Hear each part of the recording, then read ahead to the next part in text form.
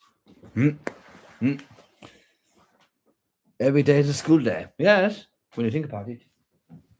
Mm, mm, mm, mm, mm, mm, mm, mm, mm.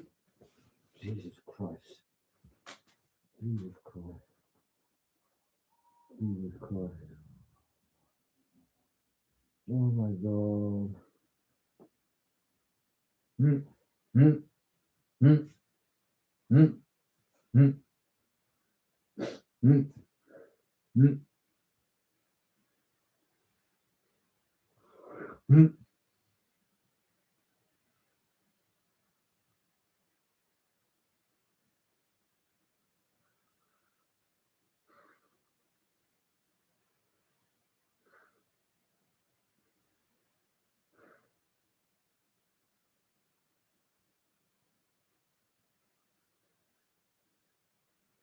Mm, mm, mm, mm, mm, mm, mm.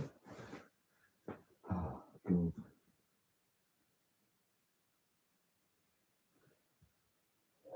Mm, mm, mm, mm, mm. Oh,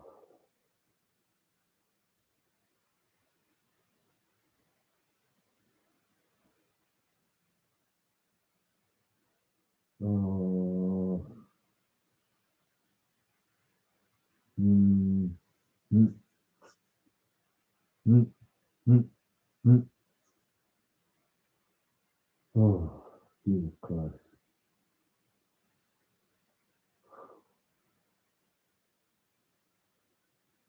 Mm,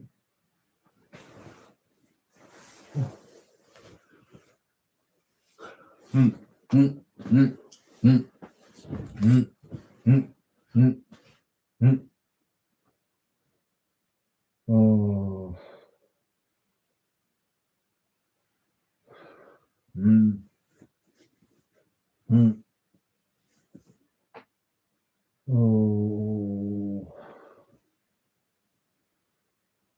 mm, mm, mm, mm, mm.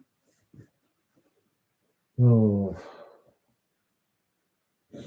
yeah, think about it, yeah. Mm,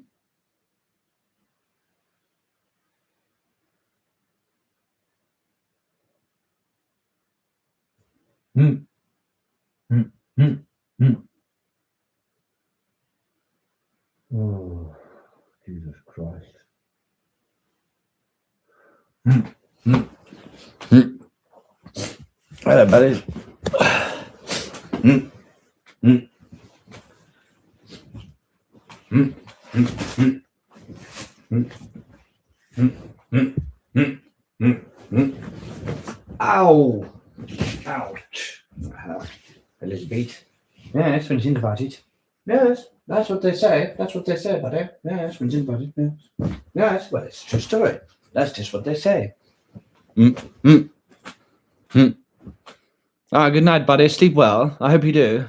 I hope you sleep well, buddies. Mm, mm, mm, mm, mm, mm, mm. Oh, Jesus Christ. Mm, mm, mm, mm, mm, mm, mm, mm, mm, mm, mm. Jesus, okay. I'll try and maybe make a sketch tomorrow or something. Yes, that'd be a good idea, really, when you think about it. Yes, yes. Mm. YouTube seems to be back now. Mm. Mm. Mm.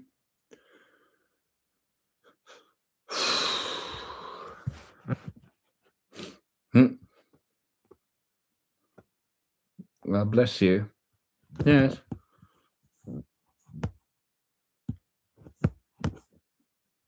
Mm. Mm.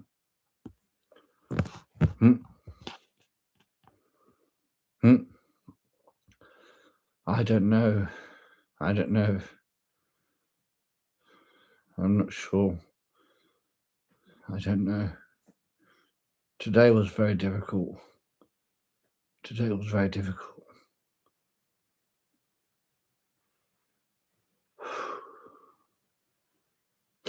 I'll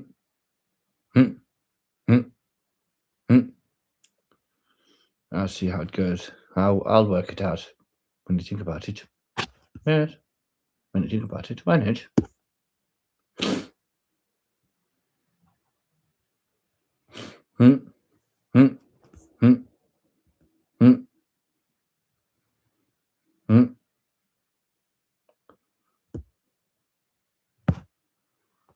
Hello, buddy. How are you doing? I hope you're well.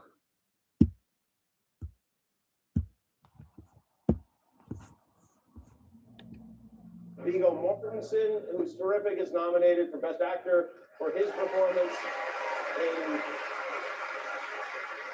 in the movie Captain Fantastic, and it is so well deserved. Too often the Academy only recognizes movies that people have seen, and I just think it's wonderful. We are here tonight. Viggo Mortensen, who's terrific, is nominated for Best Actor for his performance in the movie Captain Fantastic, and it is so well deserved. Too often the Academy only recognizes movies that people have seen, and I just think it's wonderful. We are here tonight. Viggo Mortensen, who's terrific, is nominated for Best Actor for his performance in the movie Captain Fantastic, and it is so well deserved. Too often the Academy only recognizes movies that people have seen, and I just think it's wonderful. I'm feeling okay. We are here tonight. How are you, buddy? Mortensen, who's terrific, is nominated for Best Actor I hope you're well. for his performance Yes. in the movie Captain Fantastic, and You having trouble sleeping, buddy? So often the Academy only recognizes movies that people have seen, and I just think it's. When you think about it, oh my God, when you think about it.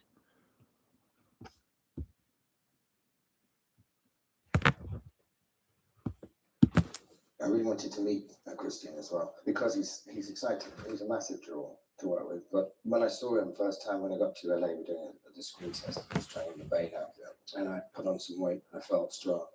And I've been training. I got on the trailer and I saw Christian sat there, and he didn't have a t-shirt, just a vest on. And I saw his arms and I looked at him and I thought, Thank you. I'm gonna walk this. You know?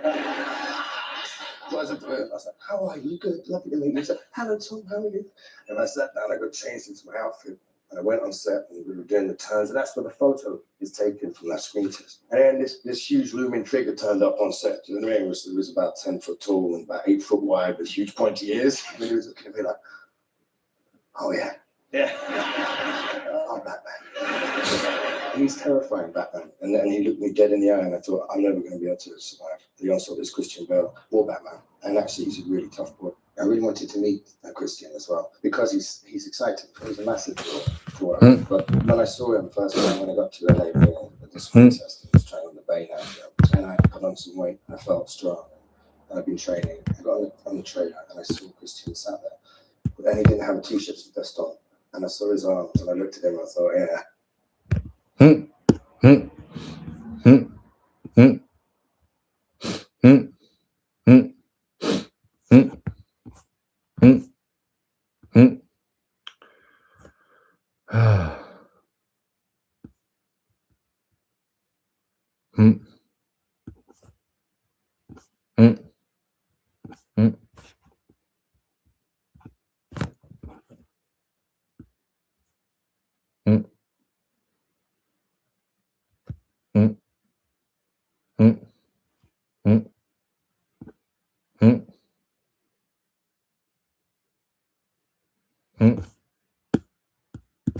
There is a new bombshell allegation in the Epstein files that dead bodies are buried on one of the deceased financier's famous properties. We are going through the allegations, the launch of a new investigation, and I'm going to bring on a professional coroner to discuss, is this even possible? Can the alleged bodies be found and properly examined? Welcome to Sidebar, presented by Law and Crime. I'm Jesse Weber. Jeffrey Epstein has been called a lot of things, and he has been accused of a lot of things. But killer? Being responsible for the cover-up of violent deaths? That would be a new one. But I gotta say, what are we supposed to make of these new allegations coming out of the Epstein files? Because as you may know, we've been covering as best as we can the existing files that were released from the Department of Justice. And something came out that we got to talk about. Buried in the millions and millions of pages, there is an email that has now stood out for a very dark reason. There is an email from November 2019. It's directed to an Edward Harrigan. According to KOB4, he's a local radio host. The other names are redacted in this email. But this is what it says, quote, Edward, this is sensitive, so it will be the first and last email depending on your discretion. You can choose to take it or trash it, but this comes from a person that has been there and seen it all as a former staff at the Zorro. The material below was taken from Jeffrey Epstein's home as my insurance in case of future litigation against Epstein. Sorry, no questions. What is damning about Jeffrey Epstein is yet to be written. Did you know somewhere in the hills outside the Zorro, 2 foreign girls were buried on orders of Jeffrey and Madam G? Both died by strangulation during rough fetish sex. And there even appear to be links to reported sex videos, including one that says sex video with minor. And then it goes on to say, oh, bless you. Range for 1 Bitcoin BTC by 6 p.m. Eastern Standard Time today, Thursday, 11/22/19, to the BTC wallet address. That's redacted. The USB will be sent anonymously to your attention by overnight courier upon receipt of the funds. You have my assurance. This is exclusive, never shared before. Let's No attorneys, no samples, no questions. Please confirm ASAP. So Zorro, by the way, is referring to Zorro Ranch. It's about 30 miles south of Santa Fe, New Mexico. We've talked about this Epstein property before. We had found evidence that... I'm trying to see. Is this go? Was that coming this over this way? I don't even know which it goes. I'm trying to look at. I use cameras as a mirror these days. Now, Epstein, yeah, that was this way, wasn't it?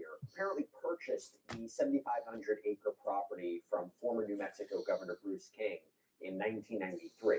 And there were several civil lawsuits that accused Epstein Who cares? Of sexually assaulting girls at this property. It was dubbed the Playboy Ranch, where Epstein, in fact, is accused of sexually abusing a 16-year-old girl as early as 1996. And for example, you have this unsealed 2016 court deposition where the Epstein accuser, renowned Epstein accuser, Virginia Giuffre, testified that Ghislaine Maxwell ordered the late if you say so, buddy. If you say so. Massage. Bless you. Now, this radio host, Harrigan, said that he got this message anonymously. He sent the email to the FBI, which is why, by the way, it was in the Epstein files to begin with, why it was released from the DOJ. And he indicated that he didn't pay this person, which was about 1 Bitcoin. That's so silly. It's so funny. $8,000 at the time. And he indicated that while he spoke to an FBI agent, he never heard anything more from it in no steps. Isn't it terrible with this Epstein thing? Okay? Isn't Epstein disgusting?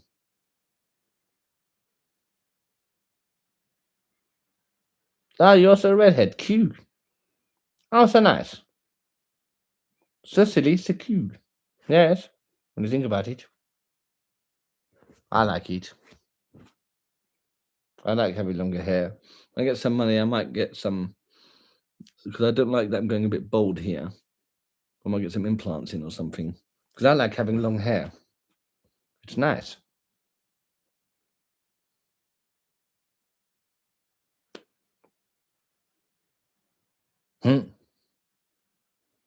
Oh, bless you, buddy. Bless you.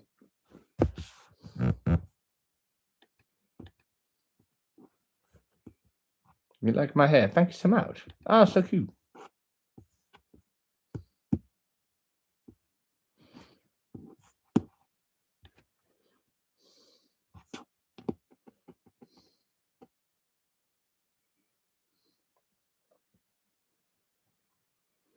I'll do a nice hairstyle or something at some point. I don't know. More corroborating evidence to support this claim that, there are dead bodies somewhere in the area of this ranch or on the ranch. We don't know if these allegations are true. Epstein is so terrible. When would this have happened? We don't know that. But apparently, I will tell you, this ranch, one each side. Okay, give that a go. In a little bit, I'm going to be bringing on how do I do that? Coroner to determine what can we expect here, what potential evidence could be left behind, how can we even find the body, what will be left to actually examine, how much can we tell here? But the reason that we're even bringing a coroner on and talking about this is because this this claim is getting serious attention. You have New Mexico's Land Commissioner, Stephanie Garcia Richard, who sent a letter to the New Mexico Department of Justice and the Oh, a US nice Attorney's feminine Office hairstyle. I like requesting feminine a full hairstyles. investigation. According to KOB4, Bunches. Epstein had apparently leased land around this Oh, ranch nice and from the girly. state land office, did it through a company called Cypress Inc. But Garcia Richard ended that lease in light of what happened with Epstein. And in a further escalation, the Chief Deputy Attorney General, James Grayson, said the Department of Justice is taking these allegations seriously, only has so much information right now to go forward with because they're working to try to get the original documents to try to verify these Hair up will look good. Grayson saying, quote, as we understand it, the Do the hair allegations up. appear to be unsubstantiated and stem from an anonymous Maybe I'll do individual that. referencing events that purportedly occurred more than 6 years In a ago. ponytail. I like the To obtain ponytail. Original unredacted emails Oh, and a any ponytail underlying sexy. files as access to complete and authentic materials is critical to our assessment and planning. These circumstances raise significant concerns regarding the reliability, authenticity, and credibility of the claims. Notwithstanding those concerns, we are prepared to review and assess any verifiable information should it be provided through appropriate and lawful means. Stephanie Garcia Richard saying, quote, it is our Bless you. responsibility to manage this land, and if it was being used for nefarious purposes, if it was being used for criminal purposes, we need to know. All right, before we move on, I gotta give a quick shout out to our partner, CyberGhost. Oh, thank you. That would be Have nice. you ever hesitated to connect to public Wi-Fi, like in a restaurant, airport, work, school, because you're afraid someone might steal your information? It's totally reasonable. The truth is, I like that sort of thing. It makes you feel, you know, nice and sexy. It's It's nice to feel sexy. Select one of the hundreds I don't of feel very VPNs sexy at the before you moment. browse, and they will encrypt everything through their secure servers. This way, no one can track your online activity. It works on up to 7 devices at once, so you can share with family and friends. And with just a couple clicks, CyberGhost unlocks exclusive geo-restricted content from over 40 major streamers like Netflix and Prime. With over 38 million users worldwide and a nearly perfect rating on Trustpilot, CyberGhost is one of the most recommended VPNs out there. And look, if you're still not sure, there's a 45-day money-back guarantee, an 84% discount, plus 4 months free with the link in my description. That is just $2.03 a month to protect your privacy and enjoy unlimited content. So don't wait. Click the link in the description. Start browsing safely with CyberGhost VPN. Stay private, stay secure.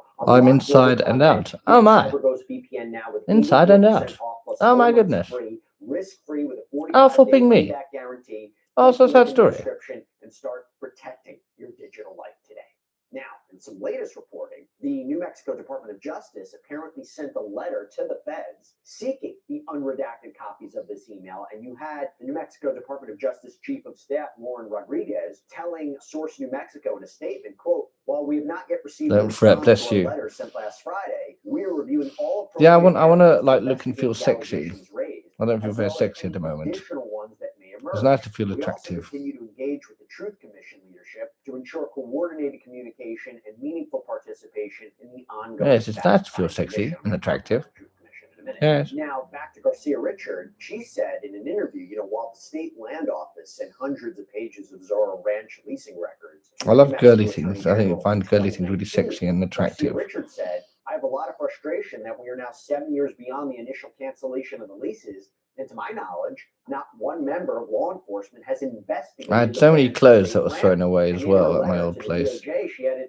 we are fully committed to assisting with an investigation in any way Jewelry possible, and stuff. including providing access to state lands adjacent to the former Zorro Ranch. So assuming, these bodies are really buried, where exactly are they buried? I found one of my US earrings. Representative Melanie Stansberry, who issued a video. We've got some nice earrings. I spent a fair amount of my time this morning looking at the files on Zorro Ranch.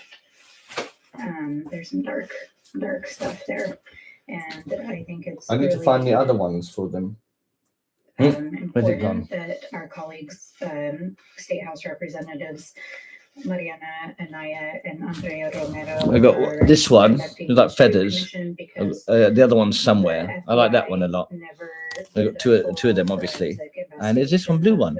And I like to wear this one in front and that one behind. If I can find the other one. I can't find the other one. Got my ears are pierced. I got 3 on each lobe, I think. I did it myself. I did the piercings myself. Like with the little device, like that. Followed up on, and the ranch was sold from the estate before. You have the feather ones. I like them. I find them really sexy. So there's a lot of unanswered questions about Zorro Ranch in New Mexico. What went down there? I don't. Why it was not fully I don't. My investigated, ears like why that. people were not held accountable. and Oh, you done ears like that as well, did you? everything. It hurts a bit. But I love You know, piercing. and That what also he feels listed sexy. there, I just, my heart goes I wouldn't out go to out you. with those Guess feather what happened earrings yesterday? because you just get New harassment. Mexico lawmakers You get on non-stop Monday, harassment They passed legislation from to dickheads. launch a full-scale investigation here. You have a committee of both Republicans and Democrats who are going to have subpoena power. They're going to try to get testimony from survivors of the alleged abuse that happened at this. Yes, it's a true story. It's a true story. All of the state capitol. So the person who maybe sent that 2019 email, will they come forward? I don't know. But according to Reuters, this probe is going to cost about $2.5 million, reportedly funded through a settlement between the AG's office and financial services companies for failing to address the alleged abuses at this property. And the idea is here, they want to transform confident in no the law, time. amend the law that may have allowed Jeffrey Exactly. Epstein to allegedly That really operate helps. the way he's accused of operating at this property. And the preliminary findings are due Bodyguard, in bless July. you. There's a full But the thing is, it's look with women are generally fine about it, or they love it, or they also find it sexy, and you can like find things sexy together without that weirdness. Like so guys get weird. Most guys get weird about it. Feathers all the way. Bless you. Romero said that New Mexicans deserve to know the truth about what went on at the Zorro Ranch and who knew about it. We have heard years of allegations. It's great chatting with girls about that stuff. Mexico, but unfortunately, federal investigators have And it's failed to put fun. together an official record. Like it's sexy, but it's like fun as well. You like, you know, trying different outfits or whatever, stuff like that. So we can learn from them and prevent such atrocities from taking place in our state going forward. This is a complication, maybe a complication, gotta mention. So while the 1,200 acres that were previously leased by Epstein's company is still public and unleased, this is according to Garcia Richard, guess who owns the actual ranch today? The family of Bless you. businessman and politician. But I like that, like the lady who did my tongue piercing, right? I did it piercing, but like I've shown like some of my outfits and stuff, some very sexy ones. She loves it. And it's like high five, and it is sexy and it is a turn on, but it's fun. It's not like we have to have sex now. Do you know what I mean? You're just talking about how sexy the clothes are, or whatever. Whereas guys are just too weird about it. The sales price may have dropped to $18 Yes, million. it's a true story. It's a true story. Although I will tell you, there's a side note. The LLC made the argument, given the ties to Epstein, along with a lower sales price, that's why it was actually valued at only $13.4 million in 2023 for tax purposes. Interesting side note. By the way, public business filings apparently indicated that at one point, Huffein's son, Colin, was the manager of the LLC. Then you had Alan Blakemore, spokesperson for the family, who released a statement saying, 4 years after Mr. Epstein's death, the Huffines family purchased property in New Mexico listed at public auction, whose proceeds benefited his victims. Prior to the auction listing, they had never visited the property. People can be Now, very I will dumb, say this. yeah. The Huffines Very family dumb. did indicate that they would Yeah, fully it's true. cooperate with this It's New very Mexico true. investigation if authorities wanted to search the property. That's big. And it is being reported Yes. that the feds haven't even Bless searched you. this ranch as of December 2019. So one of the things that's come out is you had the former AG Hector Balderas wrote a letter to then U.S. Attorney John Anderson in October of 2019 about a joint investigation. Quote, my office has been actively investigating and assisting other state and federal agencies with their investigations. Everything's fine. Criminality perpetrated in New Mexico by Jeffrey I'm going to Epstein. bed now. Balderas wrote and requested that the United States Attorney's Office, quote, explore, initiate, Exactly. Attract seize people who accept that of you. Exactly. But now, all these Exactly. years later, it's coming up again. Otherwise, you attract the wrong people It came up quite a bit in the when you're Epstein pretending to be files. something Several else. Photographs released in the Epstein files show women or girls, their faces apparently redacted at Zorro Ranch. I'll give you an example. In the files, there's a 2015 itinerary, or that's what it appears to be, presumably for Epstein, and it says Saturday, August 1st, 2015, Zorro. Sunday, August 2nd, 2015. Zorro. Yeah, exactly, sure. Reminder, linking to the island today, 11:18 a.m. Depart Zorro. But ironically, so many women like find it sexy. There's a lot of I'm not saying every woman does, but so many women like that. So it's nice to attract those kind of ladies. You find it sexy as well. In 2018, ranch as the sender or receiver in emails. There's even an email signature that says Zorro Management LLC. So with all that in mind, what I've would got it such take a headache. for there to be an excavation of I need some potential bodies painkillers. on this property? And if bodies are found, what would it show? That's what I want to talk about. Okay, so I want to bring on Richland County Coroner, Dr. Nader Rutherford. Thank you so much for taking the time. It's good to see you. Okay, this is a big allegation. We don't know if this is true. Obviously, we're talking about the fact that now an investigation is being launched into this property. You know, it's about sexual abuse allegations, but who knows what else they might be able to find during the search. They have residents and survivors speak out about what they saw. What would it take for authorities to actually go around the property and try to excavate the five bodies? Let's start right there. First of all, you have New Mexico. The terrain there is going to be extremely difficult. It's dry, it's rugged terrain, it's rough.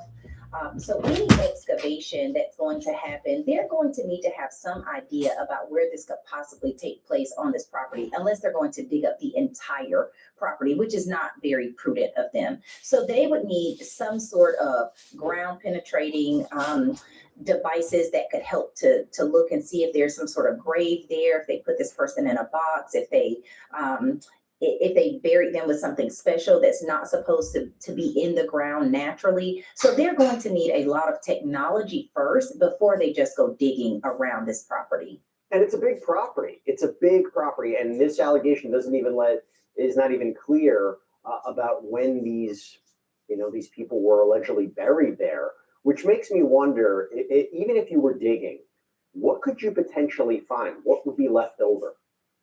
You're going to have skeletal remains at this point. These allegations purport that this happened so long ago.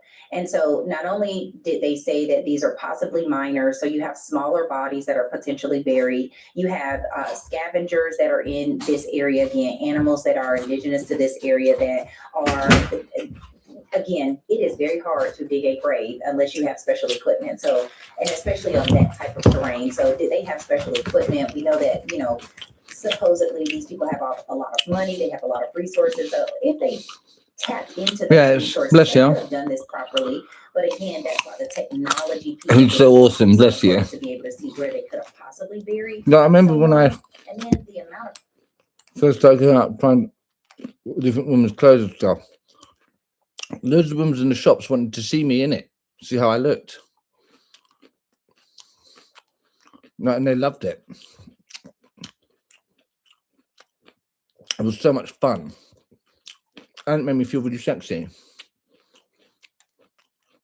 And it was so fun as well, them saying how sexy I looked and how much it turned them on. But in a fun way, I mean, that was really nice. Yes, when you think about it.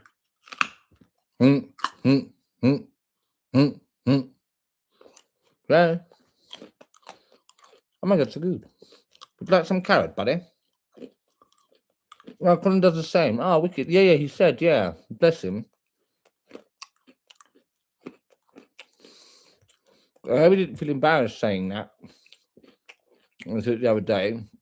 You've got to express yourself. Hopefully I'll feel better. I'll start, dressing more and stuff. It's healthy, yeah.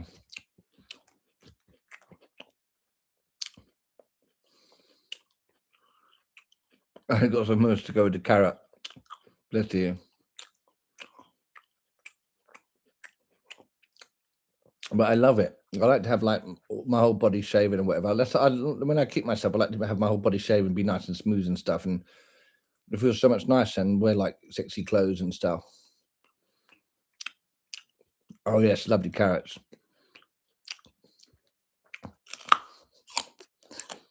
I'm going to get laser treatment for my whole body. I don't like body hair.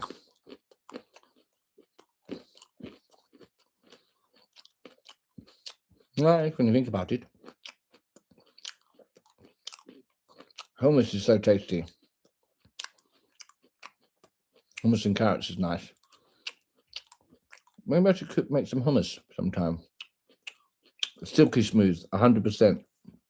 Always super, super silky smooth. That's how I like to be always. I haven't taken care of myself the last few months. Getting hairy. It's the best way to feel. Hell yeah.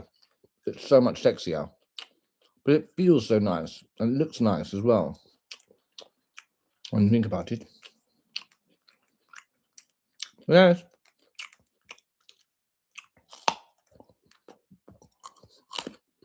Nearly all my clothes are like women's clothes. Because they got so much better clothes. And the clothes look so much sexier. Yes.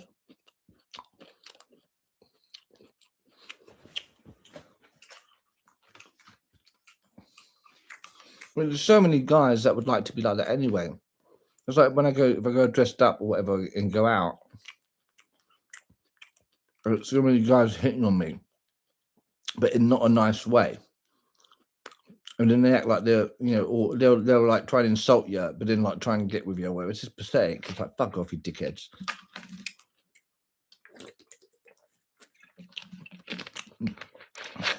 Yeah. I think sexuality is very fluid anyway. And you know what, some of the most popular porn on the internet is female porn. Because they look oh so good. They look oh so good. Because they look oh so good. And who's watching that? Guys. It's true. It's true. I like it. I think they're super hot. I like femininity. Femininity is very sexy. But to each their own. Whatever anyone finds attractive, it's fine. Yeah. When you think about it.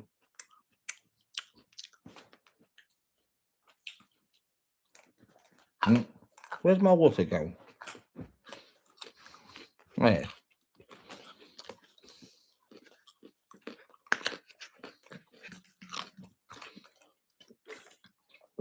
I can't wait till I'm doing better. I start making some money and stuff. And get myself a nice place to live in and buy lots of nice clothes and jewelry and stuff.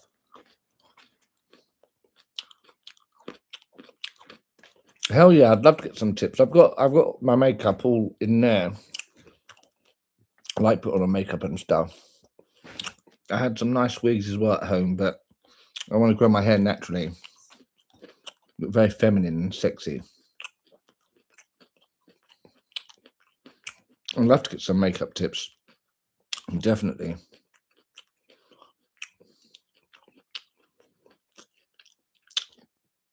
I'd like to have my nails painted all the time, but again, it's just too much, like the harassment. People say you got like baby pink fingernails. That's it. You just get treated funny. And again, it's blokes. Most of the time, if it's like a woman sees it, they'll be like, oh, that's nice or whatever. Do you know what I mean? Oh, that's so nice. Oh my God, that's so sexy or whatever. Do you know what I mean? The guys just get all funny. Not just funny, but just like abrasive. Do you know what I mean? Like abrasive or just like short or whatever. I don't know. You can do nails too. Ah, bless you. Hell yeah. I love having like, nice pink fingernails or whatever.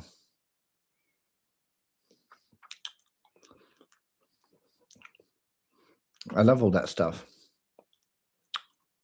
I saw a guy dressed up recently went to get the train in Strood. Dressed like he had everything girly, he even had his handbag and everything. And it looked amazing. But it was everywhere he went, every time he went past everyone, all the blokes were like laughing and whatever. To be honest with you, I think most of them found him attractive, to be honest. And they couldn't hack it.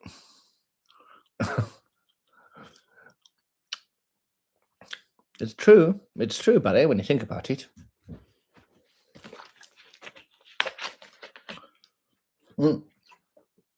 I'll show you. Look at this. It's one of my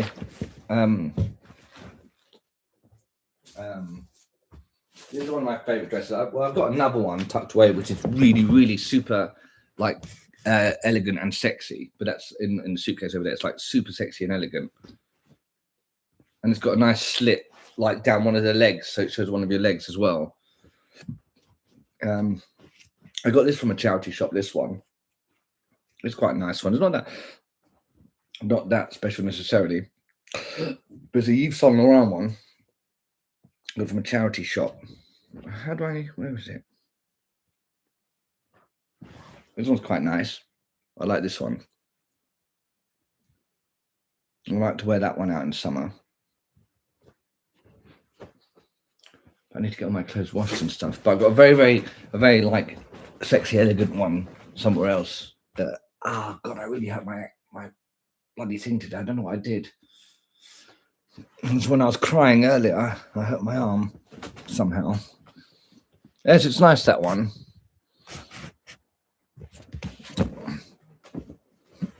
That's a Yves Saint Laurent one. Yes, it's nice.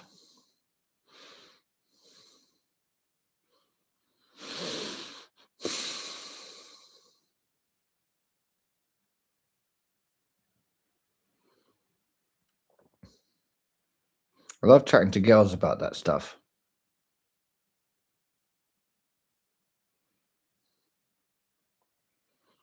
Yes.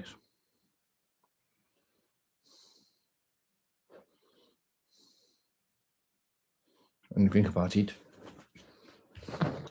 Oh, God. I think I twisted my wrist when I was crying earlier. I was crying very intensely. Yes. I want, bless you.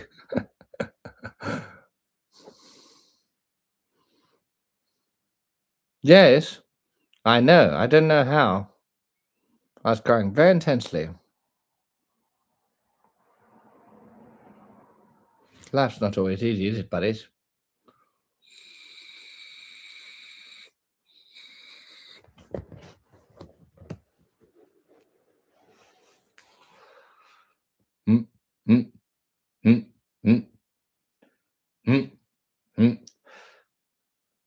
Yes, when you think about it. I like fish and chips. Also nice.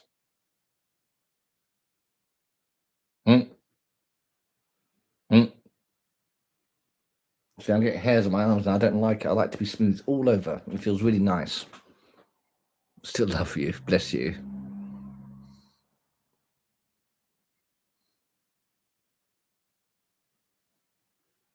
Yes, when you think about it. Bless you, Samantha, for embracing, like, Colin's ways. I find that very sweet and beautiful. I can smell Indian pickle. It's on the tray over there. Indian pickle. I love Indian pickle.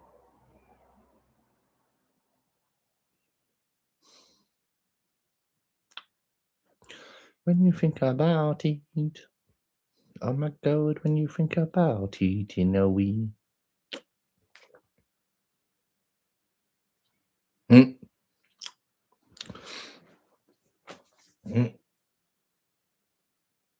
Men are so much less comfortable with their sexuality than women are. I find women so much more easygoing about it. Guys are just like all obsessed with their ego. Yes, that's a true story, buddy. I'm going to make my good night video. Hello, everyone. I'm here with Samantha and Incog, and we're talking about women's clothing and nice stuff like that. Oh my God, so nice. I've had a very emotional day. And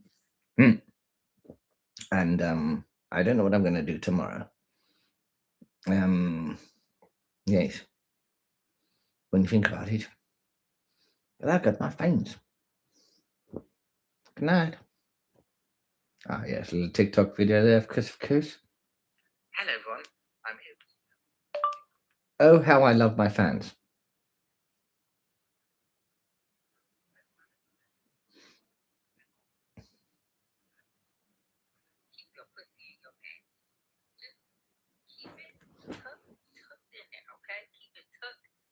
Oh, so cool and sweet of me. Thanks, buddy.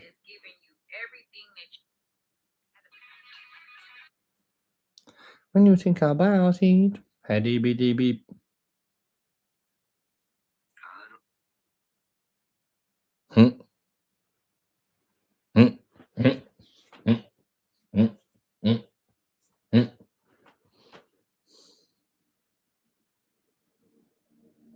Oh, bless you.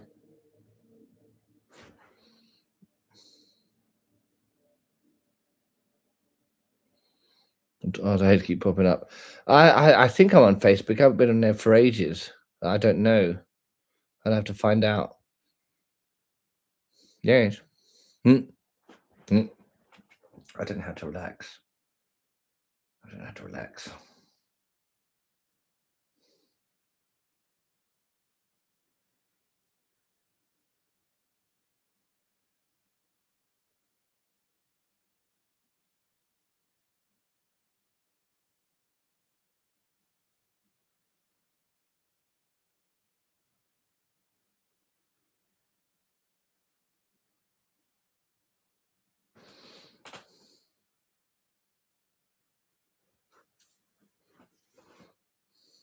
Tea.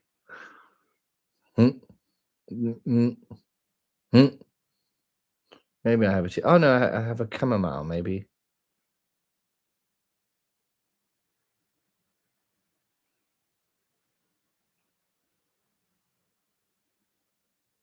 Yes, maybe.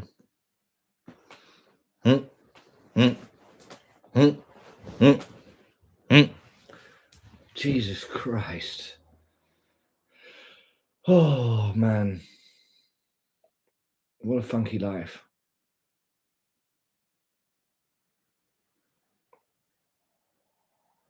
Oh, I know. I'll have a melatonin actually. That'd be good. I'll have a melatonin and help me get to sleep. Yes. Oh, it's a true story when you think about it.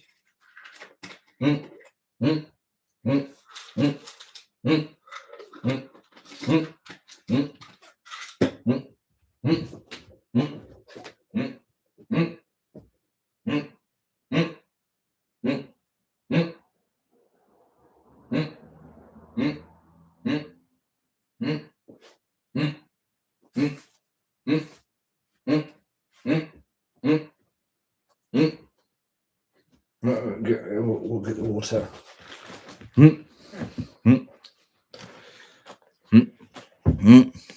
Oh, bless you.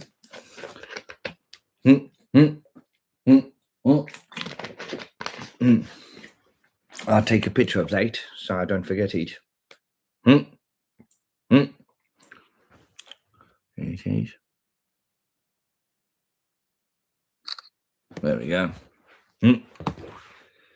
When you think about it, when you think. Bless you. Yes, I need to find my Facebook again.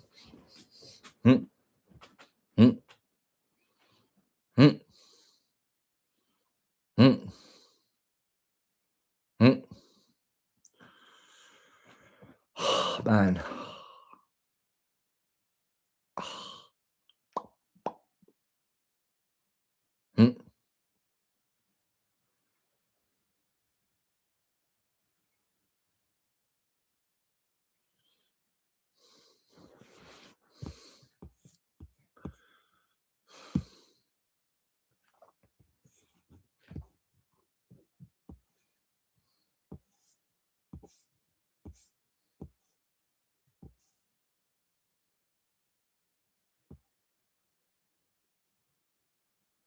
Oh, bless you, Samantha. Shoo. I like it too. I like it very much.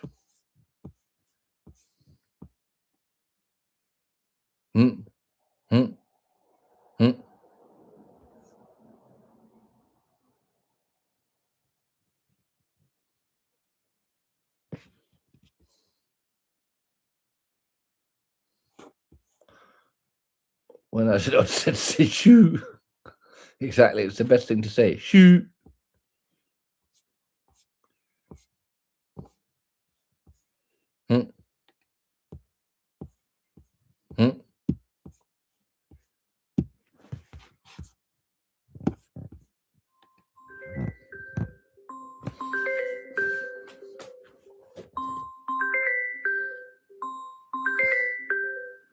Or loser.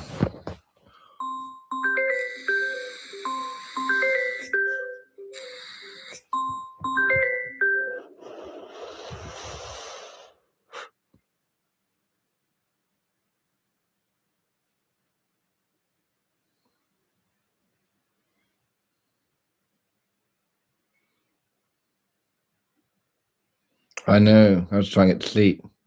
But thanks for the chat. I might wear something more girly tomorrow, actually. It feels nice. Yes.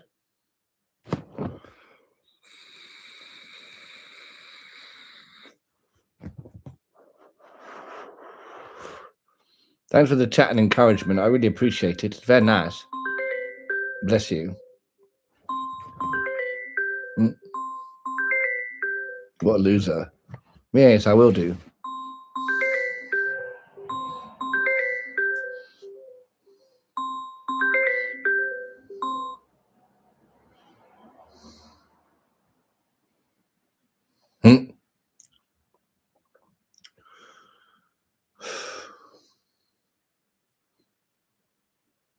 Bless you, Samantha. Right, I'm going to turn the light out now, and I'm trying to get some sleep. I don't know. Wish me luck. Never change. Yes. I won't change. Maybe tomorrow I'll show you the other dress I was talking about.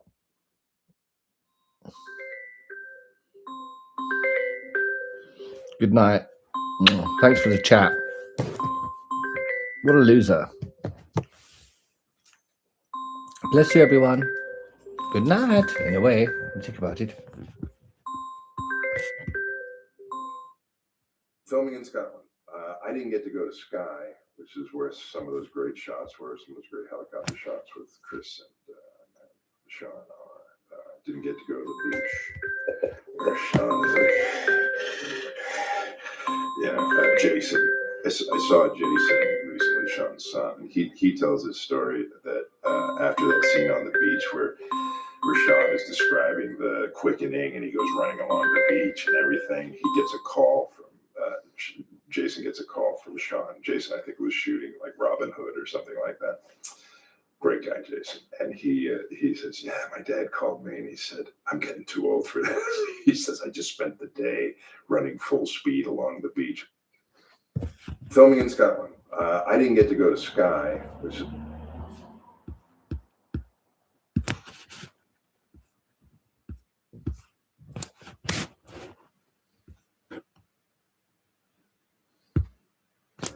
Honestly, speaking from the bottom of my heart, aside from belts and aside from it being him, I'm just ready to fight. Both of you have said that as well. Both of you said exactly the same thing. Yeah. Let's go. Let's go. But let's wait till the 21st. Yeah, not in me in the middle. If he wants to swing, go. Let's go now. Sharp, relax. Relax. If you want to go now, let's go. Relax. If you want to go now, let's go. Chair across your face. Don't disrespect. No, you can't intimidate. Don't disrespect. You can't intimidate me. Don't disrespect. You can't intimidate me. Daniel, don't Who do you disrespect. think you are? Daniel, don't disrespect me. Don't disrespect me on my life. It's okay. I want to still play. No. It's good to take disrespect lightly. Daniel, don't take disrespect lightly, you know. Don't sit on the table telling me we can go now and do all of this and that. Try to call me out. Right, can we call that a cut? Yeah, we will. Good. Are these coming off now, these mics?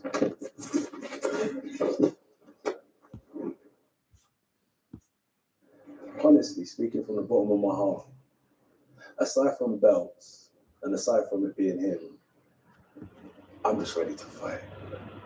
Both of you have said that as well. Both of you said exactly the same thing. Yeah. Let's go. Let's go. But let's wait till the 21st. Yeah, not in me in the middle. If he wants to swing, go. Let's go now.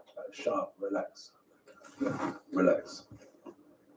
If you want to go now, let's go. Relax. If you want to go now, let's go. Chair across your face. Don't disrespect. No, you can't intimidate. Don't disrespect. You can't intimidate me. Don't disrespect. You can't intimidate me. Daniel, don't Who do you disrespect. think you are? Daniel, don't disrespect me. Don't disrespect me on my life. It's okay. I want to still play. Don't disrespect. No. It's good to take disrespect lightly. It's good. Daniel, don't take disrespect lightly, you know. Don't sit on the table telling me we can go now and do all of this and that. Try to call me out. Right, can we call that?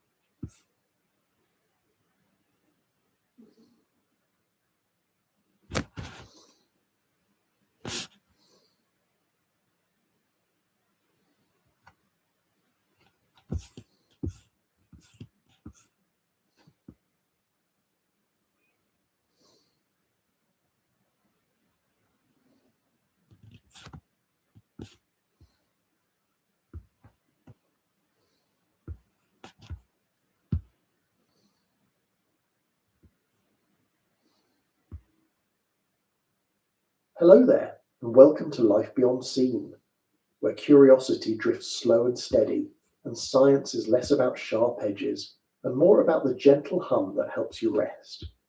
Tonight we're not looking up at the stars or counting the hours on a clock. Tonight we're going down. Not just under the waves you see at the shore, not just past the light-filled shallows, but far deeper, into a place where daylight has never reached, where pressure would crush metal, and where life has taken on forms so vast and strange they almost seem like myths that swam out of human imagination. But they're real, and they're still down there, hidden in the vast abyss. A Quiet Voyage is all about the giants that still rule the deep.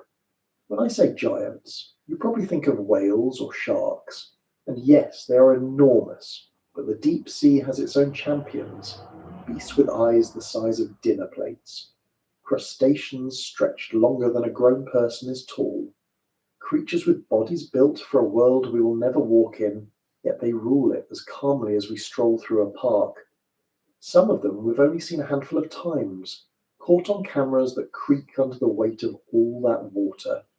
Some of them we know mostly from the scars they leave on others, and some are so mysterious that we can only guess how large they might grow, waiting for one to drift into the reach of our lights. But before we sink into the dark, I'd love to know, where are you listening from tonight? And what time of day is it for you as we wander through a world where time itself almost loses its meaning? In the deep sea, there are no clocks, no sunrise or sunsets, no seasons that can be felt, only a constant night. And here we are together, sharing this strange moment. You in your space, me here with these words, and out there, miles below, giants waiting unseen. If you find this journey calming, if the sound of these stories helps you slow down, or if it simply sparks a gentle wonder before you drift to sleep, I'd be so grateful if you gave this video a like and maybe subscribed. It helps this little corner of curiosity find others who might need the same quiet company you found. But don't worry, I won't linger on it. That's just a small request before we begin to lower ourselves into the cold black water. Because once we pass the sunlit surface and leave behind the last flicker of colour, the ocean becomes something else entirely. A world of giants, but not giants in the way you expect. Giants that stretch arms instead of legs. Giants that move in silence instead of roars. Giants that carry their own lights, flickering in the dark like floating cities. Down here, size takes on new meaning. In a place where food is scarce and survival is a daily gamble, some creatures grow to sizes that defy the rules we thought nature followed. It's the paradox of the deep, a place of scarcity that somehow still creates the colossal. As we drift deeper, imagine the layers slipping past. At first, the surface swells, blue and lively with fish you'd recognize.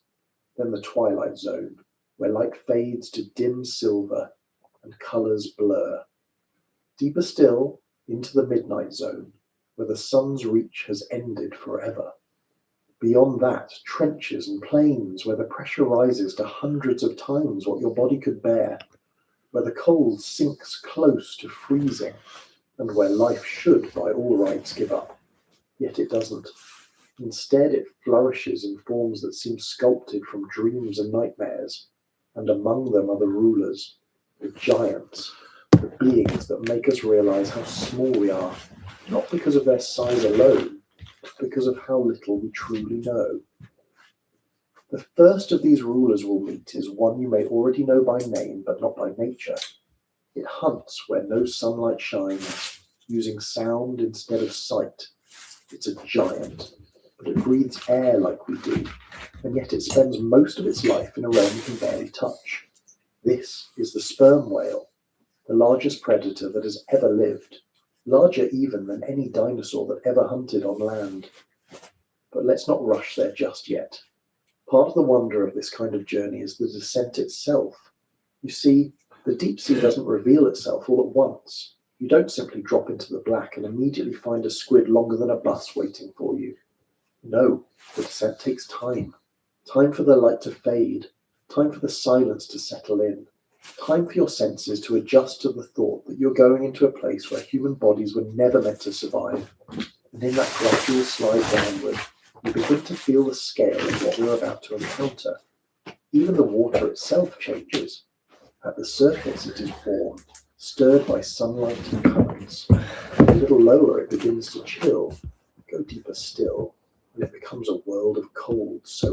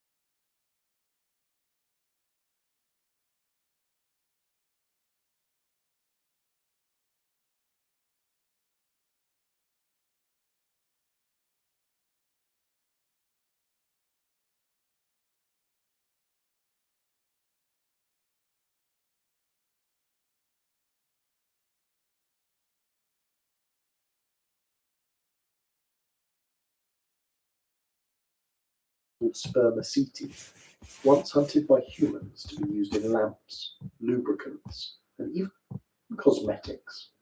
For centuries, no one quite knew what purpose it served for the whale.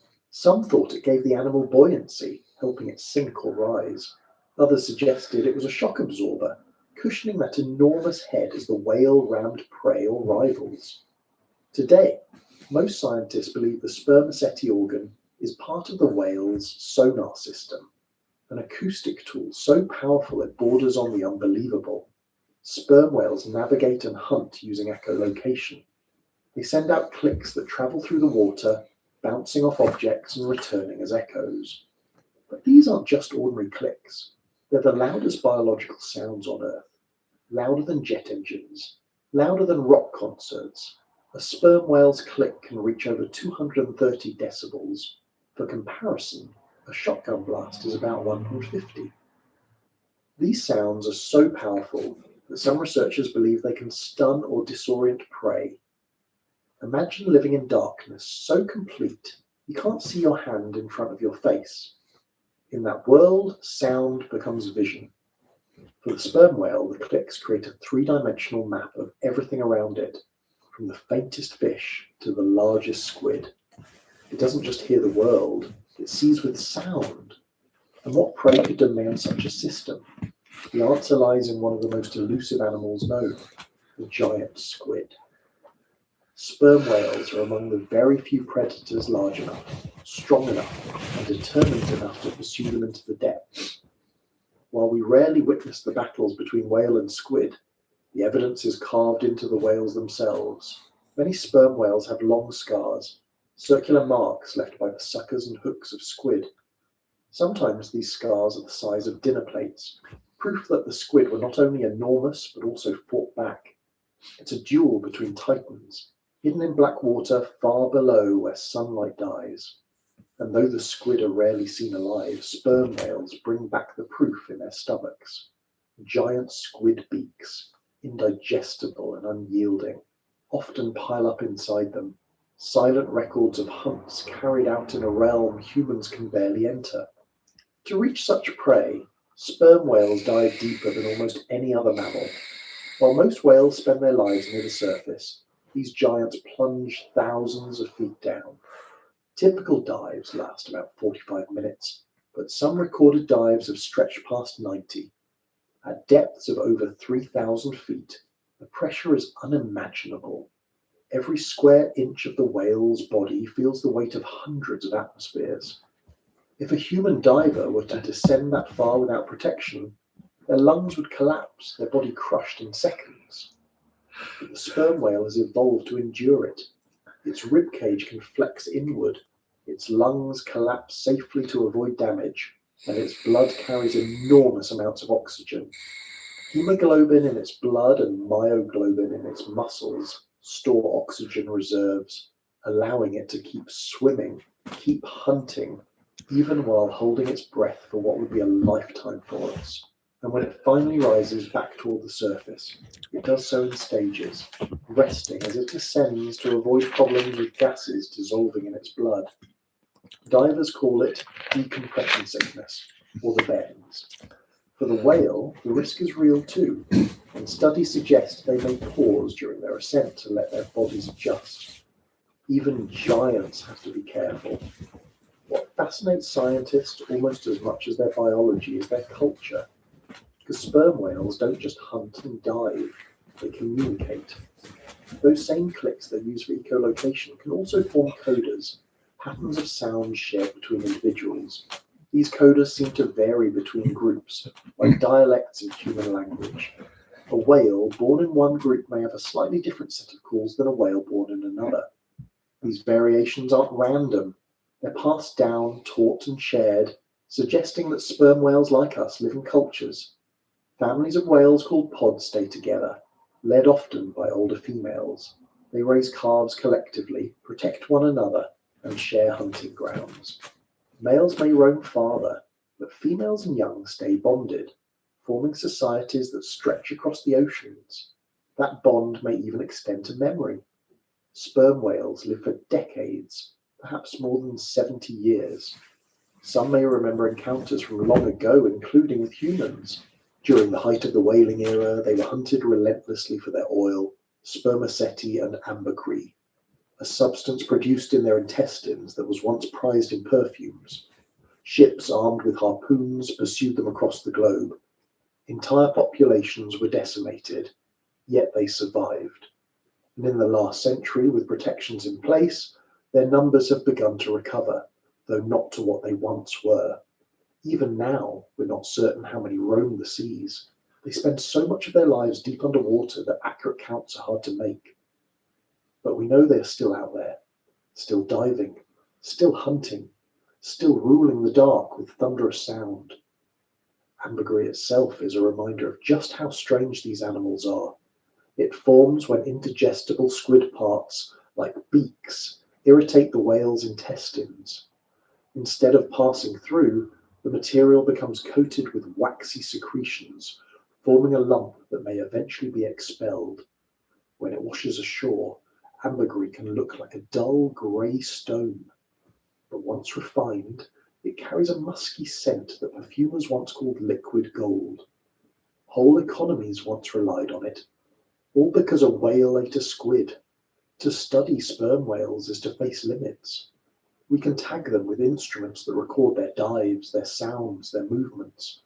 We can follow them in ships, listen with underwater microphones, even fly drones above them. But we can't easily follow them to where they spend most of their time. They vanish into the deep, into a world we still can't reach for long. And so much of their life remains a mystery. Do they sleep as we do? How do they decide where to hunt? How did they navigate the endless black plains of the ocean floor?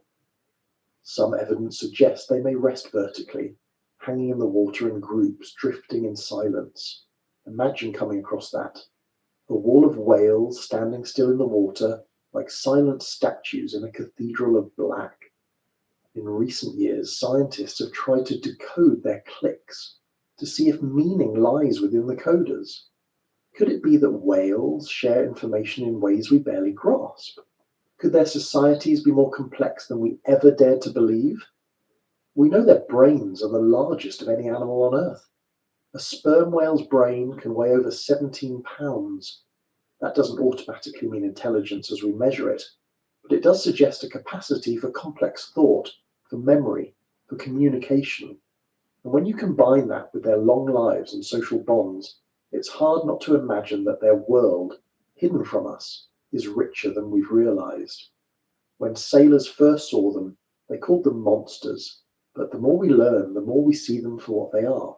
Survivors of centuries of human exploitation, hunters of prey that most of us will never see, engineers of sound navigating with thunderous clicks, giants of the abyss, reigning not with speed or claws or teeth alone, but with patience, endurance, and the ability to thrive in a world where we cannot go.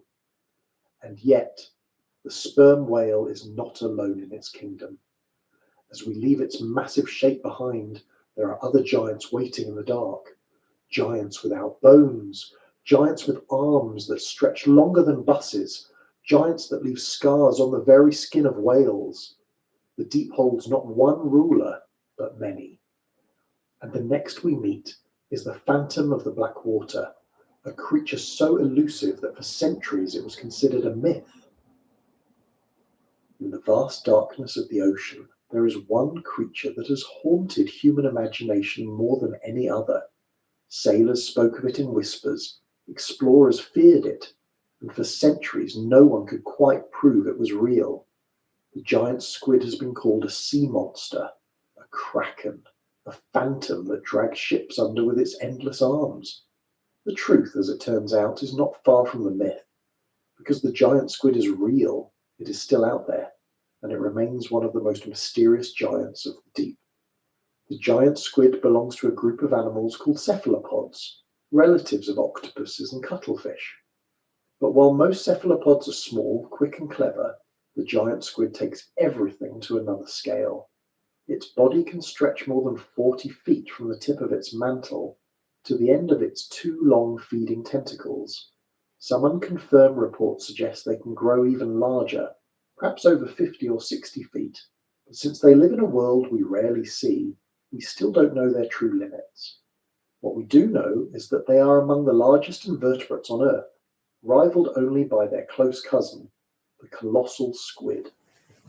Imagine drifting in the pitch-black water 2 miles down, and suddenly, in the dim beam of a submersible's light, you see it. A long, torpedo-shaped body, with huge fins at one end beating slowly to propel it. Arms and tentacles spread outward like a living net. Eyes the size of dinner plates staring back at you. For many centuries, no one on land had ever seen this sight. Giant squids do not surface. They do not bask in the sun like whales, nor do they wash ashore alive. They live in the twilight and midnight zones of the ocean, in depths so remote that even our most advanced technology struggles to find them. For most of history, the only evidence we had of their existence were the remains that washed up on beaches, or were hauled up accidentally in nets. And even then, the specimens were damaged, their bodies soft and fragile, leaving people to wonder if the stories were exaggerated. It wasn't until the 21st century that scientists finally managed to capture video of a living giant squid in its natural habitat. In 2004, Japanese researchers obtained the first photographs, and in 2012 they filmed one alive in the deep. That moment, grainy and otherworldly, was like watching a legend step into reality. The creature glided silently, its long tentacles moving with a grace that belied its size. For the first time, humanity could confirm what had only been rumour and scar before. Part of what makes the giant squid so fascinating is its biology. Those massive eyes are among the largest in the animal kingdom. Each one can be over 10 inches across. Why so big? In the deep sea, light is scarce, but even a little glow, such as the faint shimmer of bioluminescent creatures disturbed by movement, can reveal the approach of a predator. Scientists believe the squid's enormous eyes help it detect faint light at great distances, allowing it to spot the looming shadow of its greatest enemy, the sperm whale. A single glance may give it just enough warning to twist its body, release a cloud of ink, and flee. Down there, survival depends on fractions of a second. And then there are the arms. Like other squid, it has 8 shorter arms, each lined with suction cups. But the 2 feeding tentacles are different. They can stretch far longer, ending in powerful clubs covered with suckers and sometimes sharp hooks. These tentacles shoot out to capture prey, pulling fish or smaller squid into the grasp of the shorter arms, which then maneuver the catch toward the beak. The beak of a giant squid is no small thing. It is sharp, strong, and capable of slicing through flesh with ease.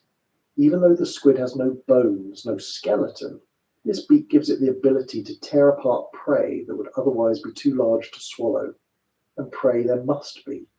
A creature of this size requires a tremendous amount of energy. They are thought to hunt fish, other squid, and perhaps anything they can catch in the blackness. But we know surprisingly little about their diet because sightings are so rare. What we do know, again, comes largely from the stomachs of sperm whales. Inside, researchers have found countless squid beaks, many from giant squid. In fact, some sperm whales appear to specialize in hunting them, diving to incredible depths to seek out these elusive phantoms, and the scars on whale skin suggest the squid do not go quietly. The idea of whales and squid locked in battle has captured imaginations for centuries. Sailors returning from long voyages told stories of tentacles wrapping around whales, pulling them under in a struggle so violent that the sea boiled with foam. The truth is probably less dramatic, but no less astonishing. The whale uses sound to track the squid, closing in with powerful sonar clicks, while the squid lashes back with arms and hooks. Even if the whale usually wins, the squid fights fiercely, leaving its marks behind. In that sense, every scar on a whale's face is a record of a battle deep in the abyss. But perhaps the greatest mystery of all is how little we truly know about these creatures. Their life cycle, their breeding habits, their migrations. Most of it remains hidden. Do they live solitary lives, wandering alone through the darkness? Or do they gather in groups somewhere beyond our reach? How long do they live? How fast do they grow? These are questions without firm answers. A few larval forms have been collected near the surface, tiny and delicate compared to the monsters they will become. Beyond that, we are left with speculation. What we do know is that they are soft-bodied and fragile. Despite their size, they are not armored giants.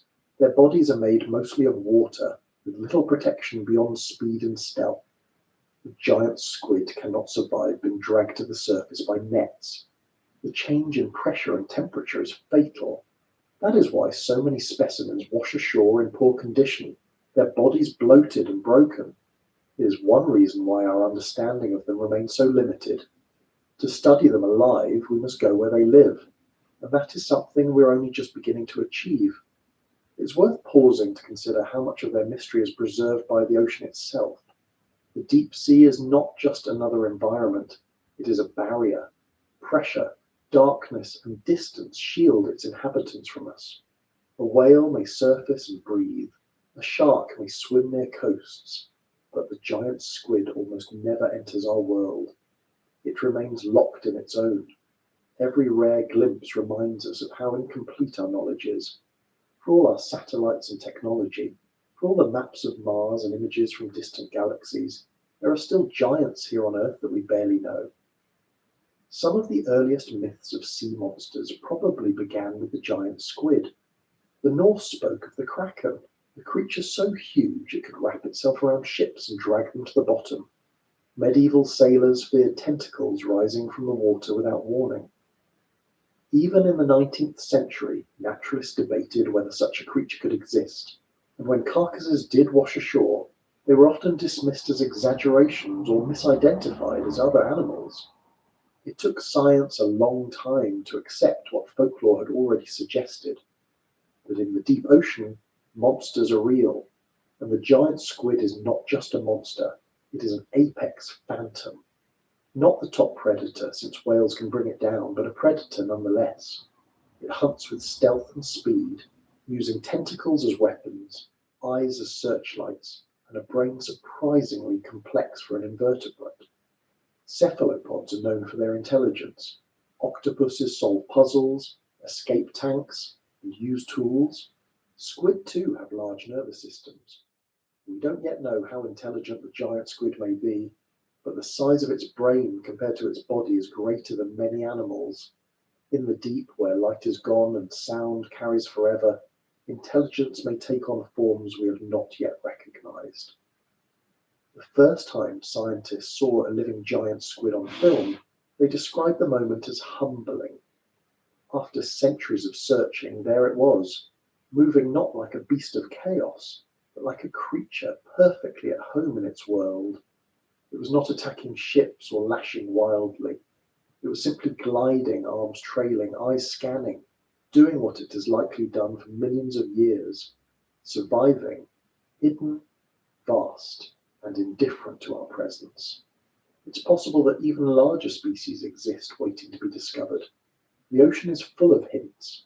Fishermen sometimes report tentacles longer than anything known. Carcasses found ashore sometimes suggest lengths beyond the largest confirmed specimens. And in the silence of the trenches, who knows what size a cephalopod might reach? Until we can truly explore those depths, the possibility remains.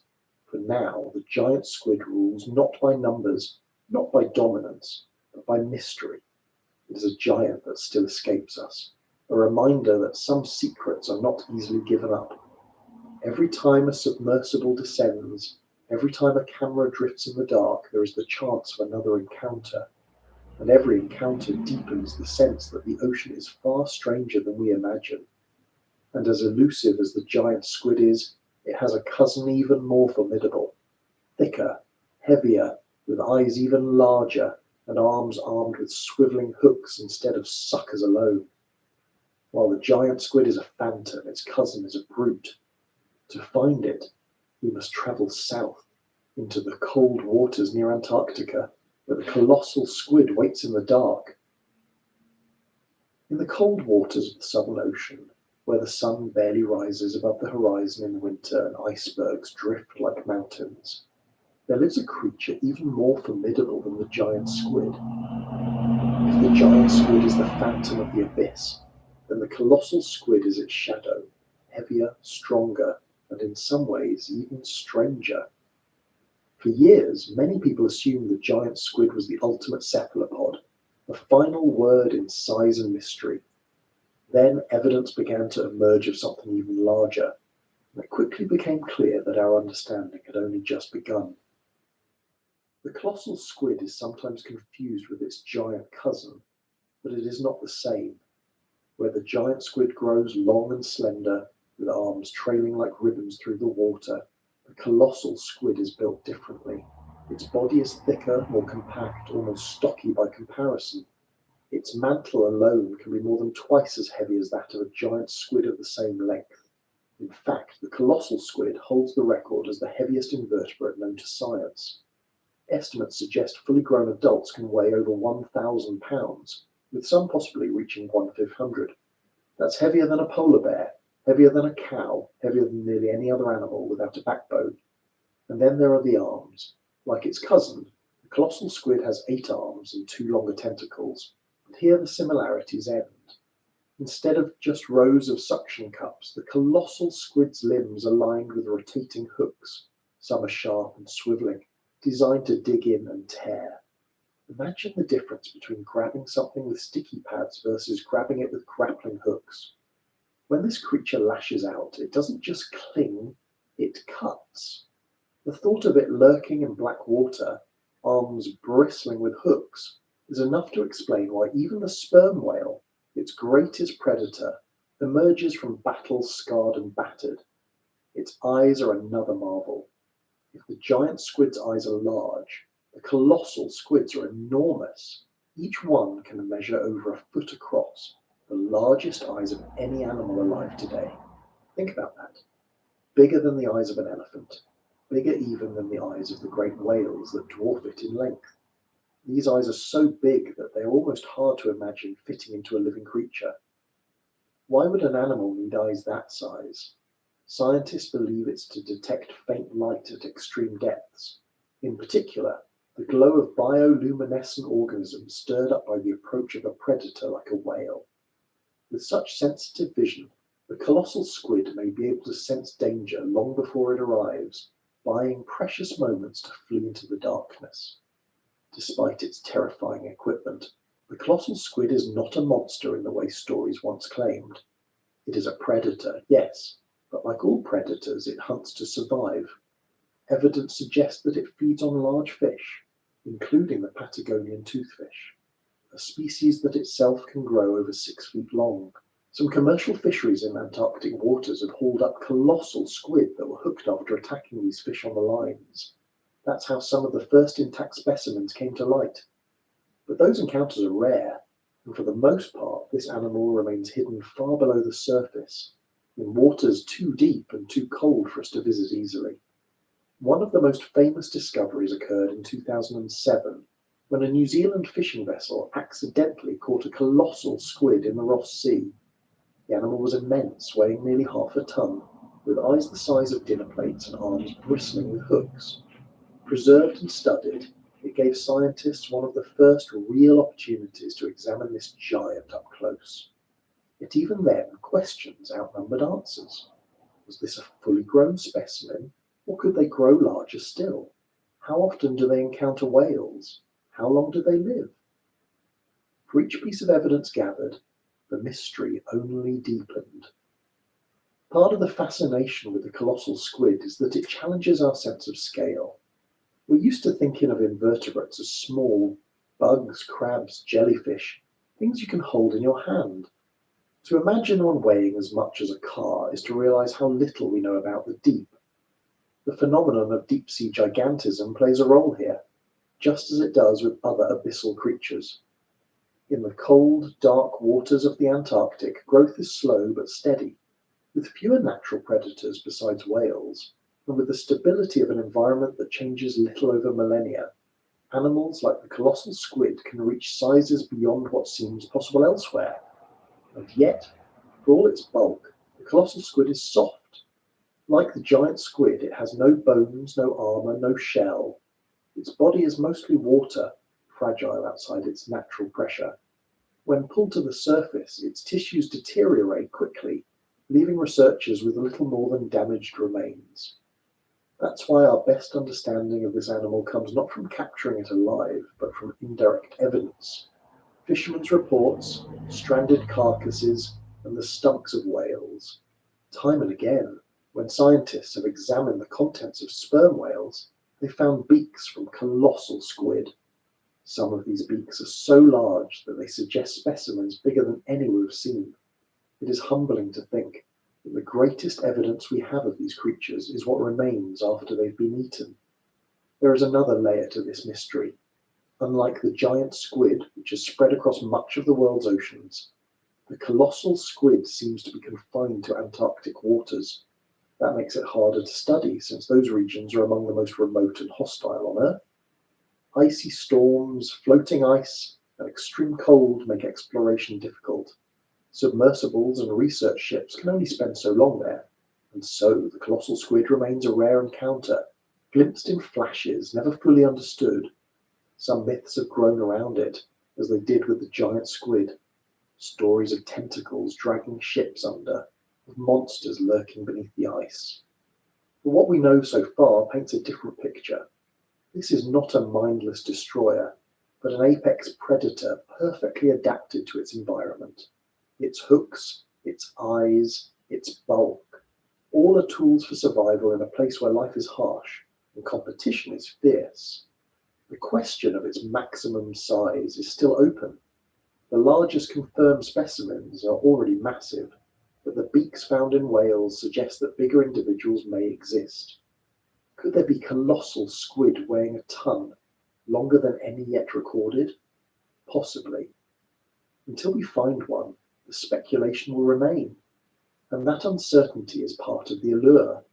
The idea that somewhere in the black waters around Antarctica there are giants even larger than the ones we've seen, moving unseen through the dark, is enough to remind us how little we've uncovered.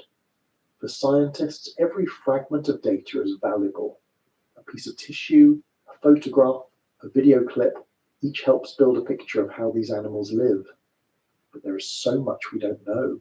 Do they migrate seasonally? Do they spawn in deep trenches?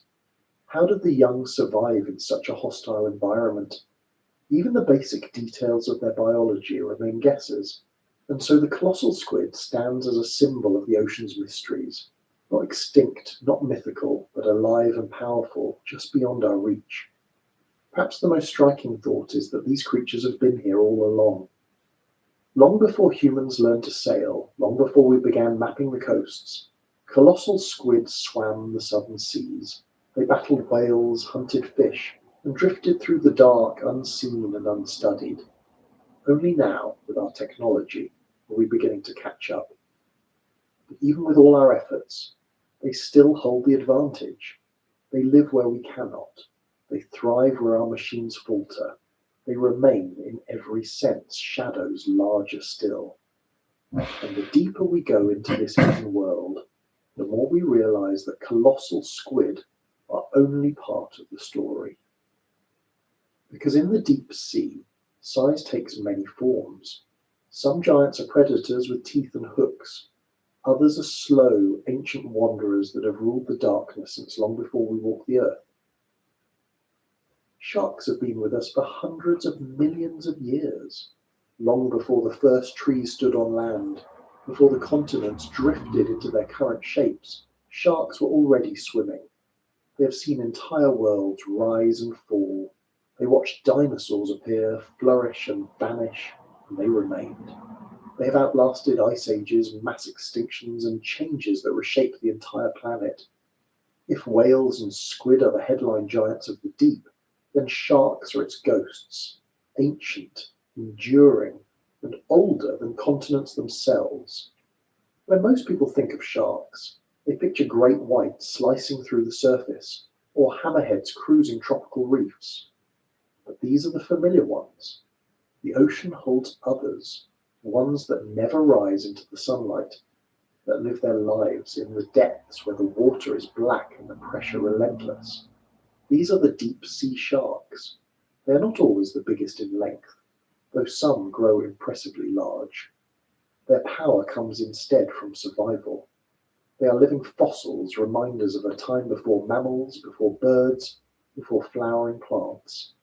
They are rulers, not because they dominate with size alone, but because they have endured where others vanished. One of the strangest is the frilled shark.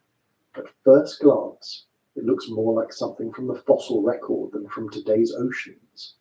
Its body is long and eel-like, stretching up to 6 feet, but it is the mouth that leaves an impression, lined with rows of needle-like teeth, curved and overlapping. It looks like a trap designed never to let go. Scientists who have examined its jaws describe them as backward-pointing hooks, each tooth angled to pull prey deeper into the mouth with every attempt to escape. This design is not modern efficiency, but ancient adaptation. Frilled sharks are thought to be among the most primitive living sharks, with features that have changed little for millions of years. They glide through the deep slowly, conserving energy, and strike suddenly when prey wanders close. Then there is the goblin shark, a creature so unusual that some have called it a living alien.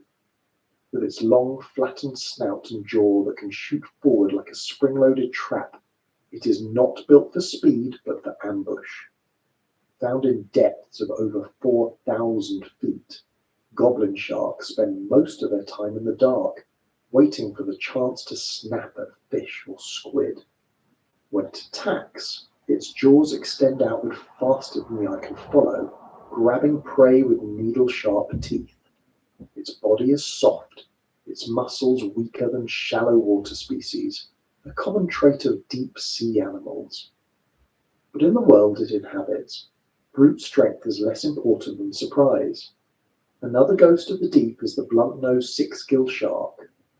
While most sharks have 5 gill slits, this species has 6, a feature that links it to ancient ancestors. And it is no small creature. 6-gill sharks can grow over 20 feet long, making them among the largest predators of the deep. They are slow-moving but powerful, with wide heads and strong jaws. Their range is vast, from continental slopes to deep trenches, and they feed on fish, rays, squid, and even carrion. What makes them so remarkable is their lineage. Fossils similar to them date back over 200 million years, a time when Pangaea still existed as a single supercontinent. To see a 6-gill shark today is to see a design that predates many of the world's mountain ranges. In colder northern waters, another deep-sea giant drifts quietly through the dark, the Greenland shark. This species may not look impressive at first. Its body is sluggish, its movements slow, and its appearance unremarkable compared to the sleek forms of other sharks. But it holds a record that no other vertebrate can match. It is the longest-lived animal known. Studies of its eye lenses suggest that Greenland sharks can live for centuries, with the oldest individuals possibly reaching over 400 years. Imagine that. A shark born before the age of Shakespeare still alive today, swimming slowly beneath the ice. These sharks grow slowly, only about a centimetre a year, but in the deep, where time itself seems to stretch, slow growth is not a disadvantage. It is a survival strategy. Their diet is varied. They eat fish, seals, and sometimes even carrion. In one study, remains of polar bears, horses, and moose were found in Greenland shark stomachs, likely scavenged from carcasses that drifted into the sea. They are not hunters of speed, but opportunists of patience. With slow metabolisms and long lives, they thrive in an environment that would exhaust faster species. And while they may look ghostly, with pale skin and small eyes often clouded by parasites, they are proof that endurance is its own form of dominance. The idea that sharks are apex predators is well known, but in the deep sea their role is more complicated. Food is scarce, and many of them rely as much on scavenging as on hunting. Yet their presence shapes ecosystems. When a whale carcass falls to the seafloor, sharks are often among the first to arrive, stripping away flesh before smaller creatures move in. Their jaws, adapted for crushing and tearing, can dismantle even the toughest remains. In this way, they help recycle nutrients in a place where every scrap of energy is precious. What's striking is how varied these deep-sea sharks are.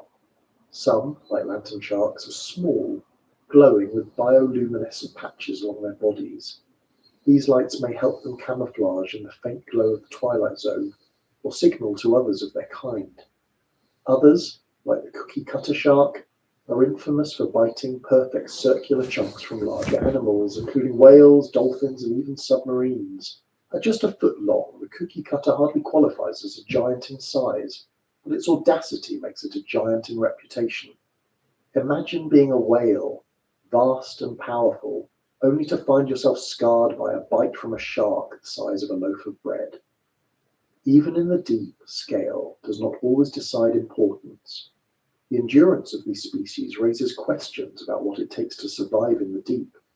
Unlike many shallow water animals, deep sea sharks have adapted to cold, pressure, and scarcity. Their metabolisms are slower, their movements measured, their lives stretched over decades or even centuries. They do not need to race, they simply persist, and that persistence has carried them through changes that wiped out countless other species. But survival in the modern world brings new challenges. Even though most humans will never see a deep sea shark, our activities still reach them. Fishing nets sink deeper, targeting species once considered unreachable. Bycatch captures sharks that were never meant to be caught. Climate change alters ocean currents and temperatures, shifting the delicate balance of ecosystems that have remained stable for millennia. For creatures that measure their lives not in years but in centuries, change on this scale is a profound threat. Yet even so, they endure. The Greenland shark still drifts under Arctic ice. Six-gill sharks still cruise the slopes of underwater canyons. Goblin sharks still wait in ambush where light has never touched. They are reminders that the ocean story is much longer than ours. We measure centuries as great spans of time. For them, centuries are simply lifetimes. They connect us not just to the present ocean, but to the ancient seas that shaped the earth we know. And perhaps that is why they feel like ghosts. Not because they are spectral or unreal, but because they carry with them the weight of deep time. When you look at a deep sea shark, you're not just seeing an animal. You're seeing a lineage that has witnessed events beyond our imagination. Continents splitting, oceans forming, climates shifting from sweltering heat to frozen ice. And through it all, the sharks remained. They are not extinct relics. They are living, breathing rulers of the deep. Not always the biggest, not always the most spectacular, but always present, always watching, always enduring. In their silence, in their patience, in their unbroken survival, they remind us of what it means to be ancient and yet still alive. And as the journey continues, beyond even the realm of these ghosts, other giants appear. Not with bones, not with jaws, but with armored shells and bodies that look like they belong to another planet entirely. They are the isopods, the crustacean behemoths of the abyss, and they wait in the darkness just ahead. Among the many sharks that inhabit the deep, two stand out as true titans. They don't match the great white in speed, they don't glide through coral reefs in the daylight, and they rarely appear in documentaries because they prefer the black depths where cameras seldom go. Yet in size, endurance, and mystery, they surpass almost everything else. These are the blunt-nosed six-gill shark and the Greenland shark, two giants that move so slowly, so deliberately, and live for so long that they seem less like ordinary animals and more like guardians of deep time. The blunt-nosed six-gill shark is a reminder of the ocean's past. Most modern sharks have 5 gill slits on each side of their heads, but as its name suggests, this species has 6. That detail might seem minor, but it connects the animal to a much older lineage. Fossils from hundreds of millions of years ago show similar features, making the six-gill a living link to an ancient world. It is also enormous. Adults can grow longer than 20 feet, with some unconfirmed reports suggesting even greater lengths. Imagine a shark as long as a bus, moving slowly through the shadows of an underwater canyon. Unlike the sleek, streamlined hunters of the surface, the six-gill is heavier, bulkier, and built for the long game. Their bodies are adapted for the deep. They range across continental slopes and submarine canyons, usually found between 600 and 3,000 feet, though they can go deeper still. Some individuals venture upward at night to feed, then sink back into the dark by day. Their diet is varied: fish, rays, squid, crustaceans, and carrion. They are opportunists, using patience rather than speed. Their jaws are wide, armed with serrated teeth designed to slice and crush. When a whale carcass falls to the seafloor, six-gill sharks are often among the first arrivals, tearing chunks of flesh from the immense body before smaller scavengers move in.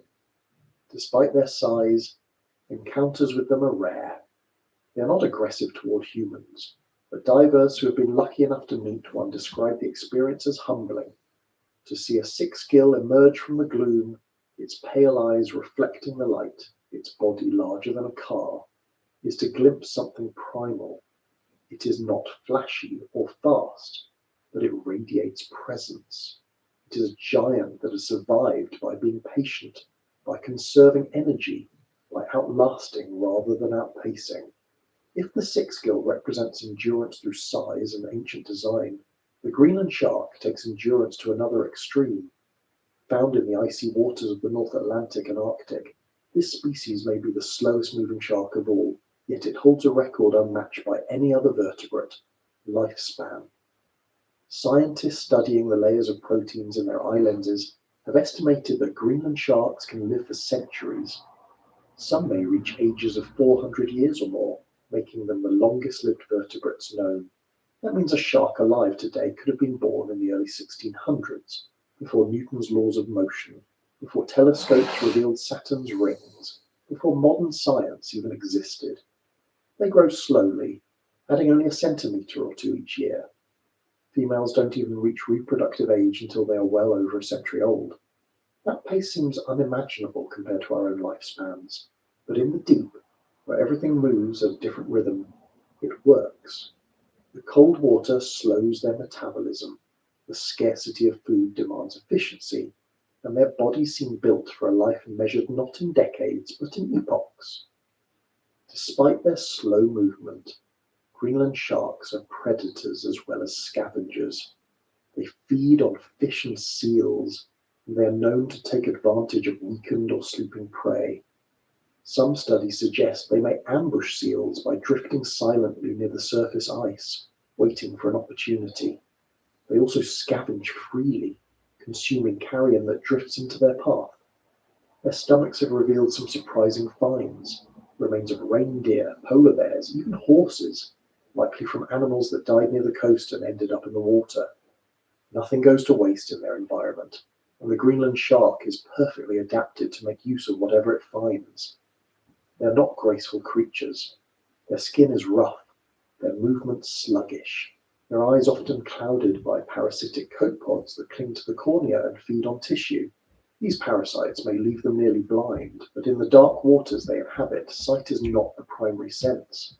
Instead, they rely on smell and the detection of vibrations to find food. Even half blind, they continue to thrive. Their sheer resilience makes them seem less like hunters and more like enduring forces of nature, moving slowly through the centuries. The question of how they can live so long fascinates scientists. Part of the answer lies in their slow metabolism. In the near-freezing waters they inhabit, everything is slowed down.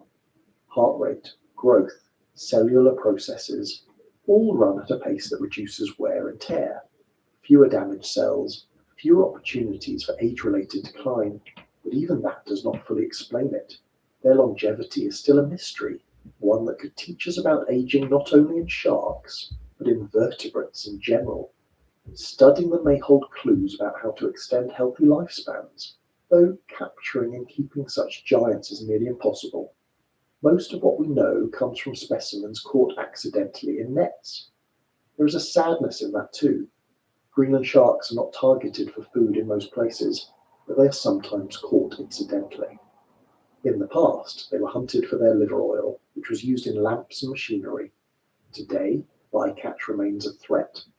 For a species that takes centuries to reach maturity, even small losses can have dramatic effects on populations. Every individual represents centuries of survival, centuries of slow growth, centuries of resilience. To lose one is to erase a history longer than entire human nations have existed. Both the six-gill and the Greenland shark remind us that being a titan is not always about speed or aggression. It is about scale, patience, and time.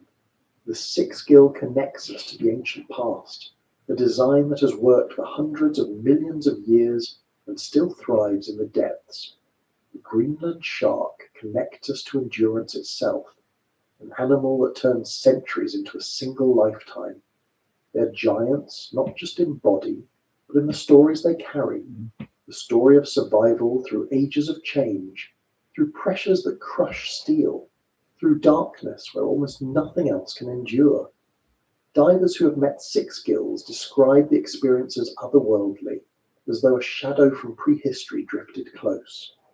Fishermen who have caught Greenland sharks describe their astonishment at the sheer size, sometimes over 20 feet long, their weight measured in tons. These encounters are reminders that our planet still holds creatures that defy our usual sense of time and life. We live in decades, they live in centuries. We measure history in books and monuments. They carry it in their flesh. And while they drift through the abyss, they share those waters with other forms of giant life. Some crawl instead of swim. Some scuttle across the seafloor with armored shells, their bodies stretched into shapes so alien they hardly seem like crustaceans at all. In the deep sea, even the scavengers can grow to monstrous size. As our descent continues, we leave behind the slow titans of shark kind and move toward the realm of giant isopods, the pillbugs of the abyss, creatures that have turned the art of patience into an entire way of life. On land, pillbugs are tiny. You see them under rocks in gardens, rolling into little armored balls when disturbed. They're so small and familiar that it's easy to overlook them. But in the deep sea, their cousins grow to sizes that transform them from something almost invisible into one of the most striking scavengers of the abyss. These are the giant isopods, creatures that look like pillbugs scaled up to the size of puppies, with segmented armor, twitching antennae, and eyes that stare unblinking into the dark. They live on the seafloor hundreds to thousands of feet below the surface, crawling across mud plains that stretch farther than any desert on land. Down there, food is scarce. There are no lush forests, no rivers bringing nutrients, no sunlight fueling plants.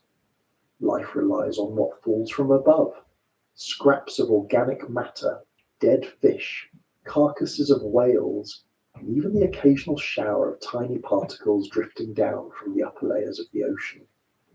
This rain of food is called marine snow, but for scavengers like the giant isopod, snow alone isn't enough. They wait for larger meals, things that sink, things that die, things that become opportunities, and when the opportunity comes, they are ready. Giant isopods are equipped with strong legs and sharp mouth parts designed to tear and shred. When a large carcass hits the bottom, they swarm, clambering over one another to get a share. Video footage from submersibles shows them covering the remains of fish, squid, even sharks, their pale bodies shifting and writhing like an alien tide. They can gorge themselves to the point of immobility, stuffing their bodies until they can barely move. Then they retreat and wait, sometimes for weeks or months, surviving on what they've stored. In a place where meals are unpredictable, the ability to feast and fast is crucial. What makes them truly astonishing is their size. While their garden relatives measure just a centimetre or two, giant isopods can grow over 2 feet long and weigh several pounds. The largest species, the Gelatinous giganteus, is the most famous, but there are several other large species spread across the deep Atlantic, Pacific, and Indian Oceans.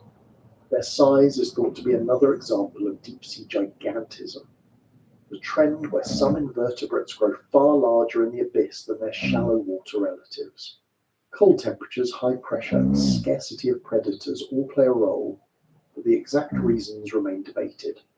What is clear is that in the dark plains of the seafloor, being big offers advantages. Larger bodies store more energy, move farther to find food, and survive longer between meals. Despite their eerie appearance, giant isopods are not dangerous to humans. They are scavengers, not hunters. Their role is vital, recycling nutrients from the remains of larger animals, turning death into life. Without scavengers like them, the deep would become a graveyard of unprocessed remains. Instead, they break down what falls, feeding themselves and leaving scraps for smaller organisms. They are part of a chain that keeps energy flowing in a place where energy is desperately scarce. And their bodies look almost mechanical. The segmented exoskeleton forms overlapping plates, each one flexible enough to allow movement yet strong enough to protect. Their eyes, large and reflective, are composed of thousands of facets, giving them a wide field of vision suited for the faintest glimpse of light. Their antennae wave constantly, sensing vibrations and chemical cues in the water. Watching one crawl across the seafloor is like watching a living relic from another time, a creature that seems more at home in science fiction than in the natural world. Aquariums that have managed to keep giant isopods in captivity report strange behaviors. Sometimes they go for weeks without eating, ignoring food placed directly in front of them. At other times, they devour meals with surprising speed. Their slow metabolism and unpredictable appetite make them challenging to study. Some have been known to survive over 5 years in tanks, feeding only occasionally. That endurance is a testament to how well adapted they are to the deep, where patience is not just a trait but a requirement. They are not fast movers. Their legs scuttle awkwardly, their bodies dragging over the mud. But speed is not necessary. They do not chase prey. They wait. They wander until chance brings them to food, or food to them. And when it does, they are relentless. Their strong jaws can strip flesh quickly, leaving only bones. Their armor protects them from other scavengers, though in the deep, few animals bother with a creature so tough and so unappetizing. Predators prefer softer prey. The isopod's defense is its hardness, its resilience, its ability to outlast.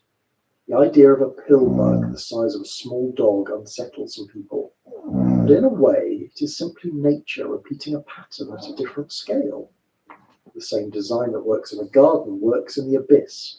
Segmented armor, scavenging habits, the ability to roll partially into a defensive curl. These features are as effective at 2 inches as they are at 2 feet. The deep sea magnifies the ordinary, taking what is familiar and turning it into something uncanny. The presence of giant isopods also raises questions about how life adapts to extreme environments. They are crustaceans related to crabs and shrimp, yet their bodies show how many different directions evolution can take. Instead of becoming streamlined swimmers or agile hunters, they became armored walkers. Instead of relying on constant feeding, they rely on occasional gluts. Their strategy is survival by waiting, a strategy that has clearly worked for millions of years. Fossil evidence suggests that isopods have existed since the Carboniferous period, over 300 million years ago, while their giant deep-sea forms are more recent. The lineage itself is ancient. Another example of endurance through time. In some ways, they symbolize the deep itself. Silent, slow, patient, and strange. They are not the dramatic hunters that dominate documentaries. They do not leap, slash, or roar, but they are essential. They remind us that giants come in many forms. Some rule through speed, some through strength, and some simply by being there, always present, waiting, doing the work that keeps everything else alive. And though giant isopods may look alien, they're connected to us in ways we rarely notice. The pillbugs in your garden are distant relatives. The same lineage that scuttles under your feet also sprawls across the seafloor miles down. It's a humbling thought that the boundary between the familiar and the alien is thinner than it seems. What looks monstrous at one size is ordinary at another. Scale changes perception, but not the essence of life. Scientists suspect there may be even larger isopod species yet to be discovered. The deep is vast, and sampling is limited. Every few years, new species of Gelatinous are described, some only slightly smaller than the largest known.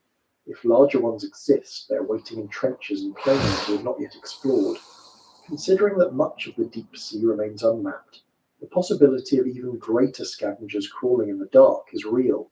Encounters with them remind us of the strange balance of the deep ocean. Where we might expect emptiness, there are thriving communities. Where we might expect monsters, there are simply survivors.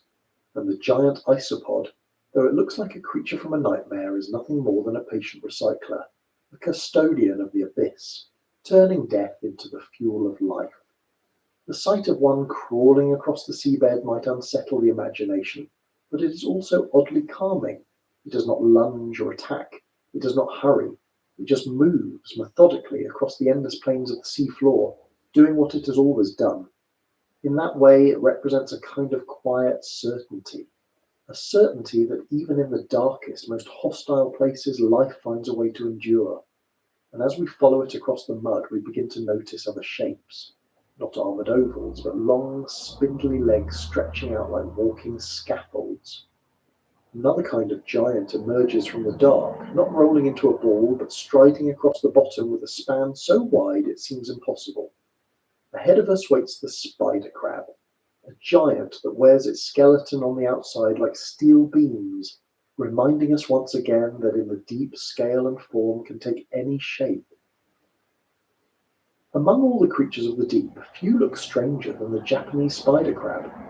While most giants of the abyss rule with bulk or hidden strength, this one rules by reach.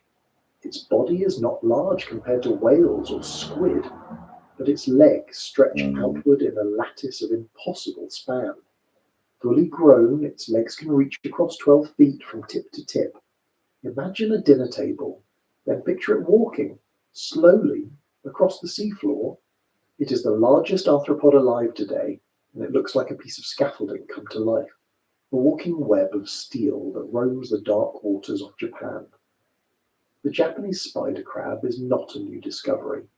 Fishermen in Japan have known about it for centuries, sometimes catching it in their nets, sometimes pulling up shells from the deep. But to most of the world it remains an alien sight. Its body, a spiny dome, is only about 1.5 feet across. It's the legs that make it monstrous. Long, jointed, thin but strong, they stretch outward in every direction, giving the animal a shape that seems almost mechanical. When it moves, the legs lift and fall in slow rhythm, like a machine with many levers working in perfect balance. Despite its alarming size and appearance, it is not a predator of fearsome reputation. The spider crab is more scavenger than hunter, feeding on carrion, mollusks, and detritus. Its claws are strong enough to crack shells, but it is not built for speed. It does not chase. Instead, it walks patiently across the bottom, searching for food. The slow pace fits the world it inhabits, where rushing wastes energy and patience ensures survival. One of the most striking things about this crab is how it blends into its environment. Its shell is often covered with sponges, algae, and other small organisms, which it sometimes deliberately attaches as camouflage. This disguises it against the rocky seafloor, breaking up its outline. To a predator, it may look like nothing more than part of the terrain. To a scavenger, it may look like just another rock. In the deep, where visibility is limited, deception is a powerful tool. The Japanese spider crab is also remarkable for its lifespan. Many crabs live only a few years, but this species can live for decades, possibly up to a century. That longevity, combined with its size, makes it a true giant among arthropods. Over those decades, it molts its shell many times, each time shedding the old exoskeleton and expanding into a new one. Molting is dangerous. Without its hard armor, the crab is vulnerable until the new shell hardens. But over time, this process allows it to grow larger and larger, stretching its legs until it becomes the colossal walker of the deep. Its habitat ranges from shallow waters during spawning season to depths of over 2,000 feet, where the pressure is immense and light never reaches. Down there, its spindly frame is perfectly suited for life on the bottom. Long legs allow it to move across uneven terrain, stepping over rocks and debris that would block smaller creatures. Its claws extend its reach even further, allowing it to grab food without having to move its entire body. It is a creature designed for reach rather than speed, patience rather than pursuit. Encounters with them in the wild are rare. Most people who have seen one have done so in aquariums, where a handful are displayed. Behind glass, their size becomes obvious. Standing near one, you realize just how far those legs can stretch, and how alien they look when moving in rhythm. They are both mesmerizing and unsettling, like a machine built by something not quite human. Yet in the ocean, they are simply another example of form following function. Long legs mean a wider search area for food. Strong claws mean access to hard-shelled prey. A camouflaged body means survival against predators. Each part of the design serves a purpose, and together it creates one of the most extraordinary crustaceans on Earth. For centuries, the spider crab has also been a part of human culture in Japan. Stories and legends describe them as strange beings, sometimes even as spirits. In some regions, they have been harvested for food, though their rarity and the difficulty of catching them at great depths has kept them from being common. In modern times, conservation concerns have grown. Overfishing, habitat destruction, and climate change threaten many marine species, and the spider crab is no exception. Its slow growth and long lifespan make it vulnerable to population declines, since recovery takes decades. Scientists studying the spider crab face challenges similar to those studying other deep-sea giants. Bringing one to the surface often proves fatal. The change in pressure and temperature stresses their bodies, and many do not survive long in captivity. Even when they do, their behavior can be altered by the artificial environment. Watching one behind glass offers only a glimpse of its natural life. To truly understand it, we would need to follow it into the dark, into the cold plains where it walks unseen. But that is not easy. The deep ocean remains one of the hardest places to study, and creatures like the spider crab remain partially hidden simply because they live where we cannot. What fascinates researchers is not just their size, but what that size tells us about evolution in the deep. Crustaceans as a group have pushed their bodies into many forms: tiny shrimp, armored lobsters, delicate krill. The spider crab represents the extreme of one strategy: stretch outward rather than grow bulky. Its body is compact, but its legs expand its reach, making it appear far larger than it truly is. This is a different kind of gigantism, one based not on mass but on span. It is a reminder that being a giant does not always mean being heavy. Sometimes it means being wide enough to touch more of the world. And in the deep, where food is rare, that span makes all the difference. A spider crab can cover more ground with fewer steps, reaching food sources others would miss. Its long arms allow it to probe crevices, to grab what smaller crabs cannot. Every inch of leg is an extension of survival. It may look bizarre to us, but in its world it is perfectly logical. When you picture one walking across the seafloor, imagine the silence. No rushing, no thrashing, just legs lifting and falling one after another, like a slow motion dance. The crab is not in a hurry. It has decades ahead of it, decades to feed, to molt, to wander. In that silence, it becomes part of the landscape itself, a moving piece of the seabed that shifts only when food demands it. Encounters with spider crabs remind us again of the scale of life in the ocean. On land, the largest arthropods are small compared to mammals, insects, spiders, crustaceans, all dwarfed by elephants, bears, or even dogs. But in the sea, freed from the constraints of gravity and supported by water, arthropods can grow far larger. The Japanese spider crab is proof of that potential, a creature that takes what we know from our backyards and stretches it into something extraordinary. And yet, for all its size, it is not a monster. It does not attack ships. It does not hunt humans. It does not dominate the deep with violence. It simply walks slowly and silently across the seabed. It rules not by aggression, but by presence. Its size alone ensures that it cannot be ignored. As the journey continues, leaving behind the crab and its spindly frame, the deep reveals yet more giants. Some are soft, gelatinous, and almost transparent, growing to lengths greater than the spider crab's span. They drift rather than walk, glowing faintly in the darkness, their bodies delicate yet vast. These are the jellyfish and their kin, gelatinous giants that rule by numbers and by size, reminding us again that the abyss belongs to many forms of life, not just those with bones or shells.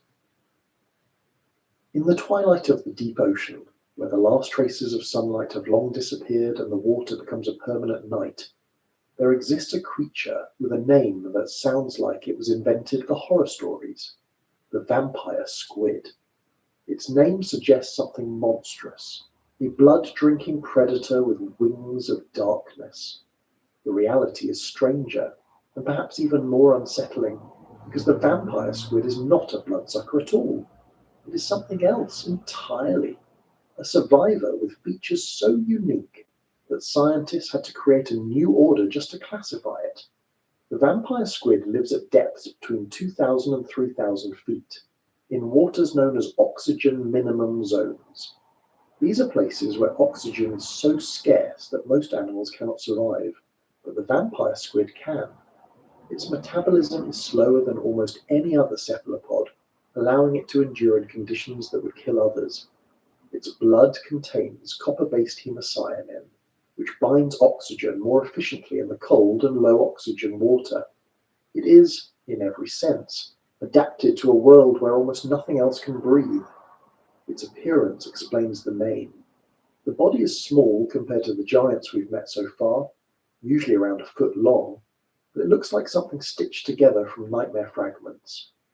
Its body is soft and gelatinous, a dark red or black in color.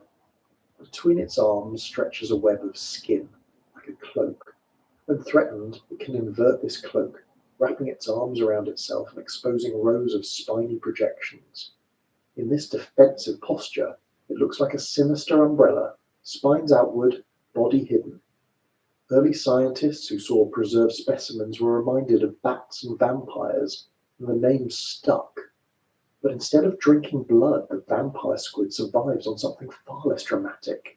It feeds on detritus, flakes of dead plankton, tiny bits of organic matter, fragments of marine snow drifting down through the water column. To catch this rain of debris, the vampire squid extends two long retractable filaments covered in mucus and sensory cells. These filaments act like sticky fishing lines, collecting whatever drifts past. The squid then draws the material back toward its mouth, wrapping it in mucus and forming it into food. In a world where large prey is scarce and oxygen is limited, this strategy is brilliant. It makes the vampire squid one of the very few animals adapted to feed almost entirely on detritus in the deep. Its behavior is as strange as its body. Unlike many cephalopods, which are fast and aggressive, the vampire squid drifts slowly. It uses very little energy, pulsing its fins gently to stay afloat. When disturbed, it does not fight or flee quickly. Instead, it performs a display. It flips inside out, cloaking itself in its own webbing, and flashes bioluminescent lights along its body. The tips of its arms glow with blue light. Its body pulses with shifting patterns. In the pitch black, this can confuse predators, startling them long enough for the squid to drift away. Sometimes, instead of flashing, it releases glowing clouds of mucus that linger in the water, a luminous distraction that draws attention away from the animal itself. Imagine a creature that bleeds light instead of blood, shedding glowing clouds to vanish into the dark. The vampire squid belongs to its own order, Vampiromorphida, and has no close living relatives. It is a lineage that branched off from other cephalopods millions of years ago and has remained distinct ever since. This evolutionary isolation makes it a relic, a reminder of ancient oceans when different lineages of squid and octopus were just beginning to diverge. Studying it gives scientists clues about how cephalopods evolved, but it also highlights how unique adaptations can allow survival in extreme niches. While others squid race and hunt, the vampire squid drifts and waits. While others rely on oxygen-rich waters, it thrives where oxygen is nearly gone. Its uniqueness is its strength. It is small compared to whales or colossal squid, yet it rules its own kingdom. In the oxygen minimum zones where predators are scarce, the vampire squid has little competition. Its strange feeding method means it doesn't need to chase prey. Its slow metabolism means it doesn't need to eat often. It is not a giant in length or weight. but it is a giant in terms of survival strategy. Few animals can claim such dominance over such a hostile niche. Encounters with it are rare. The depths it inhabits are difficult to study, and its fragile body makes it almost impossible to capture intact. Submersibles occasionally catch glimpses of it, drifting silently with its clothes spread, arms trailing. Video footage reveals how delicate it is, moving with a softness that contrasts with its intimidating name. To see one alive is to realize that the vampire squid is not a monster, but a marvel. It is a creature perfectly balanced between fragility and endurance. Its role in the ecosystem is also important. By feeding on detritus, it recycles material that would otherwise drift uselessly. In doing so, it keeps energy moving through the system. It is part of the great chain that connects the surface world with the deep. The plankton that bloom in sunlight eventually die and drift down. The vampire squid gathers their remains, turning the waste of the upper ocean into sustenance for itself. It is a link between light and darkness, between the sunlit world above and the abyss below. Vampire squid also demonstrates how misleading names can be. To call it a vampire is to imagine fangs and predation, but its reality is gentler, slower, stranger. Its cloak is not for attack, but for defense. Its glowing clouds are not weapons, but distractions. Its filaments are not harpoons, but fishing lines for dust. Yet the name captures something true, if not literal. In its black cloak, drifting in eternal night, glowing faintly in the dark, it does look like something out of a Gothic dream. Perhaps that is why the name has endured. It is not accurate, but it is evocative, and in a way, it reminds us that the deep sea itself has always been a place where imagination and reality blur. What remains mysterious is how many of them there are, how widely they're spread, and how long they live. Their fragile bodies leave little fossil evidence.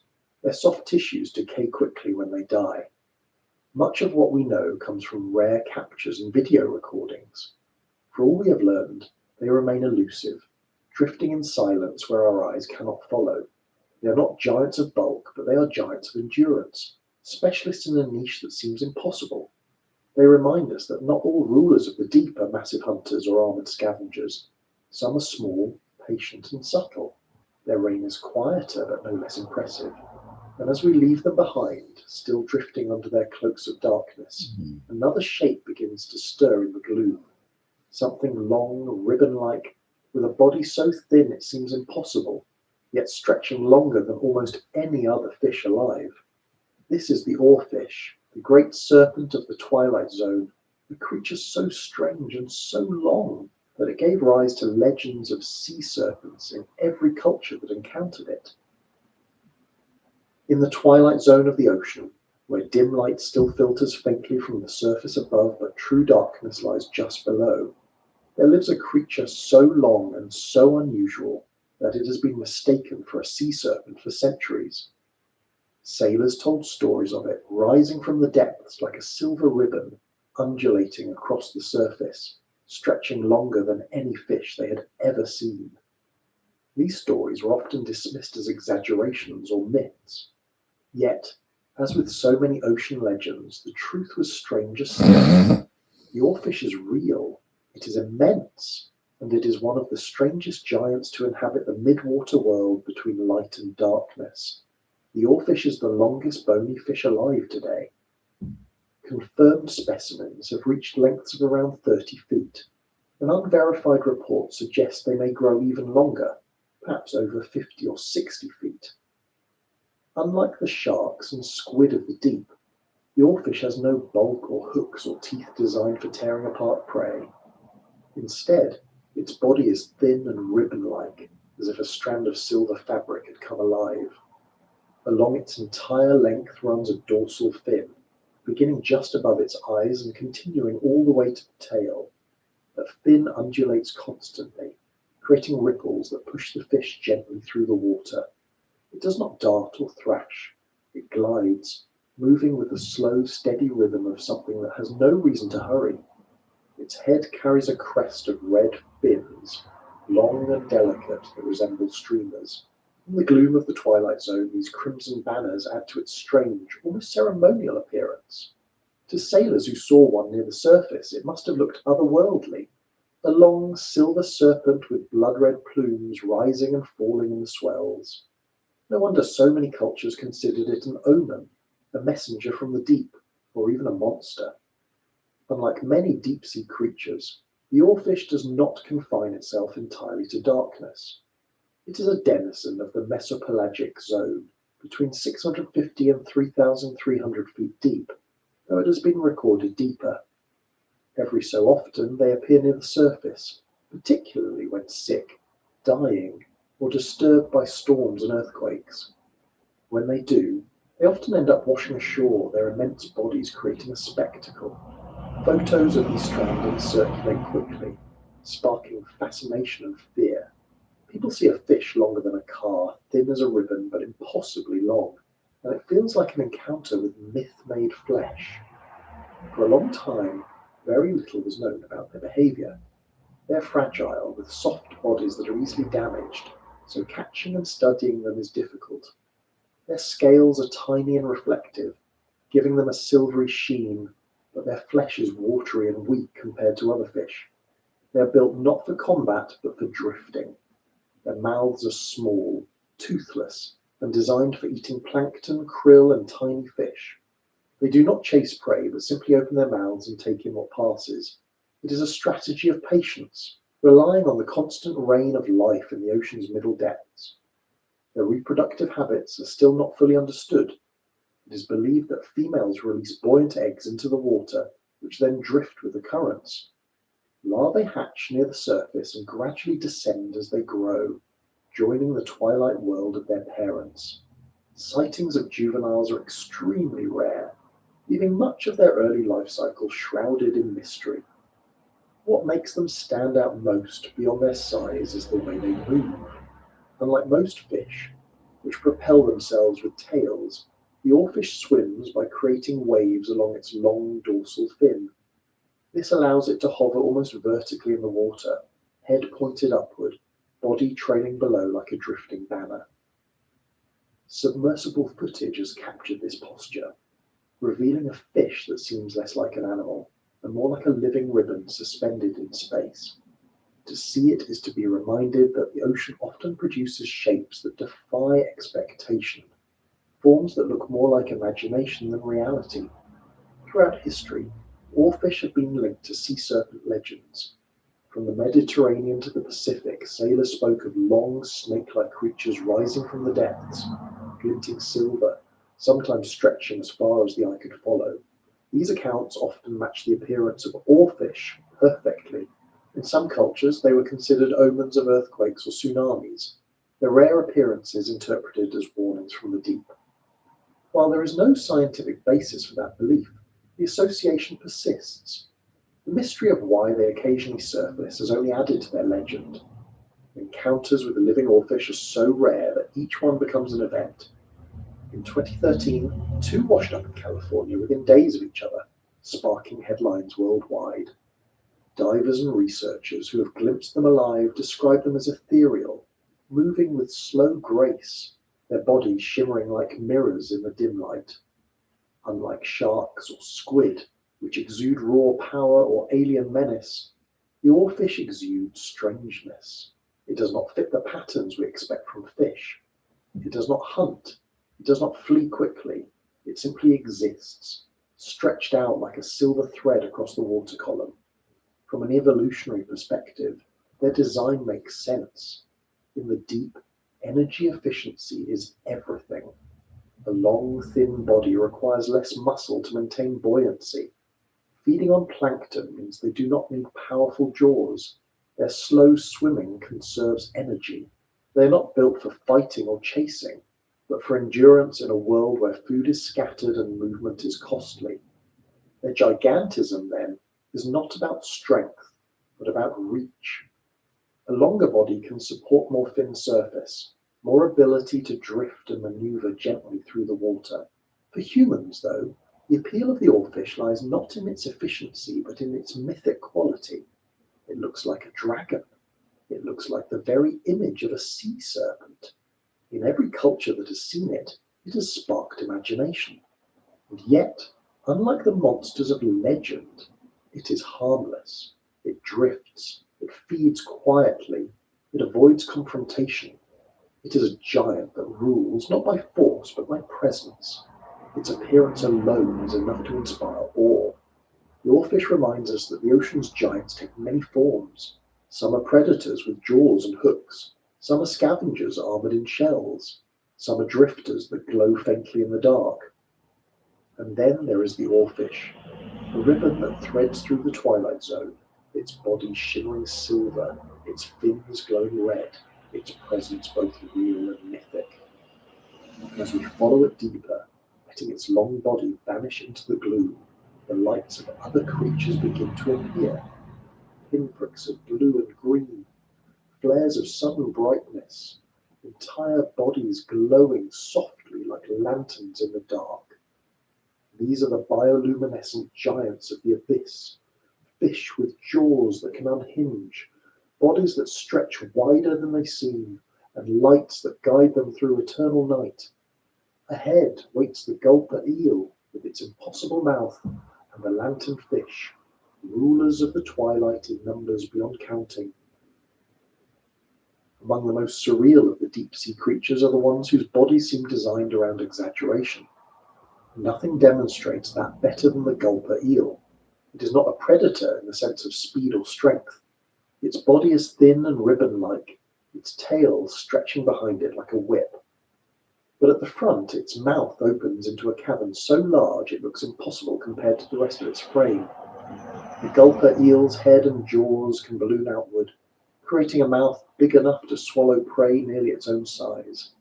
It is a design that feels like something out of imagination, yet it is very real, adapted for life in a world where meals are rare and opportunities must be seized without hesitation. The Gulper eel lives in the midnight zone, thousands of feet below the surface. Its body can reach 6 feet long, but most of that length is thin tail. The jaws dominate its appearance, capable of opening wider than its body is tall. Inside the mouth are small, sharp teeth, but these are secondary to the sheer size of the gape.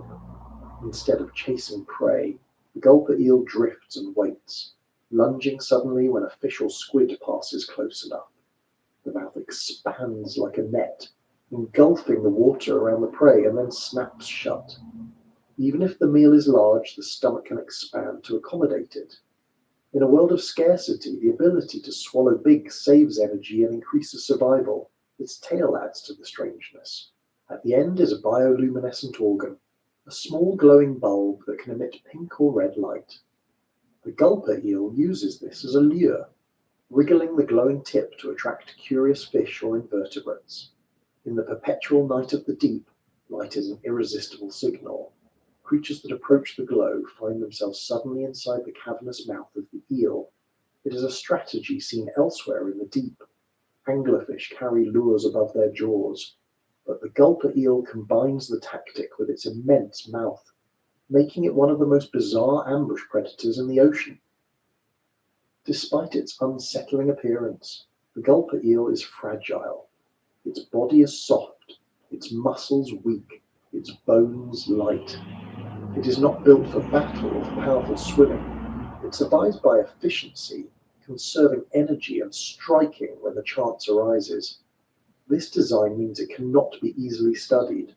Caught specimens often collapse under the changing pressure, their bodies unable to withstand the surface environment.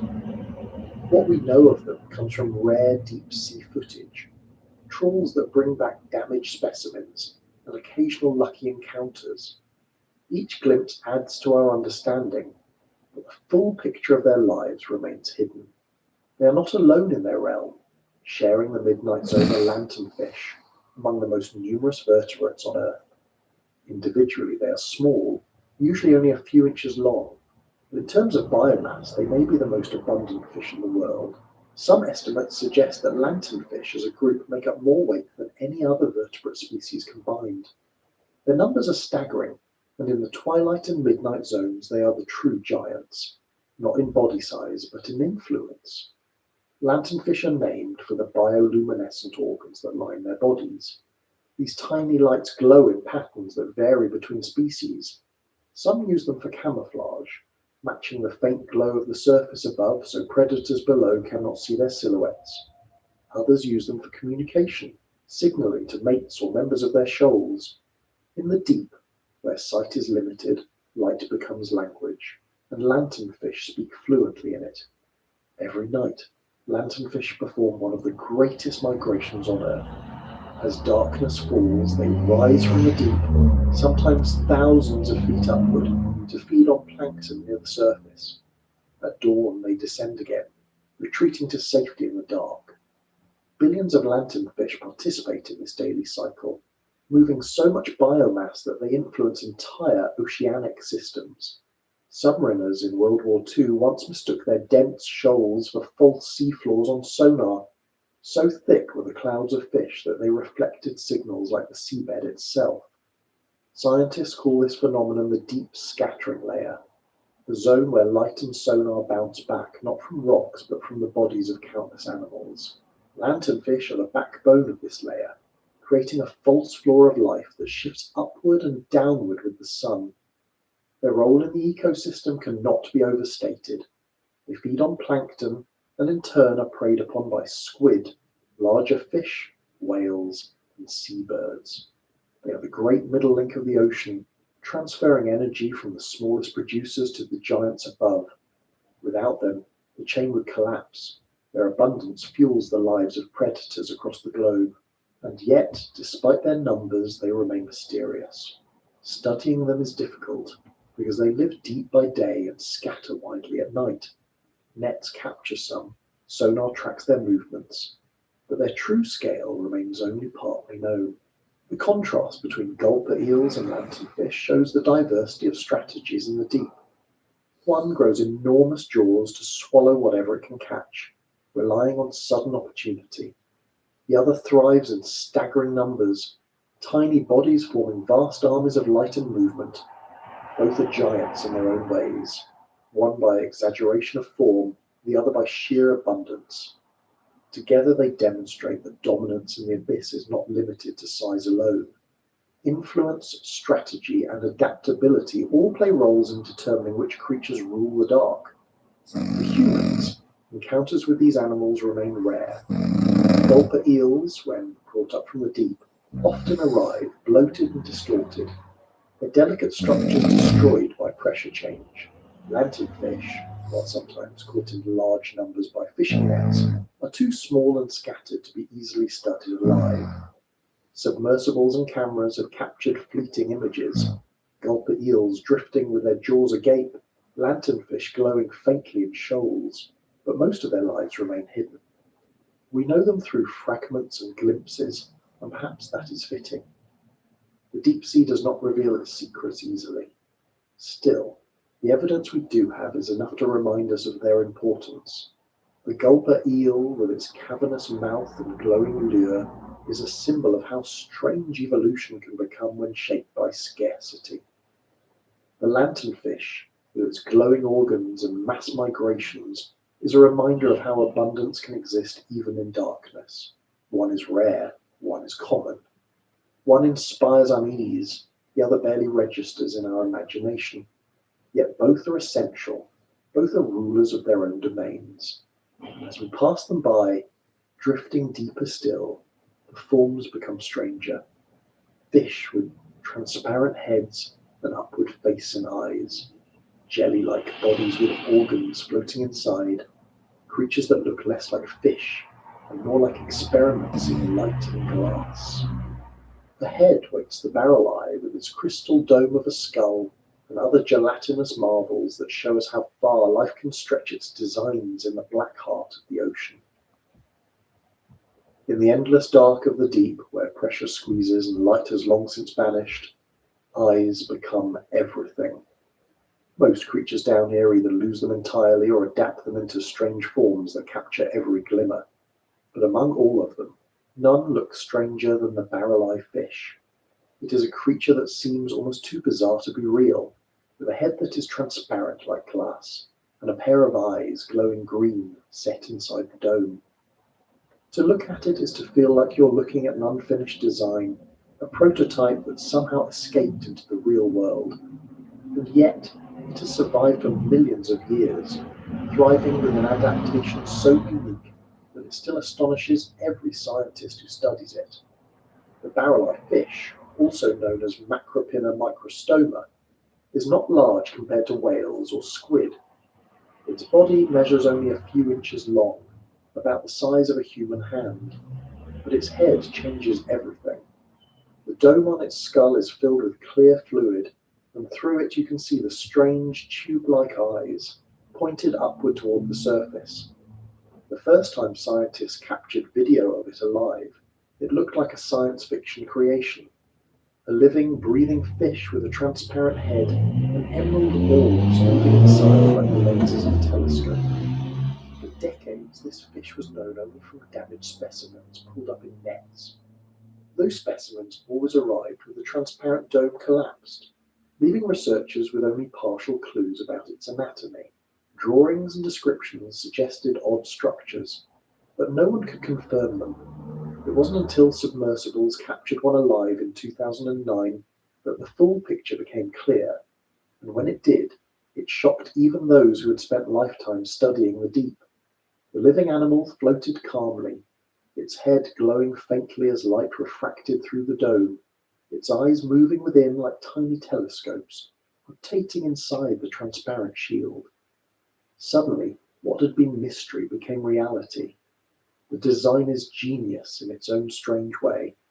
In the deep sea, most predators and prey are silhouetted against the faint light above. To detect them, many animals develop upward-facing eyes. The barrel-eye takes this to the extreme. Its tubular eyes are enormous compared to its body, maximizing light capture. They peer upward constantly, scanning for the outlines of prey drifting above.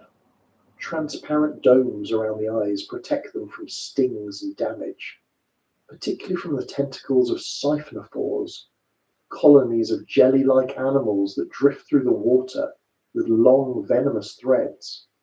The barrel-eye often steals food from these colonies, darting in to snatch prey caught in the tentacles. Its armored dome lets it reach into danger without harm, while its eyes track movements above.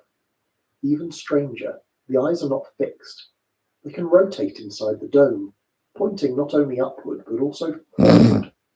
When food is caught, the fish angles its eyes forward to guide its mouth toward the prey. It's as if it has built-in periscopes, shifting direction depending on the task. Few other animals have such mobility, and none combine it with the transparent head. To us it looks bizarre, but to the barrel-eye it is perfect, an elegant adaptation for life in darkness, where vision is the rarest resource of all. Its body is small and delicate, with fins that spread outward like tiny wings. These fins allow it to hover in the water almost motionless, and serve as energy. The slow hovering, the glassy head, the glowing eyes. It all creates the impression of a creature that is both fragile and alien, but in its own way, it is as successful as any giant squid or sperm. Success in the deep does not always mean bulk. Sometimes it means precision. The green glow of its eyes comes from pigments that filter sunlight. Even at great depths, faint traces of blue light penetrate. By filtering that out, the barrel eye can better detect the bioluminescent flashes of its prey. Many deep-sea creatures use bioluminescence as camouflage, glowing faintly to match the light from above. The barrel eye's eyes, by blocking excess blue, allow it to pierce that camouflage. It is a hunter built not for speed, but for sight. An optical machine fine-tuned for the faintest signals. Seeing one alive for the first time was a reminder of how little we know about our own planet. For decades, the barrel eye was a rumor, a partial skeleton, a collapsed dome in a jar. Then suddenly it was alive, floating calmly before the cameras, its head glowing in the submersible's lights. The sight was breathtaking. Here was proof that the ocean still holds designs we could never invent, creatures that redefine what a fish can look like. Despite its oddness, the barrel eye is not unique in using transparency.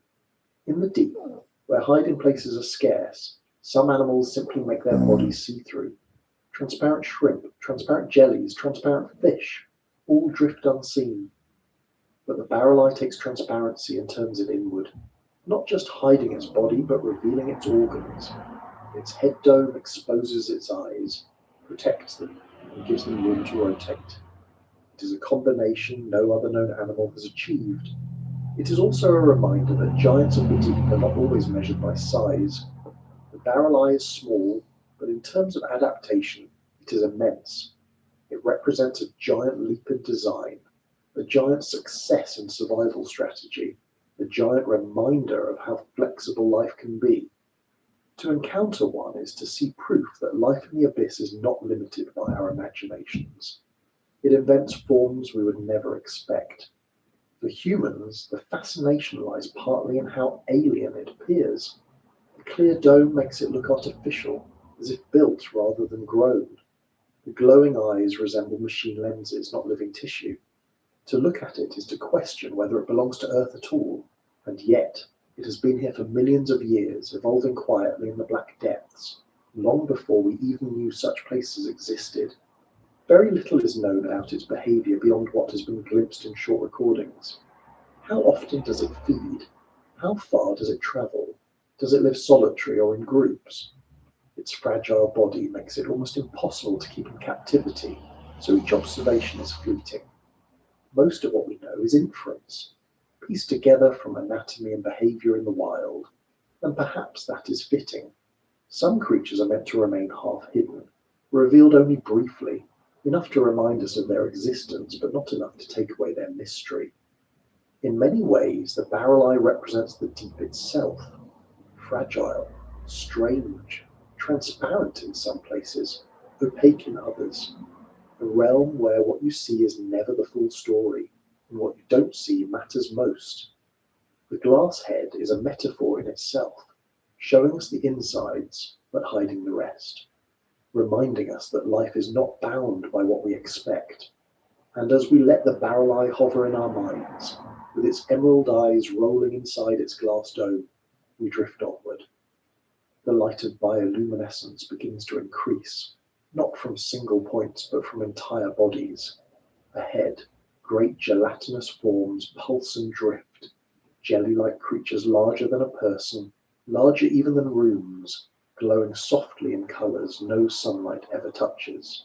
The deep reveals its next giants, not armoured, not boned, but made of jelly and light, a different kind of rule in the kingdom of darkness.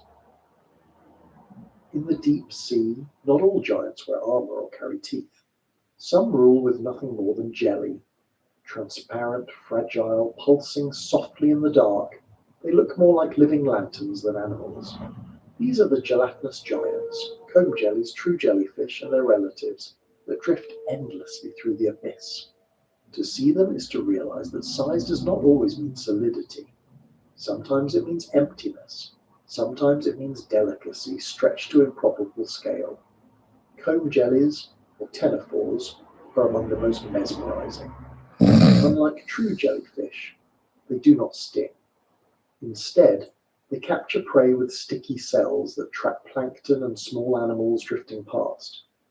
Their bodies are nearly transparent, but along their sides run rows of tiny hair-like cilia.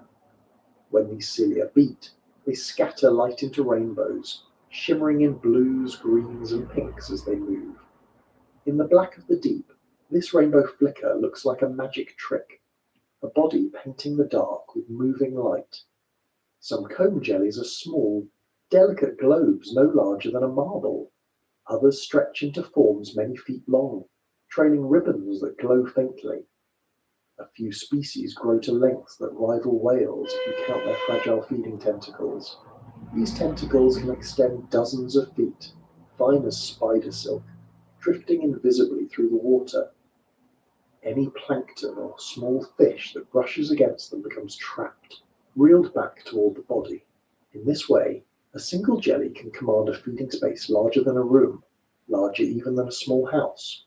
The fragility of their bodies makes them hard to study. A net that scoops up fish or crustaceans simply destroys comb jellies. They collapse into slime at the surface.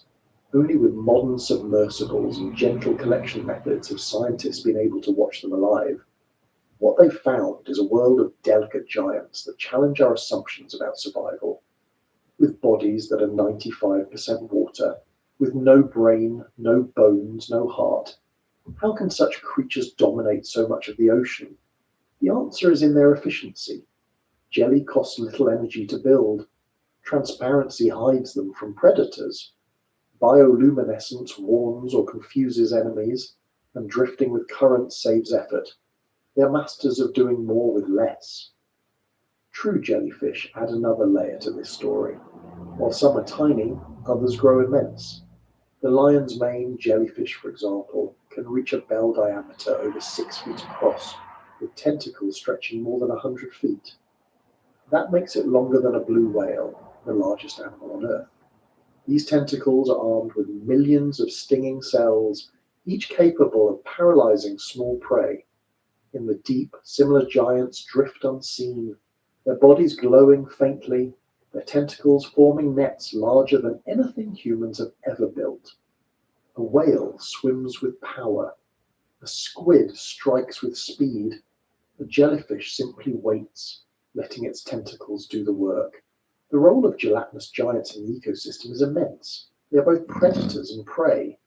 Lanternfish and other small creatures feed on their young. Larger animals, including turtles and some fish, feed on them. But in sheer numbers, jellyfish and comb jellies often dominate.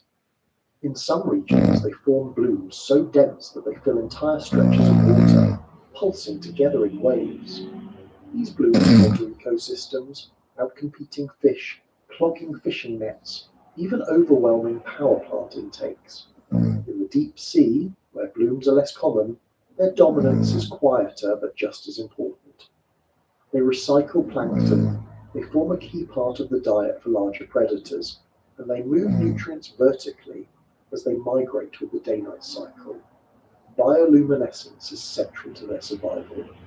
Many gelatinous giants glow in blue or green, the most visible colors in deep water.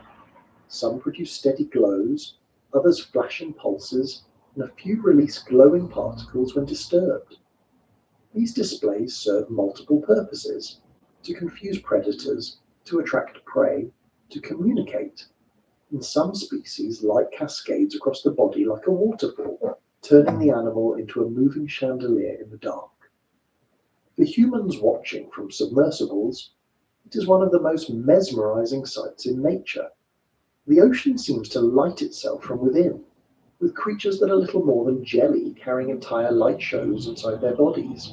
One of the most astonishing gelatinous giants is the siphonophore. Unlike jellyfish or comb jellies, the siphonophore is not a single animal, but a colony. Each colony is made up of specialized individuals called zooids, connected and cooperating as if they were one body. Some form floats, others tentacles, others digestive parts. Together they create a living chain that can stretch to lengths exceeding 100 feet.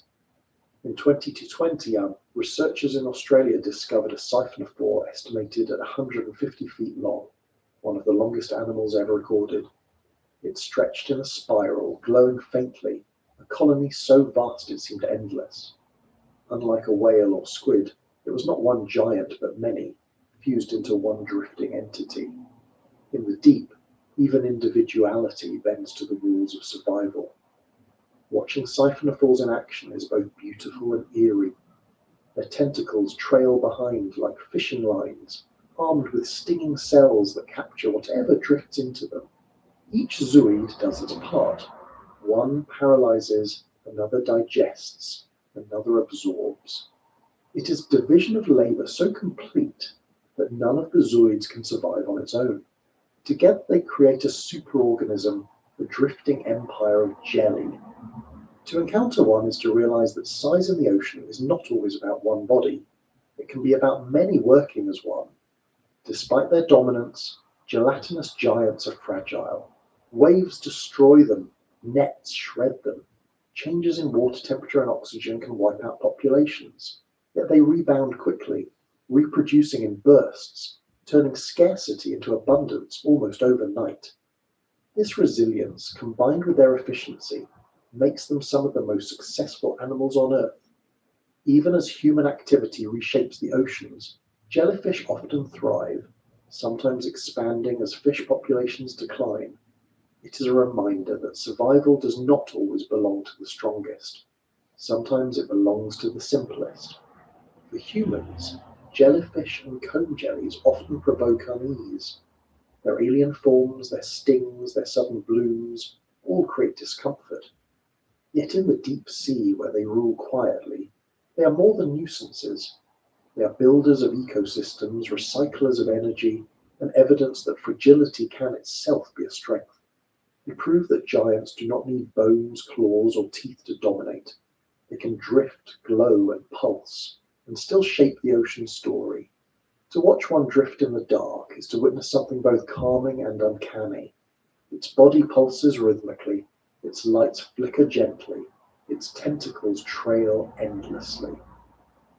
There is no rush, no sound, no violence, only the slow certainty of survival. In that stillness, gelatinous giants represent a kind of quiet rule, a reminder that the deep sea is not only about predators and battles, it is also about patience, about drifting with the currents, about letting the ocean itself carry you where you need to go.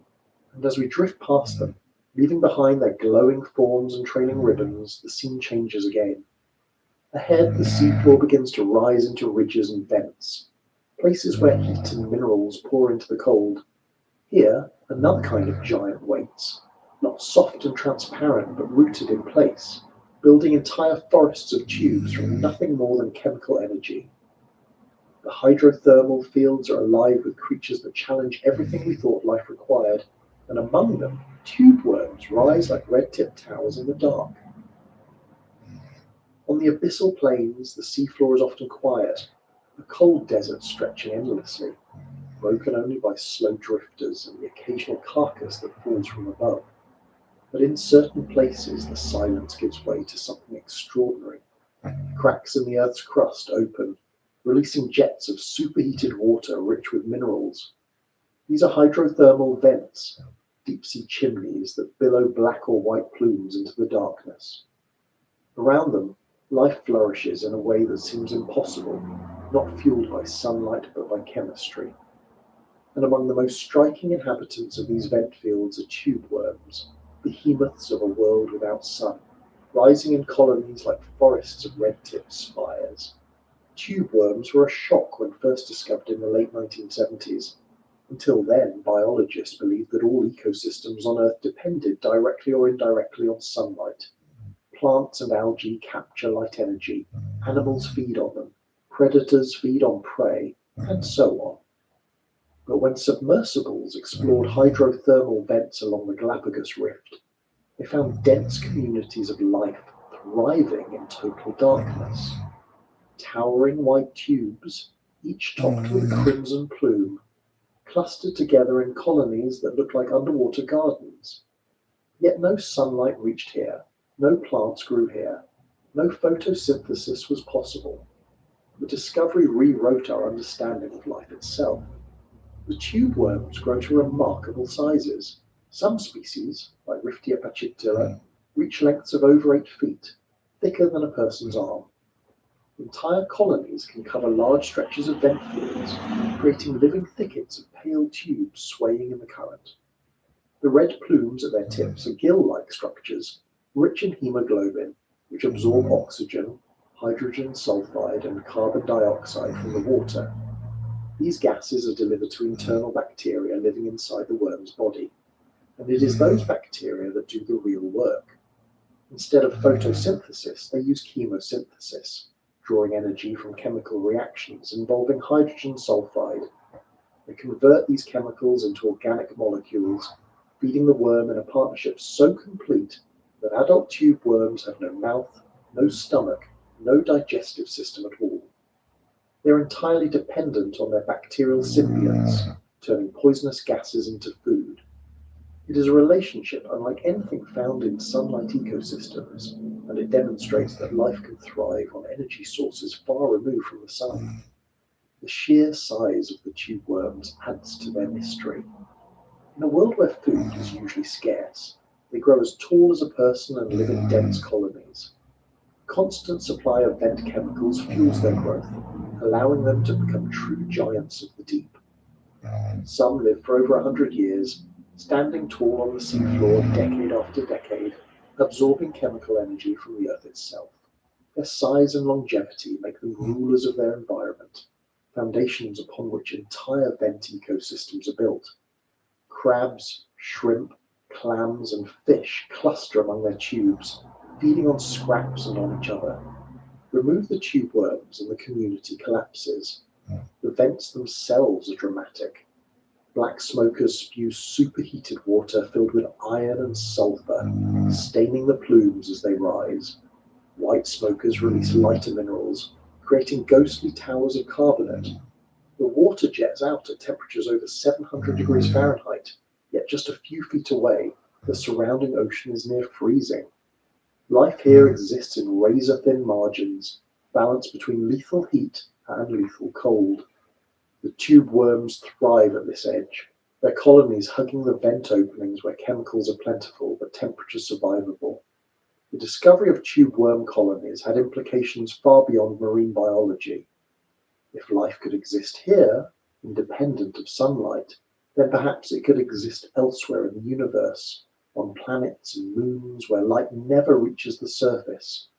Places like Europa, the icy moon of Jupiter, or Enceladus, the moon of Saturn, both of which harbour subsurface oceans warmed by hydrothermal activity.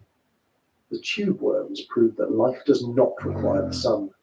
It requires energy, and energy can come from many sources. In that sense, they are not just giants of the deep, but also symbols of possibility far beyond Earth. Studying them remains challenging. Vent fields are remote, often miles below the surface, accessible only by submersibles and remotely operated vehicles. The worms themselves are fragile. Their tubes are sturdy, but their plumes are delicate, collapsing when removed from their environment. Keeping them alive at the surface is almost impossible. Most research is done in situ, using cameras and instruments lowered into the vent fields. Every dive reveals more about their biology, yet much remains unknown. How exactly do their bacteria colonize young worms? How long can individuals live? How do entire colonies establish and grow in new vents? Each question pushes us further into the mysteries of the deep. The scale of the colonies is breathtaking. Submersible footage shows forests of white tubes swaying gently, red plumes waving in the current. The effect is almost hypnotic, as if the seafloor itself has sprouted gardens. Among them crawl crabs, dart shrimp, and swirl fish, all feeding on the bounty that chemosynthesis provides. Without the tube worms, none of these creatures would be here. They're architects of entire ecosystems, their bodies turning poisonous gas into the foundation of life. What's remarkable is their patience. Vents are not permanent. Over decades or centuries, geological shifts open new ones and close old ones. When a vent shuts down, the colony dies. But elsewhere, new cracks appear and new colonies take root. The worms cannot move quickly, but their larvae drift widely, carried by currents until they encounter the right chemical signals. Then they settle, grow, and begin the cycle again. In this way, tube worm colonies are pioneers, spreading from vent to vent, establishing life wherever the Earth's heat escapes into the ocean. Their size, their longevity, their partnership with bacteria all make them giants of the deep in more than one sense. They remind us that the ocean is not uniform. It is not simply a desert of cold and pressure. It is punctuated with oases, places where life explodes into abundance, fueled not by the sky but by the planet itself. To swim among them would be to walk through an alien forest, where the trees are worms and the leaves are red plumes swaying in chemical currents. For humans, this sight is both humbling and inspiring. Here are creatures that live in places we once thought uninhabitable, thriving without the resources we thought were essential. They challenge our assumptions, not just about biology, but about life's potential. They are proof that giants come in many forms, some with bones, some with teeth, and some with nothing but tubes, bacteria, and the chemistry of the earth. And as we leave their colonies behind, drifting away from the glowing chimneys and swaying plumes, the seafloor changes again. The vents fade, the heat dissipates, and the cold plains return. Even here, other giants rise from the seafloor, not worms this time, but corals and sponges, structures that grow slowly over centuries, building vast reefs and gardens in the darkness. Ahead lies another kind of behemoth, one made not of flesh alone, but of stone-like skeletons, covering the deep with hidden forests that rival anything on land. Far from the volcanic vents, where the seafloor is colder and quieter, other giants begin to appear. They are not animals that swim or crawl, not hunters or scavengers, but builders. They rise from the seafloor slowly, almost invisibly, over centuries and millennia. They are corals and sponges of the deep, immense fields that stretch across underwater mountains, canyons, and ridges. Unlike the bright coral reefs of shallow waters, these giants live in darkness. They do not rely on sunlight. They do not need algae to fuel their growth. Instead, they feed directly from the currents, filtering tiny particles drifting in the water and turning them into structures that last longer than most civilizations. Deep-sea corals grow in forms similar to their shallow relatives. They build skeletons of calcium carbonate, branching into fans, whips, and massive tree-like shapes. Some grow as solitary individuals, while others cluster into dense forests covering entire slopes. Without sunlight to power photosynthesis, they grow slowly, sometimes only a few millimeters a year. Given time, the colonies reach immense sizes. Black corals, for example, can live for over 4,000 years. That makes them among the oldest living animals on Earth. To imagine a coral colony that sprouted before the pyramids were built and is still alive today is to realize how vast the timescales of the deep truly are. Sponges add another layer to these fields. Unlike corals, they do not build stony skeletons, but their bodies, made of silica or spongy material, can reach massive proportions. Some glass sponges form latticed frameworks taller than a person, translucent structures that look like sculptures made of ice. Others form reefs many meters high and kilometers long. These sponge reefs were once thought extinct, known only from fossils dating back 100 million years. Then, in the late 20th century, living sponge reefs were discovered off the coast of Canada, hidden in cold, deep waters. They had been quietly thriving for millennia, their fragile bodies accumulating into structures larger than city blocks. Together, corals and sponges transform the deep sea floor into something unexpected. Where we might imagine barren mud plains, there are instead gardens of stone and glass, forests of branching structures, oases of life in the dark. Fish weave between coral branches, crabs cling to sponges, starfish and brittle stars climb their surfaces, feeding on whatever the currents deliver. These fields are not passive. They are living architecture, providing shelter and habitat for countless species. In some places, entire ecosystems depend on them, just as shallow reefs support tropical life. The scale of these deep communities is staggering. Submersible footage shows hillsides covered in coral trees, stretching as far as the cameras can see. Vast sponge reefs spread across the seafloor like alien cities. Some sponges are taller than a person and older than recorded history. Each one filters thousands of liters of water a day, removing bacteria and plankton, keeping the ocean clear. Collectively, they act as massive water processors, unseen by us but crucial to the balance of the deep. Their fragility makes them vulnerable, unlike shallow corals, which are threatened by warming seas and bleaching. Deep-sea corals and sponges face different dangers: bottom trawling, where heavy nets are dragged across the seafloor, can destroy centuries of growth in minutes. Mining and drilling pose new risks, breaking apart structures that took millennia to form. Because they grow so slowly, recovery is almost impossible on human timescales. A coral broken today may take centuries to return, if it ever does. Despite this, they endure where untouched. Scientists studying ancient corals have used their skeletons as records of Earth's history.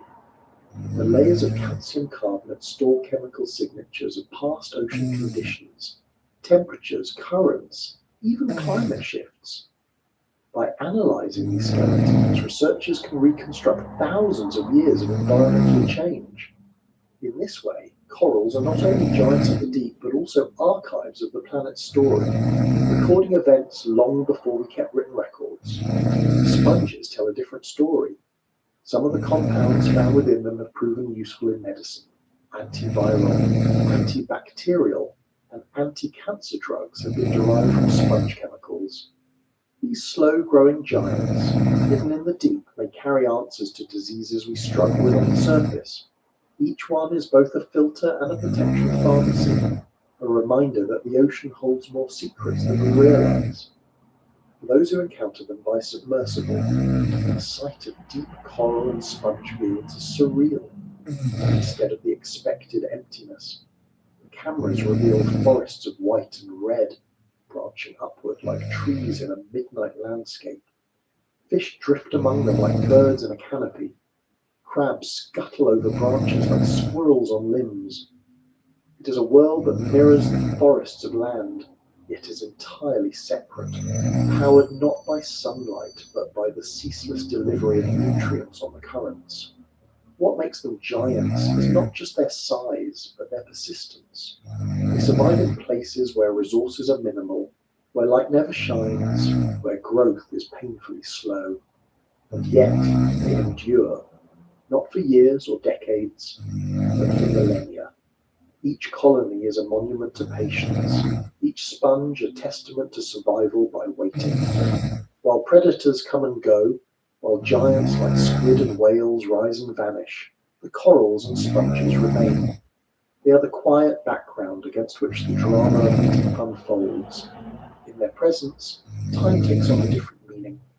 For us, 100 years is an era. For them, it is a brief season. They measure time in centuries, in cycles of growth so slow that we can barely see them. They remind us that not all life rushes. Some grows quietly, almost invisibly, until one day it towers into immensity. Leaving these fields behind, we return to the moving giants of the abyss. On the seafloor, crustaceans wait, armored and strange, some grown to sizes that seem impossible for creatures usually so small. Their bodies scuttle instead of drift, but they're just as much a part of the story, turning patience and toughness into survival in a world that rewards every adaptation. Ahead, the amphipods and other crustaceans of the deep stretch into new extremes, proving once again that the abyss magnifies the ordinary into the extraordinary.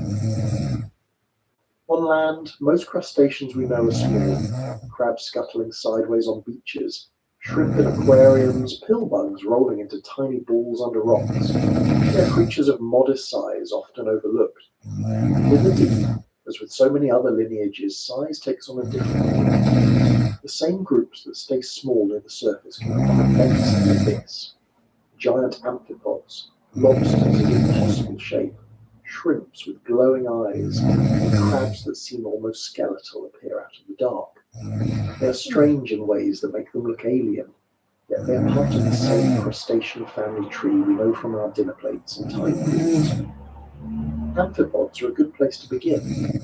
Normally, these creatures are tiny, shrimp-like scavengers that pick at debris in rivers, lakes, and shallow seas.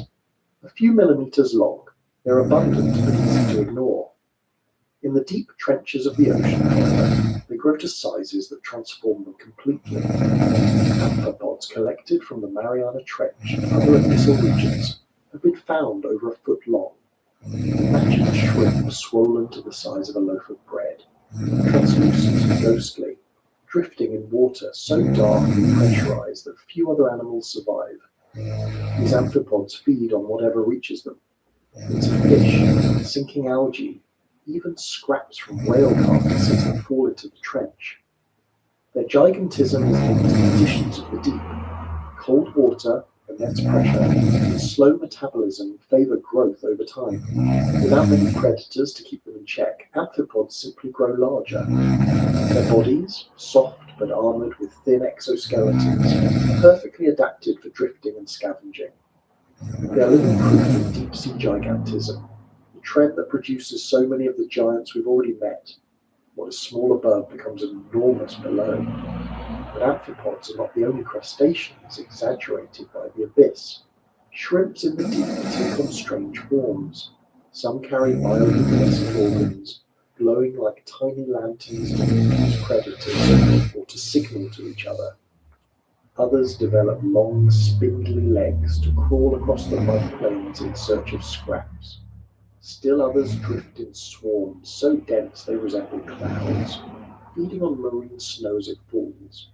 In the silence of the deep, shrimps are often the movers of energy, passing food from the smallest particles up to larger scavengers. Crabs also take on unusual forms. Some species in the deep have elongated legs and narrow bodies, more spider-like than the familiar crabs of shorelines. Others cluster around hydrothermal vents, their shells coated in minerals from the chemical plumes. One of the strangest is the yeti crab, discovered only in 2005. Covered in silky white hairs along its arms, it looks almost fuzzy, a deep-sea creature wearing a coat. These hairs are not decoration. They harbour bacteria that feed on the vent's chemicals. The crab waves its arms back and forth in the plumes, farming the bacteria and then eating them. It is a lifestyle unlike anything on the surface, where farming is associated with humans. Here, in the abyss, the crab invented it long before we did. Even lobsters, familiar to us as food, take on different roles in the deep. Some grow long claws and spiny armour to defend themselves in a world where competition is fierce. Others evolve colours we never see at the surface, glowing red or purple in the dim light of submersibles. Adaptations remind us that the deep is not a place of uniform emptiness. It is a patchwork of niches, each with its own giants filling roles we never imagined. What unites all of these crustaceans is their role as recyclers. They break down what falls from above, they feed on scraps, they clean the seafloor of decay. Without them, the abyss would choke on waste. With them, nutrients flow onward, supporting worms, jellies, fish, and even the colossal predators. In that sense, they are not just oddities, they are essential. They are the maintenance crew of the deep, the ones who keep everything else possible, but their oddities make them fascinating in their own right. The giant amphipods look like pale, oversized insects, their bodies stretched out, their movements slow but deliberate. Shrimps with glowing spots seem to carry stars on their sides. Yeti crabs wave their hairy arms like underwater gardeners tending invisible fields. Each one looks strange enough to belong to another planet, yet they're all here, in our own ocean, waiting quietly in the dark. Studying them is no easier than studying the large giants. Nets damage them. Submersibles glimpse them only briefly, and pressure changes destroy their delicate bodies at the surface. Preserved specimens rarely do justice to their size or colour. Only in the deep, under the correct pressure and cold, do they reveal their full appearance. This makes every video clip, every photograph, a treasure. They remind us of what we miss by living only on land. Their size also raises questions. Why does the deep produce so many giants? Some theories suggest that cold slows metabolism, allowing animals to grow larger over longer lives. Others argue that pressure favours bulkier forms. Still others point to the scarcity of food. Bigger bodies store more energy and allow longer fasting. The truth is, probably a mix of all these factors. What matters is that the pattern holds. From amphipods to isopods, from squid to sharks, the deep magnifies. Encounters with giant amphipods are unsettling to those who expect small, harmless scavengers. Imagine lifting a trap from the trench and finding a wiggling, translucent creature longer than your forearm, Its legs dripping in the cold water, it is harmless, yet alive. And yet, its biology is no different in essence from the tiny amphipods that nibble on leaf litter in streams. The difference is scale, and scale changes perception. What seems ordinary at one size becomes monstrous at another. Among crustaceans, there are also armored giants that climb beyond mere scavenging. King crabs, though not true crabs, can grow massive in deep waters, their spiny shells forming near impenetrable defences. Some weigh more than 20 pounds, their claws powerful enough to crush shells with ease. They march across the seafloor in groups, armies of armoured giants searching for food. Watching them is like watching battalions of living tanks move slowly across the mud, unstoppable by anything smaller. Yet for all their size and strength, the strategy of deep-sea crustaceans remains the same. Patience, toughness, endurance. They are not the swift predators of the shallows, but they endure in places where few others can. They make a living out of what falls, what drifts, what seeps. They thrive on scarcity, turning it into survival. If the whales are thunder in the abyss, the squid are phantoms with arms, then these crustaceans are the workhorses. Less dramatic, less moving, but just as vital. They remind us that the giants of the deep are not always the ones that inspire fear or awe. Sometimes they are the ones that simply keep going, quietly maintaining the cycle of life in a world where waste is as important as birth. As we leave their scuttling shapes behind, drifting onward, the stories of giants take on a new form. Not just the real, but the imagined. For as long as humans have gazed at the sea, we have told tales of monsters, leviathan serpents and krakens rising from the depths. Many of those myths were born from glimpses of real creatures, magnified by fear and distance. Ahead lies that realm of imagination, where the boundary between fact and story blurs, and the giants of legend swim alongside the giants of flesh. For as long as humans have looked out over the ocean, we've seen more than just water. We've seen possibilities, fears, shapes that may or may not have been real. When a vast shadow passed beneath the ship, when something strange washed up on the shore, when a storm tossed a vessel so violently it seemed unnatural, people told stories, and those stories gave rise to monsters. Leviathans, krakens, sea serpents, and other names too ancient to trace have filled our imaginations, each one born from encounters with the unknown. The deep has always been fertile ground for myth, because it hides almost everything we wish to see clearly. The Leviathan is one of the oldest sea monsters in our traditions. Mentioned in ancient texts as a beast of chaos, it was imagined as a dragon, a serpent, or a whale larger than any known. To the people who described it, it represented the untamable power of the ocean itself, something that could not be controlled or defeated. In some traditions, the Leviathan was an enemy of gods, in others, a symbol of creation's darker forces.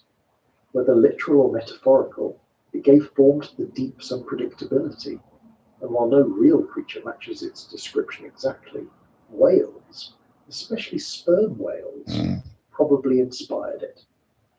Early encounters with these massive animals would have seemed like confrontations with monsters. The kraken, another legendary giant, comes from the northern seas, particularly from Scandinavian folklore. Sailors told of an enormous cephalopod capable of dragging entire ships beneath the waves. Tentacles larger than masts, eyes the size of rooms, a body vast enough to mistake for an island. It was everything a mariner feared condensed into one nightmare. But at the heart of the kraken legend lies truth. Giant squid, and perhaps even colossal squid, live in those same waters. Though they do not attack ships, their size and tentacles easily inspire tales of monstrous encounters. Imagine being a sailor centuries ago, glimpsing a long arm breaking the surface, or hauling up a damaged whale with sucker scars on its skin. Without modern science, the explanation would have seemed obvious. A monster lurked below. Sea serpents are among the most widespread myths. Cultures from Europe to Asia to the Americas all describe enormous snake-like creatures writhing through the waves. They're often described as impossibly long, sometimes stretching for hundreds of feet, their bodies coiling like ropes. Many of these tales likely came from Orfish, which we've already met. When one of these slender silver creatures surfaced, especially if it was dying or disoriented, it could rise vertically in the water, its red crest streaming, giving the impression of a serpent. Add stormy seas and a frightened crew, and the story would grow easily into myth. Even today, when oarfish wash up on beaches, headlines still call them sea serpents, as if the old legend never truly went away. Not all deep-sea monsters were imagined as giant animals. Some were envisioned as hybrid beings, part fish, part human, part something else. Mermaids and sirens may not fit neatly into the category of monsters, but their origins are tied to the mystery of the sea. Some historians suggest that early sailors mistook manatees or dugongs for human-like forms in the waves. Others argue that mermaids were symbolic, a way to represent the allure and danger of the ocean itself. But the idea that the deep could hold half-human, half-fish beings speaks to the same impulse, to populate the unknown with shapes we recognize, twisted into forms we don't. Stories of monsters were not always just entertainment. They served as warnings. A tale of a kraken could remind sailors of the dangers of venturing too far. A legend of a leviathan could symbolize the risks of arrogance against nature. Monsters filled in the blanks where knowledge was absent, providing explanations for the unexplained. If a ship vanished without a trace, perhaps a beast had dragged it down. If strange noises echoed through a wooden hull at night, perhaps something vast brushed against it in the dark. These explanations comforted in a strange way. They made chaos into something that could be named. But myths and monsters did not arise in a vacuum. They were shaped by real encounters with real animals. Whales breaching in the distance, squids glimpsed at the surface, sharks circling silently below. Carcasses washed ashore, bloated and decomposed, unrecognizable to those who found them. The globsters of the past, unidentified masses of decaying flesh, were often interpreted as sea monsters. Only later did science reveal them to be the remains of whales or sharks. But in their strange, half-rotted forms, they were monsters enough to keep the stories alive. Even today, myths persist. Reports of giant, unidentified animals surface from time to time. Fishermen speak of shadows too large to identify, of movements that suggest something beyond known species. Some of these accounts may be exaggerations, others mistakes, but some remind us that the ocean still hides much we have not seen. With more than 80% of the deep unexplored, it is entirely possible that creatures larger or stranger than we expect still swim below. The line between myth and reality has not closed completely. The fascination with sea monsters also reveals something about us. We seem to need them. They embody mystery, fear, awe, and respect. They remind us of our limits. On land, we have mapped mountains, tamed rivers, built cities. At sea, especially in the deep, we remain small. Monsters restore balance, reminding us that there are places where we are not in charge, where we are vulnerable. Whether real or imagined, they hold power over us because they represent what we cannot control. And in some ways, the monsters of myth have helped science. Tales of krakens pushed naturalists to consider the possibility of giant squid, leading to eventual confirmation. Legends of sea serpents encouraged exploration and study of oarfish.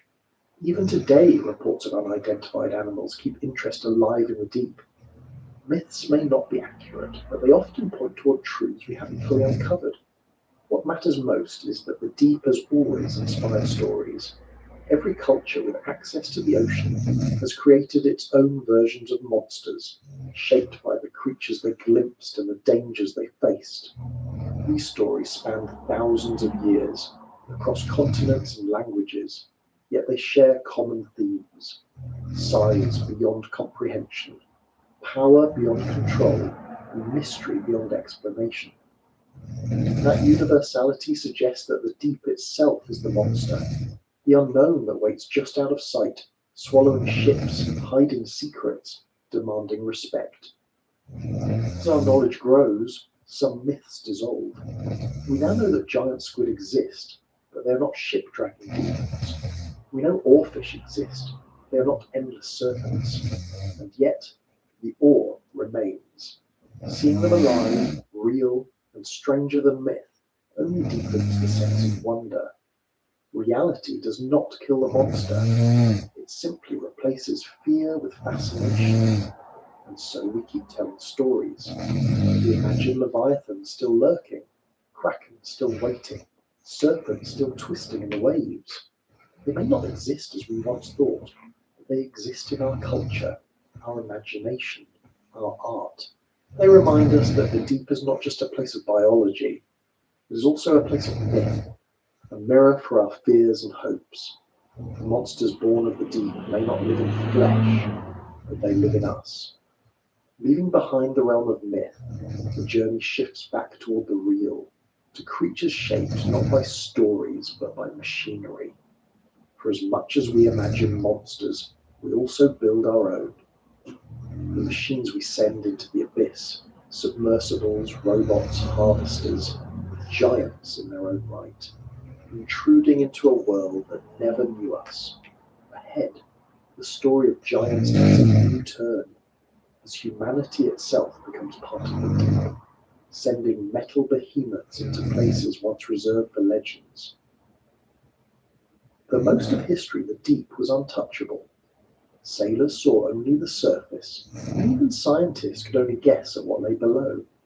Nets brought up fragments, broken specimens, half-rotted carcasses that gave more questions than answers. The ocean beyond a few hundred feet remained inaccessible. The pressure crushed anything we tried to send down. The cold, the dark, the distance, all of it kept us away. To truly meet the giants of the deep, to see them alive in their own world, we needed to build giants of our own. Machines that could survive where we could not. Machines that could hunt in darkness without fear of crushing or drowning. The first attempts were crude.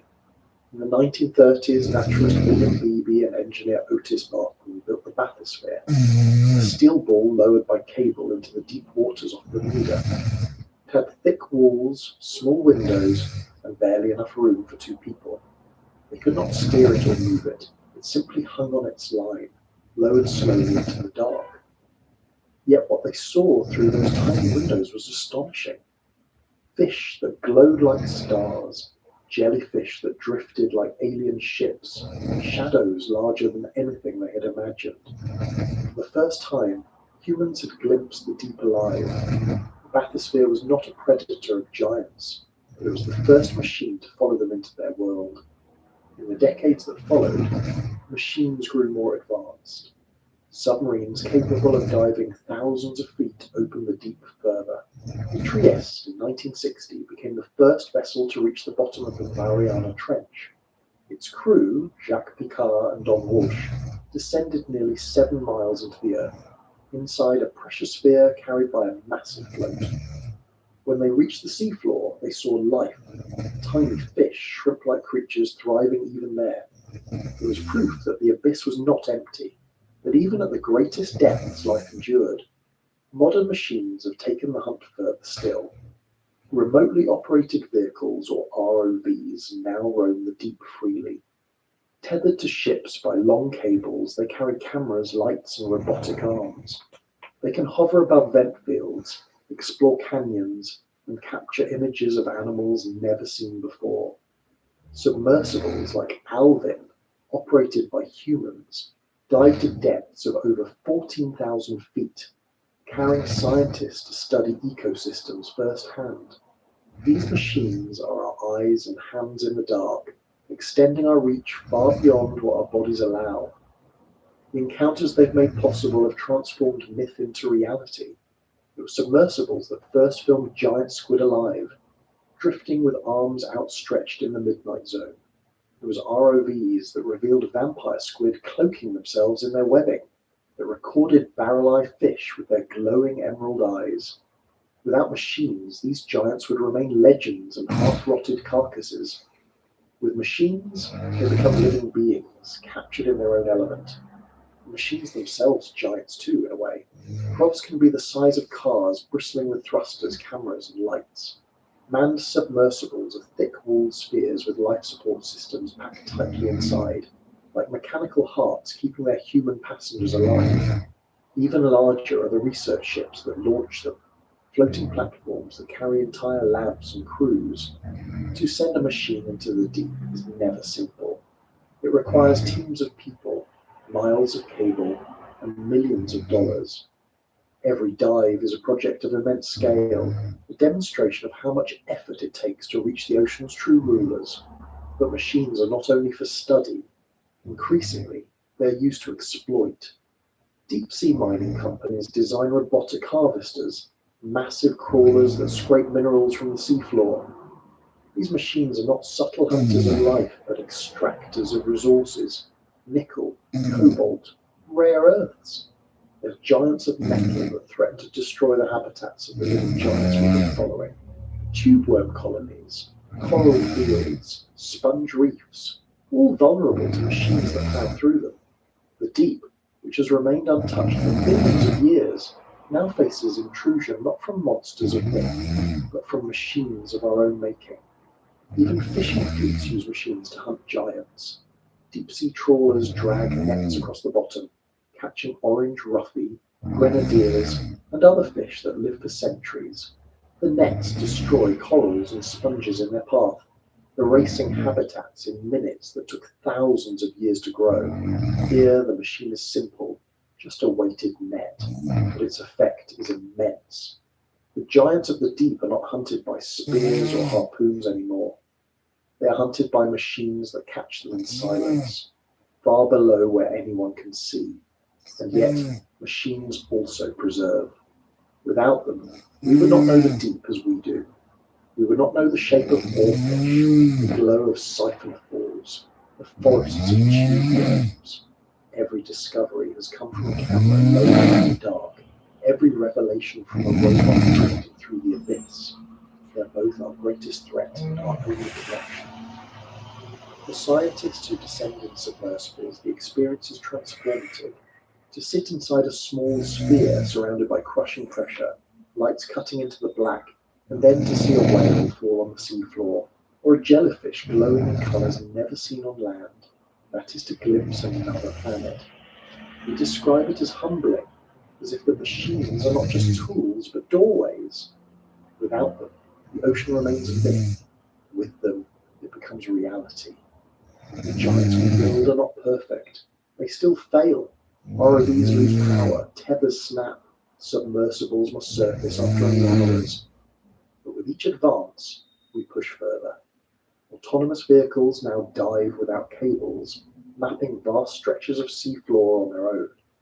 Drones roam trenches, capturing data and returning later with answers.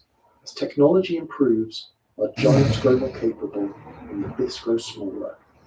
Yet, the deep still resists. Pressure, darkness, distance. These barriers remain. Even the best machines cannot fully master them. What we glimpse are fragments, hours of footage from a realm that stretches endlessly. The giants of the deep still keep their secrets, even as our machines hunt them. The balance remains in their favor.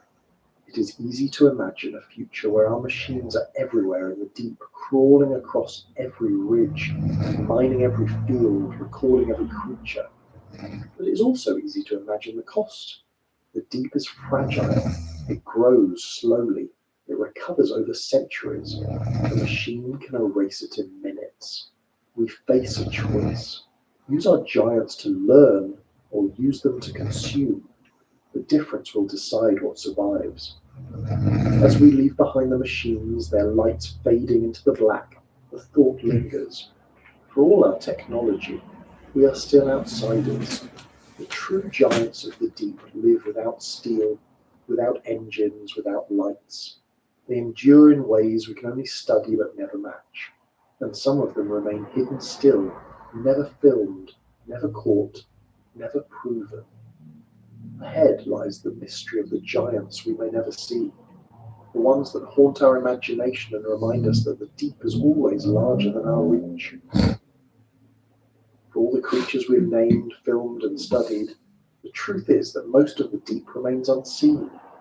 More than 4/5 of the ocean is still unexplored, its trenches and plains unmapped, its canyons unvisited. Even with our most advanced machines, we have only skimmed the edges. Every dive reveals new species, many of them strange enough to challenge everything we thought we knew. And that raises a question we can't ignore. What giants remain out there, drifting in the dark that we may never see? Evidence for unseen giants appears in fragments. Sperm whales return from dives with scars too large to have come from known squid. Fishermen report lines cut by something massive in the deep. Sonar occasionally registers shadows larger than whales, moving in ways that defy easy explanation. And sometimes carcasses wash ashore in unrecognizable forms. Long strands of decayed muscle, shapeless masses of tissue that fuel speculation of monsters. Most of these globsters are later identified as whale remains, but the uncertainty always leaves space for imagination. If the deep has already given us colossal squid, barrel-eye fish, siphonophores longer than whales, and sharks that live for centuries, why couldn't it also hide creatures even larger, stranger, or older than we expect? The difficulty lies in scale. The ocean is vast beyond comprehension. A single trench can be hundreds of miles long, deeper than Mount Everest is tall. A single submersible dive covers only a small patch for only a few hours. Animals that migrate or live at depths we rarely visit can easily avoid us. The chance of encountering the largest individuals of any species is slim. Even with technology, our eyes on the deep are fleeting sparks, while life down there continues endlessly, unseen. History gives us reason to stay humble. Not long ago, the giant squid was only a legend. Stories of monstrous tentacles and ship-dragging beasts were dismissed as fantasy. Only in the last 2 decades did we finally record them alive. The same is true of many other deep-sea animals: vampire squid, orfish, barrel-eye fish. Each was unknown or misunderstood until technology caught up. If these giants hid for so long, there is no reason to believe they are the last surprises. Some scientists speculate about unknown cephalopods even larger than the colossal squid. The beaks found in whales sometimes suggest specimens bigger than any ever recorded. Perhaps they represent extreme individuals, or perhaps entire species we have yet to find. The possibility of squid weighing over a ton, with arms longer than buses, is not beyond imagination. The ocean is large enough and our sampling too limited to rule it out. Other possibilities lie with fish. Coelacanth, thought extinct for 65 million years, was rediscovered alive in 1938 off the coast of South Africa. If a living fossil can hide for that long, what else might? Gigantic relatives of known fish or entirely unknown lineages could drift in trenches we rarely explore. Even sharks may hold secrets. We know of Greenland sharks that live for centuries, but how large can they truly grow? Reports of massive dark shapes in northern waters persist, sometimes dismissed, sometimes investigated. Without clear evidence, they remain stories, but stories often precede discovery. Some giants may not even move. Vast sponge reefs went unnoticed until recently, surviving quietly for millennia. Larger, older structures may exist in remote parts of the seafloor. Biological formations so immense we mistake them for geology. Colonies of siphonophores or jellies may drift in chains hundreds of feet long, fragile enough to escape our nets, too delicate to survive capture.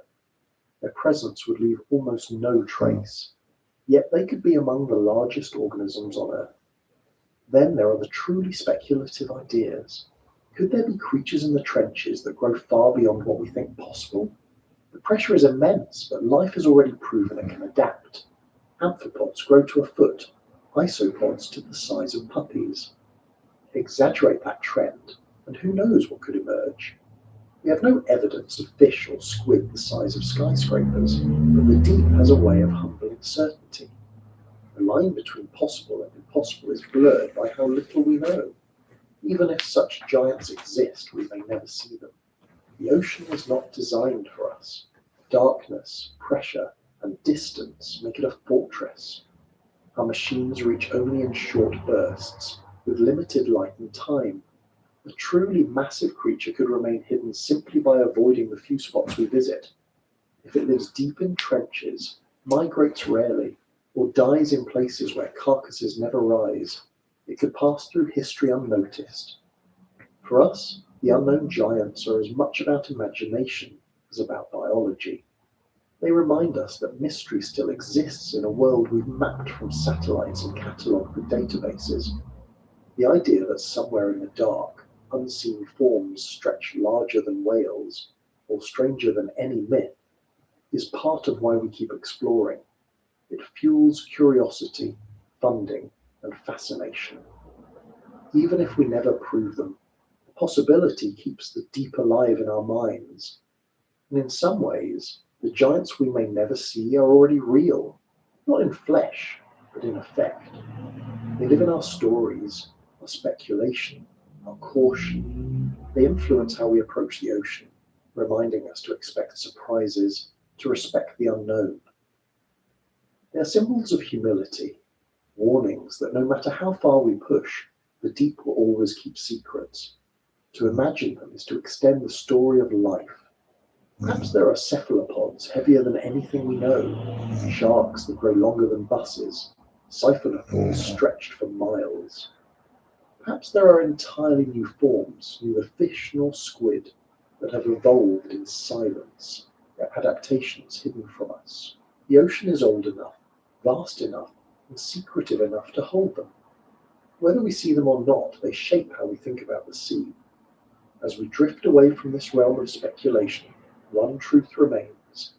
The giants of the deep, real or imagined, remind us that mystery endures. We may one day capture clearer footage, or perhaps we will never see more than shadows. Either way, they are part of the story, and from here, the journey circles back to us. The final giant to consider is not a squid or a whale or a jelly, but humanity itself. Our presence, our machines, our stories, our power to shape or to destroy. We are part of the deep now, and how we act will decide what giants survive in the centuries to come. We've wandered through shadows and silence, from the thunder of whales to the patience of sharks, from the drifting ribbons of Orfish to the glowing webs of siphonophores, from tubeworm forests to sponge cities, and finally into the realm of myth and speculation. Each giant has carried a piece of the deep story, showing us how life stretches, bends, and invents itself under conditions that defy comprehension. But now, as the lights of our journey fade, one last giant remains to face. It isn't a squid or a fish or even a jelly. It's us. Humanity is the final presence in the abyss, the keeper, intruder, and storyteller of the deep. For most of our history, the ocean was untouchable. We fished its surface, sailed across it, told tales of what might live below, but the true deep remained out of reach. Only in the last century have we begun to touch it, to send machines down, to capture images of creatures alive in their darkness. And in that brief time, we've discovered more wonder than myth ever promised. But with that discovery comes responsibility. We are no longer just storytellers, we are keepers. What we choose to do will shape whether the giants we've met survive or vanish. The ocean is vast, but it is not infinite. Deep-sea fish, like the orange ruffy, live for centuries, growing slowly, reproducing rarely. Yet fleets have trawled them in decades, reducing populations to fractions of what they were. Deep corals and sponges grow for millennia, but one drag of a net can wipe them out forever. Tubeworm colonies thrive at vents, but mining machines threaten to tear through them in search of minerals. The abyss feels eternal, but it is fragile. Every slow-growing giant depends on time, and time is what our machines can take away instantly. At the same time, we are the only species with the power to protect them. No whale, no squid, no jelly can decide its fate, but we can. The same machines that mine can also study. The same vessels that exploit can also explore. Submersibles, cameras, satellites, all can reveal the deep secrets without destroying them. Knowledge is our greatest tool, and respect must follow it. To see a barrel-eye fish alive, its emerald eyes glowing within a glass dome, is to realize how easily we could have lost such a marvel without ever knowing it existed. To watch a siphonophore stretch longer than a whale is to realize how much mystery still waits. The decision is whether those mysteries endure. The giants of the deep are more than curiosities. They are part of Earth's balance. Lanternfish migrations move more biomass each night than any other movement of animals. Sharks regulate food chains across vast regions. Jellies recycle energy when everything else collapses. Remove them, and balance falters. Protect them, and the ocean continues to function as it has for millions of years. The abyss may feel distant, but its rhythms reach us. Climate, currents, even the air we breathe are linked to its stability. And beyond function, there is meaning. To know that a Greenland shark swims through the Arctic that may have been alive before Newton wrote his laws is to know that time itself has other scales. Rose is to know that patience can outlast empires. To know that jellies can grow larger than rooms without bones or brains is to know that fragility can be power. These are not just animals, they are lessons. Each one tells us something about endurance, adaptation, and possibility. We are the ones who carry their stories. Without us, they are unseen. Without them, we are diminished. The relationship is not equal, but it is intertwined. When we send a machine into the deep, it does not just capture footage. It extends our imagination. It connects our myths of krakens and leviathans to the reality of squid and orfish. It bridges the stories we told in fear with the truths we now tell in wonder. Humanity's role as keeper of the abyss is not just about protection. It is about storytelling, about ensuring that future generations still have mysteries to imagine, giants to discover, and lessons to learn. The question, then, is not whether giants still rule the deep. They do. The whales still dive, the squids still drift, the sharks still wait. The question is whether we will allow them to keep ruling, or whether our machines will replace them. The abyss does not need us, but we need it.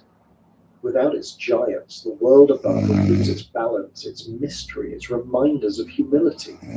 To be keepers of the abyss is to recognize that role, to act not as conquerors, but as caretakers. And so, as we surface from this journey, leaving behind the forests of tubes, the ribbons of fish, the webs of jellies, and the thunder of whales, we carry with us a responsibility to protect what we've seen, to respect what we haven't, to remember that mystery itself is worth preserving. The giants of the deep will likely outlast us, as they have outlasted countless ages before. But while we are here, while we tell stories, while we build machines and send them into the dark, we decide what kind of giants we want to be. Will we be the destroyers or the keepers? That is the closing question, the one that matters more than any myth or discovery. Because in the end, the deep sea is not just their home, it is part of ours. And whether its giants endure depends on the choices we make now.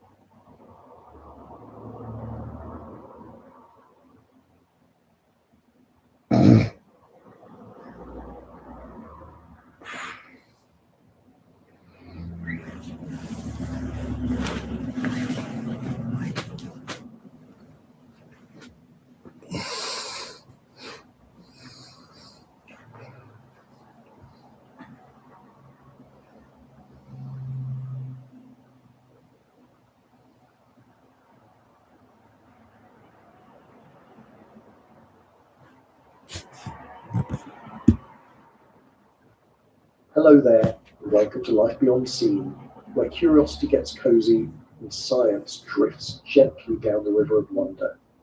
Tonight, I invite you to settle in, loosen your thoughts, and let your imagination wander somewhere deep and green, where sunlight breaks into 1,000 fragments and disappears beneath water darker than night. We're going somewhere hidden, somewhere ancient, somewhere that hums quietly under the heartbeat of the world. This is the Amazon, not the one of travel brochures and postcards, but the one that never sees the light of day. Beneath its glossy surface lies a world few have truly seen, a place where the ordinary rules of nature twist into something older, stranger, and sometimes just a little terrifying.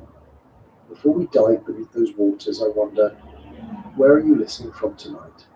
Somewhere quiet, perhaps, where you can hear the hum of your own surroundings. Or maybe you're already tucked in, phone resting beside your pillow, ready to drift into that soft space between curiosity and dreams. Wherever you are, imagine for a moment that the air around you has turned heavy and damp, thick with the scent of rain and soil. You can almost hear it. The distant roll of thunder, the rustle of leaves the size of boats, the low call of something unseen moving just beyond the trees. That's where we're heading. And if you find yourself intrigued, soothed, or simply curious about what lies beneath the calmer surface, I'd be ever so grateful if you gave this quiet journey a like or a subscribe. It helps this corner of calm reach others who might need it too. Now, take a slow breath and let's begin to descend. Not in a rush, not in a dive, but like a leaf falling into the current, slowly spinning as the water accepts it. At first glance, the Amazon River doesn't seem threatening. It's wide, warm, sluggish in places, glimmering gold under the equatorial sun. Birds skim its surface, and boats glide by like moving reflections. But that calmness is an illusion. The Amazon is not one river, but a network of arteries stretching through the heart of a continent, pulsing with more life than anywhere else on Earth. Beneath the mirror of light, the water turns brown, then black, then thick enough that even daylight gives up after a few meters. That's where the other world begins. To speak of monsters might sound dramatic, but the truth is, the word monster has always been our way of describing what we don't yet understand. In the Amazon, misunderstanding is inevitable. The water hides its secrets well. Every bend, every pool, every flooded forest holds creatures that seem to come from another age. Some are real enough to fill nets in scientific journals.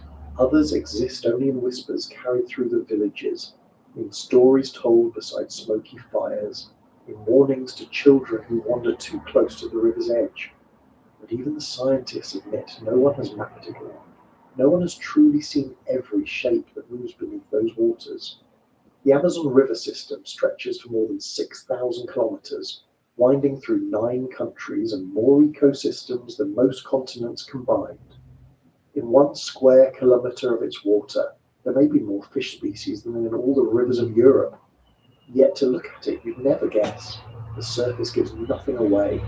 That's what makes it haunting. You can be surrounded by abundance and still feel watched by something unseen. The locals often say that the river has eyes, that it remembers who walks its banks and who disturbs its depths. It's not a superstition meant to scare. It's an understanding born of experience. Things happen on that river. Boats vanish. Ripples appear where nothing breaks the surface. A sound rises that doesn't match any known creature. It's not always dangerous. Sometimes it's simply unknown.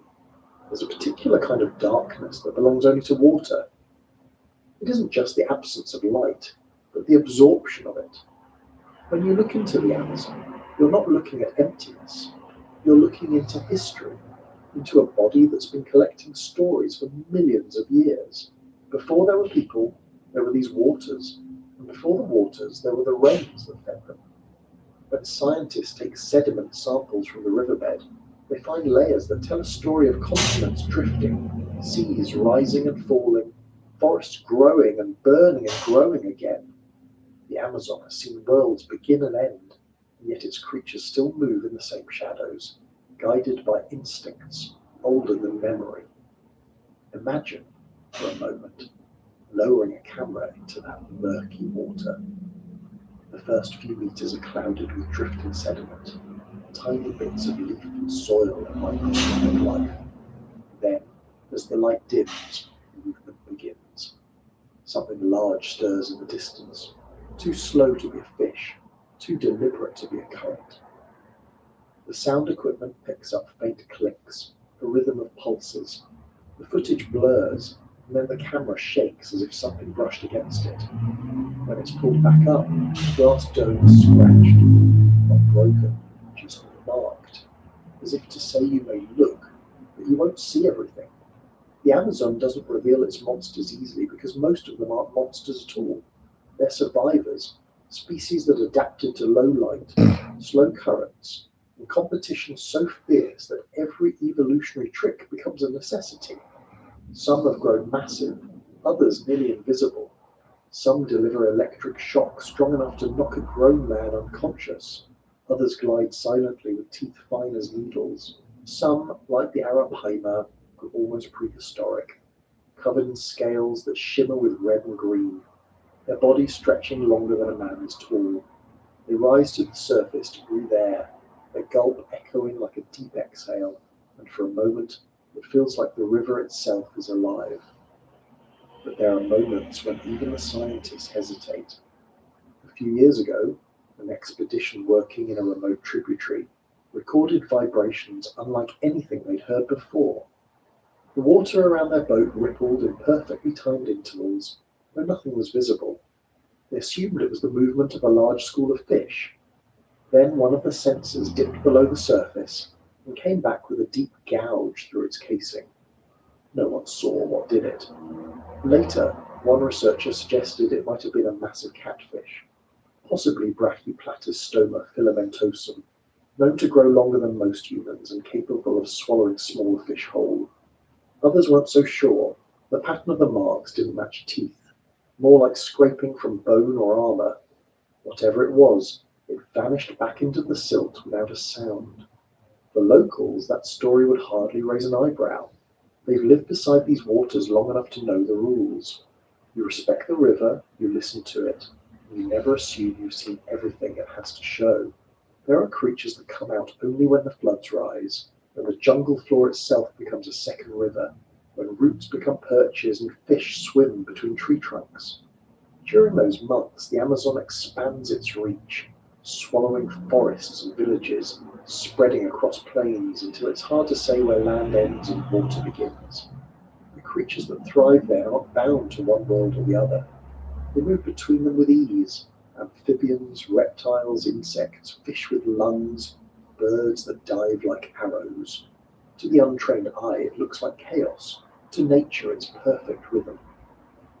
And yet, beneath that rhythm lies danger. The Amazon is not cruel, but it is indifferent.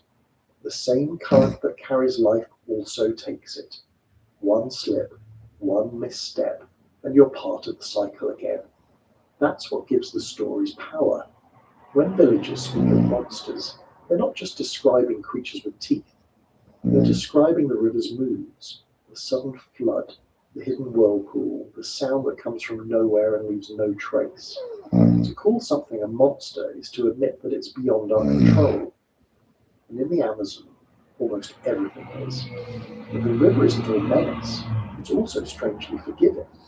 It gives food, shelter, water, and rhythm to those who live along its banks. Fishermen learn its seasons the way others learn the passing of hours. They can tell from the colour of the water when the fish will rise, from the sound of distant thunder when the flood will come. They don't fear the monsters, they coexist with them. In fact, many of the stories about giant fish or river spirits serve as reminders. Don't waste, don't wander too far, don't forget that you're a guest here. Science might call that folklore, but wisdom by another name still teaches the same truth. It's easy from a distance to think of the Amazon as wild, chaotic, untamed. But the longer you spend near it, the more you realize it's organized in its own way. Every creature, from the smallest insect to the largest predator, plays a part in maintaining the balance. Even the creatures we call strange or frightening have roles that keep the system alive. The electric eel's shocks regulate prey populations. The giant river turtle's nesting cycles help shape the sandbanks. The parasitic catfish, unpleasant as it sounds, is part of the cleanup crew, ensuring nothing goes to waste. In the Amazon, nothing truly disappears.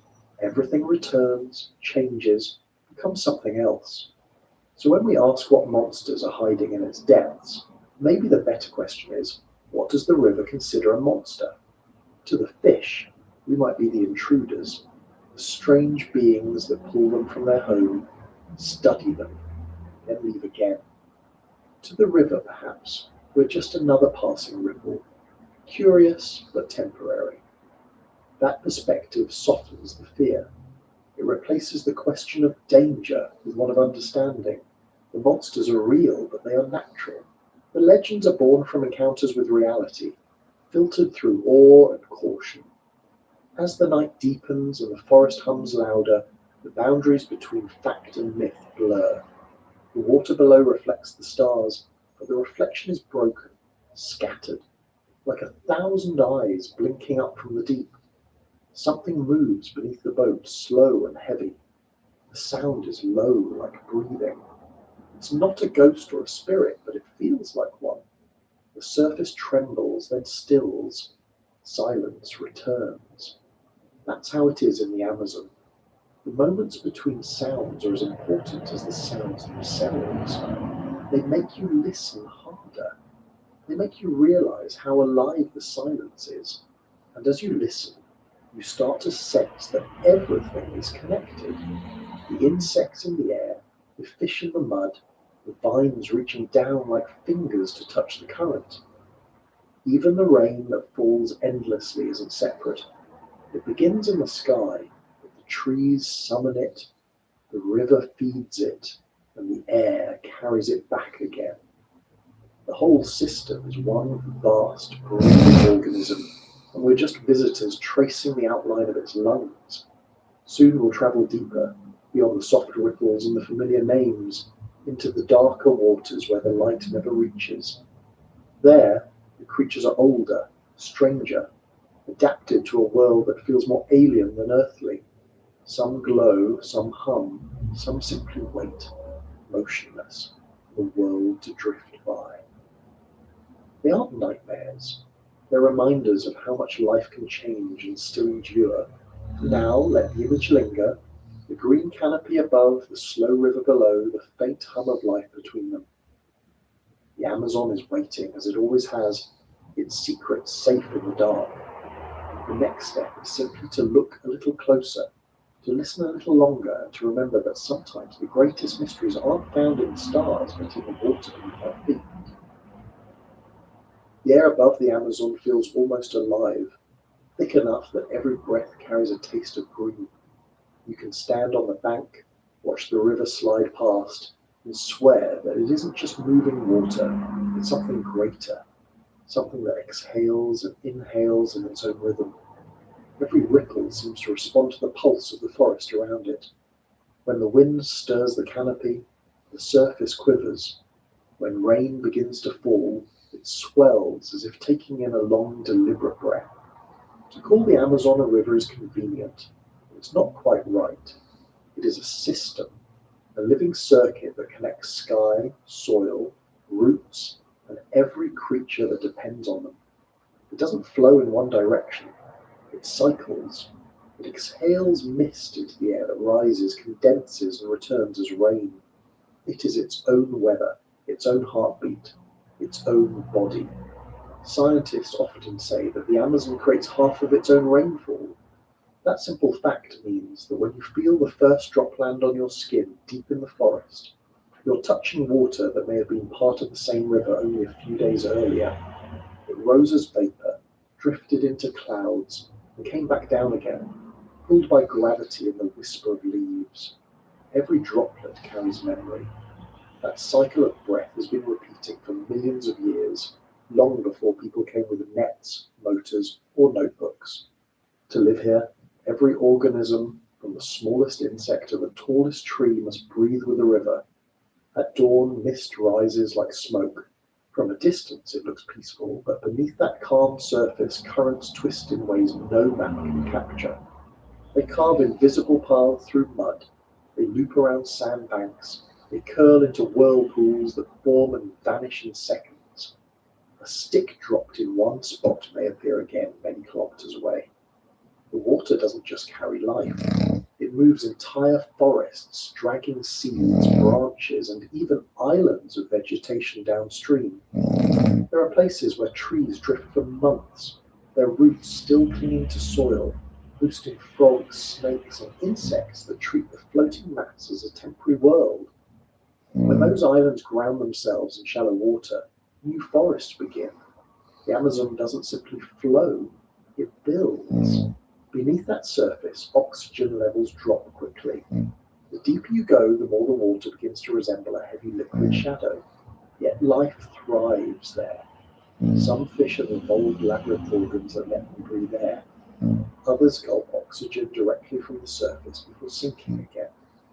There are creatures that can live in water so poor in oxygen that most species would suffocate in minutes. The electric eel, for example, spends much of its life rising to the surface to take gulps of air. It shocks its prey with discharges strong enough to stun even large animals. When it surfaces and exhales, it makes a sound like the release of pressure from an old pipe, a reminder that even the water itself seems to breathe.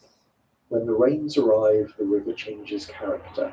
It swells until it spills over its banks, flooding entire regions of forest. The boundaries between land and water vanish. Fish swim through tree trunks. Birds dive to catch prey where there used to be dry ground. Monkeys leap into branches that hover just above the surface, sometimes missing and splashing down into the brown water before scrambling up again. The forest becomes an aquatic labyrinth where roots, vines, and currents weave together. The people who live along the banks call this season the time of abundance. Food is everywhere. The water brings nutrients from distant mountains, feeding plankton and insects that in turn feed fish, birds, and mammals. The forest and the river are no longer separate. They're one vast breathing organism. In the months when the flood recedes, the same landscape transforms again. The water retreats, leaving behind pools that steam under the sun.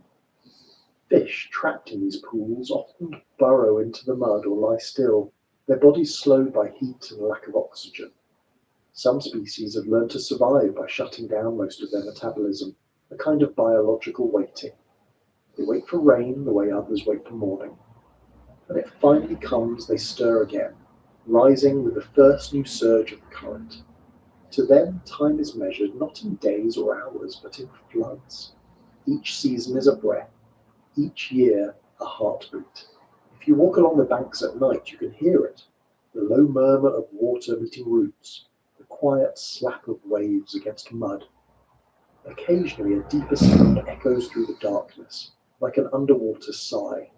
Some say it's the movement of river dolphins, others the release of trapped air from submerged logs. Whatever its source, it adds to the sense that the river itself is alive and aware. In a way it is. Not in the conscious sense we understand, but as an interconnected network of reactions, signals, and flows. The same concept that ecologists describe as feedback loops, the balancing act between water levels, nutrients, and living organisms gives the river the appearance of sentience. Every rise in temperature, every fallen leaf, every burst of rain has an effect that ripples through the system.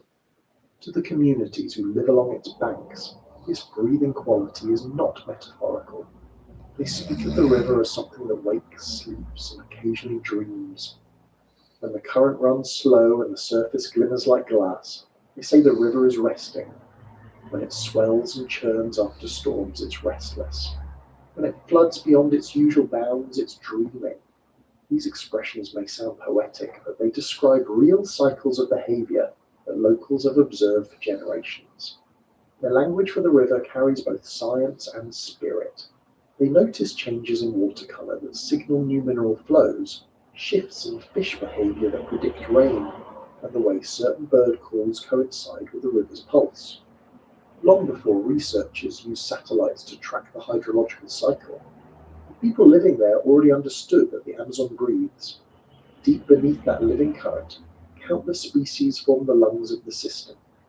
Plants called macrophytes spread across shallow areas, absorbing nutrients and releasing oxygen.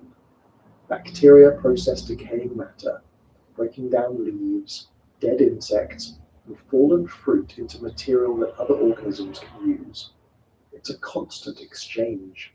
Nothing truly disappears. Even the act of decomposition feeds life. If you watch carefully, you can see small bubbles rise from the bottom. Each one is the product of invisible workers recycling the forest itself. In those moments, it's easy to imagine the river inhaling, turning decay into breath, transforming death into the next round of growth. The creatures that live in this environment have evolved to follow these rhythms exactly. The arapaima, one of the largest freshwater fish on Earth, surfaces to gulp air, timing its movement with the rhythm of waves so predators won't notice. Its scales are so tough that even piranhas struggle to bite through them. The pink river dolphin, with its strange, flexible neck, moves through flooded forests like a ghost, using sound to navigate the underwater maze. It releases bursts of clicks that bounce off tree trunks and roots, painting an acoustic image of the world invisible to human eyes. Even when the water is too dark to see a single ray of light, these dolphins can sense each branch and fish around them. They move with the ease of creatures born into darkness, and to watch them rise for air, pink skin glistening under the moonlight, is to realize that breathing is a shared act. The dolphin's breath joins the river's, a pulse within a pulse. Further down, catfish lurk in channels carved deep into the riverbed. Some grow longer than a person is tall. They feed on smaller fish, crustaceans, and anything the current brings. Others feed on the detritus of the forest, fallen fruit, decayed plants, even the bones of animals carried downstream. Every mouthful recycles nutrients that will eventually nourish new life. The cycle never breaks. When the first explorers reached the Amazon, they struggled to describe it. Many compared it to an ocean, and in some ways it behaves like one. It has tides influenced by distant weather patterns, currents that stretch for hundreds of kilometers, and pressure systems that mimic marine environments. There are even tides caused by the pull of the moon that move upriver for hundreds of kilometers. Imagine standing on the bank and seeing the current reverse direction. For a few hours, the river breathes in instead of out. Then, as the tide recedes, it exhales again. This gentle inhalation and exhalation occurs every day, a rhythm so vast that most people barely notice it. Yet the creatures living within it have adapted perfectly to this pattern. The river's breath also carries music. Beneath the surface, sound travels farther and faster than in air. Fish communicate through pulses, clicks, and vibrations. Some species drum on their swim bladders, others produce sounds by rubbing parts of their body together. To human ears lowered underwater, it might sound like faint knocking or the distant beating of the wings. These noises aren't random. They're part of a complex language of territory, courtship, and warning. The river is never silent, even when it looks still. Its breathing isn't just physical, it's acoustic, a soundscape built by life itself. Above, the forest contributes its own voice. Cicadas drone, frogs croak, and howler monkeys bellow in the distance. The combination creates an unbroken wall of sound, rising and falling with the temperature, humidity, and time of day. At night, when the larger animals rest, smaller creatures take over the choir. The pitch changes, the rhythm slows. You can feel the shift like the deep inhalation before sleep. Even silence here has texture. The pause between calls, the brief stillness when the rain starts, the moment after thunder when every living thing seems to hold its breath. For researchers who study the Amazon's oxygen cycle, this constant respiration is a measurable phenomenon. Instruments record fluctuations in dissolved oxygen levels that align with day and night cycles. When sunlight filters through the canopy during the day, aquatic plants release oxygen through photosynthesis. At night, when photosynthesis stops, oxygen levels drop as organisms consume what's left. The data show a literal breath, a wave of oxygen rising and falling every 24 hours. The river doesn't just seem to breathe, it does. Sometimes that breath falters. Pollution, deforestation, and rising temperatures can choke sections of the river. When too much organic matter decays at once, bacteria consume all available oxygen, leaving dead zones where fish suffocate. In those moments, the river seems to gasp. Local fishers notice it before any instrument does. They see fish floating near the surface, mouths open, gills moving weakly. To them, it's as if the river is struggling to take a breath. These events remind everyone how delicate the system is, how easily one imbalance can ripple through an entire ecosystem. Yet, given time, the river often heals itself. The next flood brings fresh oxygen, the next season renews growth, and life begins again. The Amazon's resilience is its most astonishing feature. Even the air above carries traces of the river's breathing. Every second, vast amounts of water evaporate from leaves and soil, rising into the sky to form clouds that drift across the continent. Some of those clouds travel thousands of kilometers before releasing rain in distant regions, feeding farmland, cities, and forests beyond the Amazon basin. The river's breath reaches places that have never seen its banks. Somewhere far away, someone feels rain on their skin that began as mist from an Amazon leaf. The connection is invisible but continuous. When night deepens and the forest disappears into shadow, the river's breathing becomes easier to feel. The temperature drops slightly, the air cools, and mist begins to form again. You can stand at the edge of the water, watch tiny insects hover over the surface, and sense the movement of air drawn toward the river like the slow inhalation of some enormous sleeping creature. The reflection of the moon wavers with every exhale. Occasionally a fish leaps, breaking the surface in a flash, a brief exclamation in the quiet rhythm. Then everything returns to calm. It's hard not to think that somewhere, in this endless exchange of air and water, of sound and silence, lies the explanation for the Amazon's mystery.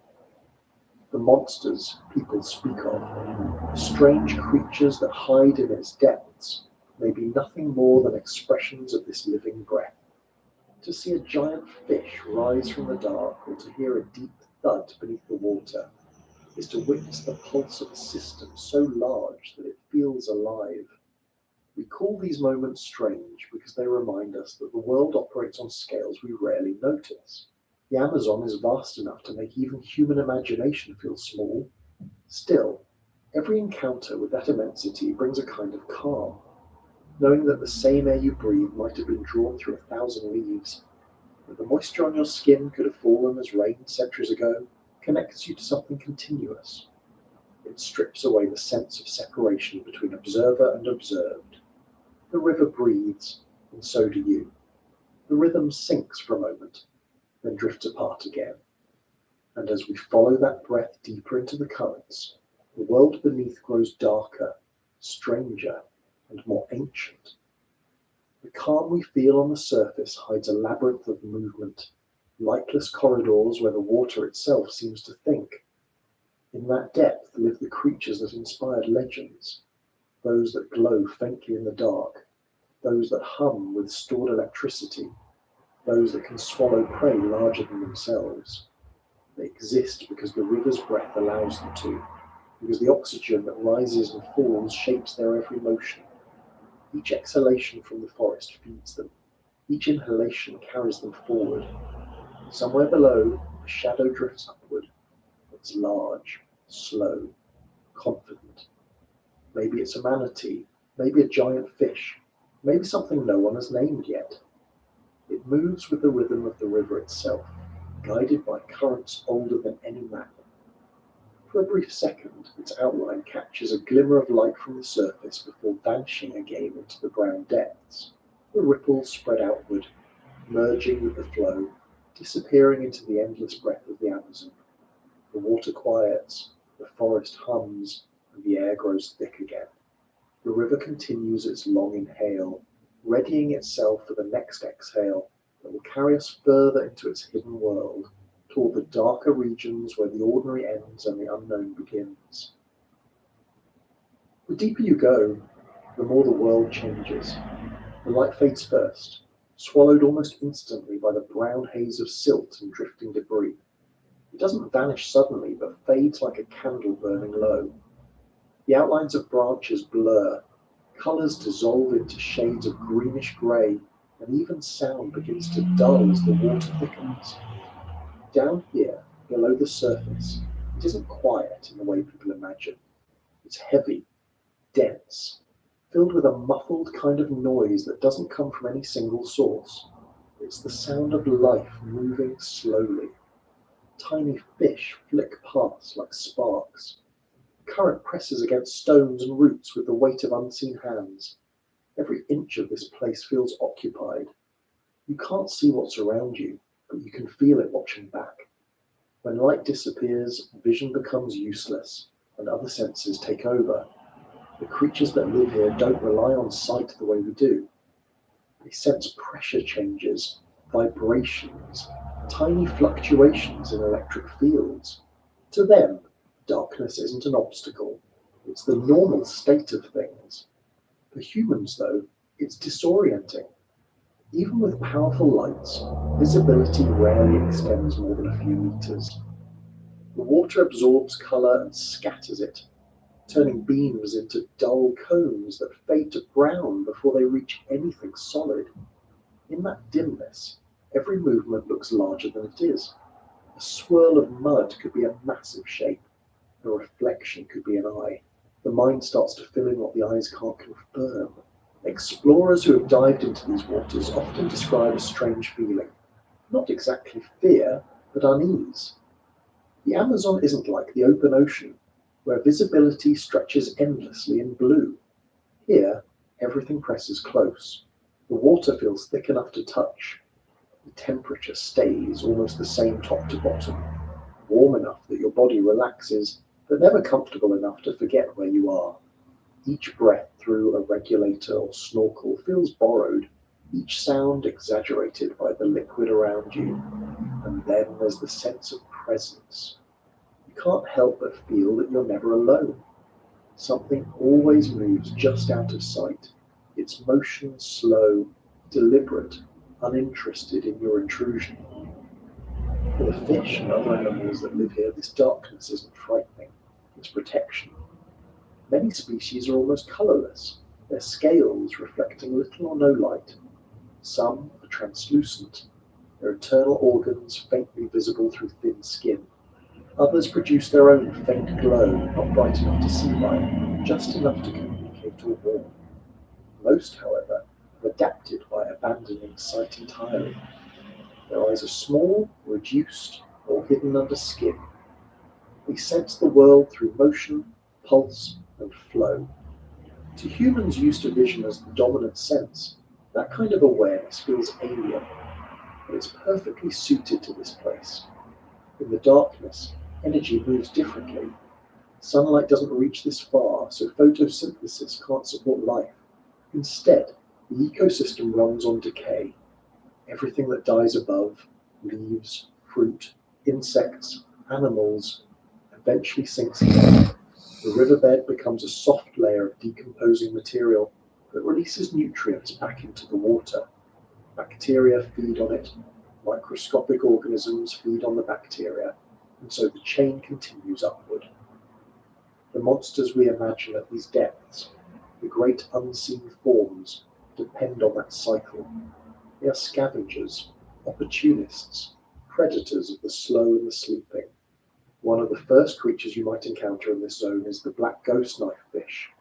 It moves with an eerie grace, its long body undulating like a ribbon in the current. Instead of eyes, it relies on a weak electric field to sense its surroundings. The water around it becomes a map, every object outlined by the distortion it creates in that field. When it swims near a rock, The electric signal bends around the obstacle, allowing the fish to see the shape without light. To us, it looks almost spectral, gliding silently, turning without effort, and vanishing into the gloom. Its common name fits perfectly, though there's nothing supernatural about it. It's simply evolution's quiet genius adapting to darkness. Deeper still, in slower channels where the current barely moves, giant catfish wait in hollows beneath fallen logs. They rest there motionless for hours, sometimes days, conserving energy, sensing vibrations through long or whisker-like barbels that stretch from their faces. Those whiskers are more sensitive than any sonar device. They detect the faintest tremor of movement. A small fish darting meters away sends a signal like a whisper through the water. When the catfish strikes, it's instant. There's no warning, no chase, just an eruption of silt and a sudden absence where something was. Even larger residents patrol these depths. The arapaima, already massive near the surface, occasionally descends to the darker layers in search of food. Its body is built for survival here. Broad scales, tough as armor, and an organ that lets it breathe air when oxygen runs low. When it moves, the water parts around it like a slow sigh. Divers rarely see them up close, but sometimes they hear the sound. An enormous exhale from nowhere, a rush of bubbles that suggests something alive and immense nearby. Electric eels also call this world home, though they're not true eels at all. They are fish capable of generating electricity strong enough to stun or kill prey. In this dark water, where visibility is near zero, that ability is both weapon and language. They send out weak pulses to navigate and communicate, and when hunting, they release powerful shocks. Experiments have shown that they can even control their electricity with precision, producing short bursts to locate movement, and then delivering a full discharge when striking. It's a reminder that light isn't the only way to see. Down here, power itself becomes a form of perception. Not every inhabitant of the depths is large or deadly. Some are almost invisible, tiny crustaceans that float among particles of sediment, worms that burrow through the mud, larvae waiting for the right season to rise to the surface and transform. To them, this murk isn't oppressive, it's shelter. The riverbed is soft, rich with nutrients, constantly renewed by the flow. Every inch of it hides movement. If you were to scoop a handful of the mud and examine it closely, you would find an entire city of living things. Every fragment of leaf or grain of sand supports something. The Amazon's darkness isn't empty, it's crowded beyond imagination. When scientists first began sending submersible cameras into these waters, they expected monotony. They imagined the deep Amazon as a flat, featureless plain of mud. What they found instead was complexity. Channels, ridges, slopes, and entire forests of submerged roots, forming mazes beneath the water. Some of these structures are decades old, others centuries. Trees that fell long ago have become frameworks for coral-like growths of algae and bacteria. Small fish use them as shelters. Larger ones use them as ambush points. Even in the total absence of light, structure matters. It defines where life gathers and where it hides. Occasionally, something unfamiliar appears on camera.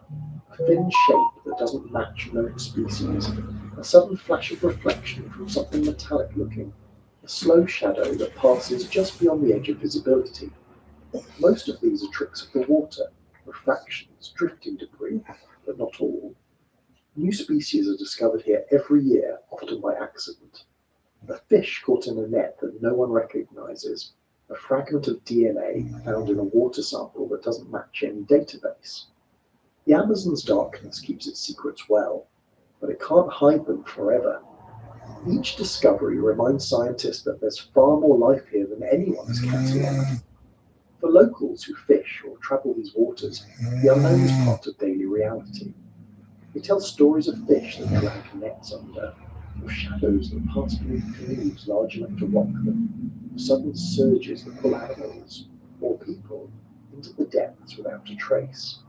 Some of these tales come from encounters with real species, like the massive catfish that can reach hundreds of kilograms in weight. Others come from rarer, more ambiguous events. A strange splash at night, a line that snaps without warning, a ripple that spreads long after the wind has stopped. In a place where the water itself is opaque, belief fills the gaps. The darkness below the surface becomes a stage for imagination, and imagination here carries the weight of truth. But the line between story and science is thinner than it seems. Many animals once considered mythical turned out to be real.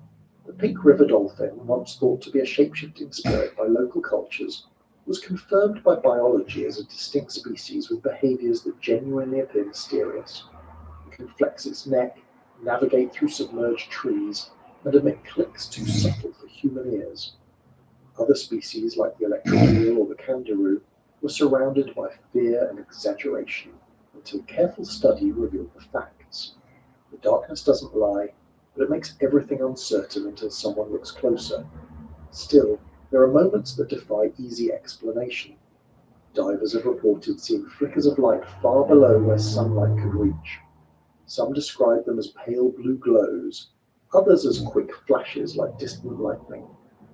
At first, these accounts were dismissed as equipment reflections, but a few controlled dives confirm that faint bioluminescence does occur in some areas, likely from bacteria or small organisms living on decomposing matter.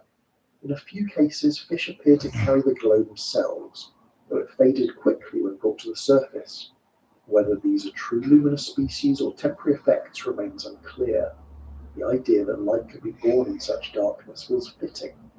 Every layer of the Amazon tells a version of the same story: adaptation, survival, transformation. Near the surface, plants and insects thrive on sunlight. Below, in the black water, life finds other ways. It breathes through skin, feeds on decay, senses through electricity. The deeper one looks, the less human the rules become. Our eyes, lungs, and logic aren't built for this environment. That's why it feels alien. But to the creatures that live here, this is normality. The world is shaped not by light and colour, but by flow, texture, and vibration. If you linger long enough in this world, something shifts in perception. You stop waiting for light. You start noticing other cues. The gentle tug of the current against your hand, the faint hum of distant movement, the temperature change when you pass through invisible layers. The river teaches a different kind of attention. It rewards stillness. The longer you remain still, the more it reveals. A small shape flits past your arm. It's a fish the size of a finger, curious but cautious. Then another follows, then a dozen more. They hover there, testing the strange bubble of air and sound you've brought into their home. They don't fear you exactly. They just don't understand what you are. And somewhere beyond them, something larger moves. You can't see it, but the pressure around you changes slightly, as if the water itself took a deeper breath. The smaller fish vanish instantly. A shadow passes, massive and slow, stirring up a cloud of silt that blots out everything. Then it's gone. The silence that follows isn't empty. It's full of questions. You realize that no matter how much equipment or knowledge you bring, down here you're blind again. A visitor in a realm that doesn't answer to light or language. The darkness below the surface is not hostile, only absolute. It hides beauty as easily as danger. A cluster of freshwater sponges clings to a submerged branch, their form soft and delicate. Small shrimp weave between them, feeding on what drifts by. Nearby, a snail creeps along the mud, leaving a trail that will vanish as soon as the next current passes. Nothing here lasts long in one place. Everything moves, even when it seems still. As you rise back toward the faint light above, the layers shift again. The colour warms, the pressure lessens, and the sound of the upper world begins to return. Distant cries of birds, the soft slap of water against roots. The darkness doesn't release you easily. It holds on, reminding you that it's always there, waiting just below, unseen but alive. And as the surface comes closer, a question lingers. If so much life thrives where light cannot reach, how much else waits below, beyond even what science imagines? The Amazon has had millions of years to shape its hidden world. Somewhere in that span, perhaps new creatures evolved, ones that have never been caught or named, beings that exist only in the overlapping zone between biology and myth. Maybe the stories of locals, of great shadows, glowing eyes, and movements too vast for known fish, aren't fantasies at all, but glimpses of reality still hidden by the dark. The water breaks softly as you emerge, and for a moment the night air feels thin, almost unreal. You can hear the forest again, the insects, the frogs, the constant hum. Above you stretches a sky the colour of wet stone, and below the surface ripples, sealing the world you've just left. It's still there, still moving, still breathing beneath your reflection. Somewhere down in that weight of water, the unseen continues its slow dance, untouched by light, guided by senses we can barely comprehend. The Amazon's darkness doesn't end at depth. It extends through every layer of mystery still unmeasured, still unspoken, inviting anyone curious enough to keep looking, to keep listening, to remember that beneath every calm surface lies a story still unfolding. And so the river keeps breathing, drawing in secrets, releasing them in whispers, carrying us further along its endless, unseen path. When the current slows and the river widens, the Amazon changes its voice. The surface becomes almost still, the colour deepening to a thick bronze that hides everything beneath. You could stand on a boat in the middle of it and see nothing but the reflection of clouds. Yet just a few meters below, the real world begins, filled with movements so immense that the water itself seems to tremble. This is the domain of the river giants, creatures that seem to belong to another era, built on scales and bone thick enough to defy imagination. They aren't myths or exaggerations. They are real animals, survivors of an ancient lineage that never let go of its size. The most famous of them is the arapaima, sometimes called the pirarucu, a fish that can grow longer than a person and heavier than a motorcycle.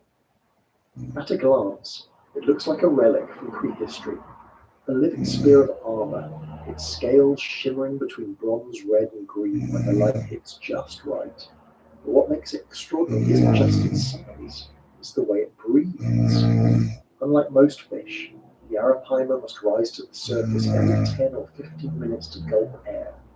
You can hear it before you see it, the deep, hollow sound that cuts through the stillness of the river.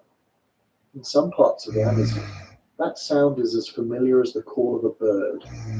Locals can tell the size of the fish just by the depth of that exhale.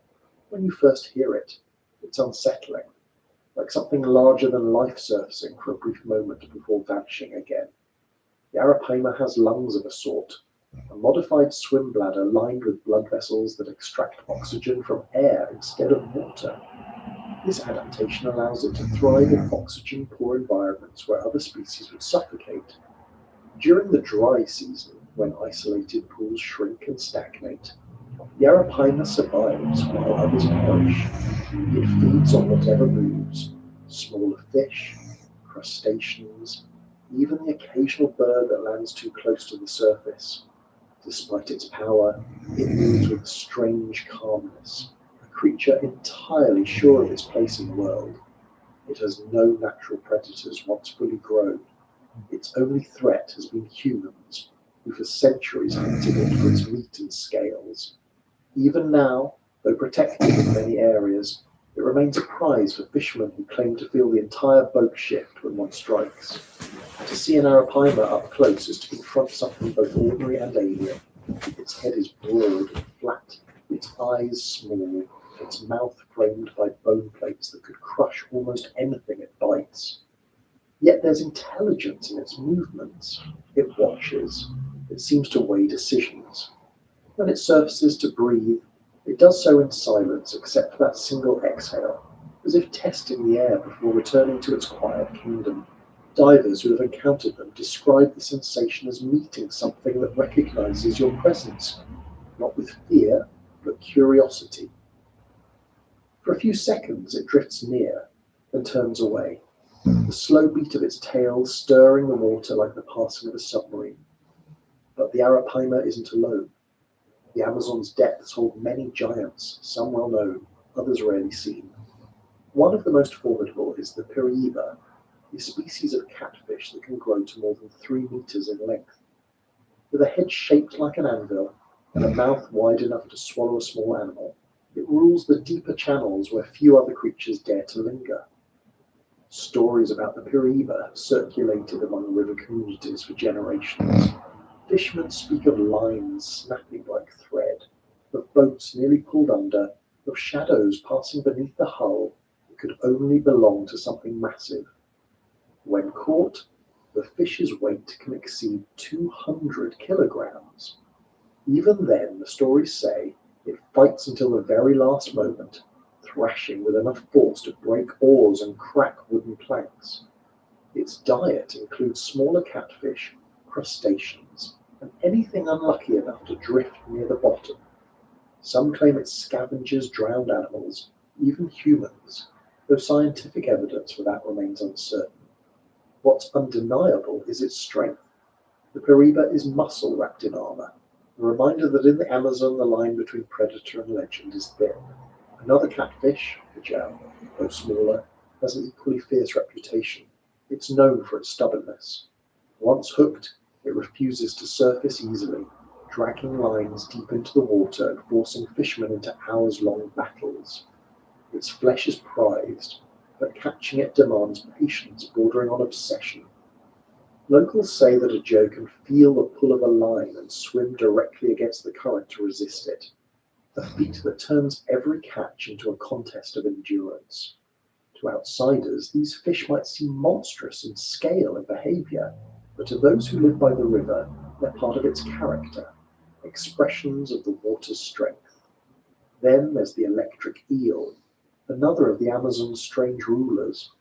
Long and cylindrical, it can reach lengths over 2 meters, its body housing thousands of electrocytes, cells that produce electric charges. It uses weak pulses to navigate like a radar, but when threatened or hunting, it releases shocks of up to 600 volts. In the dark, that electricity crackles invisibly through the water, momentarily illuminating the river's hidden network of nerves and signals. For small fish and amphibians, it's fatal. For humans who stray too close, it's unforgettable. There are documented cases of eels stunning caimans, the small crocodiles of the Amazon, by wrapping themselves around their prey and delivering continuous shocks until the animal is immobilized. Electric eels are solitary, territorial, and deliberate in movement.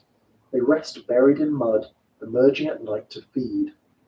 Their ability to create electricity gives them an almost mythic aura among the people of the basin. Some indigenous groups once believed that lightning storms were the work of massive eels rising to the surface to communicate with the sky. When thunder rolled over the forest, elders would nod knowingly, saying the eels were talking again. In scientific terms, they're not wrong.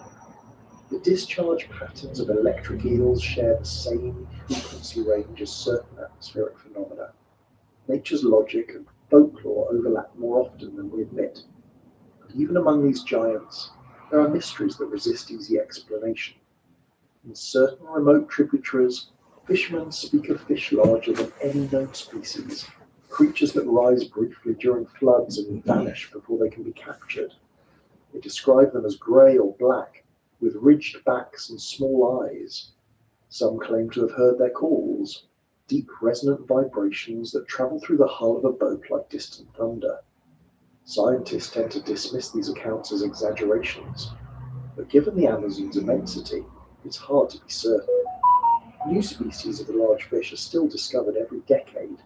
It's not impossible that something massive remains hidden, surfacing only when conditions are perfect. Part of what fuels these stories is the way the river distorts perception. In murky water, size is impossible to judge. A fish swimming close can appear gigantic, while one farther away might seem small, even if it's huge. Add the play of light, bubbles, and sound, and it's easy to see how an ordinary creature becomes extraordinary. Yet dismissing every story as illusion would be a mistake. The Amazon has repeatedly surprised those who thought they understood it. Every expedition returns with something new, an unexpected species, an unrecorded behavior, a discovery that shifts the boundary between known and unknown. Beyond the giants themselves, there are the ghosts of what once lived here. Fossil records suggest that ancient relatives of modern Amazon fish once reached even greater sizes. During prehistoric floods, when the basin was connected to the sea, marine species migrated inland. Some evolved to survive in fresh water, others perished. The ancestors of the Arapaima may have been among those migrants, carrying traces of their oceanic past in their scales and bones. The river's depth holds remnants of those ages, fossilized teeth, vertebrae, and shells buried beneath layers of silt. Each piece is a clue to a time when the Amazon was not just a river, but an inland sea stretching across half the continent. Even now, the echoes of that ancient ocean persist. Certain fish retain salt processing mechanisms they no longer need. Some species can tolerate brief exposure to brackish water far from the coast. Evolution has left its fingerprints everywhere, shaping creatures that look mismatched, as though designed by memory rather than function. The long snout of the gar, the armor of the armored catfish, the flattened heads, and giant eyes of bottom dwellers, all of it speaks to adaptation refined by trial and error over millions of years. At night, when the air cools slightly and fog drifts low over the river, the giants come closer to the surface. They hunt in silence, guided by vibrations. Occasionally, one will strike near the shore, and the impact sounds like someone dropping a log into the water. Then there's the pause, a breath, a circle of ripples expanding outward, and stillness again. You could spend years beside the river and never see more than that. Yet those few seconds are enough to leave an impression that lingers for life. Something huge moved there, something real but barely glimpsed. Researchers studying the behavior of these large fish often use acoustic sensors to map their movements.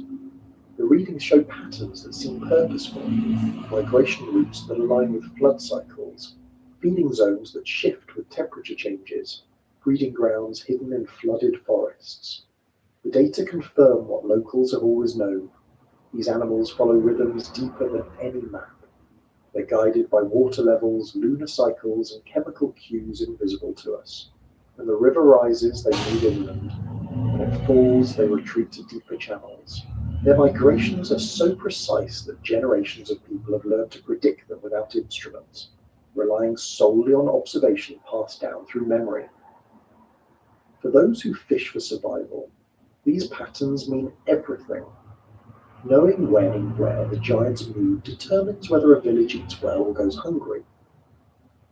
For that reason, many communities maintain a quiet respect for the biggest creatures. Some refuse to catch the largest individuals, calling them guardians of the river. They believe that taking one brings bad luck or floods. Others hold ceremonies of thanks when a giant fish is caught, returning parts of it to the water as an offering. Whether seen as spiritual or practical, the gesture acknowledges a truth science agrees with. Without the giants, the river's balance falters. They control populations, recycle nutrients, and maintain the structure of the ecosystem. Their size isn't just spectacle, it's function. Occasionally, researchers have recorded interactions between these giants that border on astonishing. In one study, a team using underwater microphones captured low-frequency pulses produced by Arapaima during mating season. The sounds were deep enough to travel for kilometers, inaudible to human ears, but powerful enough to make instruments vibrate. In another case, electric eels were observed hunting cooperatively, herding schools of fish into confined areas before releasing coordinated shocks. Behavior like that challenges assumptions about these creatures' intelligence. The river may hide its monsters, but it also hides minds adapted to its complexity. When floods rise high enough to submerge the forest, The giants follow the water into new territory. They glide between tree trunks, their massive bodies moving with improbable precision. The idea of such large animals navigating what looks like a forest is difficult to picture until you see it. Branches brush their backs, leaves swirl in their wake, and smaller fish scatter ahead of them. In those moments, the distinction between river and jungle disappears completely.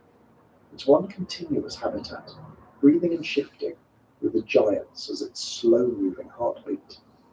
There's a story told along one tributary of a fisherman who claimed to have followed an enormous shape through the flooded forest at night. He described it as wider than his canoe, its movement pushing waves through the trees. When he shone his lamp into the water, he saw nothing but suspended mud, then a pair of small eyes reflected back before vanishing. The man returned to his village shaken but calm. He didn't call it a monster. He said simply, "The old one is still there." To the people who live with the river, that explanation is enough. The old ones are the keepers of the current, reminders that not everything must be understood to be respected.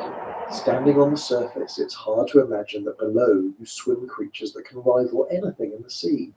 Yet they are there, silent and immense, shaping the river just by existing. Every exhale of an arapaima, every sweep of a catfish's tail stirs the sediment that feeds the entire ecosystem. When they rise to breathe, they connect two worlds for a moment, the unseen depths and the open air above. Their presence bridges myth and biology, reminding us that the fantastic often hides in plain sight, disguised as survival. And as the night deepens again, the sound of breathing returns, the same hollow exhale that marks the surface of the Amazon, like a quiet heartbeat. The air smells of rain and silt.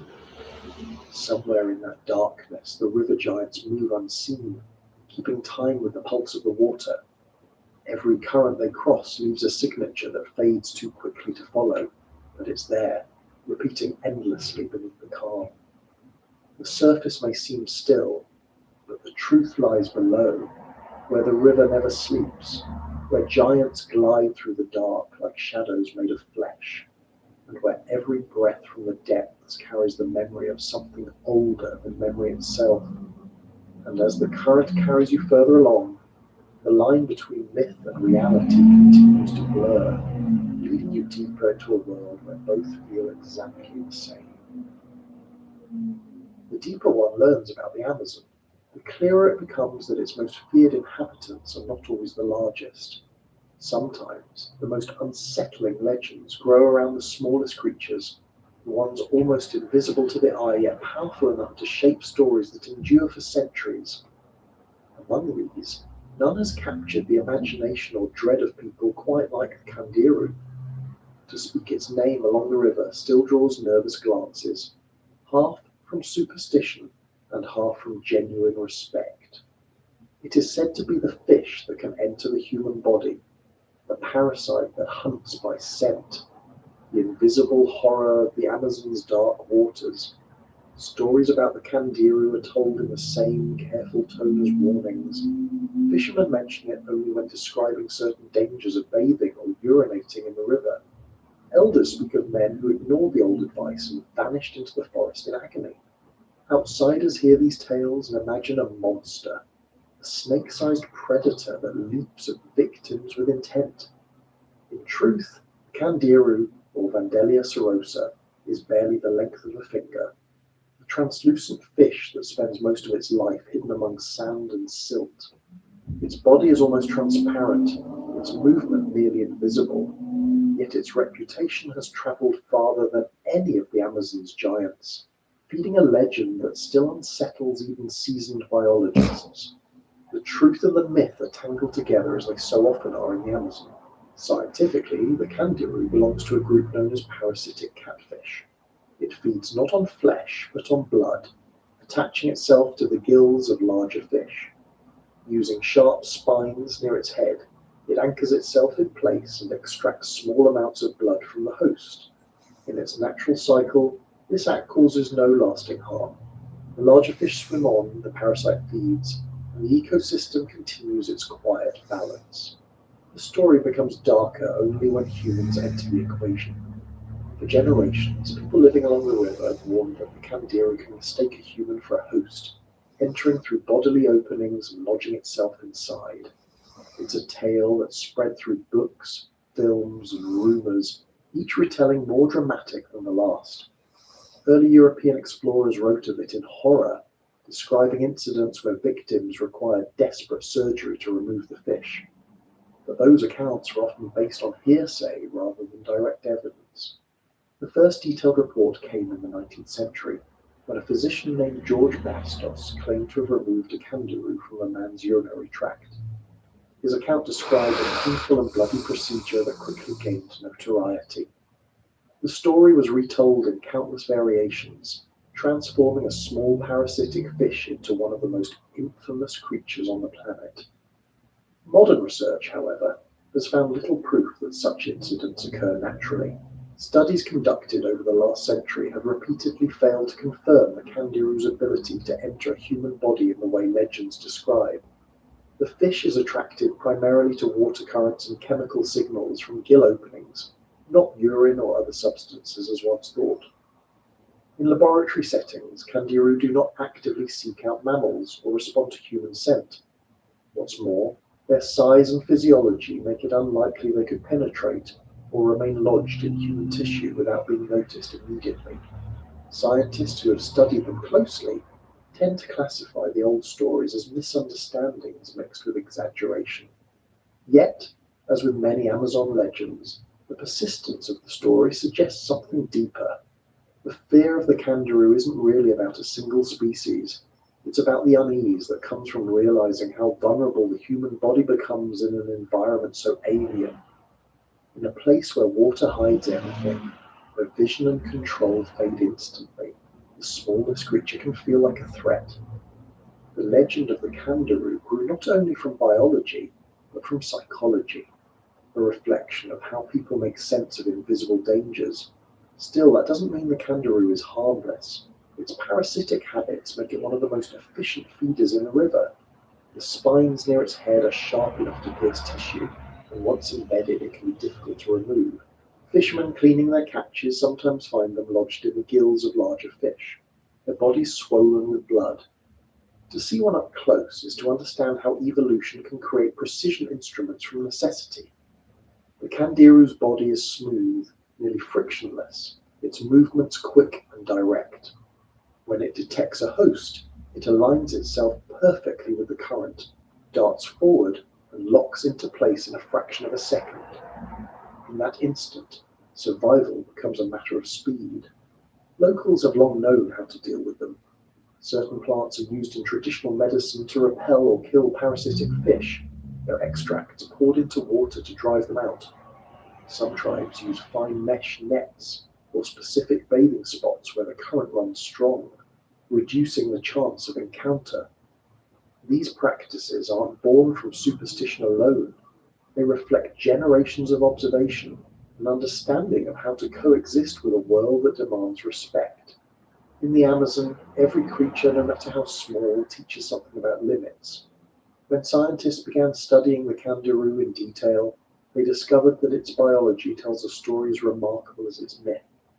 Its ability to locate hosts relies on detecting minute chemical traces of ammonia and other compounds released through gills. It doesn't see or hear in the conventional sense, but reads the chemical language of the water. That sensitivity makes it one of the most specialized hunters in freshwater environments. What appears as instinct is actually an exquisite adaptation honed over millions of years.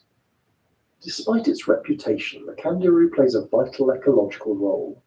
By feeding on the blood of larger fish, it helps regulate populations and remove weak or diseased individuals. It participates in the same cycle of balance that defines the river. The myth paints it as a villain, but in truth, it's part of the river's immune system. Without creatures like it, decay would outpace renewal and disease would spread unchecked. Every life here, no matter how unsettling, contributes to the whole. But myths are stubborn things. Even as research clarifies the facts, the story of the candiru continues to circulate, retold in documentaries, campfire warnings, and whispered anecdotes. What keeps it alive isn't proof, but imagination. The idea of something small enough to slip unseen into the body, unstoppable and intimate, taps into fears older than science itself. It's the same instinct that makes people afraid of the dark or wary of deep water. The unknown becomes a mirror for our most private anxieties. In the villages along the Amazon, stories about the candiru often carry moral lessons. They warn against carelessness, pride, or disrespect toward the river. A man who enters the water arrogantly, ignoring the old customs, may suffer the candiru's punishment. A fisherman who pollutes or wastes his catch might attract the same fate. These tales serve as social reminders of balance. They teach humility through fear, turning a biological oddity into a guardian of behavior. In that sense, the candiru's legend is less about horror than about order. Yet some encounters defy easy categorization. There are credible reports of small fish lodging themselves in wounds or openings on animals, especially during dry seasons when water levels drop and space becomes limited. In such conditions, competition forces unusual behavior. If a candiru mistakes a movement or scent for a host, it may strike instinctively. Such accidents are rare but possible. The line between myth and reality, as always in the Amazon, is porous. What science dismisses as impossible may occur once in 1,000 cases, enough to sustain belief. The fear of the unseen runs deep in human consciousness. In many ways, the candiru embodies that fear perfectly. A creature almost invisible until it acts, one that turns water, a symbol of life and purity, into a place of hidden risk. Every culture has its version of such a being. In the sea, it might be the leech, the lamprey, or the tiny jellyfish that delivers a sting too small to see. In forests, it might be the parasite that lives unnoticed beneath skin. The Amazon's contribution to that universal catalogue of dread is this tiny fish that doesn't roar, doesn't hunt in packs, doesn't chase, but simply waits. Beneath the fear, however, lies fascination. Scientists who study parasitic fish speak of their precision with admiration. The candiru's sensory systems, its streamlined body, its ability to navigate through complete darkness, all are feats of evolution that rival any predator's skill. To watch one under magnification, darting through water with purpose and control, is to see efficiency perfected. There's no waste, no hesitation.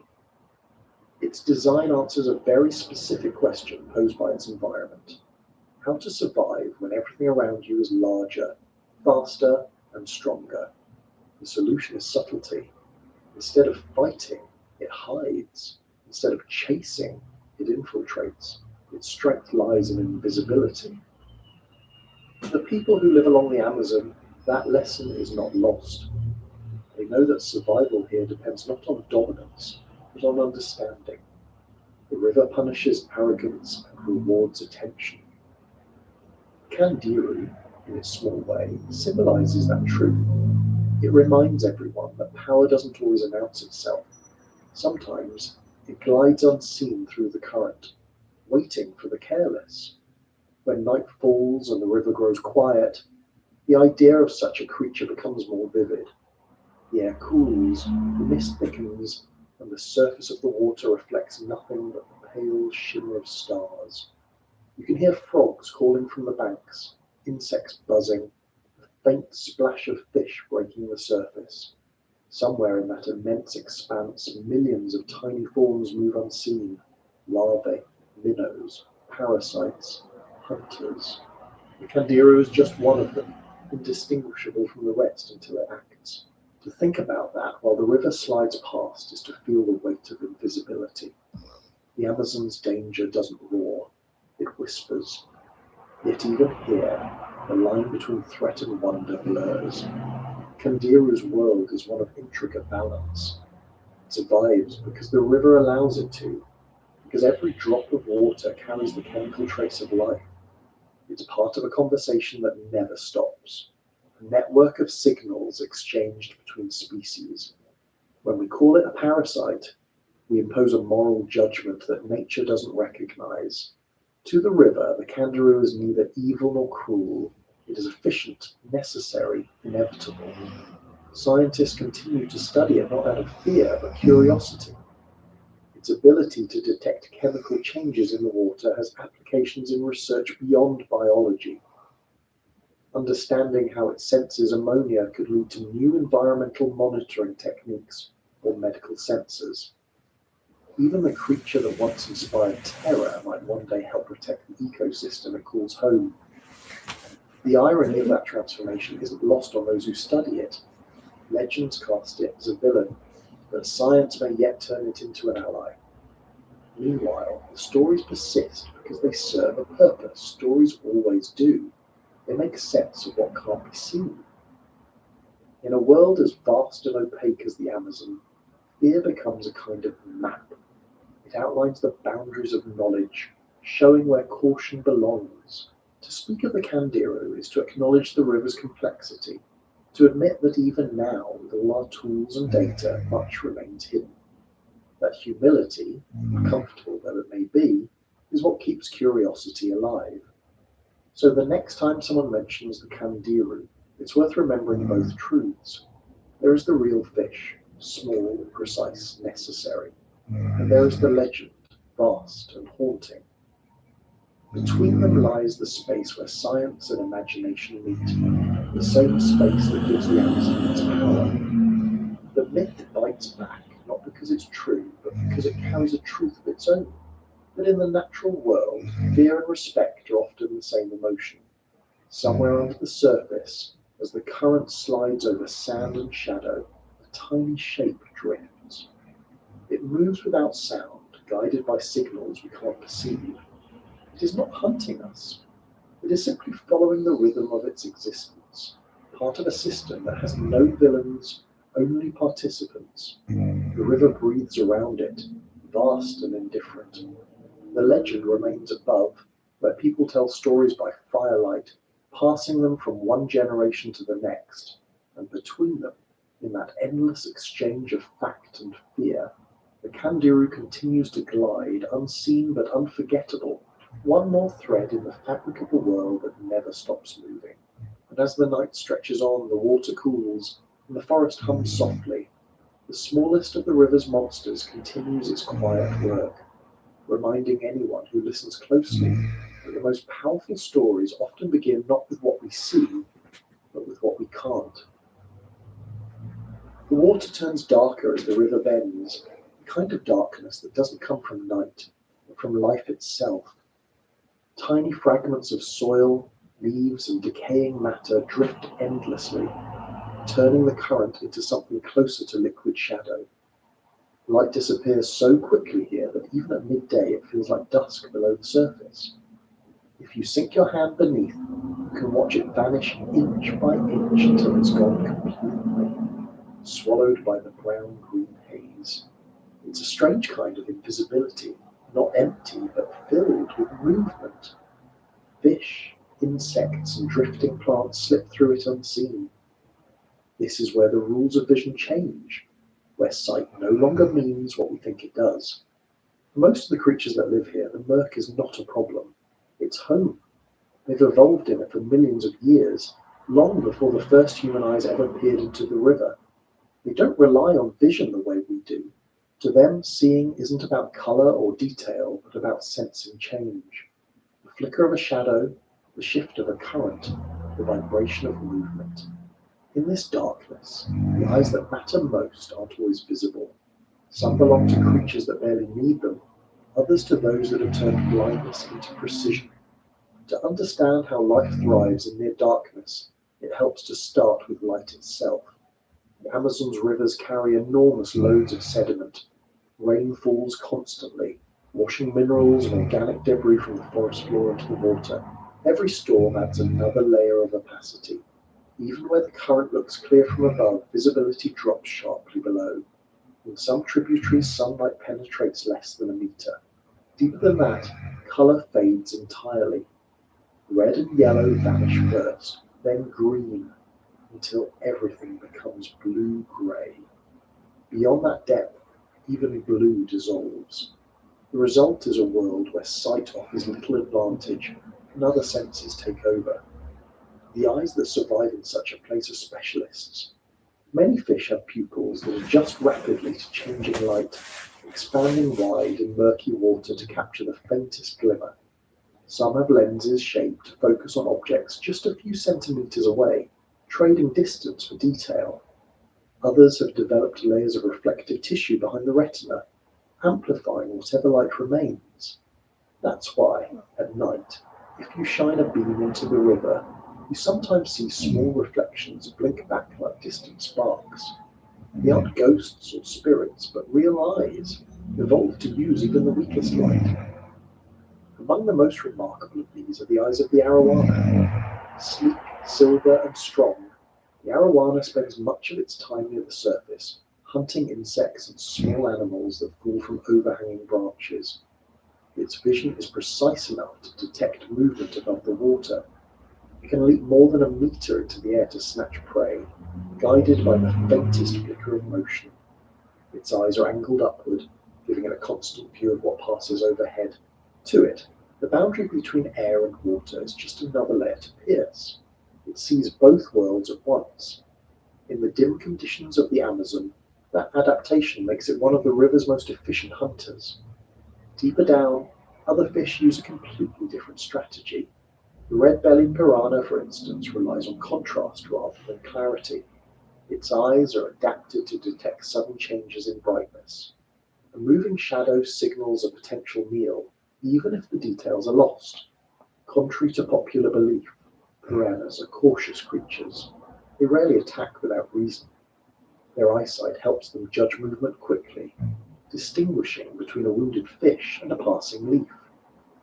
What looks like frenzy to an observer is often a calculated reaction to visual cues that humans barely notice. In the blackwater rivers of the Amazon, where tannins from decaying leaves turn the water the color of tea, some species have taken vision in the opposite direction. They've reduced their reliance on it almost completely. Catfish that live in these conditions often have small or absent eyes, their bodies covered instead with sensory cells that detect electric fields. These organs pick up the faint pulses emitted by living things, turning the entire environment into a field of invisible light. Where we would see nothing, they perceive a world alive with signals. One of the most extraordinary examples of this is found in knifefish.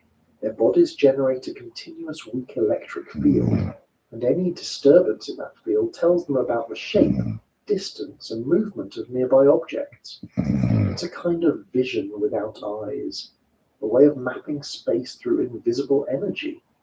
They can navigate through complete darkness with astonishing accuracy, even identifying individual fish by the patterns of their electric signatures. To humans, this ability seems alien, but to them, it's as natural as sight. When we talk about eyes in the murk, theirs might be the truest kind. Even creatures without such specialized adaptations find ways to manage. The river dolphin, with its pale pink skin and flexible body, navigates through cloudy water using echolocation. It emits bursts of clicks and listens for the echoes bouncing off submerged trees and rocks. Each sound paints a picture of the surroundings in its mind. It can find prey hidden in mud or under vegetation, sense other dolphins nearby, and even recognize shapes. To us, sound is something fleeting, a wave that passes and vanishes. To the dolphin, it's structure, landscape, and memory all at once. It's tempting to think that darkness limits life, but in the Amazon it seems to do the opposite. The absence of light opens a niche for endless variation. There are fish with bioluminescent bacteria on their skin, though faint and fleeting, others with reflective scales that catch any stray photon. Some species hide in the shadows by day and emerge at night when the difference between light and dark disappears. The murk protects as much as it conceals. It's both camouflage and comfort. Even the eyes that appear useless aren't wasted. Evolution rarely discards completely what it can repurpose. Blind catfish still possess light-sensitive cells that help regulate their internal clocks. These cells detect changes in brightness too subtle for image formation, but strong enough to synchronize behavior. When the river brightens, they hide. When it darkens, they emerge. Their eyes have become timekeepers rather than tools for sight. There are moments when this hidden visual world reveals itself, if only for an instant. On nights when the water is still and the moon is high, you can sometimes see flashes beneath the surface. A swirl of scales, a glint of silver, a brief gleam before it fades. To an untrained observer, it looks random, but to those who know the river, each flash tells a story. It might be a predator chasing prey, or a school of small fish turning in unison to confuse an attacker. Every flicker is communication, the language of light understood by those who depend on it. In recent years, scientists have begun studying how these creatures perceive their dim world, using cameras and sensors that mimic animal vision. The results are striking. To a knife fish, the murk isn't brown or grey, it's alive with gradients of electric contrast. To a piranha, it's filled with bursts of motion. To a dolphin, it's a symphony of echoes. Each species experiences a version of reality perfectly tailored to its needs. The river, seen through all their senses combined, is not dark at all. It's just invisible to us. For the people who live by the river, eyes in the murk mean something else entirely. They're reminders that nothing here goes unseen. Fishermen speak of the feeling of being watched when they wade into the water at night. They can't point to anything, yet the sensation is undeniable.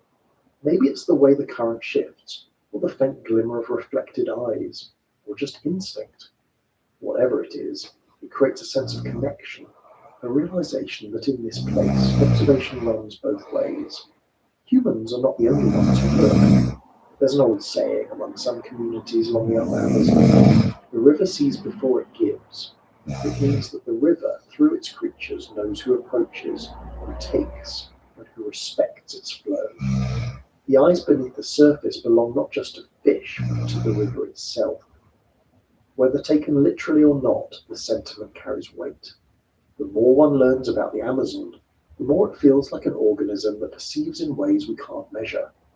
Its awareness comes from the sum of its parts, the gaze of countless small beings filtering through the water, sensing vibration, movement, and presence. At dusk, when the last light fades and the forest begins its nightly chorus, the eyes in the murk start to glow faintly under the beam of the flashlight. Not glowing on their own, but reflecting. Tiny pinpoints of light scattered across the surface, blinking and vanishing as fish turn away. The effect is mesmerizing, almost hypnotic. It reminds anyone watching that the river's darkness is never empty. Those glints belong to creatures that live entire lives unseen, their existence confirmed only by those brief flashes. Each one is a life continuing without notice, perfectly adapted to invisibility. What makes this world particularly fascinating is how little of it has been documented. The number of species living in the Amazon's waters remains uncertain. Scientists estimate thousands, many still undescribed. Each new discovery challenges assumptions about what life can become in low light. In one instance, researchers found a species of catfish with eyes positioned to look upward through layers of mud, using the faint illumination that filters through roots. Another fish, discovered in a tributary so dark torches barely worked, possessed eyes coated with a reflective surface that enhances sensitivity far beyond that of human vision. Its world is monochrome but detailed in ways we can't imagine. Some species have gone in the opposite direction, losing vision entirely. They navigate through chemical cues and touch, brushing against the riverbed with elongated fins or whiskers. For them, eyes are unnecessary. Their survival depends on precision, not perception. In a place where light cannot guide, evolution trades sight for certainty. It's strange to realize that while we rely so much on seeing, most of the life on this planet lives without it. The Amazon merely exaggerates that truth. Underneath the forest canopy, where sunlight barely reaches, even above the water, darkness dominates. The murk below is just an extension of that shadow. Every creature that lives here embodies a different answer to the same question. How do you find your way when the world won't let you see? Some answers are violent, others elegant. The piranha strikes at contrast. The knifefish feels electric ripples. The dolphin listens. The arapaima surfaces for air and trusts its instincts. Candiru, that tiny parasite of myth, reads chemical traces instead of light. Together they form a sensory web so intricate that vision seems almost redundant. And yet, when one of these creatures does meet a ray of light, when a diver's lamp passes or the moon cuts through the water, the sight is unforgettable. The eyes that reflect that light seem older than time itself, polished by centuries of evolution. They blink once, maybe twice, then disappear. You're left with the after image, a pair of points glowing in the dark like memories that refuse to fade. The murk hides most things from us, but it also protects what we aren't meant to disturb. Every eye beneath the surface serves a purpose, whether to find food, avoid danger, or navigate through the invisible architecture of currents. Together, they give the river its perception. When we say the Amazon sees, we aren't speaking metaphorically. It truly does. Through millions of tiny observers, each responding to a world we can't perceive. If you could collect all those points of awareness, every shimmer of reflection, every electric pulse, every echo, and combine them, you'd have something close to vision on a planetary scale. The river would open its eyes fully, not as an animal or a spirit, but as a system that knows itself through constant observation. Every movement, every vibration, every signal becomes part of a single, continuous act of perception. Above it all, the forest breathes. Mist drifts from the canopy, falls as rain, and joins the water again. The eyes below watch it happen, unaware that their world is mirrored above. The same patterns repeat in both, the same search for light, the same adaptation to shadow. In that sense, the murk isn't just water thick with silt. It's a reflection of life's persistence, of evolution's quiet intelligence. Somewhere in that vast opacity, a fish turns. Its eyes catch a faint glint and vanish. Another moves in response, sensing vibration, following currents invisible to us. The river continues its silent dialogue, one creature detecting another, one signal answered by a second. For them, the darkness is not an obstacle, but a language. And as the night deepens and the human world recedes to the edges of hearing, the eyes in the murk remain open, countless and unblinking.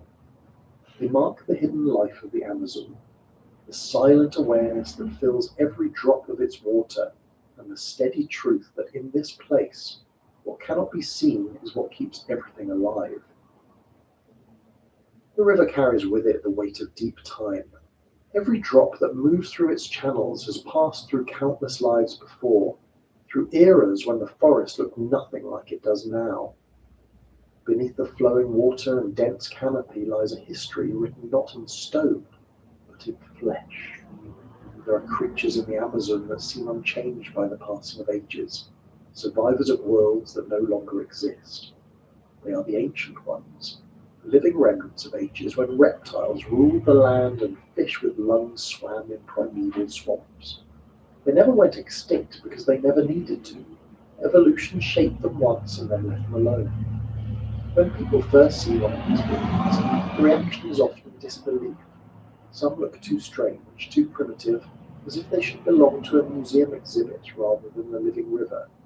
Yet there they are, breathing, feeding, reproducing, continuing as if time had simply skipped over them.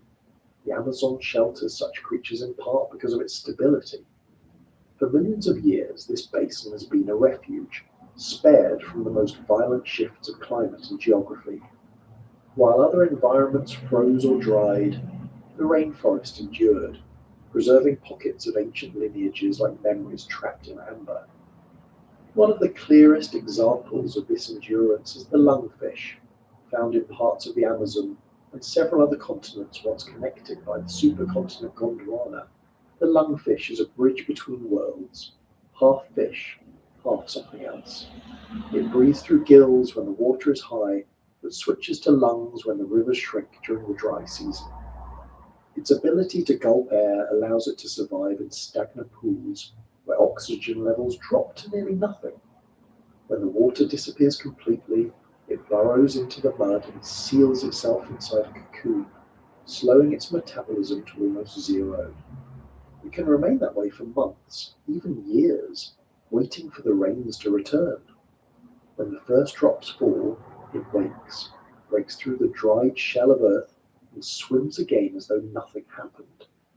The design of the lungfish hasn't changed significantly in hundreds of millions of years.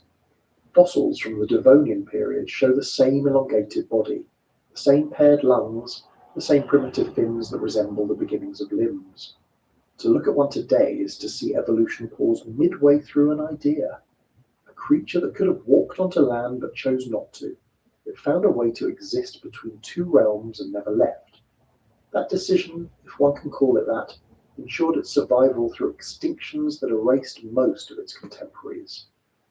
Another of the river survivors is the arapaima, already a subject of fascination for its size, but even more remarkable for its lineage.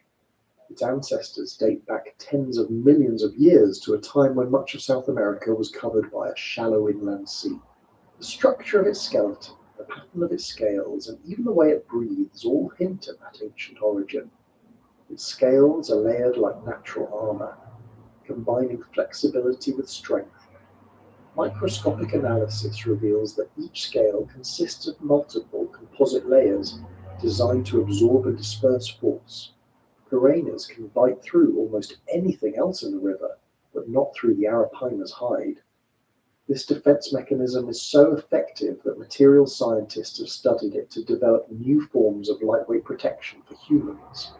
Evolution's oldest solutions often turn out to be the most efficient. If the arapaima represents strength, then the electric eel represents ingenuity. Its ability to generate electricity predates many modern vertebrate adaptations. Long before mammals developed advanced nervous systems or brains capable of abstraction, creatures like the electric eel were already manipulating electricity with precision. The organ that produces its electric discharges evolved from muscle tissue, repurposed to store and release charge. Over millions of years, this system became more sophisticated, capable of emitting both low voltage pulses for navigation and high voltage bursts for attack or defense. The eel's ancestors date back far enough that their earliest relatives might have shared waters with the first dinosaurs. Yet the modern species remains almost identical in form and function. Time hasn't improved it because it didn't need improvement. The Amazon's ancient ones are not limited to fish. Reptiles, too, hold the record of the planet's long memory. The black caiman, for example, is a descendant of crocodilians that once roamed prehistoric rivers across South America. It can grow over 5 meters long, its skin thick and dark, its jaw lined with teeth evolved for crushing bone. At night, its eyes reflect red in the beam of the light, glowing like embers above the waterline. To watch one drift silently through the current is to see a piece of the past alive in the present. Its shape, its hunting strategy, its behavior, all remain almost identical to those of its ancestors from 60 million years ago. The reason these creatures persist isn't mystery, but mastery. Each found a way to fit perfectly into its environment. The lungfish adapted to drought, the arapaima to oxygen-poor water, the caiman to the balance of stealth and power. They occupy ecological roles so stable that nothing has forced them to change. In the Amazon, the conditions that shape them remain constant enough to keep their old designs viable. This region is a time capsule, not because it resists change, but because it repeats and continues without breaking the underlying pattern. Deep in the flooded forests, smaller ancient forms hide as well. The armored catfish, covered in bony plates and bristles, looks like a fossil brought to life. Its armor protects it from predators, and its mouth, shaped like a suction cup, allows it to cling to rocks in fast-moving streams. Fossil relatives of these fish date back to the Paleocene epoch, showing almost identical features. Some species feed on algae that grow on submerged wood. Others sift through sediment for detritus. Their existence is a quiet one, unnoticed by most, yet they form the base of ecosystem stability. Their constant feeding cleans the riverbed, preventing decay from overwhelming the system. Then there are the turtles. The Amazon river turtle, or Podosnemis expansa, is among the largest freshwater turtles in the world. It has been nesting along these banks for tens of millions of years, long before humans appeared. Every year, thousands of females gather on sandbanks to lay eggs, following a ritual unchanged by time. Their ancestors once shared habitats with creatures that no longer exist, but they endure, guided by instincts older than memory. Some individuals live over a century, their shells marked by the passage of decades like tree rings. To touch one is to make contact with history that has never been written. The persistence of these beings challenges the usual narrative of evolution as a constant race toward improvement. Here, success means stability, not transformation. The creatures that remain unchanged have already reached the optimal form for their world. The Amazon, with its complex web of water, forest, and climate, provides an environment so balanced that ancient life can survive without the need to adapt further. It's a reminder that change is not always progress. Sometimes it's maintenance. When scientists study the DNA of these species, they find traces of their ancient relatives encoded within. Genetic markers link them to distant branches of the evolutionary tree, connecting the modern Amazon to prehistoric oceans and swamps. The lungfish's genome, for instance, is one of the largest known, containing immense stretches of information preserved from early vertebrates. It's like a living archive, a biological record of the transition from water to land. Every breath it takes carries the story of that journey. The persistence of these species also depends on the Amazon's sheer scale. Its size creates isolation, and isolation protects old lineages. Rivers branch and rejoin across thousands of kilometers, forming natural barriers that keep populations separate. In one region, a species might evolve slightly. In another, it remains unchanged. Over time, this isolation becomes a mosaic of both ancient and new forms living side by side. The Amazon is not a single ecosystem, but a collection of overlapping worlds, each with its own timeline. There's an almost eerie calm to these survivors. They move slowly, deliberately, as if aware of their longevity. Watching a black caiman slide beneath the surface or a turtle crawl onto a sandbank feels like witnessing something beyond human timescales. These creatures live at a rhythm the rest of the world forgot. They are not in a hurry because they don't need to be. Time moves differently for them, not as a line, but as a loop. Each flood season, each nesting, each breath repeats the same pattern that's worked for millions of years. Occasionally new species are discovered that blur the boundary between ancient and modern. Fossilized bones found along old riverbeds often match living fish almost perfectly. Their structures unchanged since before the rise of mammals. Some scientists refer to the Amazon as an evolutionary museum, a place where extinct designs from other regions still persist in full function. It's not that evolution has stopped, but that here the conditions have allowed old forms to remain relevant. The idea that these beings had never died is more than metaphor. Their direct ancestors, the lineages that gave rise to them, have continued unbroken through mass extinctions that erased entire branches of the tree of life. When the asteroid struck at the end of the Cretaceous period, killing the dinosaurs, creatures like the ancestors of the caiman and lungfish endured. When ice ages froze much of the world, the Amazon remained a refuge of warmth and moisture. When new species evolved elsewhere, these old ones simply continued, adapting quietly to changes that destroyed others. Their survival is not luck, but resilience built into their very design. In the modern world, their endurance faces a new kind of challenge, one faster and more unpredictable than anything evolution prepared them for. Habitat loss, pollution, and climate change test even the most stable systems. The ancient ones, built for patience, may not adapt quickly enough. Some species of giant turtles now struggle to find nesting grounds because sandbanks are eroding faster than they can return.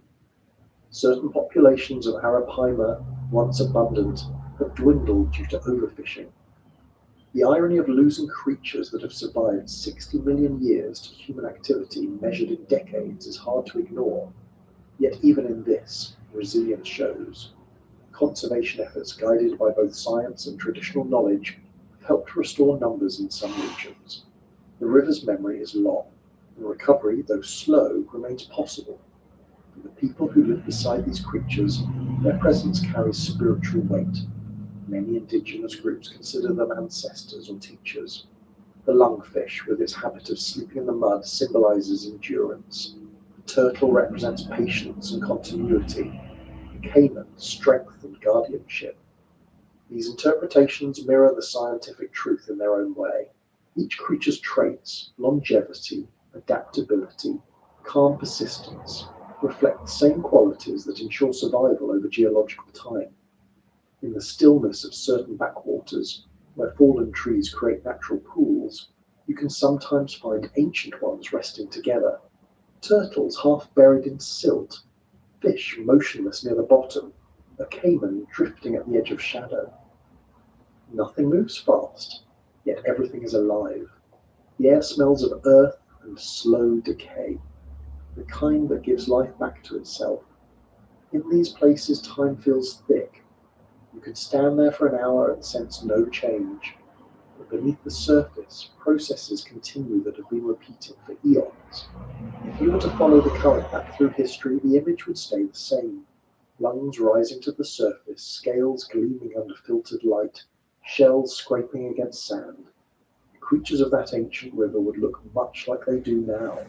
The Amazon, in this sense, isn't just a modern landscape. It's a continuous thread reaching backward through epochs, carrying the living remnants of what the world once was. The thought that some of these species have outlasted mountains and oceans gives perspective to human time. Civilizations rise and fall faster than their breeding cycles. Empires appear and vanish before a single turtle reaches old age. When a lungfish emerges from its cocoon after a long dry spell, it might surface into a world slightly different from before. A few new plants, a changed current. But for it, such changes mean little.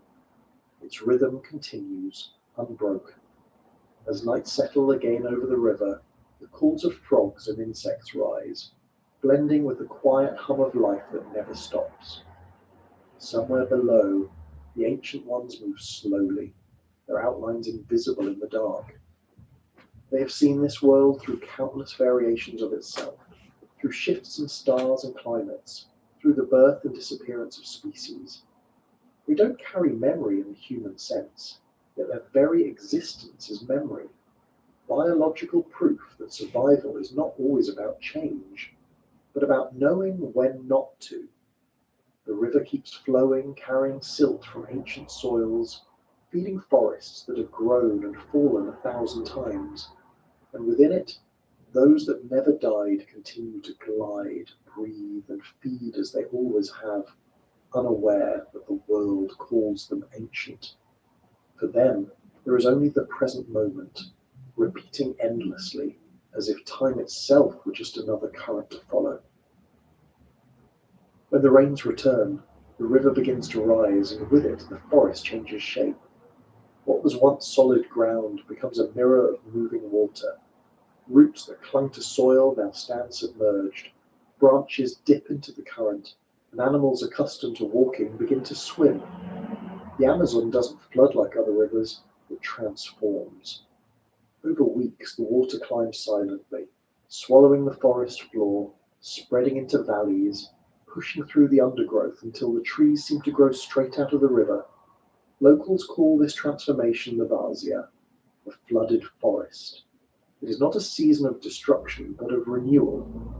The first signs of the change are subtle. The air thickens with humidity, the smell of wet earth deepens, and the river's surface, once calm, begins to carry floating islands of debris, Leaves, branches, seeds, and soil wash down from upstream. At night, thunder rolls far away, and flashes of lightning reveal the swollen outlines of tree trunks. Then, slowly, the water begins to creep beyond its banks. Every day it rises a little more, covering paths, then meadows, then the roots of trees. The animals notice before people do. Ants build mounds higher than usual. Birds gather in restless flocks, calling louder, as if urging each other to higher branches. Fish that had waited in deeper channels begin to move inland, following instincts older than the forest itself. Within weeks, the transformation is complete. The forest has become a labyrinth of water and wood. What was once a trail becomes a narrow canal winding between tree trunks. Canoes replace footsteps.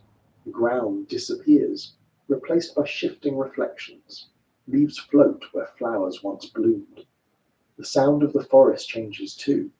Instead of the rustle of dry leaves, there's the constant murmur of water moving through roots. Every sound seems softer, absorbed by the liquid air. Even time feels slower here, stretched by the rhythm of the current. The trees of the flooded forest are specialists in survival. Their roots are adapted to oxygen-poor conditions, some sending up aerial structures that reach above the surface to breathe. Others rely on chemical exchanges with microorganisms that thrive in wet soil. Certain species, like the Cecropia and the Macassariculia, can remain submerged for months without decay. Their bark resists rot, and their seeds germinate only when the floods recede. This timing ensures that new growth begins exactly when the water withdraws, covering the exposed soil with green before the next season arrives. Fish take advantage of this shifting world in extraordinary ways. As the water rises, they follow it into the forest, using the submerged roots as shelter and feeding grounds. Fruits and seeds that fall from the canopy become a banquet. Some fish, like the tambaki and pacu, have teeth shaped almost like human molars, designed to crush nuts and fruit. They feed on what the trees offer and carry the seeds elsewhere, spreading the forest's offspring through their waste. The relationship is ancient and mutual. The trees feed the fish, and the fish plant the forest. In the silence of this submerged world, sound travels differently.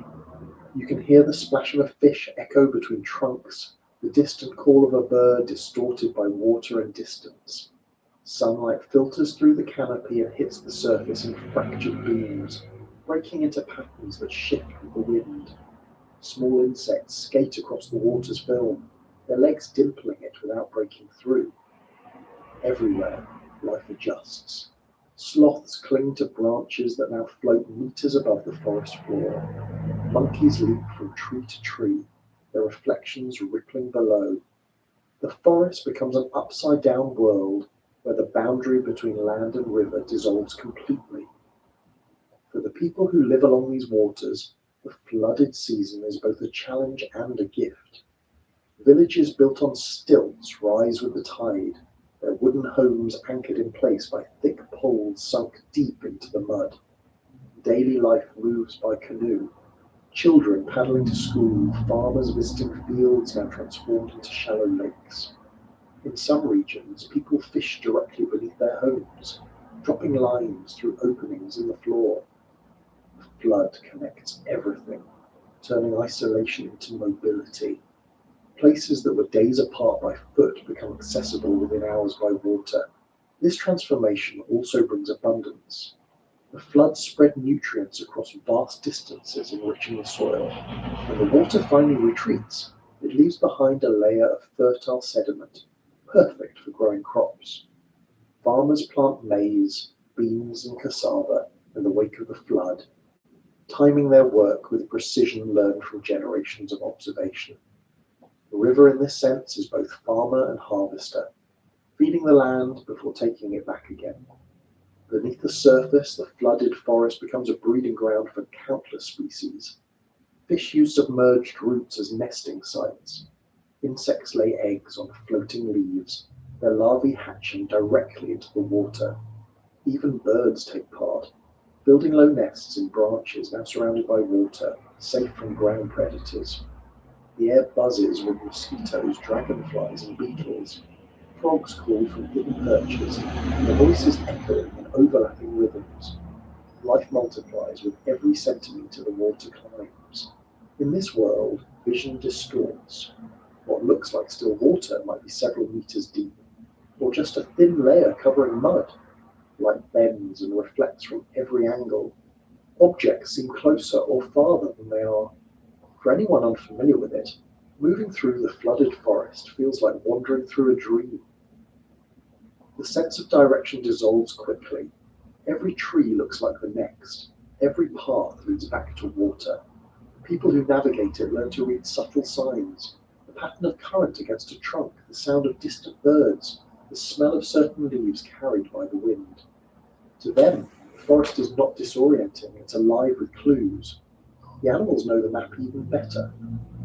Manatees move through narrow channels with quiet grace, feeding on aquatic plants that grow where the sun still reaches. River dolphins, those pink phantoms of the Amazon, glide among the trunks, using echolocation to navigate through the maze. Their soft clicks bounce off roots and branches, painting a detailed soundscape of the submerged forest. They sometimes travel in pairs or small groups, surfacing between trees to breathe, their backs glistening in the dim light. Observers who have seen them describe the moment as unreal, creatures of another world moving through what looks like a flooded dreamscape. Above them, birds take advantage of the new environment. Kingfishers perch on branches half submerged, darting down to catch fish that swim where dry leaves once lay. Herons wade through shallow areas, their long legs trailing ripples as they move slowly, watching for movement. Macaws and parrots feed on fruit clusters, their calls echoing across the water. Even species not normally associated with wetlands adapt to this temporary world. Jaguars, for example, have been seen swimming through the flooded forest, hunting for fish or small mammals stranded on floating debris. In the Amazon, no creature belongs entirely to land or water. Everything is fluid. The flood also changes the chemistry of the river. As water seeps into the forest floor, it dissolves organic matter, releasing tannins and nutrients. The colour deepens to shades of amber and coffee. Oxygen levels fluctuate, creating challenges for some species and opportunities for others. Certain bacteria thrive in the low oxygen environment, breaking down plant matter and releasing carbon back into the system. The process fuels a vast network of microscopic life that supports everything above it. What seems chaotic is actually balance, an exchange of elements that sustains the river year after year. When the flood reaches its peak, the Amazon becomes one of the largest temporary wetlands on Earth. Satellites show entire regions covered in water, the borders between river and land blurred beyond recognition. From above, it looks like a single vast body, stretching for thousands of kilometers.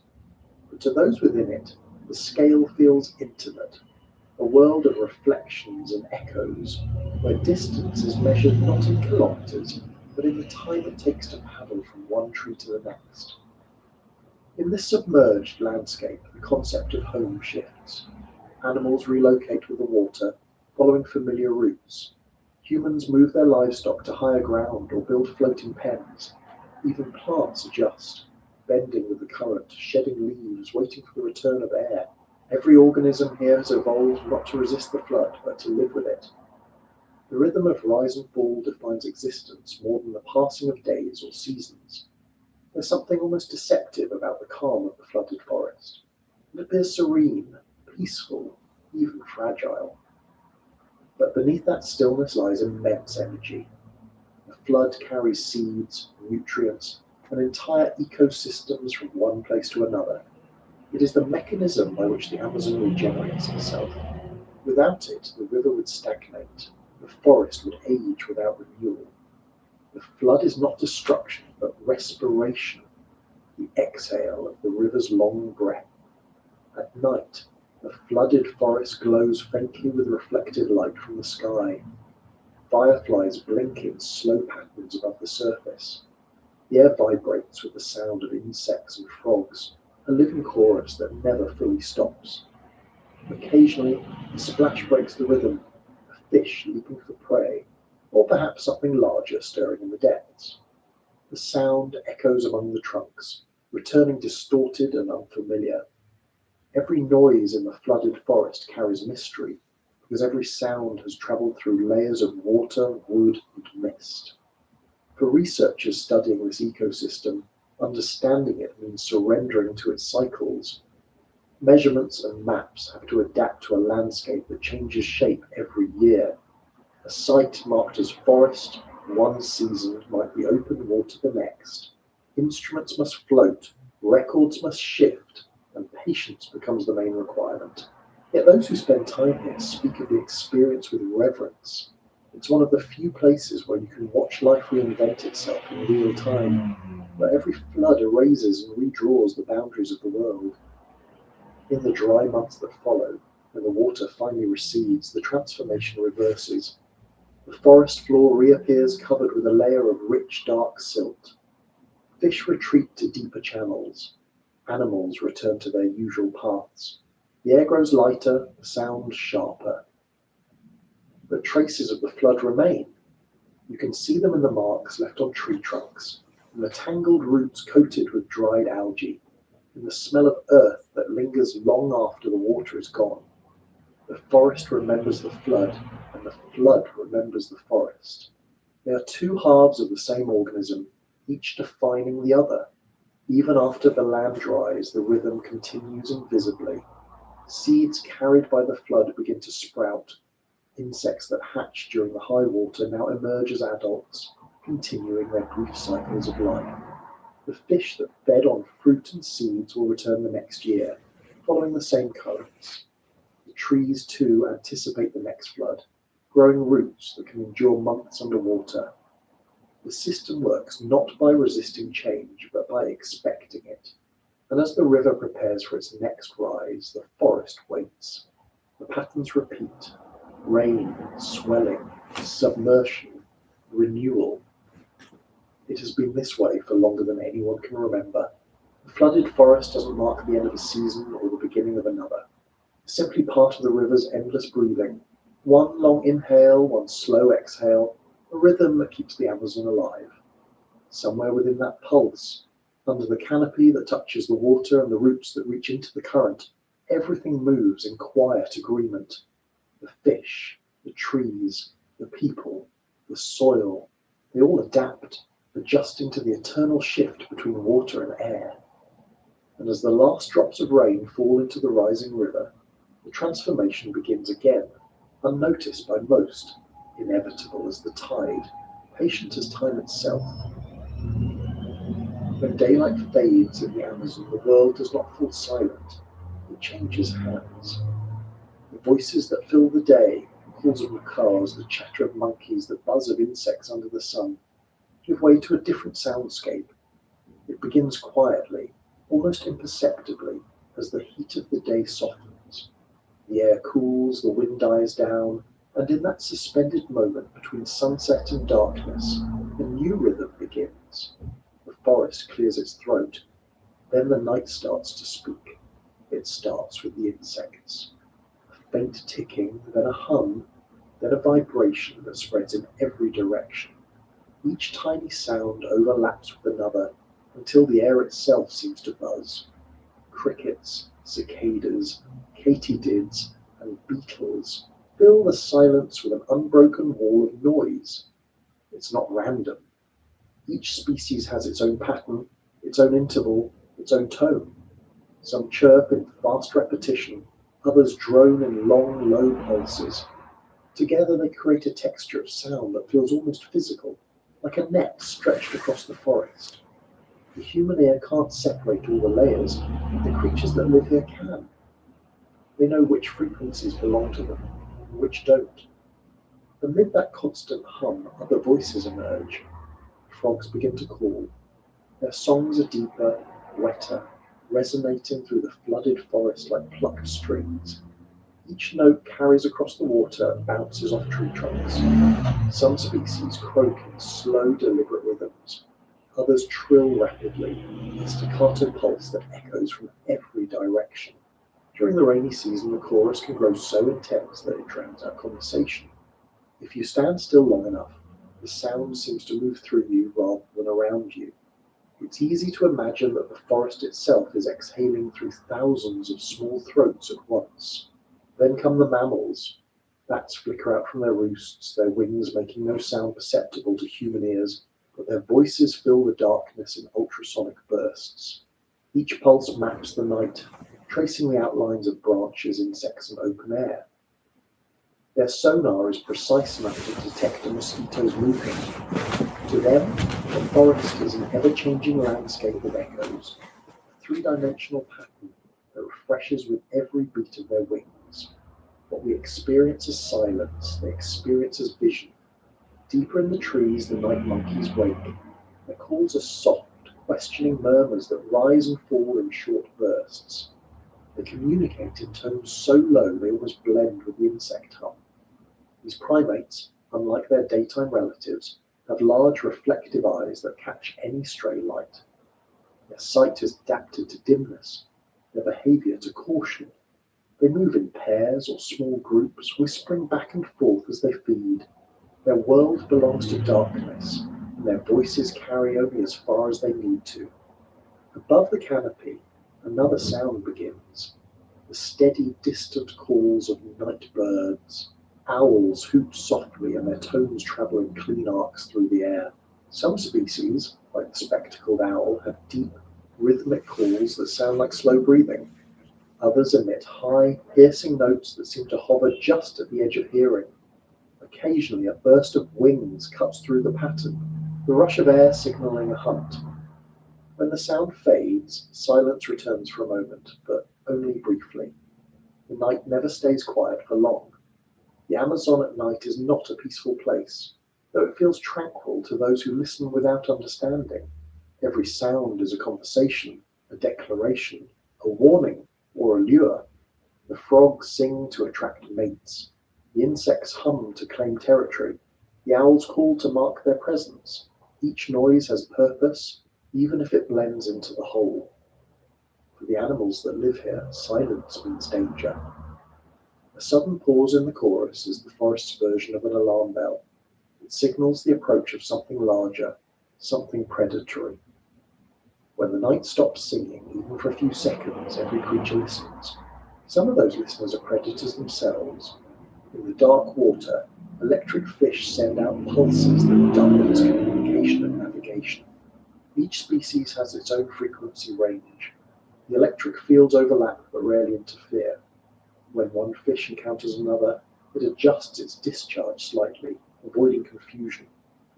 These signals sound like faint taps on specialized sensors, invisible to the human ear but constant in the river. To imagine the underwater night is to imagine a silent concert of invisible electricity. Every pulse a sentence, every echo a reply. Above the surface, other creatures use the cover of darkness for their own communication. Capybaras, the world's largest rodents, gather near the water's edge, their bodies half submerged. They make short rhythmic whistles and clicks to maintain contact with one another. The sounds are gentle, almost comical, but they serve a critical purpose. In the darkness, staying close means safety. Predators like jaguars and caimans move silently through the night. To survive, capybaras must listen as carefully as they speak. The jaguar, for its part, rarely makes a sound while hunting. It moves with practiced stillness, each step deliberate.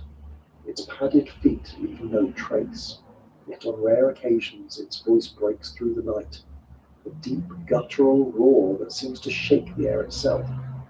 The sound carries far across the water, low and resonant, a reminder that power does not need to announce itself often.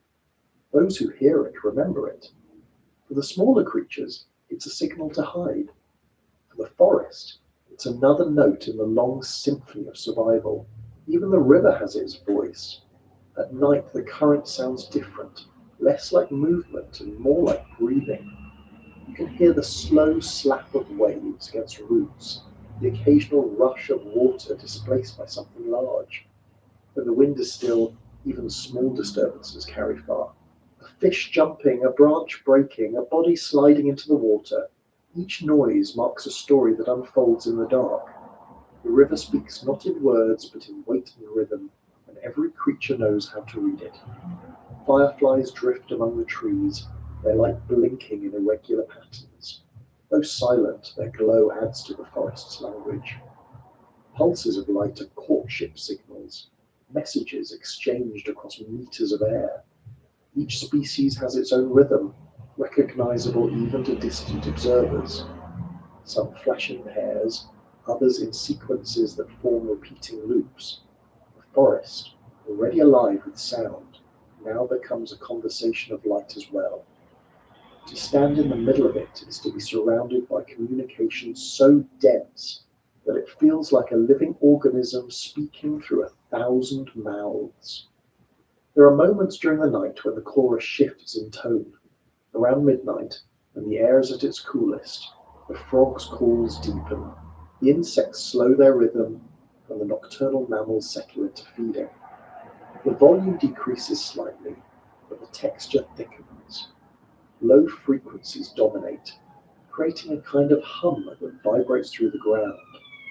Scientists have recorded these patterns, finding that they follow consistent cycles tied to temperature and humidity. The forest voice isn't random. It's regulated by environmental cues that repeat nightly with remarkable precision. For those who spend long periods in the Amazon, the voices of the night become familiar markers of time. A certain frog begins calling when the moon reaches its highest point. A specific beetle hums just before dawn. The shift from one species' song to another signals the passage of hours better than any clock. Even in sleep, locals can tell the time by listening to the rhythm of the forest. Each sound marks a change in the night stages, each silence a brief interlude before the next act begins. In the flooded forest, the sound carries differently. The water amplifies certain frequencies and absorbs others. A frog's call might echo for hundreds of meters, while the buzz of insects stays close to the surface. The result is an uneven, layered atmosphere, pockets of sound that rise and fall as you move. If you paddle through it at night, the effect is mesmerizing. You drift through zones of noise and quiet, like moving between radio channels. One moment, you hear the steady croak of frogs. The next, it fades completely, replaced by the clicking of insects or the distant cry of a bird. The soundscape shifts constantly, never repeating exactly. Occasionally, something unusual breaks through the pattern. A sudden splash, a high-pitched shriek, the rumble of thunder rolling over the canopy. Each interruption changes the rhythm, prompting reactions from every corner of the forest. The frogs go silent, the insects adjust their pitch, and then, gradually, everything resumes.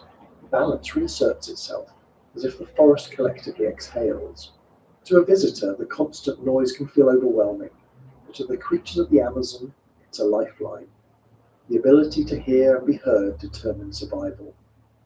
Many species have developed hearing far more sensitive than ours, capable of detecting subtle shifts in pitch or vibration. Some can locate prey or mates using sound alone. For others, the noise itself provides cover, masking their movements from predators. The forest voice is both communication and camouflage.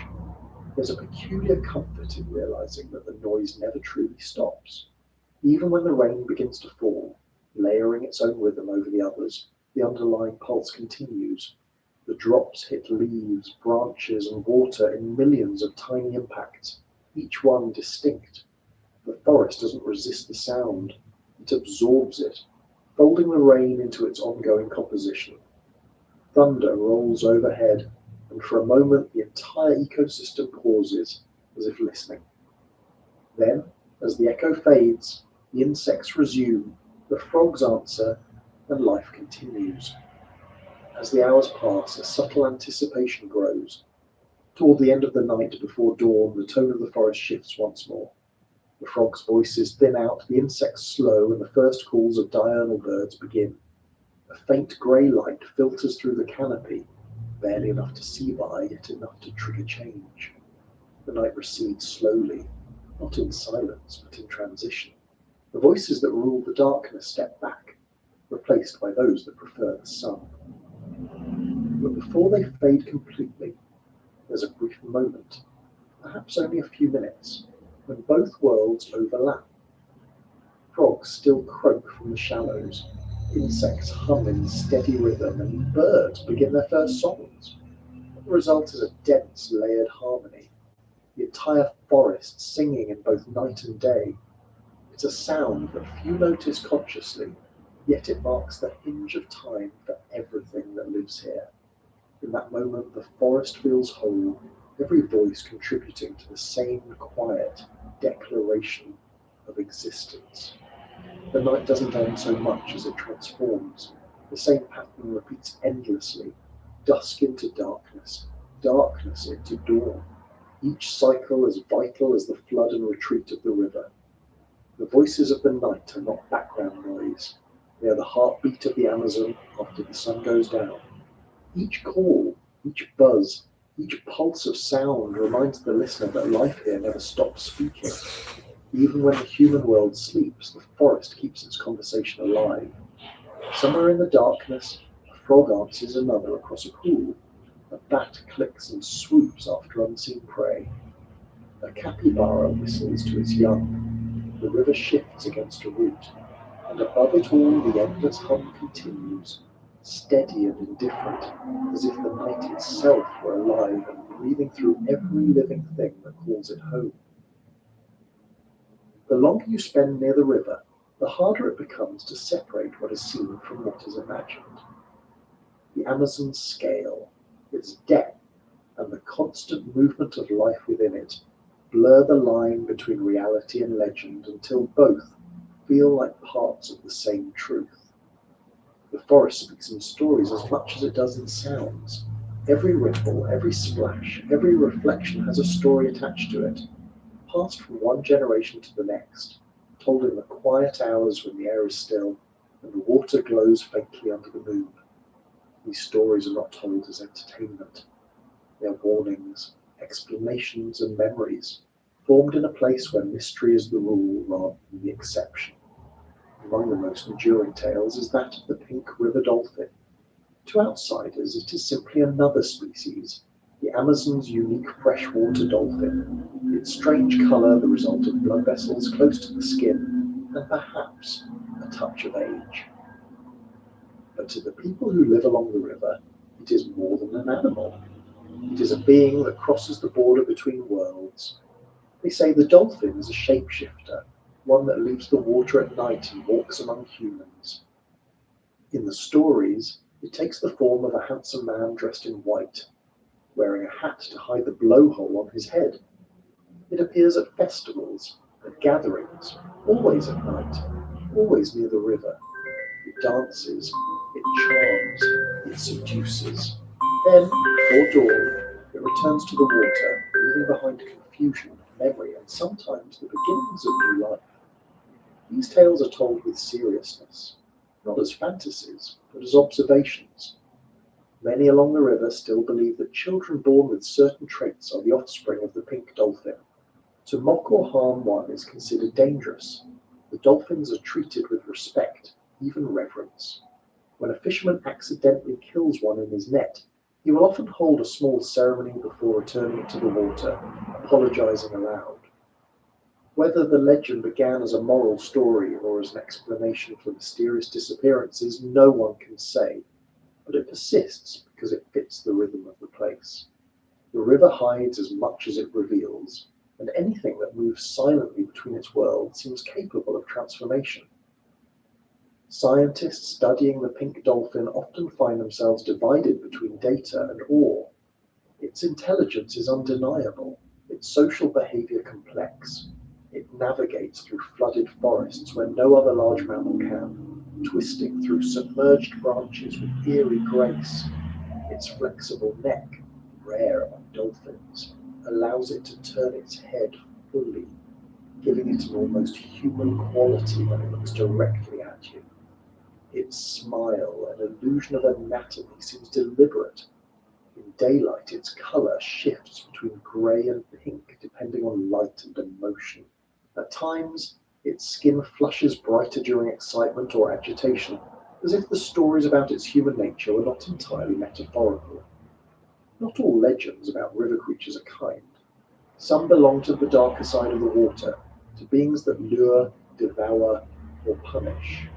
One of the oldest stories tells of the Yakaruna, the water people, spirits that dwell in a city beneath the river's surface. They are said to look human, but with inverted faces and feet turned backward. In their underwater city, they live in houses made of crystal, illuminated by the light of strange fish. The Yakaruna ride crocodiles as mounts and control the currents with their thoughts. When they surface, they can appear as beautiful men or women, much like the pink dolphin, but their beauty hides danger. They are said to enchant humans, drawing them into the water where they vanish forever, transformed into one of their kind. The Yakaruna legend, like many others, carries layers of meaning. To some, it warns against wandering too close to the river at night, when the fog rolls in and the boundary between air and water blurs. To others, it expresses the connection between humans and the aquatic world, the idea that the river mirrors life on land, that beneath every reflection is another version of ourselves looking back. It's an explanation born of observation. The water shows the sky, the trees, the faces of those who look into it. The idea that a world exists beneath, identical but reversed, feels inevitable in a place where everything has an unseen counterpart. Further upriver, another story takes hold, that of the mapinguari, a creature not bound to the water but tied to the flooded forest that surrounds it. Described as a massive shaggy beast with backward-facing feet and a mouth on its stomach, it roams the river's edge at night, emitting a foul odour and a cry like a human scream. Scientists link the tale to possible sightings of surviving giant ground sloths, thought to have gone extinct thousands of years ago. Whether that connection is true hardly matters to those who hear the cries in the night. For them, the mapinguari exists because the forest says it does. It represents the wildness that can never be fully known, the leftover echo of a world older than human memory.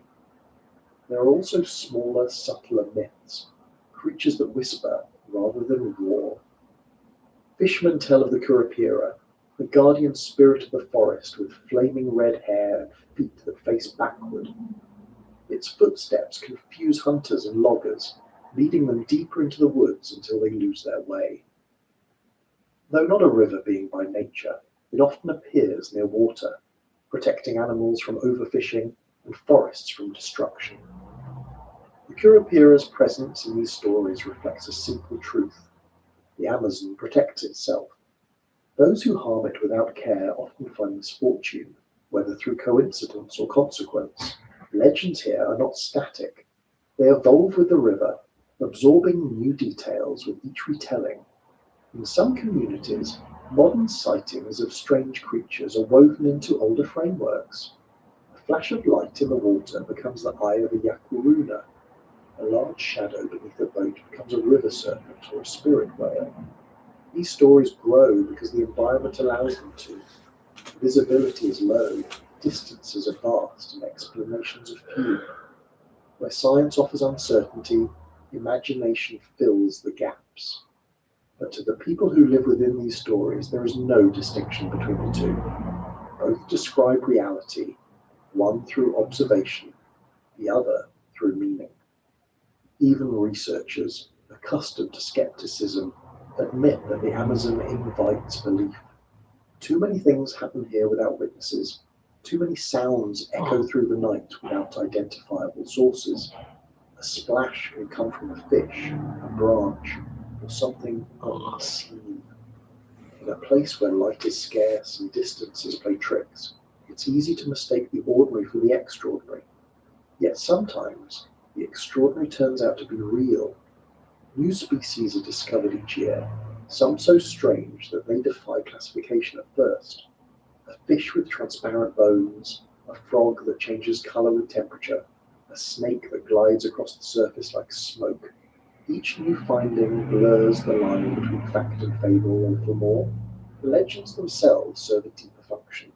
They create a moral framework that binds people to the river. To harm the pink dolphin risks misfortune. To disrespect the water spirits invites illness. To take more fish than needed brings storms or floods. These beliefs regulate behavior more effectively than laws ever could. They keep the balance between taking and giving. In that sense, the legends are not superstitions, but ecological codes, encoded in story.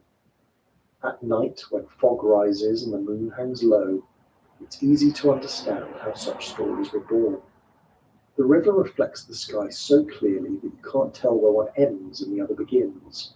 Shapes move beneath the surface, shadows without form.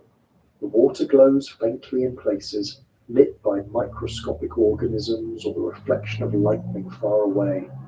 Every sound becomes amplified. The splash of a fish, the call of a bird, the creak of a tree shifting in the current. The mind, deprived of sight, begins to fill in details. It imagines faces in the water, figures moving along the bank. In a place where everything seems alive, the idea that spirits inhabit the river feels less like fantasy and more like logic. Some of the oldest legends predate written history, passed down through oral tradition for thousands of years. They describe creatures that may have been inspired by real encounters long ago. Fossils found in the basin suggest that giant reptiles, crocodiles larger than any alive today, once inhabited these waters. Memory of those creatures may have shaped tales of monstrous serpents that still linger in the collective imagination. One such legend speaks of the Minnocayo, a massive worm-like creature said to live in the deepest parts of the river. It is described as long as a canoe, with a head like an ox and skin smooth as metal. When it moves, it stirs the riverbed, uprooting trees and sinking boats.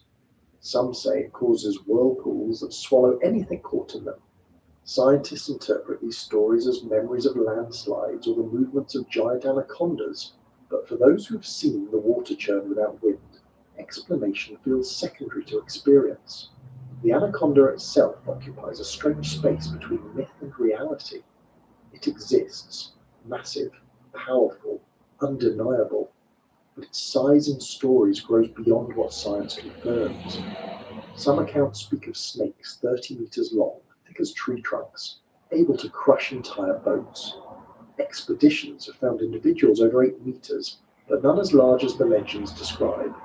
Still, the stories persist, not because they need proof, but because they reflect the feeling of encountering such a creature. To see even an ordinary anaconda in the wild, coiled in silence beneath the water, is to feel the weight of the ancient world pressing close. Its eyes, half above the surface, seem to belong to something older than the forest itself. The myth is simply a magnified version of reality.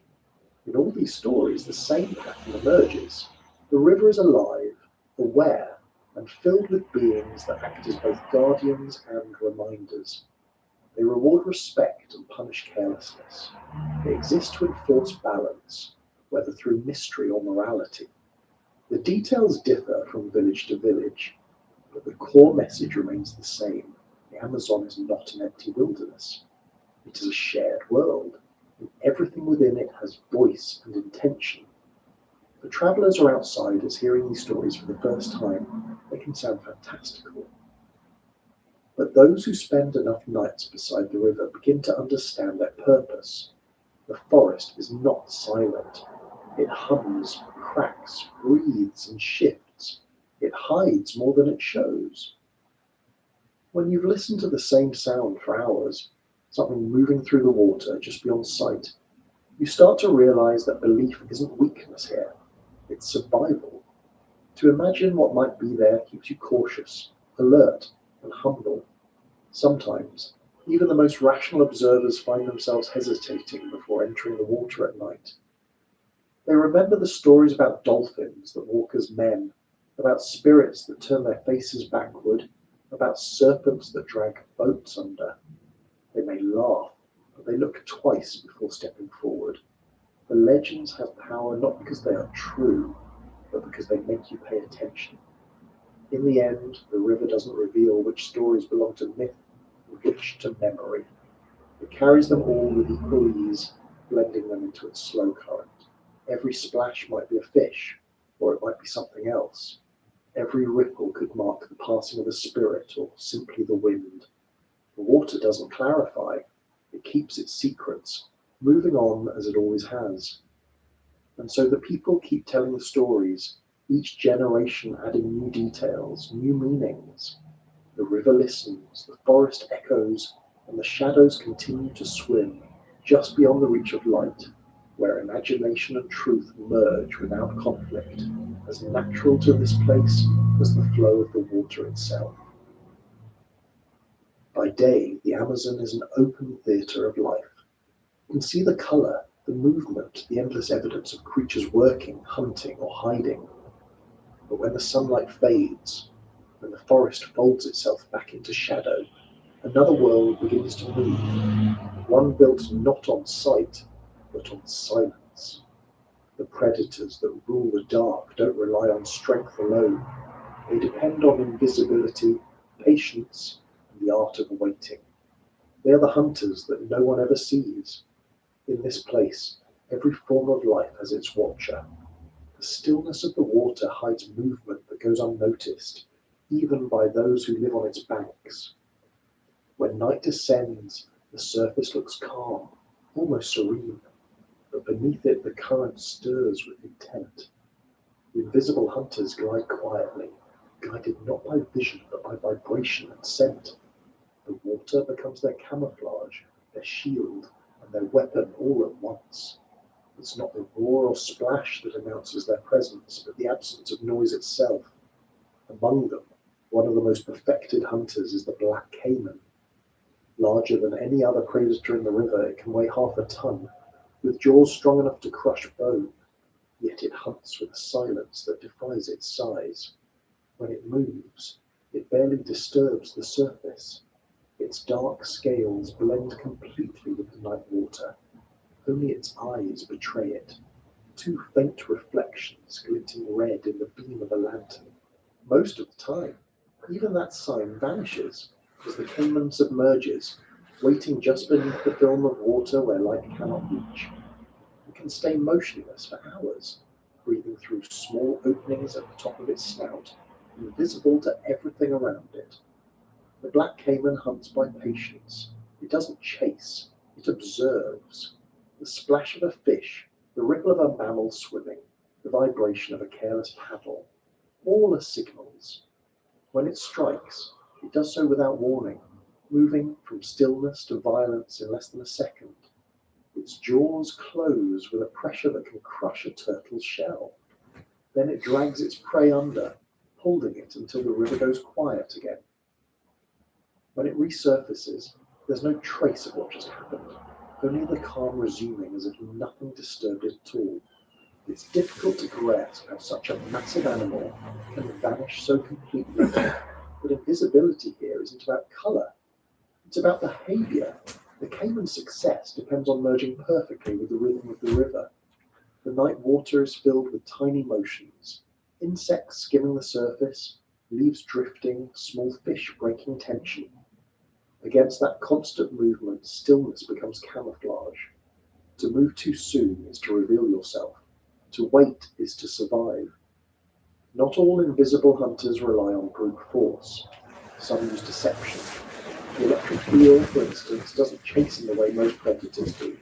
It hides in the shallows, buried in mud or among tangled roots, sensing the faint electric signals of other creatures. Every living body generates a small field of energy, a pulse too weak for us to feel, but not for the eel. When something passes close enough, the eel delivers a burst of high-voltage electricity, stunning or killing its target instantly. It can sense the victim's position even in complete darkness, where a person might sense heat. To the eel, every movement in the water is a message waiting to be answered. Invisibility for it is not a matter of blending in, but of waiting to be noticed at the exact right moment.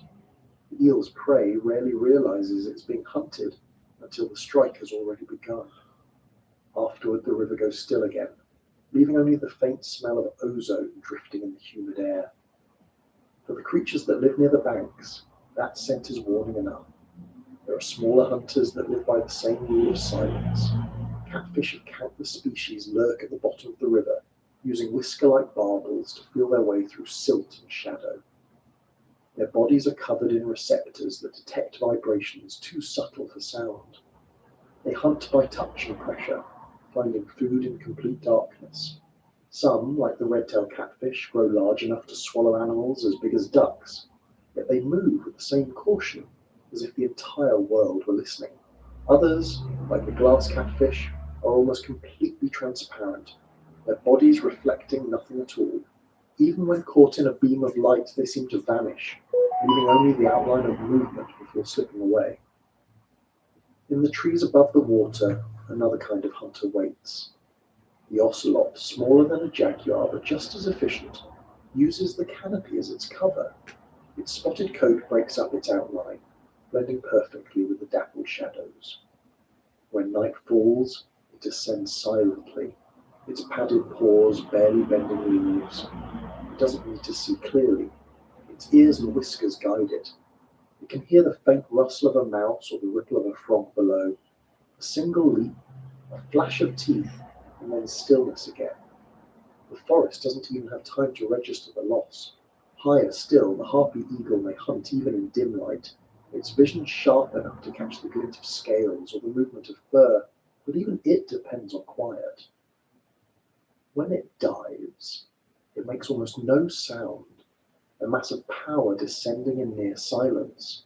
Its wings are built to absorb wind, its feathers adapted to glide without turbulence. Everything about it is designed for ambush, the unseen moment before contact. Even among the predators of the air, invisibility is the most reliable weapon. In the world of insects, visibility becomes art. Praying mantises, stick insects, leaf katydids all exist in forms so perfect that even trained eyes struggle to find them. During the day, they remain motionless, indistinguishable from bark or leaf. At night, they move just enough to feed, relying on the faintest tremors of nearby prey. Some species imitate not only the look of leaves, but their movement, swaying gently in the wind to maintain the illusion. The forest floor, which looks empty at first glance, is alive with hunters waiting in perfect stillness. Beneath the surface, among the roots and fallen branches, piranhas begin to stir as well. Despite their reputation, they rarely attack in frenzy. They are cautious, deliberate, more scavenger than aggressor. Their invisibility lies not in their colour, but in their coordination. They move as one, their collective motion so synchronized that it confuses prey into hesitation. A fish wounded by another predator or trapped in shallow water gives off chemical signals that spread quickly. Within seconds, the piranhas appear, seemingly from nowhere. To an observer, it looks as if the water itself is turned alive. And after the feeding ends, they vanish again into the depths, leaving only silence behind. Smaller predators, like spiders that live on the surface film of the river, have their own invisible art. They walk on water, using tension as a bridge, sensing vibrations from insects that fall in. When they strike, it's instant. A ripple, a flash, and the victim is gone. The water smooths over within seconds, the surface returning to its mirrored calm. Even the predators that measure only millimeters in size obey the same rule. To hunt successfully in this place is to remain unseen. There's a strange kind of fairness in the Amazon's invisibility. For every hunter that hides, there's another learning to see without eyes. Bats, for instance, can locate a mosquito in flight using echolocation so precise it can distinguish between a leaf and a moth's wing beat. Owls hear heartbeats beneath layers of foliage. River dolphins detect the shape of submerged roots using sound alone. Each sense evolved as an answer to the question of how to find life that refuses to be seen. The result is an ecosystem built on mutual concealment, where the invisible hunt the invisible in endless succession. For those who live near the river, the presence of these unseen hunters is a constant awareness. They can't always be seen, but they are always there. Fishermen who wade into the shallows at night know the feeling of being watched from beneath. The water feels thicker and more alive as if it contains eyes. Sometimes they sense movement near their legs, the soft brush of something large passing close. Freeze, knowing better than to panic. The experienced ones learn to read the subtle signs, a faint swirl in the water that means a caiman's nearby, the sudden absence of insects that means something has entered the clearing, the sound of bubbles breaking in rhythm rather than randomly. These are the cues of survival. In the daylight, it's easy to forget how much life hides here, but the forest reminds anyone who listens that being unseen doesn't mean being absent. Even as the sun burns down on the river's surface, shadows move underneath. Some hunters use the brightness itself as their cover, hiding just below the layer of glare where eyes cannot penetrate. Arapaima do this, waiting under schools of smaller fish, their bodies invisible in the shimmer. When they strike, the water erupts once, then returns to stillness so quickly it seems like a trick of the eye. The logic of invisibility shapes everything in the Amazon. Even plants have learned it. Certain orchids bloom only at night, their flowers blending into the shadows until pollinators find them by scent alone. Others mimic the smell of decay to lure insects that prefer carrion. Deception runs through every level of life here. The invisible hunter isn't only predator, it's a principle, a rule that governs survival. Those who reveal themselves too soon vanish from the story. Scientists studying these patterns find that many species spend most of their lives hidden from view. A camera trap might record only a fraction of their activity, a single appearance in months. Yet their presence shapes the entire food chain. The jaguar, for example, leaves so few traces that even seasoned researchers can spend years without seeing one.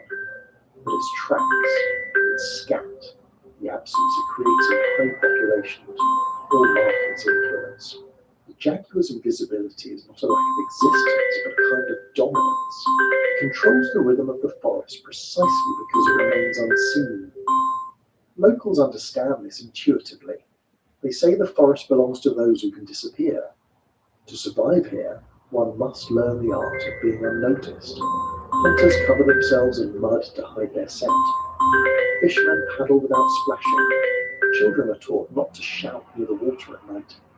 Silence is not fear, but respect. Every sound has consequence. Even light is handled with care. A lantern on a canoe can reveal as much as it hides. Too much brightness blinds the watcher, reflecting off the mist and the water surface. Too little, you can't see the eyes that watch you back. Finding the balance becomes a matter of instinct, the same instinct that keeps the animals alive. The line between hunter and hunted blurs, and both survive by obeying the same rule. Remain invisible until you must act. Some nights the forest seems completely still. You hear nothing but the low hum of insects and the soft lap of the river. It feels safe, empty even. But if you wait long enough, patterns begin to emerge. A rustle where there shouldn't be one, a faint ripple that moves against the current, a pair of eyes glowing briefly, then fading. The illusion of emptiness is the forest's greatest trick. It hides its violence in patience. There's a kind of perfection in that design. The invisible hunters do not waste energy. They act only when needed, taking only what they require. Their restraint maintains the balance of the system. Too much visibility would destroy it. Too much noise, too much motion, too much hunger. When dawn finally comes, the invisible hunters retreat. The caimans sink to the depths. The ocelots vanish into the trees. The eels slide back into mud, and the night insects fade into silence. The forest exhales. The day's creatures begin to stir, and the cycle reverses. But even in daylight, traces of the night remain. Footprints in the soft mud, faint trails through the reeds, half-eaten remains of a meal. The evidence is subtle, but it's there. Proof that what can't be seen still governs everything that moves. The river, as always, keeps its secrets. The water closes over every disturbance. smoothing itself into a mirror that reveals nothing. To those who look at it, it seems calm, harmless, welcoming. But beneath that reflection, life continues as it always has, silent, precise, unseen. A world of hunters and watchers that never announce themselves, yet define the rhythm of the Amazon with every hidden breath. There are moments in the Amazon when something surfaces that doesn't belong to the present. A ripple, a movement, a shape that seems unfamiliar, not because it is rare, but because it looks out of time. The river carries not only the life of today, but the echoes of everything that came before it. Every current, every layer of silt, hides fragments of creatures that lived and died long before human memory began. Some of those forms vanished entirely, leaving behind only fossils buried deep beneath the mud. Others never disappeared at all.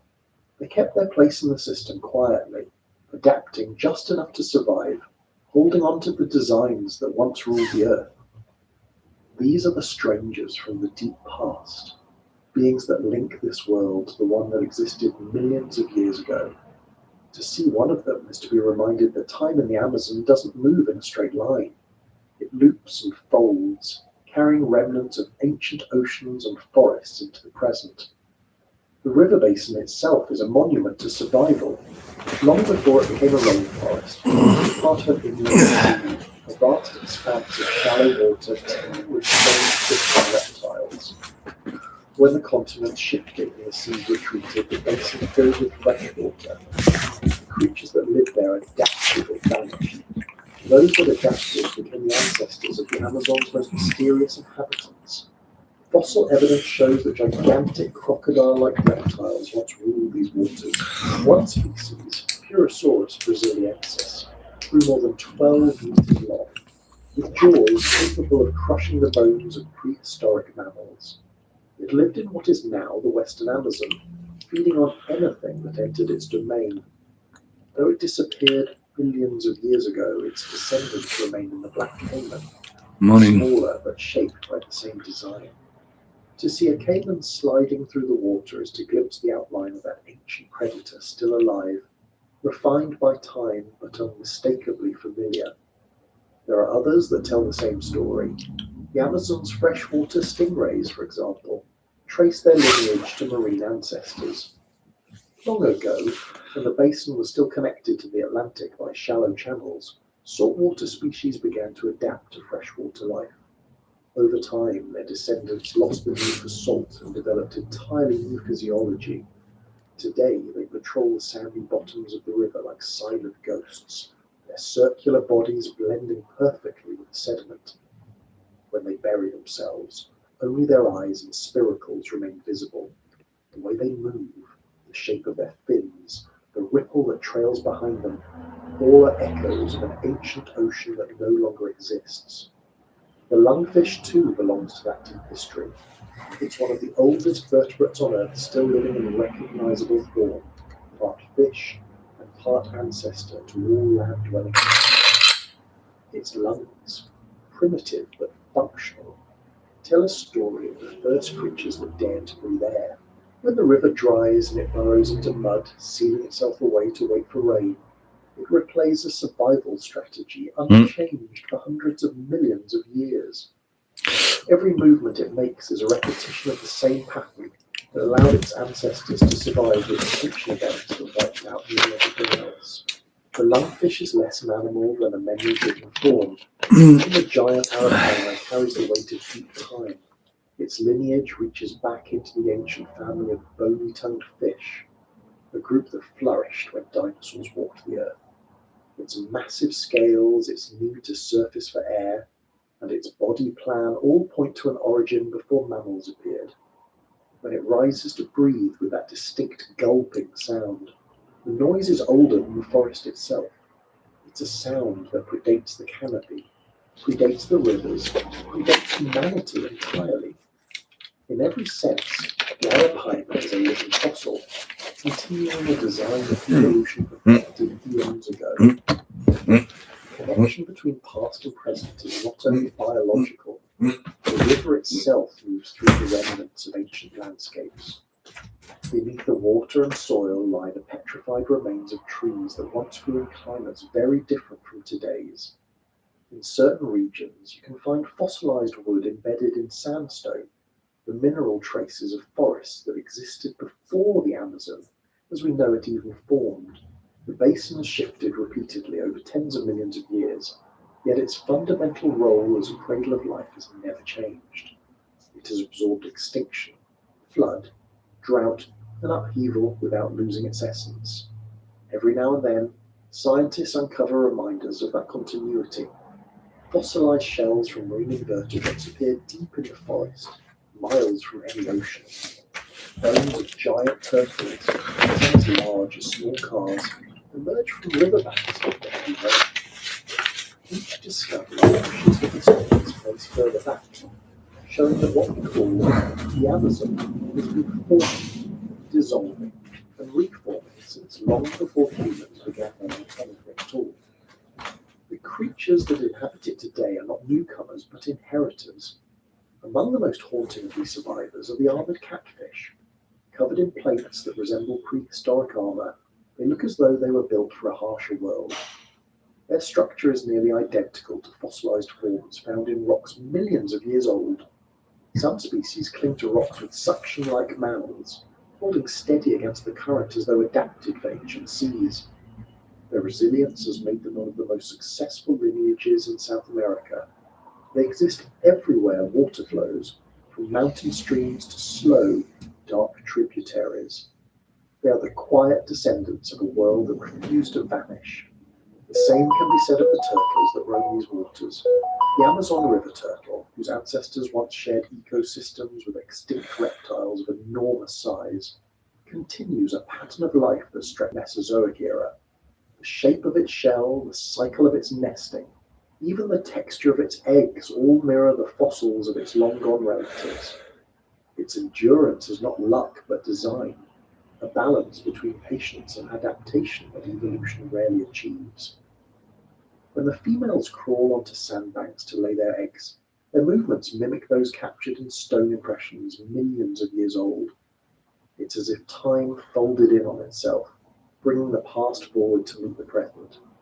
In the deeper layers of the river's geology, scientists have found traces of extinct fish unlike anything known today. Some bore teeth the size of a man's thumb, others had jaws built to crush shellfish.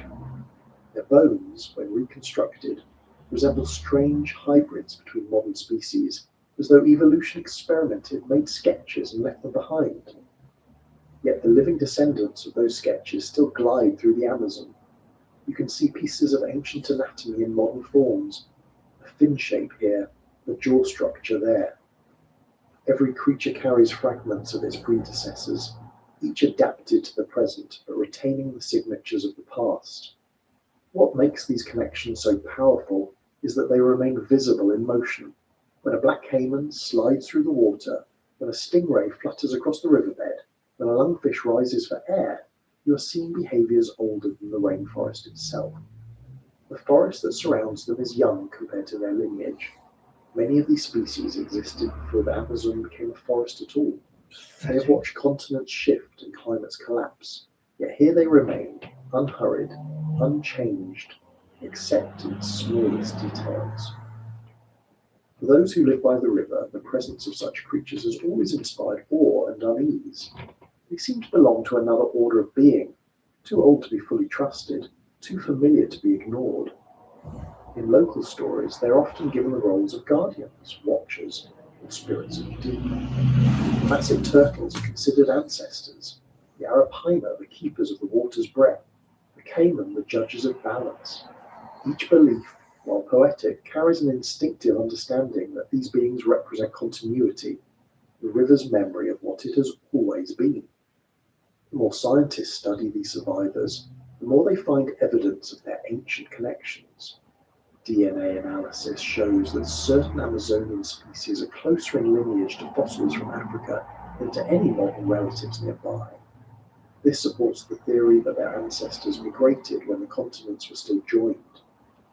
When Gondwana broke apart, populations became isolated, evolving independently. Yet the similarities remain, like two halves of a single thought separated by an ocean. The Amazon's biodiversity is not an accident. It is the sum of countless migrations, extinctions, and resurrections played out over unimaginable time. Even the soil remembers. Sediment cores taken from deep beneath the riverbed reveal pollen from plants that no longer exist. Their chemical traces tell stories of ecosystems that rose and fell long before human arrival. Each layer of mud is a page in a book without words, written in minerals and organic matter. Reading it reveals that the Amazon has been many worlds over its lifespan: swamp, savanna, shallow sea. Yet through all of it, water has remained the constant. Where there is water, life persists, and where life persists, the past never entirely disappears. Sometimes, the presence of these ancient patterns goes unnoticed, until something extraordinary happens. A fisherman hauls in a creature so strange that no one recognizes it. The diver glimpses a shadow larger than expected moving below. A flood uncovers bones shaped like nothing alive today. These moments fuel stories that spread faster than explanations, blurring once again the border between science and legend. But beneath the excitement lies a simple truth. The Amazon still hides living remnants of its prehistory. Its vastness provides refuge for creatures that elsewhere could not have survived. For the researchers who dedicate their lives to uncovering this history, every discovery carries the same emotional weight, awe mixed with humility. To find a living species that connects directly to fossils millions of years old is to realize how thin the line of human time truly is. We measure centuries and feel them long. These creatures measure epochs and barely notice the difference. They are the living counter-argument to our sense of progress. In their slow, unchanging rhythm, they remind us that permanence does not belong to us. When night falls and the river becomes a shifting mirror, it's easy to imagine those ancient forms still moving below, the outlines of armored bodies, the glide of something vast and silent, the slow pulse of lungs drawing breath. Perhaps most are gone, but the impression they left in the river's design remains. Every predator, every scavenger, every plant that clings to submerged wood participates in an inheritance that began long before language. The Amazon's present is simply the continuation of its prehistory, unfolding in real time. There's comfort in that idea, and also discomfort. Comfort in knowing that life endures, discomfort in realizing how small our presence is within it. The strangers from the deep past do not see us as we see them. To them, we are the temporary ones, brief visitors moving through a cycle that has no need for us. The river will continue long after our traces are gone, just as it continued after the extinction of the reptiles and mammals that once ruled it. Its inhabitants, those ancient survivors, will keep gliding through its depths, their slow hearts beating in rhythm with the planet itself. To stand at the river's edge at dusk and hear the distant splash of something surfacing is to touch that vastness for a moment. It could be a fish, a dolphin, or a caiman, but it could also be a sound that has been echoing for 50 million years. The distinction doesn't matter. What matters is that it's still happening. The same actions, the same instincts, the same breath of the living world repeating endlessly, unchanged. In the Amazon, the past is not buried. It floats, breathes, feeds, and waits. Its form may change, but its presence never leaves. Every ripple on the river's surface, every rustle in the flooded forest, every shadow beneath the water is a reminder that time here does not erase, it accumulates. And within that accumulation, the strangers from the deep past continue to move quietly, their existence proof that life, when given enough patience, can outlast even history itself. Beneath the surface of the river, where the light fades into brown haze and the larger creatures move like ghosts, another world begins. It is not silent or empty, though to the human eye it looks like nothing but mud. This layer of silt, soft as dust and older than the trees above it, is alive with movement. Every handful of it holds more living things than there are stars visible in the sky. The water above belongs to the giants, the arapaima, the caiman, the dolphin, but the real foundation of life here lies below, in the fine sediment that never stops shifting. The micro-monsters of the mud are the invisible engines of the Amazon, tiny beings that build, recycle, and feed the entire system without ever being seen. To look at the river's bottom is to see stillness. To understand it is to realize how deceptive that stillness is. The mud breathes, not metaphorically, but literally.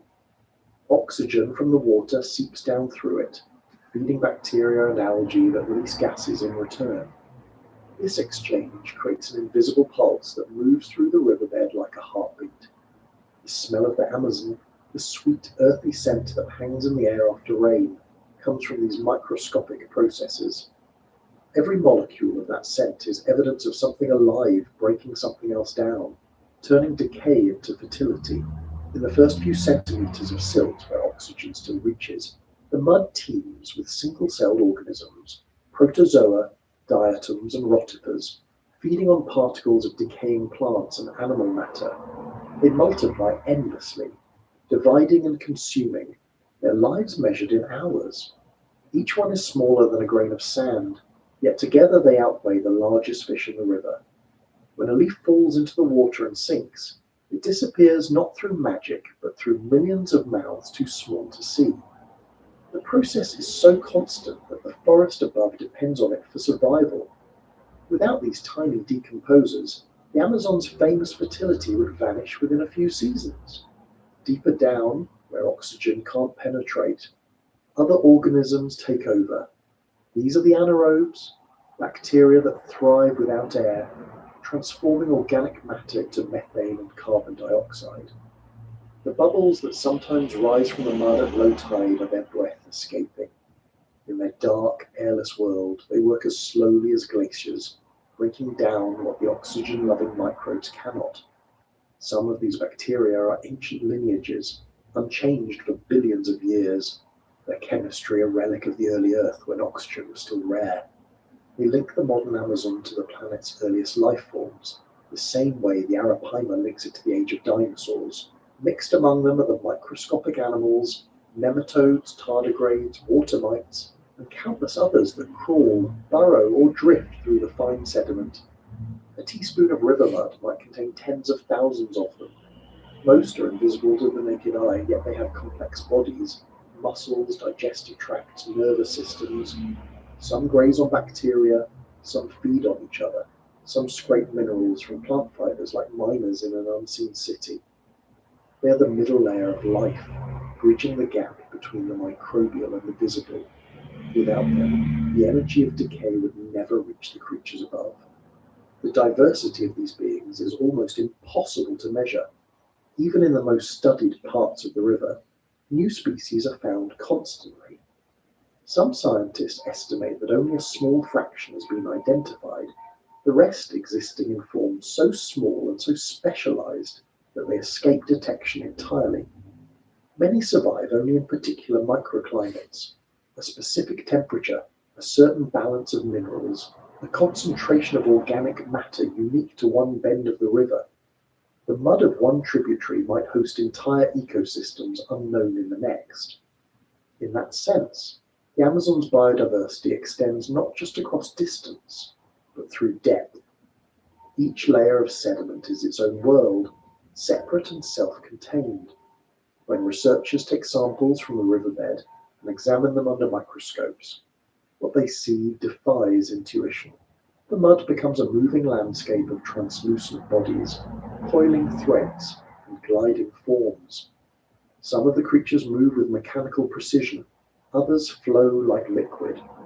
Their motions are simple but purposeful, hunting, feeding, escaping. Even at this microscopic scale, the rules of predator and prey apply. A single-celled amoeba can engulf a bacterium. A ciliate can sweep a cluster of smaller cells into its mouth. A rotifer can trap other rotifers with its ciliated wheels spinning like a slow machine. Everything here feeds and is fed upon, just as in the visible world above. Occasionally, light from the surface reaches these depths, refracted through gaps in the canopy or caught by clear patches in the current. Where it does, photosynthetic organisms bloom. Algae and cyanobacteria form mats that shimmer faintly, producing oxygen that seeps back upward into the water column. These colonies are the base of the food web. Tiny crustaceans feed on them, which in turn become food for small fish and insect larvae. The entire Amazonian ecosystem rests on this invisible chain, beginning with organisms no thicker than a strand of hair. Not all of the micro-monsters are benign. Some are parasites that live inside fish, amphibians, or even other invertebrates, feeding from within while remaining undetected. The parasitic worms and protozoa that emerge from the mud when conditions change are part of a cycle that has existed since before vertebrates evolved. They wait dormant in cysts or eggs until a host passes close, then attach themselves, reproducing inside before returning to the sediment. These microscopic hunters are as specialized as any jaguar or caiman. Their success depends on precision, patience, and perfect timing. For most of the river's inhabitants, the mud is both home and danger. Fish that dig for food disturb layers of sediment that release gases and clouds of bacteria. Some of those gases are harmless, others toxic in high concentrations. The act of feeding becomes a balance between nourishment and risk. Yet even these disturbances play a role in renewal. Each motion mixes oxygen deeper into the mud, giving fresh energy to the aerobic microbes and speeding the cycle of decomposition. Every creature that stirs the bottom contributes to the river's health without knowing it. The smallest of all, bacterial colonies, operate as communities more complex than they appear. They form biofilms, thin, sticky layers that adhere to rocks, roots, and even the bodies of larger animals. Within these films, bacteria communicate chemically, signaling when to grow, when to produce enzymes, when to form spores. To an observer, they appear as slime, but within that slime lies coordination that rivals the behavior of insects. The biofilm protects the colony from predators and currents, allowing it to survive fluctuations in temperature and flow. It's a strategy so effective that scientists studying it in the Amazon have applied its principles to medicine, industry, and environmental restoration elsewhere. Some of these microscopic creatures produce light of their own, a faint bioluminescence barely visible to the human eye. At night, in still coves or stagnant pools, you can sometimes see a ghostly glow beneath the surface, a flicker that appears and vanishes like breath. It's not magic or reflection, but the chemical reaction of luciferin and oxygen inside microbial cells. Each flash marks the brief moment of energy release, the final act in a chain of chemical exchanges that keeps the river alive. For centuries, people living along the river have told stories about spirits glowing under the water. In truth, those lights are the river itself expressing the constant labor of its smallest citizens. Every flood season, when the forest floor disappears underwater, the micro-monsters expand their territory. Nutrients washed from the soil feed bacterial blooms that spread through the flooded forest. The water becomes a cloudy soup of microscopic life. It's the same process that makes the water brown and opaque, an explosion of organisms feeding on everything the rain delivers. To the human eye, it looks like pollution, but to the river, it's renewal. The flood resets the balance, feeding every level of the ecosystem from the ground up. When the water recedes, much of this life retreats into the mud, waiting for the next cycle. Some form spores that can survive years of drought. Others encase themselves in crystals of salt or silica. A few simply slow their metabolism until conditions improve. These survival strategies are so effective that scientists have revived dormant microbes from sediment thousands of years old. To them, time means little. Their world moves according to the slow rhythm of decay and rebirth. The flood and drought, the rise and fall of temperature, the changing chemistry of the river, all are just variations in an unending cycle. The animals that depend on them never stop benefiting. Detritus eaters like shrimp and snails graze on bacterial mats. Small fish feed on plankton and larvae born from microbial colonies. Larger fish feed on them in turn. The nutrients recycled by the mud travel upward through every level of the food web, from microorganisms to mammals. Even the fruit trees of the forest rely indirectly on this process, their roots absorbing minerals that began as microscopic waste. The mud is the river's stomach, digesting and distributing everything it receives. If you scoop up a handful of it and let it settle in clear water, it doesn't look like much. Just a swirl of brown particles that sink and vanish. But under magnification, it's a storm of life. Transparent worms twisting through debris, clusters of algae dividing in slow motion, tiny crustaceans darting like sparks, bacteria forming chains that stretch across entire fields of view. Every inch is inhabited, every speck part of a network too intricate to map. Scientists studying these micro-ecosystems often describe them as the foundation of resilience. When storms, floods, or droughts disrupt larger organisms, microscopic life continues almost unaffected. It's too small to be destroyed, too numerous to disappear. After every disturbance, it rebuilds the system from below. The Amazon's ability to recover from extreme change depends on these invisible engineers. Without them, the river would stagnate, the forest would lose its nutrient source, and the entire chain of life would collapse within years. There is a humility in realizing how much depends on what can't be seen.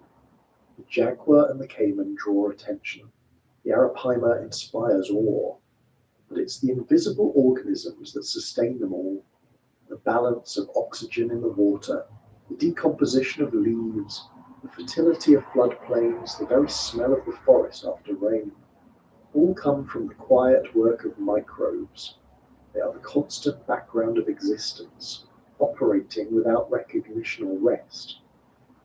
To walk along the riverbank at low tide and see the mud glisten under the sun is to look at the skin of something vast. Beneath that surface, layers upon layers of life move, feed, and die, forming a continuous exchange between the living and the dead. Every step sinks slightly, and the footprint fills instantly with water and air bubbles. Those bubbles are the breath of bacteria rising, the same gases that will feed algae, the same nutrients that will nourish trees. It's all connected in a way too intricate to separate. At night, when the water cools and the forest quiets, the mud continues its invisible work. The temperature changes only slightly. The chemical reactions slow but never stop. The river may appear asleep, but it isn't. The unseen metabolism of countless tiny organisms keeps everything alive, maintaining the equilibrium that allows the visible world to flourish. In the silence of that unseen world lies the true heart of the Amazon, a heartbeat that has been pulsing since the first rivers formed, steady, constant, and unending. And though we can't hear it or see it without tools, it is always there, beneath every ripple and reflection, shaping the course of life above it, grain by grain, breath by breath, generation by generation.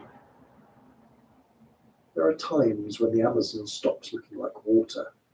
The brown surface that normally mirrors the sky changes color, taking on a strange red hue that moves and breathes like blood under sunlight. To anyone seeing it for the first time, it can feel like an omen, as if the river itself were wounded. The local people call these moments by many names, but they share the same unease when the color deepens. The river has moods, and when it turns red, it's one of its rarest and most unsettling. The phenomenon has explanations that science can trace, but understanding the chemistry doesn't make the sight less powerful. It happens for different reasons in different places, and it always begins with change. Rain, heat, current, the invisible chemistry between water, soil, and life. Sometimes the redness comes from clay carried down from distant highlands. Iron-rich soil, washed loose by storms, stains the water as it travels. The particles are microscopic, but there are billions of them, suspended like dust in the current. In sunlight, They catch and scatter light in a way that gives the river a copper glow. As the silt settles, colour fades, and the familiar brown returns. At other times, the cause is living. Certain algae and microorganisms bloom suddenly when temperature and nutrients align. Some species produce red pigments that fill the water column, creating the illusion of blood spreading downstream. These blooms can last hours or days, then disappear as quickly as they arrived. To those who live near the water, the change feels almost alive, as if the river were responding to something unseen. Fishermen notice first: nets that come up stained, fish that avoid certain areas, the smell of fermentation rising from the shallows. The colour is more than appearance. It signals a shift in the river's balance. When the river turns red from life rather than earth, the effects can be far-reaching. Some of these blooms consume oxygen, suffocating fish and invertebrates. Others release toxins that spread through the ecosystem silently. Yet even in their danger, they are part of a larger rhythm. The same nutrients that trigger the blooms also feed plankton and microbes that sustain the food web. The red tide of the Amazon is rarely the disaster it appears to be. More often, it's a visible stage in the endless cycle of growth, decay, and renewal. In places where the red colour lingers, locals tell stories that reach beyond explanation. Some say the river turns red when it remembers, that the colour is memory rising to the surface, of storms, of floods, of things buried in its depths. Others say it's the work of spirits angered by human intrusion, a warning to step back and let the water heal itself. These stories persist because they fit the mood of the moment. When the river bleeds, even the most rational mind feels the pull of superstition. There's something deeply human about needing meaning in the sight of such change. For scientists, the phenomenon reveals more about the Amazon's metabolism than any myth could. The colour change can indicate shifts in pH, temperature, or nutrient levels that reflect the health of the basin. In remote tributaries, sensors record how the red hues move, measuring the pulse of the ecosystem like doctors watching a patient's blood flow. The data show that these events often coincide with the start of the rainy season, when minerals and decayed matter wash from the forest floor into the streams. The red tint isn't just pigment. It's evidence of erosion, decomposition, and renewal working together. Each flood refreshes the river, feeding it with material that will nourish new life months later. There's a physical beauty in it too, if you know what to look for.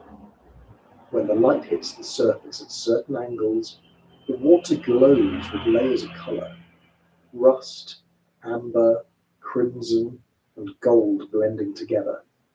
In calm backwaters, the reflection of trees becomes distorted, as if painted on metal.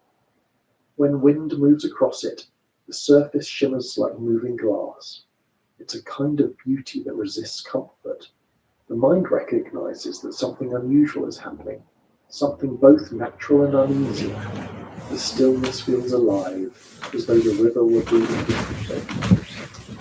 At dusk, when the red tones deepen, the entire forest takes on the colour. Trunks of trees along the bank seem to darken, their reflections stretching into the water like veins. Birds returning to roost call more sharply, their voices carrying over the glassy surface. Fish break the tension occasionally, sending ripples through the reflected light, and the circles widen until they vanish into the current. From a distance, it looks like the forest and the river are bleeding into each other, one feeding the other. For those who depend on the river, the colour changes are signals to adjust behaviour. Fishermen know which sections to avoid during heavy discoloration, as fish often move away from low oxygen areas. Farmers take note of the hue to predict flooding patterns. Red water often precedes larger inflows. The local people have learned to read the water's moods with the precision of meteorologists. A shift in colour, smell, or texture can forecast events days in advance. To them, the river's redness is not mystery but language. The sediment-based reddening has its own story, one that begins far beyond the forest. High in the Andes, rainfall and melting glaciers feed tributaries that carry fine particles of iron oxide and clay. These minerals grind down over thousands of kilometers, carried by gravity and current until they reach the lowlands. When conditions are right, the suspended particles reflect light at wavelengths that appear red or orange. The process is ancient and constant, reshaping the riverbed and feeding the plains with fertile soil. Each time the Amazon floods, it deposits a new layer of this mineral-rich sediment across the floodplain. The color fades in the water but remains in the earth, forming the foundation for future growth. In this sense, the Red River is a bridge between mountain and forest, between erosion and fertility.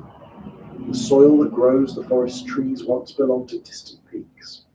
The minerals that color the river today will become part of the plants and animals tomorrow. The red phase is not a disruption, but a reminder that the Amazon is connected to worlds beyond its canopy. It carries the dust of mountains, the remains of ancient forests, and the memory of oceans long gone. Sometimes, the changing color coincides with spawning events. Certain fish species time their reproduction with the arrival of nutrient-rich water, sensing the chemical shifts that accompany it. The murkier and more colored the river, the better chance their offspring have to hide from predators. Eggs laid in red-tinted water are harder to see. The very thing that unsettles human eyes provides safety for the next generation. Nature's design here is both elegant and indifferent. The same pigment that signals decay also promises new life. During the night, under moonlight, the red hue changes again. It darkens to black in some areas.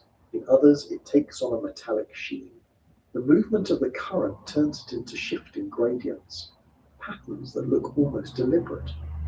Fireflies reflecting off the surface make it seem alive in a different way, each flash mirrored as a brief spark across the flowing metal. For a moment, it feels as though the river has become a living artery running through the heart of the forest.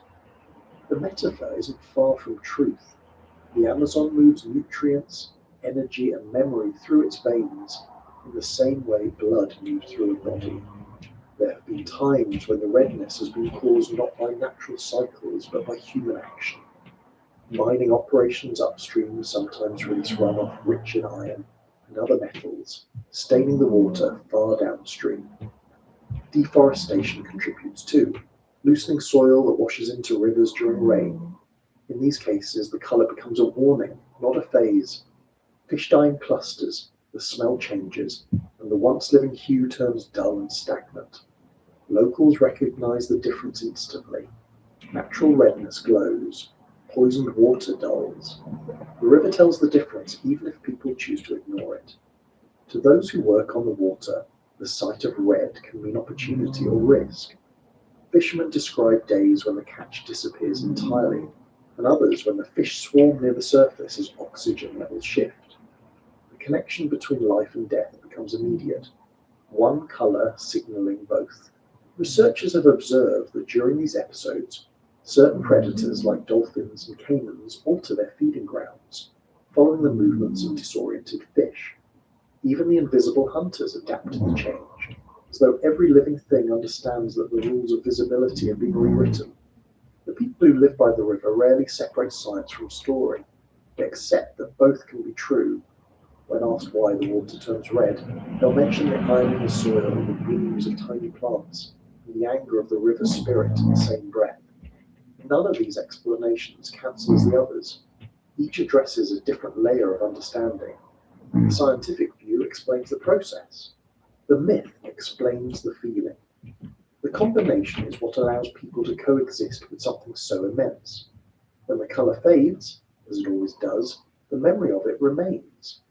The red stains linger on the edges of rocks and roots, fading slowly as the current cleans them. The smell changes first, sharper, fresher, as oxygen returns. Then the water clears, and the mirror of the river reforms. It's as though nothing happened, but those who watched remember. The forest seems greener in contrast, the sky brighter.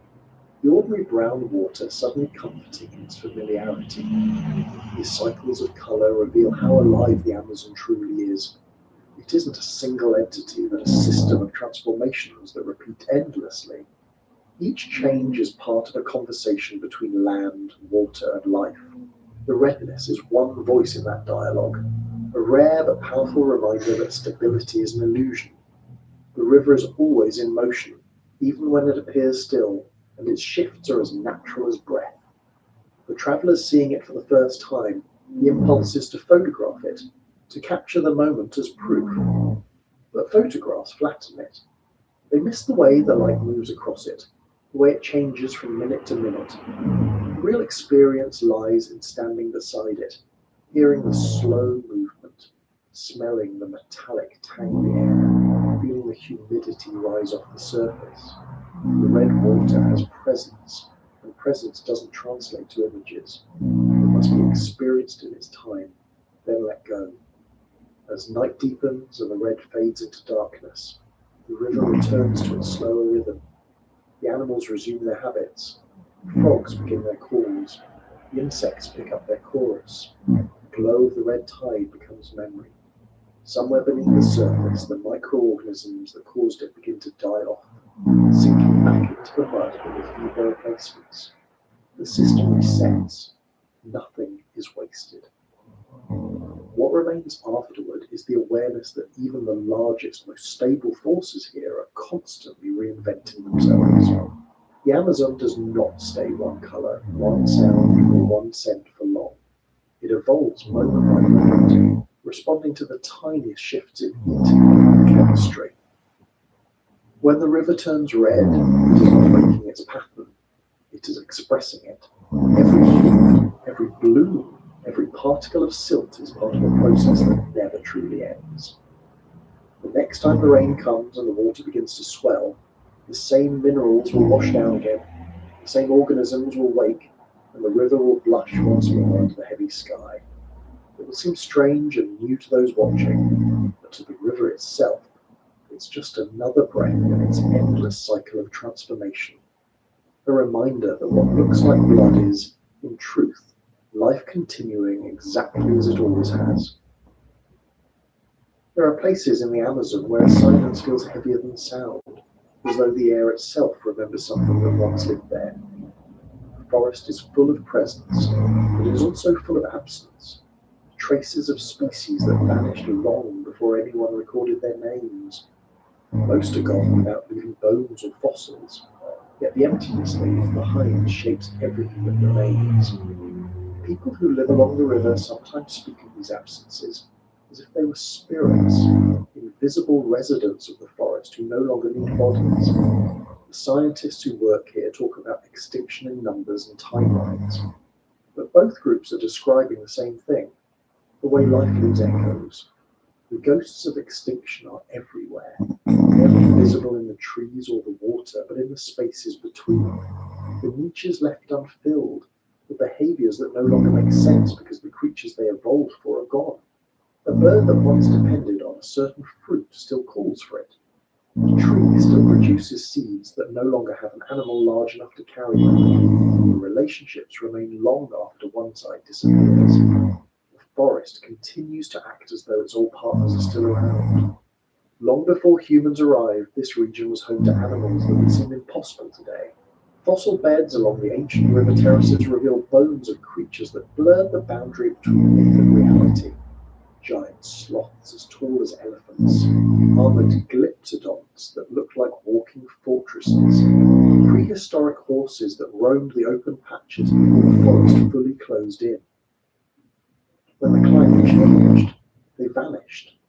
The forest adapted, growing denser and wetter, and new species took their place. But traces of the old ones remain in the genes of their descendants, the shape of a claw, the curve of a jaw, the behaviour of digging or foraging. The river, indifferent but patient, carried their remains downstream and turned them to stone. Every time a drought exposes a new layer of riverbank, fossils appear. The bones are heavy with minerals, darkened by centuries underwater. Sometimes they look like driftwood at first, until someone touches them and realizes they're too solid, too smooth, too precise. These discoveries are reminders that the Amazon has been through more versions of itself than any other ecosystem on Earth. It has been ocean, savanna, swamp, jungle, each stage giving rise to its own set of creatures. Extinction here is not an interruption, but a rhythm. Some of the ghosts are recent, their absence still felt by the people who remember them. The giant river otter, for instance, once roamed in large groups across nearly every tributary.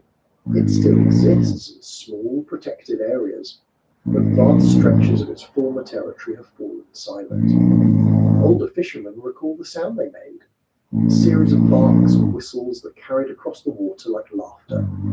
They say that when the otters were present, the river felt alive in a different way. Now, many tributaries are still, their surfaces broken only by insects and wind.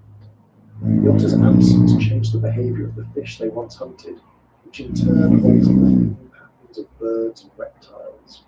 One vanished species reshaped the chain above and below it. The same can be said for the pink river dolphin, whose numbers are dwindling due to pollution, dams, and accidental killings.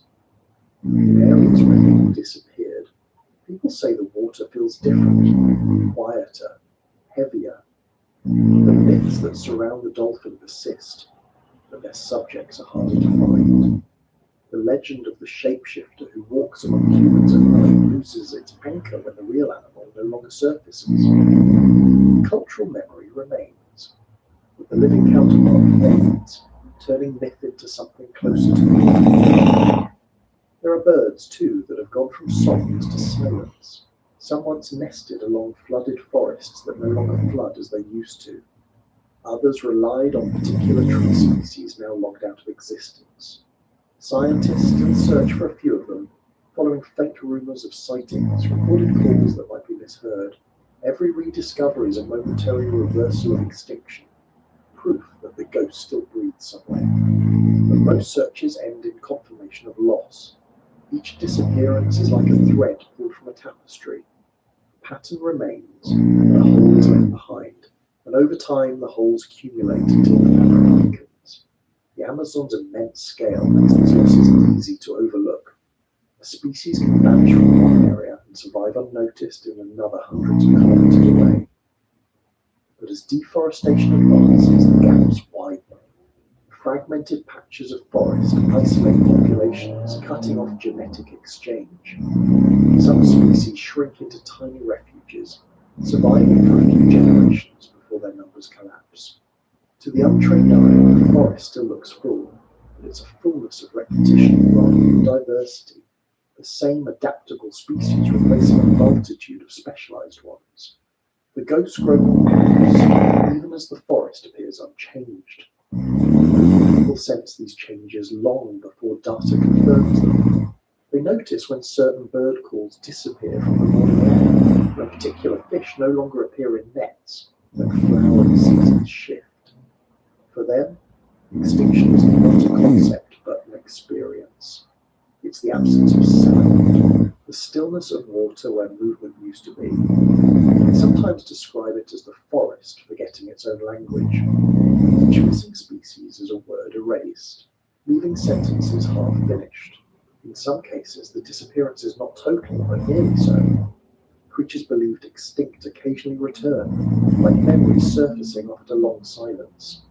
A few years ago, a species of tree thought lost for a century was found again in a remote tributary. The discovery made news, celebrated as a small resurrection. But such events are rare, and their rarity underscores how much has already slipped beyond reach. The ghosts that come back only remind us of those that never will. For scientists, extinction in the Amazon is both a challenge and a mystery. The forest hides its dead well. When an animal dies, its body disappears within hours, consumed by insects, bacteria, and the soil itself. Bones dissolve in the acidic environment, leaving little behind. To confirm that something is gone forever is nearly impossible. The line between missing and extinct is blurred, and And so the forest becomes a place of both hope and loss at once. Every unrecorded sound might belong to something thought gone. Every rustle might be evidence that a ghost has survived. The fossil record, when it appears, offers glimpses of what once was. There are impressions of leaves from plants that no longer grow here, skeletons of fish that suggest entire lineages lost. Some of the most surprising finds come not from the past, but from the recent layers. Bones of species that may have disappeared only centuries ago. Their shapes and get slightly off, as though evolution began to come and then abandoned it midway. Each discovery is a reminder that extinction is not always sudden. Sometimes it's a quiet fading, a population dwindling unnoticed until the last individual passes, leaving the ecosystem to adjust around the void. In flooded forests where the water rises in seasons, these adjustments are constant. One type of tree disappears, another takes its place. One pollinator vanishes, others attempt to fill the gap. The system compensates, but never perfect. There are always inefficiencies, delays, and losses that ripple out. Over decades, these ripples accumulate into transformation. The forest remains alive, but it becomes a slightly different forest, one tuned to a narrower range of possibilities. Even the river itself shows traces of its lost inhabitants. Some ancient channels contain shells of mollusks that don't exist anywhere on Earth. Their patterns are preserved in perfect and useless. The river's current shapes them as it once did when they were alive, rolling them gently in shallows, but now they serve no function. They're artifacts of ancient biology, carried downstream like messages from the time the system followed different rules. For many people, these vanishings are interpreted through story rather than science. They speak of spirits that left because the balance was broken, guardian beings that withdrew into the depths or into the mountains, taking their forms with them. The loss of an animal is not seen as random, but as withdrawal, an act of departure. Belief gives meaning to disappearance in a way that data cannot. It also reinforces respect. If the forest protectors can leave, then what remains must be cared for more carefully. In modern times, new ghosts are being created faster than ever. Habitat loss, pollution, and hunting have driven many species to the edge. The eagle, once common in the upper canopy, now exists mostly in reserves. The giant armadillo, rarely seen by researchers, may vanish entirely in a generation. The manatee, the tapir, the turtle, all live under pressure. Each one that disappears takes with it a set of relationships so complex that no replacement can do. Extinction in the Amazon is not just the loss of a single organism, it's the collapse of countless unseen connections. Yet, even in loss, the forest doesn't stop. It absorbs absence the way it absorbs sunlight and rain. New life grows over the traces of what came before. Seeds sprout in decayed logs, algae bloom in places where fish once swam. The balance shifts but never breaks completely. The ghosts are part of that continuity. Their remains and their stories feeding what still lives. The nutrients from their bodies enrich the soil. The memory of their existence influences how humans treat what's left. The living and the vanished remain intertwined. For those who study the Amazon's history, the concept of ghost species extends beyond memory. Genetic traces of extinct animals still exist in the mountains. Fragments of DNA appear in the genomes of modern species, silent witnesses to ancestors long gone. These molecular ghosts reveal migrations, hybridizations, and extinctions invisible to fossils. They show that when a species disappears, its influence persists in the kind of life that follows. The forest, in this sense, is a library of ghosts, its genome an ongoing library of survival and loss. At night, when the forest quiets and the river slows, the feeling of those ghosts becomes stronger. The sounds that remain seem louder against the silence of those that are gone. The empty spaces in the soundscape become noticeable as a forgotten melody. The night birds call, there are gaps, tones that used to exist no longer do. The absence has almost been musical. The musician missing certain notes but still managing to. Sometimes, in those hours before dawn, the line between extinction and survival feels thin. Creatures thought extinct could still be hiding in uncharted territories, their existence reduced to rumour. There are only stories, a strange call heard at night, an unfamiliar track in the mud, a glimpse of movement where none should be. These hints keep hope alive, but they also reinforce the scale of what's already lost. For every rediscovery, there are dozens of species that will never return. The ghosts of extinction don't exist in a supernatural way. They exist as processes, as absences that shape presence. They influence how trees grow, how rivers flow, how people behave. Their mark is in patterns, an invisible pressure guiding the evolution of its. The forest adapts, but it does so in dialogue with what it is lost. Each new generation of life grows from soil enriched by the dead. Each adaptation shaped by a movement is unconscious but is everywhere. When you look out across the world and see mist rising in the early morning, it's easy to imagine that some of that mist carries those memories. It moves slowly above the water, curling through the trees, touching everything and then vanishing. The forest below continues its work, feeding, breeding, decaying, but the ghosts remain woven into it, unburied. The living world of the Amazon is never separate from its dead. To continue, a single story that never pauses long enough to say when one life ends and another begins.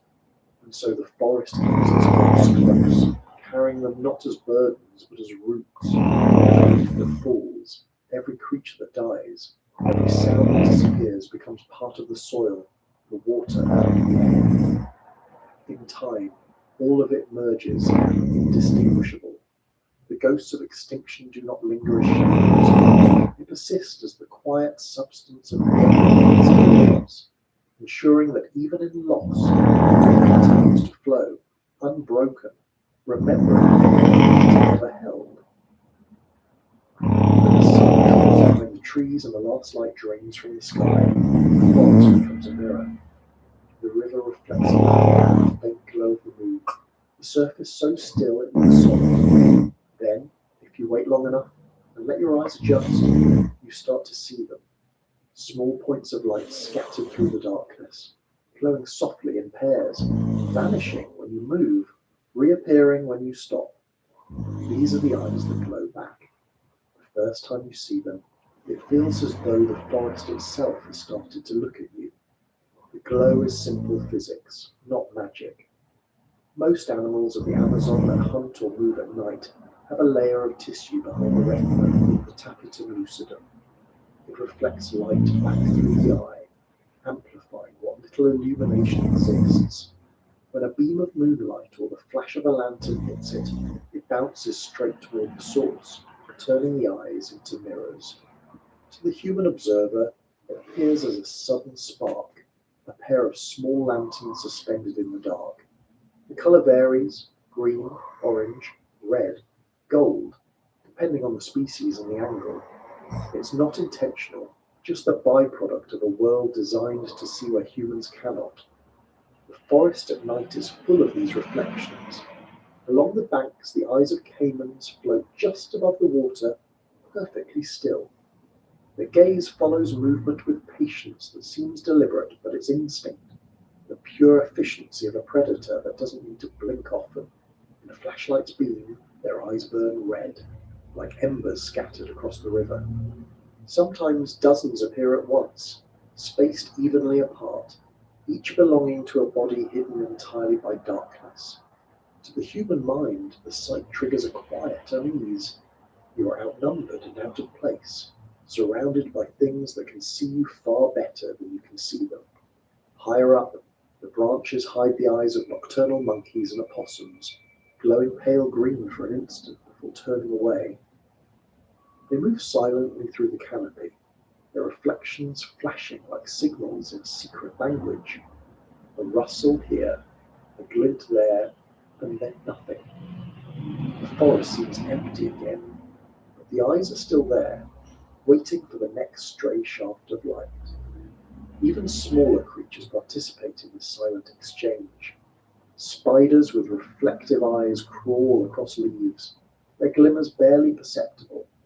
Frogs hidden in crevices show faint pinpricks of gold when the light catches them just right. The scale doesn't matter. From the caiman to the insect, the principle is the same. Night vision means seeing without being seen, and the glow is the unavoidable cost of that gift. Every reflected eye is a signal both of adaptation and vulnerability. Some of the reflections are deceptive. The forest floor, wet with dew and littered with glossy leaves, often reflects light in ways that mimic eyes. Hunters, both human and animal, learn to tell the difference. Real eyes blink, shift, move independently. False ones remain fixed. Experienced locals can scan a whole riverbank and know instantly which points of light belong to life and which to water droplets. It's a skill developed from necessity, learned through thousands of nights watching the forest stare back. There's an unspoken rule in this exchange. You can look, but don't stare too long. Many of the creatures that possess this reflective sight interpret direct light as threat. The beam of a lantern can freeze a caiman in place or drive a jaguar deeper into the forest.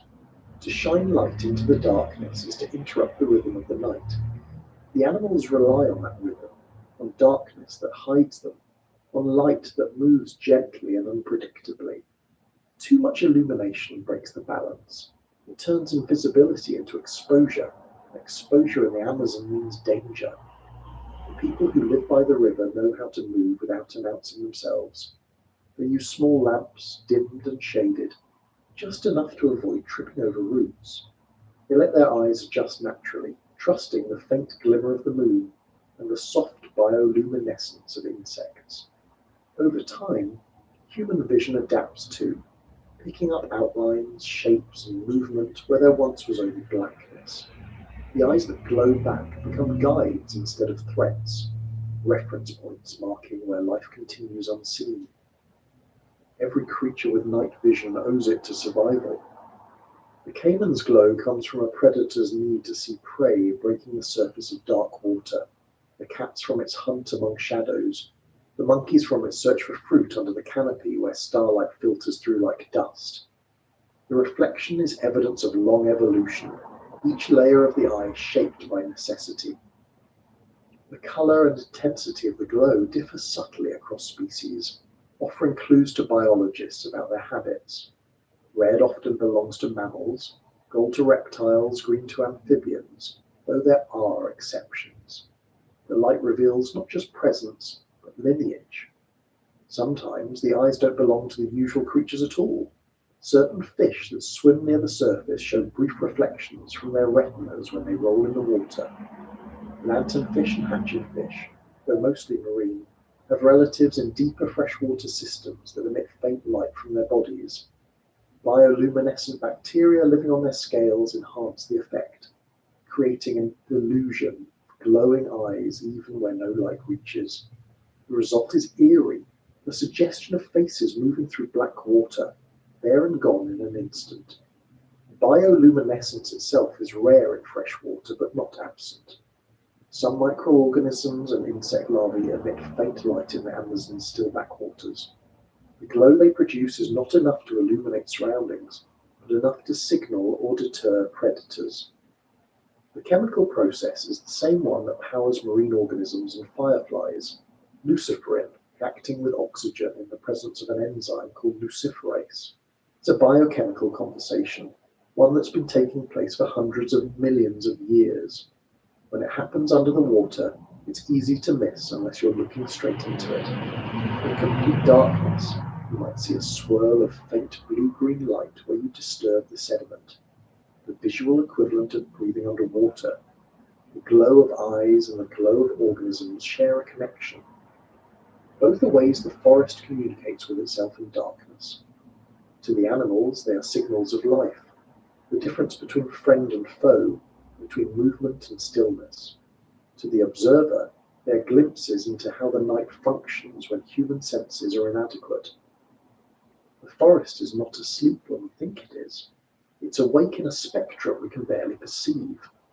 Occasionally, the glowing eyes belong to something much larger than you expect.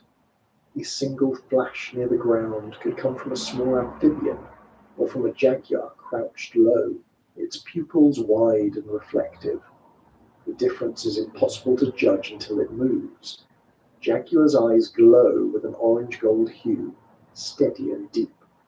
When light catches them, there's no flicker, only intensity. To see them, even briefly, is to understand how adapted they are to darkness. They don't blink often, and when they do, the motion is slow, almost deliberate. Many researchers working at night describe the feeling of being watched before realizing they are two distant points of gold, unmoving, studying them from the undergrowth. The glow vanishes as soon as the light shifts.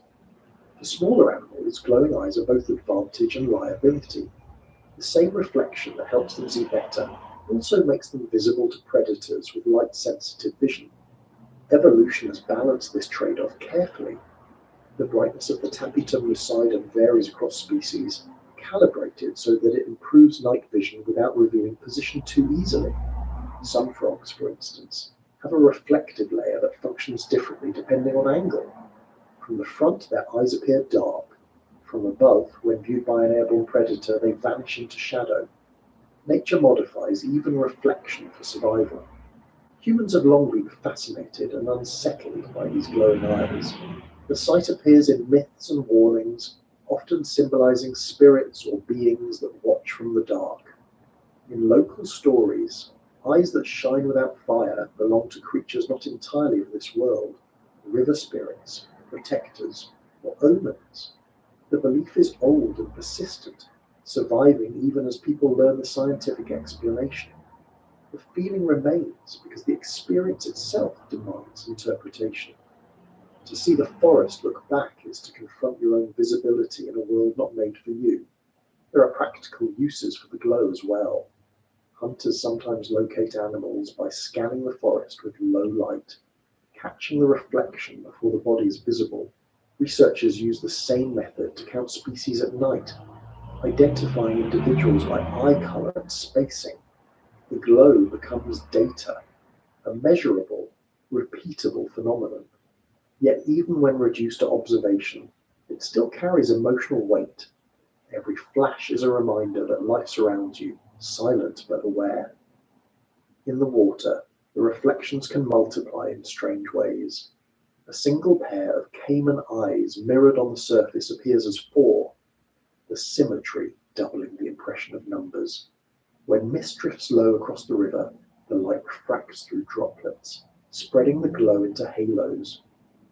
To the observer, it looks as though the water itself is alive with faint embers. The scene is beautiful, but it also conveys the scale of perception here. How much is watching? How much is aware? Some scientists believe that in ancient times, when the Amazon was still connected to coastal systems, more species with bioluminescence existed in fresh water. Over time, as the basin isolated and stabilized, those traits were lost. Yet faint remnants remain in the genome of certain microorganisms, suggesting that the potential for glowing life never disappeared entirely. The forest could, under the right conditions, revive those lights again. The possibility adds another layer to the meaning of the glowing eyes we still see. Not just a reflection of light, but a hint of something deeper, something inherited from a time when the entire biosphere shimmered faintly in the dark. When rain begins to fall, the eyes vanish one by one. The water diffuses light, breaking the reflections. The caimans sink, the monkeys retreat, the frogs close their lids. The forest seems to swallow its own watchers. Only the occasional flash of lightning reveals how many are still there, their eyes catching the brief brightness and returning it. Then darkness returns, thicker than before. The eyes that glow back do not disappear, they wait. After the rain, when the air cools and the mist rises, the reflections return slowly. A flicker here, a gleam there, spreading outward like stars returning to a clouded sky. The rhythm of the forest resumes. Each glimmer marks a life that continues its work, hunting, feeding, hiding, surviving. To stand still in that moment is to feel surrounded not by emptiness, but by attention. Every sound you make, every breath is noticed by something. You're part of the night's fabric, whether you wish to be or not. The eyes themselves tell no stories. They don't reveal thoughts or intentions. They simply return what reaches them, reflecting the light that intrudes on their world. But in doing so, they remind us that the Amazon is not a place of blindness. It's a realm where sight belongs to everything else. The forest sees constantly, through millions of lenses at all hours. When you walk along the riverbank with a lamp and see the light bouncing back at you from unseen faces, you are not discovering the night, you are being included in it. The glow fades as dawn approaches. One by one, the reflections disappear, absorbed by the growing grey of morning. The creatures that watched all night retreat into cover, their eyes turning dark and matte in daylight. The forest loses its mirrored quality, becoming once again a world where human sight dominates. But the memory of that exchange lingers. Those countless brief moments when the gaze was returned, when the boundary between observer and observed dissolved completely. And though daylight makes it easy to believe that the forest is yours to look at, the night always reminds you otherwise. When the sun sets again, and the river turns black, and the light touches a pair of eyes that glow back from the dark, you remember. You are never alone here. The forest is awake, watching, and alive with reflections that belong to everything except you. When people talk about monsters in the Amazon, they often speak of creatures that hide in the depths of the river or in the canopy where sunlight never reaches. They talk about the anacondas that grow longer than boats, the spirits that pull swimmers under, the eyes that shine back from the dark. But there are other monsters here, far less mysterious and far more real. They walk upright, carry tools, build roads, and tell themselves they are not part of nature but something above it. These monsters are human, and their presence in the forest is older and more complicated than it appears. Humans have lived in the Amazon for thousands of years. For most of that time, they were not destroyers. They hunted, planted, burned, and built, but their impact was woven into the forest rhythm. Archaeological sites hidden under the canopy reveal networks of settlements, roads, and fields built long before European arrival. The soil around these places is rich with terra preta, the dark earth created by ancient people who mix charcoal, bones, and plant matter into the ground to make it fertile. That soil still feeds trees centuries after its creators disappeared. The forest we see today in many places grew from their design. They were not outsiders to it. They were participants, shaping it with care and restraint. The story changed when outsiders came seeking what the forest could give rather than what it could share. Rubber was the first to draw the attention of the industrial world. In the late 19th century, when the demand for tires and machinery exploded, the Amazon became a frontier of extraction. Men came from far away to tap the latex that oozed from wild rubber trees. They brought violence, disease, and a hunger that did not stop. Entire communities of indigenous people were enslaved, forced to gather rubber under threat of death. The forest that had always hidden its dangers now became a witness to new ones. The kind that walked on two legs and spoke of progress. The wounds of that era are still visible. Abandoned settlements lie buried beneath violence. The tools rusted, the human bones scattered beside them. After rubber came gold, the pattern repeated. Strangers arrived with machines dredging rivers, tearing into the soil, poisoning the water with mercury. The gold washed out of the riverbeds, carried south and west into cities where it would become jewelry and currency. What stayed behind was ruin, poisoned fish, dead trees, riverbanks stripped of life. The miners rarely stayed long. They came, took, and left, replaced by others. The damage didn't leave with them. It spread, unseen but persistent, through water, soil, and blood. In Entire stretches of river once clear enough to drink from now shimmer faintly with oil and metal, reflecting the light in ways that look almost beautiful until you understand what causes it. Deforestation followed, spreading like a slow fire.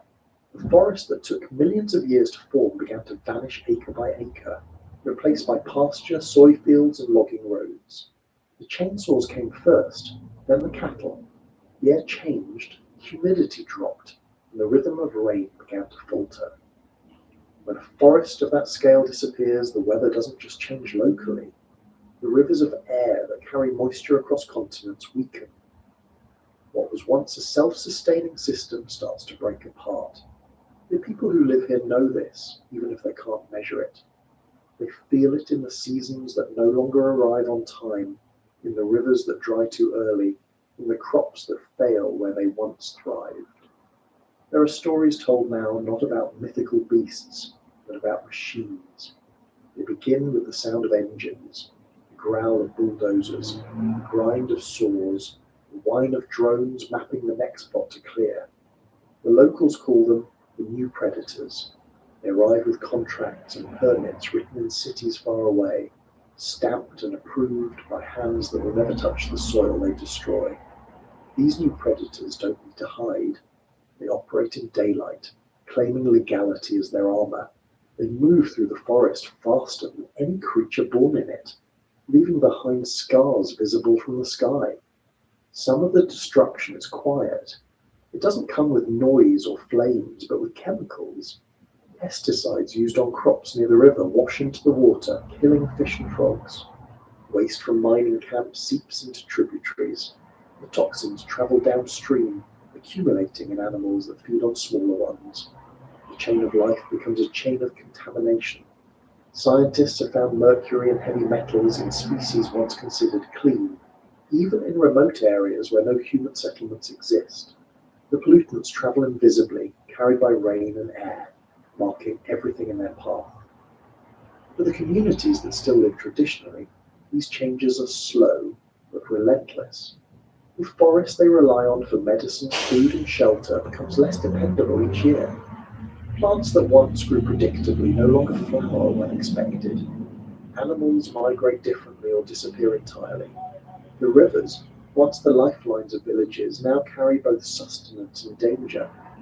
The water looks the same, but it poisons those who drink it. The people who know the forest best describe the feeling not as loss, but as confusion, a disruption of something ancient and mutual. Even those who profit from the destruction often see themselves as trapped by it. The loggers and miners who come to work are rarely the ones who own the companies. They arrive because they have nowhere else to go, drawn by the promise of income. Many grew up near the forest, understanding its value but unable to live from it sustainably. They speak of it with a mix of pride and regret. They know the damage, but they also know hunger. They don't see themselves as monsters, but as people caught in a larger hunger that reaches far beyond them, one that starts in cities where the demand for wood, meat, and gold never stops. The real monsters are not the workers with saws or the miners with pans. They are the systems that feed on endless extraction, the distant markets that measure the Amazon in tons, barrels, and hectares. They're invisible and abstract, but their reach is total. Each decision made in an office far from here ripples through the forest in concrete ways. A contract signed, a shipment approved, a new road planned. The result is always the same. Another piece of the forest gone, another river changed, another species pushed closer to the edge. Even science, which often aims to protect the forest, participates in its exploitation in subtle ways. The instruments and technology used to study the Amazon rely on materials mined from somewhere else, often under similar conditions of extraction. The irony is impossible to ignore. The effort to understand and conserve nature depends on the same industrial networks that are destroying it. The difference lies only in scale and intention. Awareness doesn't exempt humanity from its own impact. The indigenous people who have lived here the longest often describe humans as part of the forest, not separate from it. They tell stories of creation in which humans were once animals who forgot their original form. Their myths speak of a time when balance was maintained through reciprocity, taking only what was needed, giving back through ceremony and restraint. When outsiders arrived, they brought a different story, one where the forest was a resource rather than a relative. That change in perspective was enough to transform the entire region. Now, in many areas, the forest pushes back. Fires grow uncontrollable, droughts extend longer, floods come with less warning. The equilibrium that sustained life here is destabilizing. To some, these are natural fluctuations. To others, they are the forest's response, not revenge, but correction. In local belief, when humans forget their place, the forest reminds them. It doesn't punish out of malice. It restores balance by force. The rising temperatures, the burning seasons, the shrinking rivers are the voice of a system recalibrating itself. There are individuals and communities working to reverse the damage. Reforestation projects, sustainable agriculture, and conservation reserves exist throughout the basin. They are small compared to the scale of loss, but they matter. Each tree planted, each patch of soil restored, each community empowered to manage its own land adds a thread back into the web. The work is slow, and it often feels futile, but the forest responds even to small acts of care. In areas left alone for a decade, vegetation returns faster than expected. Birds repopulate cleared land. The soil heals. The Amazon wants to live. It only needs space and time. But the pace of destruction still far outstrips recovery. Every year, millions of acres disappear. The satellites that monitor deforestation show the scars growing, irregular patches spreading like disease. Some parts of the forest may soon reach a point where they cannot regenerate, where the rainfall that sustains them collapses, and the region shifts into savanna. Scientists call it tipping point, a term that sounds clinical but carries the weight of finality. Beyond it, the forest as it has existed for millennia will not return. For those who live within it, the change feels personal. It's not measured in hectares, but in familiar trees gone, in rivers that no longer flood, in animals that no longer sing at dusk. The old songs and rituals that once corresponded to seasonal cycles lose their timing.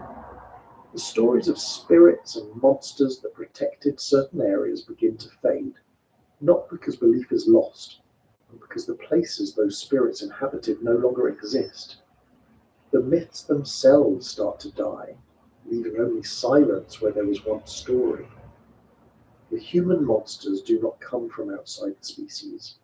They are what humanity becomes when it forgets that it too is part of the system. In this sense, the monster is not an individual or even a group, but a state of mind. Conviction that control is the same as safety, that taking is the same as progress. The distance from nature is proof of superiority. The monster is the refusal to see the forest as equal, to look at the river and see not reflection but possession. Yet the same capacity that makes destruction possible also allows for reflection. Humans can look at what they have done and understand it. No other creature in the forest builds roads across habitats, but no other creature builds sanctuaries either. The ability to imagine both ruin and recovery belongs only to us. Whether that imagination will be used to repair or to continue taking remains uncertain. The Amazon, patient but finite, waits for the answer. At night, the scars of deforestation are invisible from the ground. The forest edge seems to fade into darkness, hiding the emptiness beyond. But from above, the difference is clear. Black forest against the pale geometry of cleared land. The rivers still snake through both, reflecting starlight as they always have, indifferent to the borders humans draw. In that contrast lies the truth of our role here. We are the newest arrivals, yet we have changed the most. The monsters we fear in myth are reflections of what we already are. The river does not judge, but it remembers. Every drop carries traces of ash, metal, oil, and blood. It carries the nutrients that rebuild the forest and the toxins that destroy it, moving both without distinction. The water accepts everything that enters it, human and non-human alike. It continues to flow, connecting the living with the dead, the predator with the prey, the destroyer with the destroyed. It's not mercy or forgiveness, it's indifference, the neutrality of nature that persists beyond morality. In the end, the human monsters are not invincible. The forest has endured worse than us: asteroid impacts, ice ages, planetary upheaval. It will endure after us too, though it may take forms we wouldn't recognize. What matters now is not whether the Amazon can survive, but whether we can remain part of it without destroying what sustains us. The choice is simple, even if the will is not. When morning comes and the first light cuts through the mist, the forest looks the same as it always has. The sound of insects returns, the water glimmers, the air feels alive. The destruction is hidden for a few hours behind beauty. It's easy to forget that beneath that beauty lies the work of the human monsters. Clearings, poisons, the roads. But the forest doesn't forget. It grows over the ruins slowly, reclaiming them inch by inch, reminding the world that nothing made by monsters lasts forever, and that life, even wounded, will always try to return to itself. There are two kinds of people who enter the Amazon with questions that the forest itself must answer. One comes with instruments, notebooks, and theories. The other comes with silence, patience, and dreams. Both claim to listen, but in very different languages. These are the scientists and the shamans, two ways of knowing that have walked the same paths for centuries without truly meeting, each certain of their purpose, each looking into the same river and seeing a different reflection. The scientist arrives with data in mind. They come to measure, to observe, to test. Their eyes are trained to notice variation, their tools designed to record what the human senses miss. They take samples of soil, water, and air, weigh the leaves, count the insects, map the canopy. Every step is documented, every observation catalogued. They come seeking truth. But truth in their world is a narrow thing. It must be proven, repeatable, and stripped of personal meaning. In the field stations that dot the edge of the forest, they compare readings late into the night under the dim glow of fluorescent light. The hum of generators filling the silence between conversations. They speak of systems, of interdependence, of biodiversity in statistical terms. For them, the forest is a puzzle that can be solved with enough data. The shaman arrives with nothing written, carrying only what they've been taught and what they've dreamed. Their knowledge comes from apprenticeship, not experiment, learned through years of observation that doesn't separate emotion from fact. They walk through the same forest as the scientist, but their attention moves differently.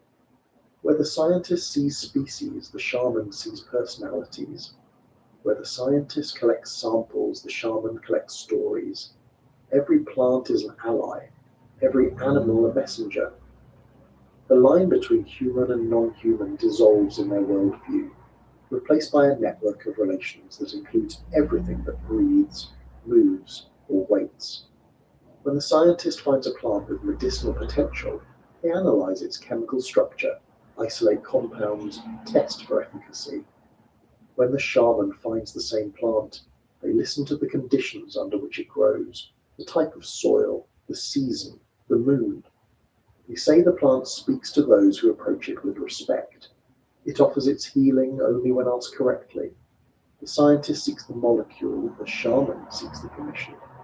The two forms of knowledge appear opposed, but in the Amazon they often intersect without realizing it. Many of the medicines used in modern pharmacology originate from traditional knowledge. The bark that reduces fever, the vine that calms pain, the leaf that cleans wounds. The forest taught these lessons long before they were written in journals. The shamans, through generations of trial and reverence, preserved them. The scientists, through analysis and replication, translated them into formulas that could be carried far from their source. Between the two, something vital was lost and something else was gained. The mystery became mechanism. The ritual became dosage. The medicine survived, but the worldview that nurtured it was diminished. There are places where the two worlds meet deliberately. In small research programs scattered through the basin, biologists and traditional healers sometimes work side by side. The scientists collect samples and analyze them. The shamans identify which plants carry power and how they should be used. The collaboration is uneasy at times. The language of science demands detachment, while the language of spirit demands immersion. But when both sides listen, the results are extraordinary. Plants once dismissed as superstition reveal chemical properties that align with the shaman's teachings. The forest, it turns out, speaks in ways both measurable and spiritual. The difference lies not in accuracy, but in perspective. The scientist believes in systems. The shaman believes in relationships. For one, the forest is a subject to be studied. For the other, it is a community to be consulted. The scientist's tools measure patterns invisible to the naked eye.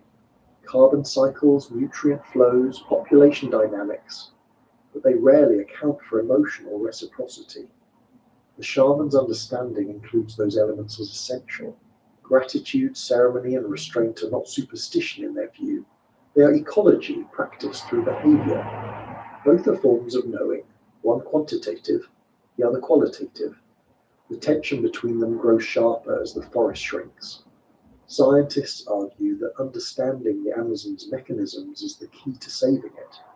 Shamans say it's not understanding that will save it, but respect. The scientist can map how the forest breathes, but the shaman can remind us why that breath matters.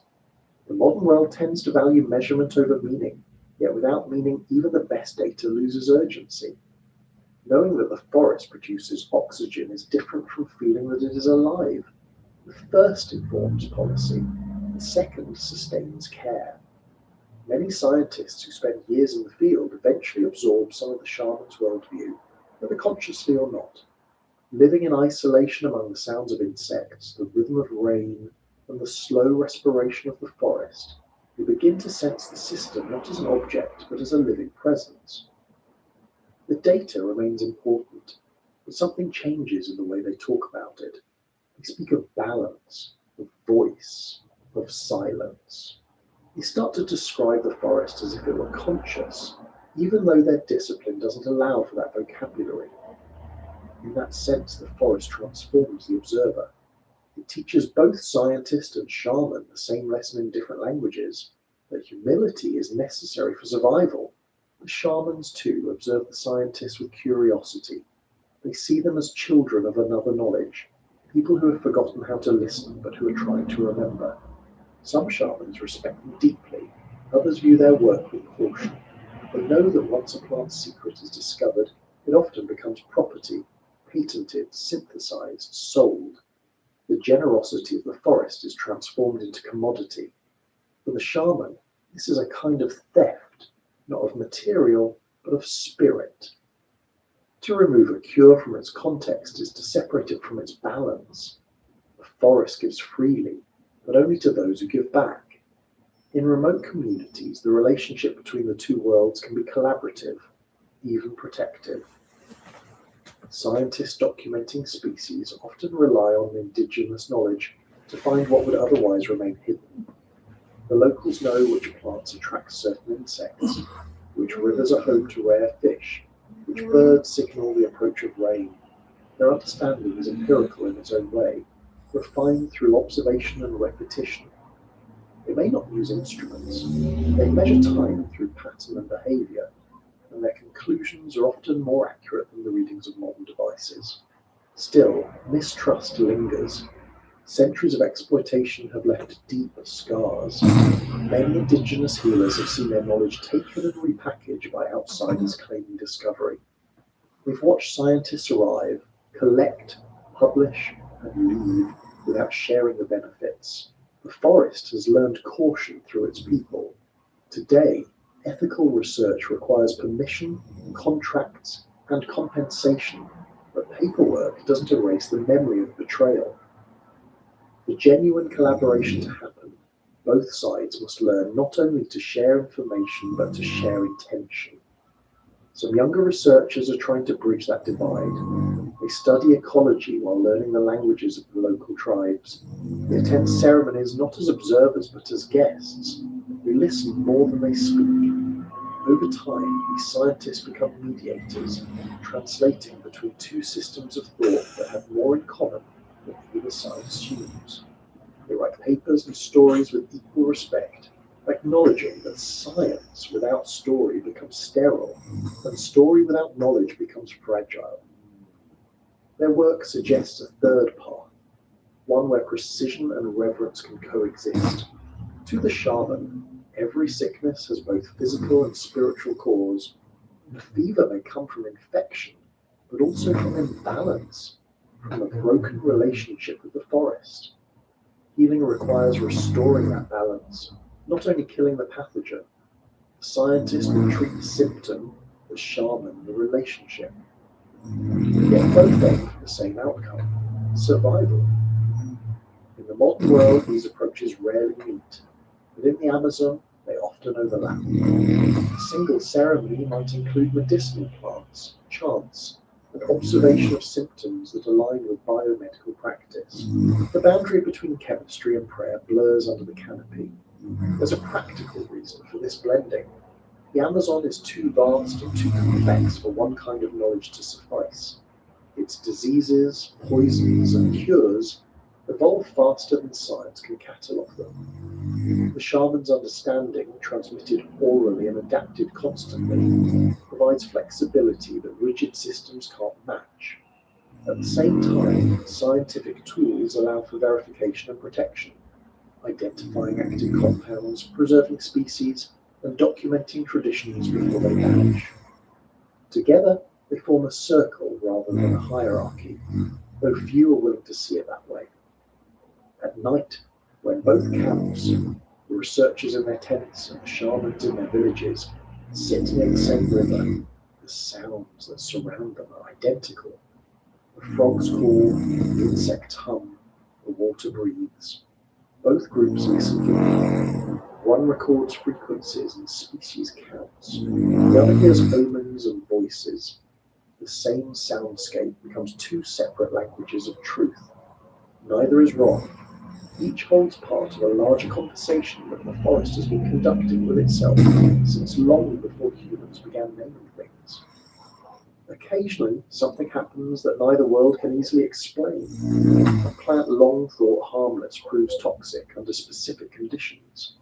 An animal behaves in a way that contradicts its known pattern. A disease disappears after a ritual that shouldn't have had any physical effect. These moments become points of quiet reflection. The scientists note anomalies in their data.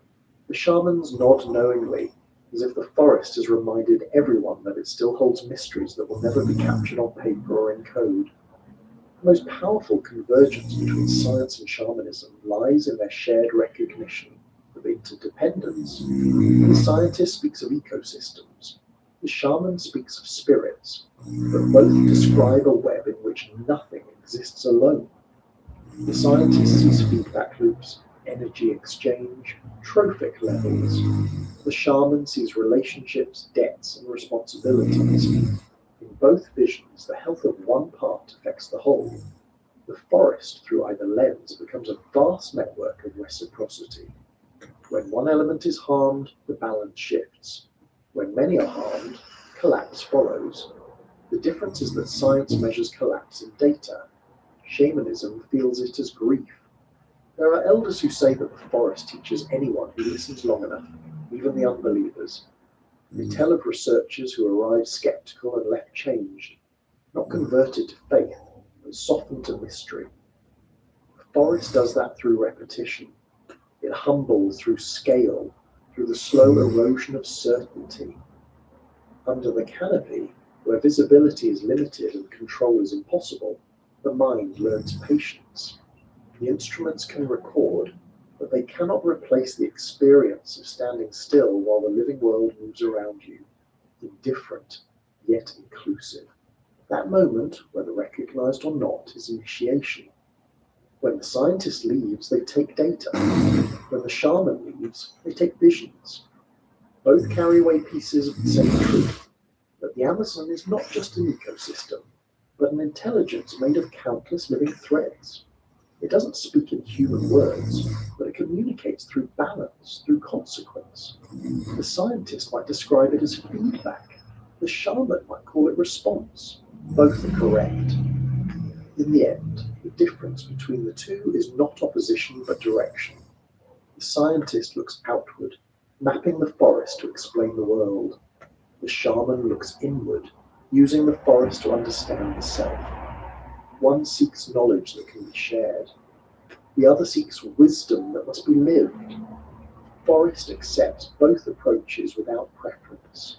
It allows measurement and meditation equally. What it demands in return is respect, not belief, but awareness. When morning comes, both the scientist and the shaman wake to the same light filtering through the mist. They step outside and see the same river, hear the same calls echoing from the trees. The tools of one and the songs of the other carry different intentions, but the same dependence. Neither can exist without the forest's consent. The difference is that the shaman knows this instinctively, and the scientist must learn it the long way. By the time both depart, the forest has absorbed their presence completely. The footprints fade, the sound of their voices dissolves into the drone of insects, and the river continues to flow.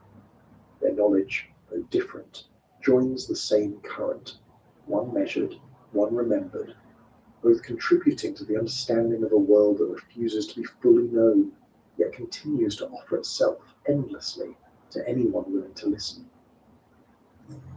At night, when the forest quiets and the wind fades, the river becomes still enough to show the stars. It lies so flat that the line between water and sky disappears, and it's easy to imagine that the river itself has fallen asleep. But the stillness is an illusion.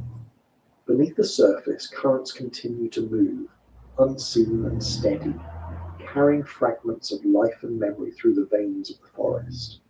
The river does not sleep, it dreams. It dreams in the language of flow, in the slow rearrangement of matter, in the shifting of temperature and pressure that never stops, even when the surface looks perfectly calm. If you could listen closely enough, the water would tell its story without words. Every molecule moves with purpose, following laws so old they no longer feel like laws at all. The river remembers where it has been and where it will go, its path guided by the shape of the land and the pull of gravity. Yet within that simple motion lies complexity beyond comprehension. The water carries minerals from the mountains, nutrients from the soil, pollen from trees, and the invisible signatures of every creature that touches it. It's a liquid archive, holding the entire history of the forest in suspension. When rain falls from the canopy, it doesn't reach the ground all at once. It pauses on leaves, runs along branches, gathers in pools. Each droplet carries a reflection of whatever touched it last. The oils of insects, the dust of bark, the scent of flowers. When it finally falls into the river, it brings with it the microscopic evidence of life above. To the human eye, it's just water. To the river, it's memory returning home. The Amazon is a body that dreams of itself, every tributary of thought, every drop a fragment of recollection that joins a greater consciousness moving slowly toward the sea. During the day, the surface shows movement. You can see where currents meet, where debris gathers, where fish break the tension to breathe. But at night, when the moonlight flattens everything into shadow, the movement becomes internal. The river breathes through temperature, layers of warm and cold trading places mixing nutrients, oxygen and heat. It's a kind of metabolism, the water digesting what the forest gives it. The scientists who study it call it turnover or stratification. The people who live by it say the river is dreaming, turning over in its sleep. In those dreams, the river replays the lives that pass through it, the fish that swim upstream to spawn, the leaves that fall and decay, the bodies that return to it after death, all become part of its endless cycle. It forgets nothing, even though it appears to forget everything. The same atoms that form the mist rising in the morning might once have been part of a lungfish, a tree root, or the breath of a jaguar. The transformations never stop, and through them the river maintains its identity. It changes shape constantly but remains the same being, as if dreaming itself into continuity. When floods come, the river's dreams overflow into the forest. The boundaries between water and land dissolve, and the trees stand half submerged in brown, moving silence. The forest becomes a floating world. Fish swim through the trunks. Monkeys watch their reflections move across the water. The air smells of fermentation and life. For months, this flooded world becomes the true form of the Amazon, not forest and river, but both at once. It's during this time that the river's dreaming is most visible. The water explores, stretching into spaces it hasn't touched for a year, rediscovering forgotten routes. It fills every hollow, visits every root system, renews the soil, and leaves behind traces that will sustain growth long after it retreats. People who live by the river read these cycles as messages. The way the flood arrives, how long it stays, the colour of the water when it recedes, all tell stories. Some years the water comes early, carrying a sweetness in its smell that suggests fertility. Other years it's slow and sour, heavy with decay. The river's dreams are not all pleasant. Some are fevered, churning with silt and debris, uprooting trees and drowning the nests of animals. Others are calm, slow, and generous. The difference depends on forces far away. Rains in the Andes, winds from the Atlantic, shifts in temperature across oceans. The river dreams the weather of the entire planet. To those who watch closely, the dreams have patterns. When a cold current from the south meets the warm flow from the tropics, the temperature difference creates fog that hugs the water's surface at dawn. When sediment from distant land settles, it changes the chemistry, altering what can live there.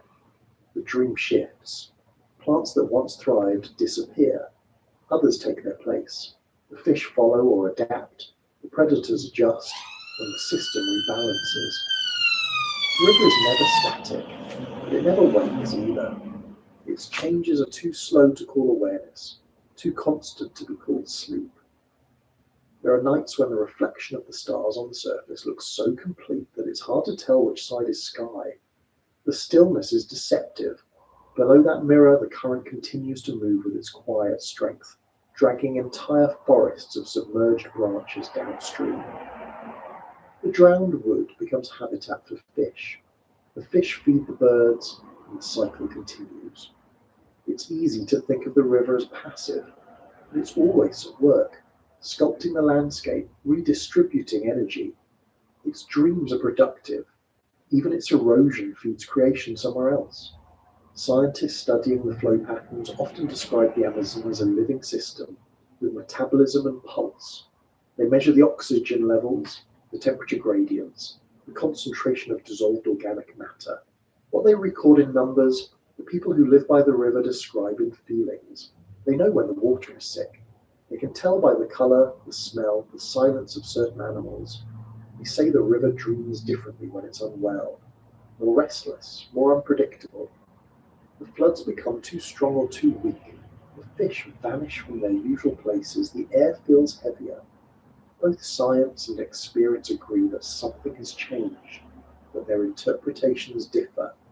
The older generations say that when the river dreams in confusion, it's because humans have forgotten their role in its story. The pollutants, the deforestation, the noise, all of it disrupts the rhythm that kept the dream stable. The river, in their view, dreams what we give it. If we feed it toxins, it dreams of sickness. If we feed it abundance, it dreams of life. The connection is not metaphorical to them, it's direct. The river and the people share the same breath, the same pulse. When one falls out of balance, the other reflects it. In the dry season, When the water recedes and the beds of temporary lakes crack open under the sun, the dreams continue underground. Aquifers and hidden channels carry water silently through the soil, linking places far apart. The river doesn't vanish, it retreats inward. Even the mud that remains holds life. Microorganisms, spores, eggs, all waiting for the next flood. The forest's survival depends on this persistence. The water dreams of return even in absence. There's a strange intelligence in how the river interacts with the creatures that depend on it. Many species time their reproduction to its cycles. Some fish release eggs only when the flood reaches a certain height. Certain birds migrate according to the flow's pattern. Even plants align their fruiting seasons with the rhythm of water. The entire system moves as if guided by a single mind, one that thinks in slow, circular patterns, not in straight lines. It's not consciousness in a human sense, but it's coordination.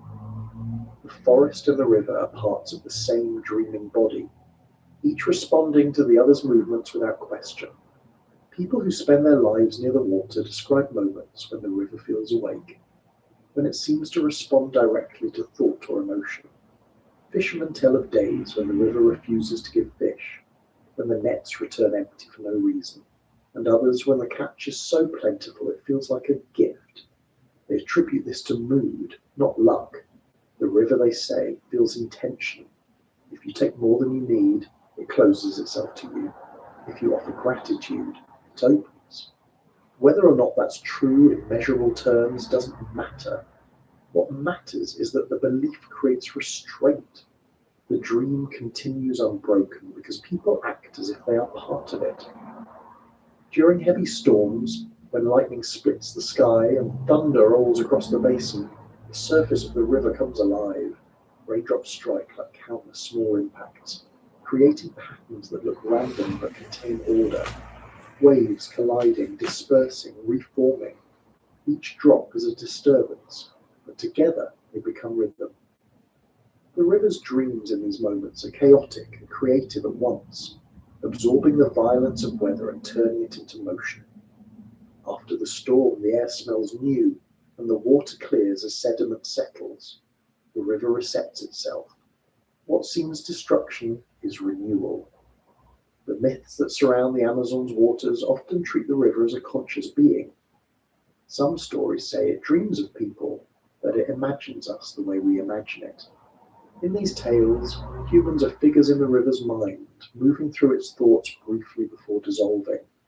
It's not punishment or reward, it's inclusion. The dreamer and the dreamed belong to each other. Whether this belief began as metaphor or as experience no longer matters. It shapes how people behave. To live beside a dreaming river is to live in conversation with it, to know that your reflection is being watched back. In scientific terms, the river's complexity arises from feedback loops: chemical, biological, atmospheric. The water evaporates, forms clouds, falls as rain, and returns. It's a closed system with open edges. But even science concedes that the Amazon's water cycle is unique in its intimacy. The forest creates its own weather, its own humidity, its own rainfall. The trees pull water from the ground and release it into the air through their leaves, forming invisible rivers of vapor that travel thousands of kilometers. The actual river mirrors these movements below.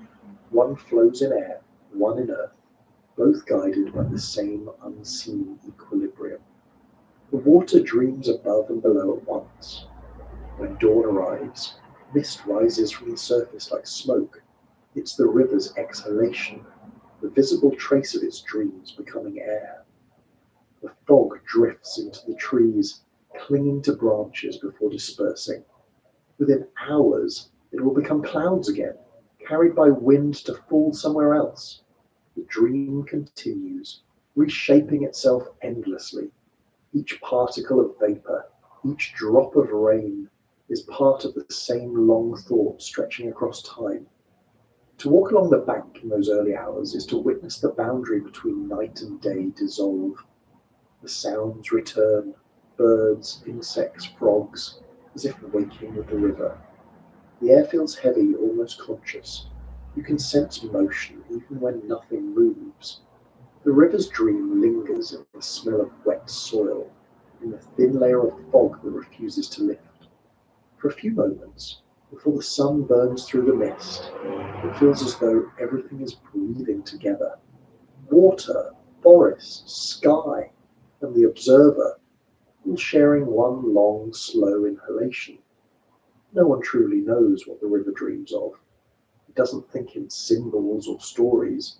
Its language is current, sediment reflection. It dreams of gravity, of distance, of life dissolving into life. Its dreams shape the world without meaning to, carving paths, feeding forests, sustaining billions of creatures that will never understand its depth. It doesn't need to. The dreaming continues whether anyone watches or not. When you step into it and feel the current pull at your legs, you're entering that dream, not as an intruder, but as another element. The water folds around you, cold and alive, accepting without question. For a brief moment, you belong entirely to the rhythm beneath the surface. You can feel the movement of something vast that has no beginning or end, something that remembers everything yet claims nothing. And when you step back onto land, the sound of the river follows you, the slow murmur of a world that never sleeps, forever dreaming itself into being. The water moves without hurry, as if it has all the time in the world. It carries the forest reflection gently, bending it into shapes that last for a moment and then vanish. The current isn't strong here. It pulls with quiet confidence, steady and soft. Everything that enters it eventually joins the same motion. Leaves, branches, insects, the smallest fragments of life. It all drifts downstream, each piece part of a story that never stops. Watching it, you begin to understand that the Amazon is not a place you visit. It's a living passage. It takes you with it whether you notice or not. The day begins to fade. The light turns warmer, slanting across the surface of the river, and the forest starts to change colour again. The greens grow darker, the edges softer. The insects rise in invisible columns that catch the last light like dust. The sounds shift. Fewer birds now, more frogs, more distant calls that echo across the water. You can tell night is coming, not because the light disappears, but because everything starts to sound rounder, slower, heavier. The air feels thicker, the world exhales. Sitting by the bank, you can still hear the slow pulse of the river. It's steady enough to match your heartbeat if you pay attention. The sound of water against roots of fallen wood forms a pattern that seems repetitive at first, but never truly repeats. Every swirl, every eddy, every small collision creates its own brief rhythm before dissolving back into the flow. The repetition comforts because it reminds you of constancy, but the details never stop changing. That's how the forest speaks, not in words, but in continuities that hide endless variation. You start to notice how much moves even when everything looks still. A dragonfly hovers an inch above the surface, its wings a blur of light. A single bubble rises from the mud and breaks soundlessly.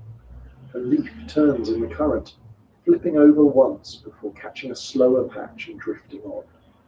The forest is full of these small acts of motion, none dramatic, all vital. Together they form a language of persistence. The people who live by the river understand this rhythm better than anyone. They measure time not by clocks but by current. They know how far a log drifts in an hour, how long it takes for the first frogs to begin calling after sunset, when the mist will rise, when it will fall. They live in alignment with these cycles, not as choice but as necessity. To survive here, you learn to move at the speed of water. Rushing makes no difference. The river will always set the pace. Those who come from far away, expecting stillness, often mistake the calm for emptiness. But the Amazon has no empty places. What looks quiet is full of activity at scales too small or too slow to see. The insects continue their work under the leaves. Microorganisms feed in the mud. The trees exhale moisture that will become clouds. Even the air vibrates. insects with tiny movements that carry pollen, spores, dust. The silence of the forest is not absence, but density. Too much life layered over itself until it becomes inaudible. As the light fades, the edges between things blur. The water reflects the last brightness of the sky. The trees blend into shadow, and everything becomes a single shape. The sound of frogs rises until it becomes one long continuous tone. The smell of wet soil thickens. The air tastes metallic, rich with minerals lifted from the river. It's the scent of the planet still working, old and unfinished. You feel smaller in its presence, not from fear, but from recognition. This place was never waiting for you. It simply included you the moment you arrived. Drifting downstream, the forest on both sides moves past like a slow film strip. The trees lean toward the water, their roots exposed by years of erosion. Vines hang from the canopy, dipping their tips into the current. Birds cross overhead in quick bursts of motion, disappearing before you can identify them. The world here doesn't linger. It shows itself and moves on. Every second brings something new into view, and every new thing disappears behind you. The river teaches impermanence by example. Occasionally you pass an open area where the forest pulls back and the horizon expands. The water widens, the current deepens, and the reflection of the sky becomes clearer. The surface mirrors everything above so precisely that you could turn the world upside down and see no difference. These are the quiet sections, pauses in the river's breathing. Here, even the insects seem to hold still. It's easy to imagine that this is where time slows to rest, but the movement never truly stops. Beneath that mirror, the current continues its work, unseen but constant. The water carries the memory of everything that has touched it. The minerals of mountains, the ashes of fires, the remains of plants, the traces of blood, the chemicals of decay. It holds both creation and destruction in equal measure. When it rains, the river rises and washes away what it can, but it never forgets. The flow downstream is both cleansing and accumulating, both erasing and preserving. To drift with it is to move inside time itself, to feel the continuity between what was and what will be. Along the way, you pass fallen trees that once stood taller than anything else around them. Their trunks rest halfway submerged, already turning into habitat. Fish hide beneath them. Insects feed on their bark, moss and fungi bloom where sunlight reaches. Death here is never an end. It's another form of participation. The forest recycles itself constantly, without ceremony, without pause. The river carries this lesson openly. Nothing leaves. Everything transforms. Farther downstream, the smell of the water changes. It becomes cooler, fresher, carrying hints of other tributaries joining in. Each new stream adds its own chemistry, its own colour. What was once brown grows clearer or darker, depending on what joins it. The convergence of waters creates a visible line. Two shades of current side by side, moving together but unmixed for a while before blending completely. It's a visible metaphor for coexistence, though the river never explains itself. It simply merges and continues. At night, when stars appear, their reflections scatter across the water like phosphorescence. The river looks alive with light, though the glow belongs to the sky. Sometimes, bioluminescent organisms in the shallows add their faint blue shimmer, so that the boundary between real and reflected light vanishes. If you watch long enough, you begin to lose the ability to tell what moves above and what moves below. The feeling is not disorientation, but surrender, a soft realization that your senses are part of something far larger than your comprehension. Drifting through that darkness, you start to understand why the people who live here never describe the river as an object. They speak of it as presence, as being. It's not the river, but she, a relative, a companion, a patient listener. They make offerings not out of ritual habit, but recognition. The water sustains, and therefore deserves acknowledgement. The scientists might describe that as animism or cultural expression, but in truth, it's practicality. You do not harm what you depend on if you see it as alive. The lesson feels old and obvious, yet it's the one humanity forgets most easily. Somewhere in the distance, thunder rolls, far enough that it sounds more like a deep exhalation than a storm. The wind shifts, cool and damp. The smell of rain approaches before the first drop falls. When it does, the sound is soft at first, a scattering of impacts on leaves, the hiss of droplets hitting the surface of the river. Within minutes, the noise grows, covering everything. The water welcomes the new addition, rising slightly, its surface stippled with rings. The rain becomes part of it instantly, indistinguishable from the whole.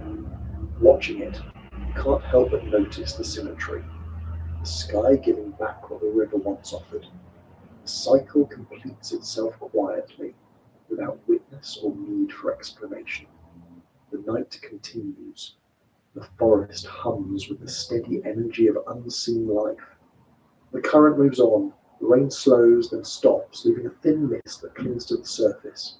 You can see your own reflection again, blurred by ripples. It looks unfamiliar, softer, less defined. The river doesn't return your face exactly as it is. It shows you the version shaped by its movement. It's a small reminder that everything you think of as fixed, shape, self, boundary, is temporary. The water smooths all edges given enough time. Drifting farther, you pass areas where the forest crowds the bank so closely that the canopy closes overhead. The light from the moon filters through leaves, fragmented and dim. The water narrows, the current speeds slightly, and the sound deepens. Here, you can hear the roots touching the flow, the faint creak of branches moving with the wind. The air feels cooler, the smell more concentrated. It's the scent of sap, moss, and decay. The signature of life breaking down to feed life again. You realize how completely everything depends on everything else. The forest breathes the river, and the river breathes the forest. Eventually the current slows again, widening into a flat, mirror-like expanse. The air grows warmer.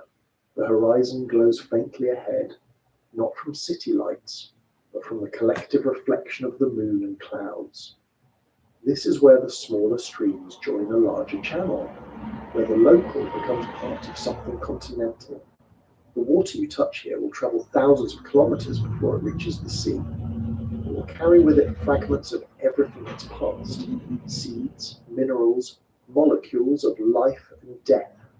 Somewhere far away, it will meet saltwater and become something else entirely. The river never ends. It only changes form. You watch it, and it watches you.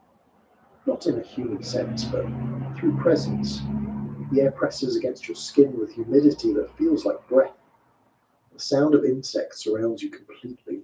The forest seems to lean closer, as if listening. The moment feels balanced between movement and rest.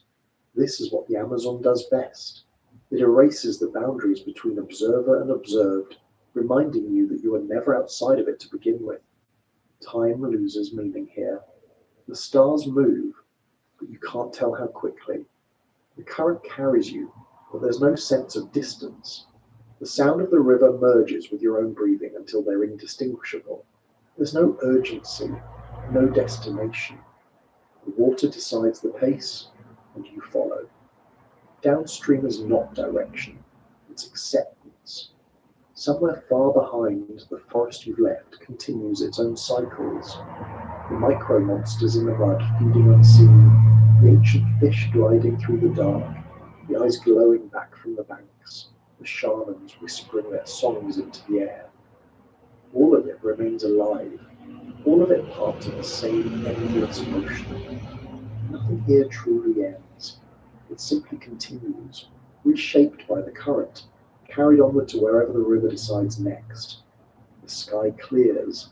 The moon reflects fully now, so bright that it paints the surface with silver. You can see every ripple, every small disturbance where something breaks the surface and disappears again. The sound of the forest becomes softer, the rhythm steadier. The river looks infinite, but it isn't. It's just large enough to remind you of your scale. To drift here is to surrender the illusion of control, to realize that movement and stillness are the same when you stop resisting. The air cools as dawn approaches. The first hint of light appears on the horizon. Not sunrise yet, but the faint whitening that signals change. The river shifts color again, from black to grey to the faintest blue. The silhouettes of trees regain their shape. Birds begin to call one by one, hesitant at first, then louder. The night releases its hold slowly, reluctantly.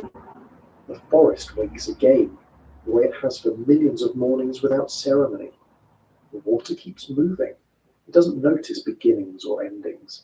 It carries everything that was said, everything that was left unsaid, everything that will ever exist along its surface, dissolving each fragment until nothing remains separate. To drift downstream is to join that motion, to move not toward an end, but within a continuity that existed long before thought and will exist long after it. You watch the water, and for a moment, you can't tell where the river stops and you begin. The current, the air, the sound, the reflection, it all blends. You breathe, and it breathes with you. The Amazon doesn't offer closure or meaning. It offers participation.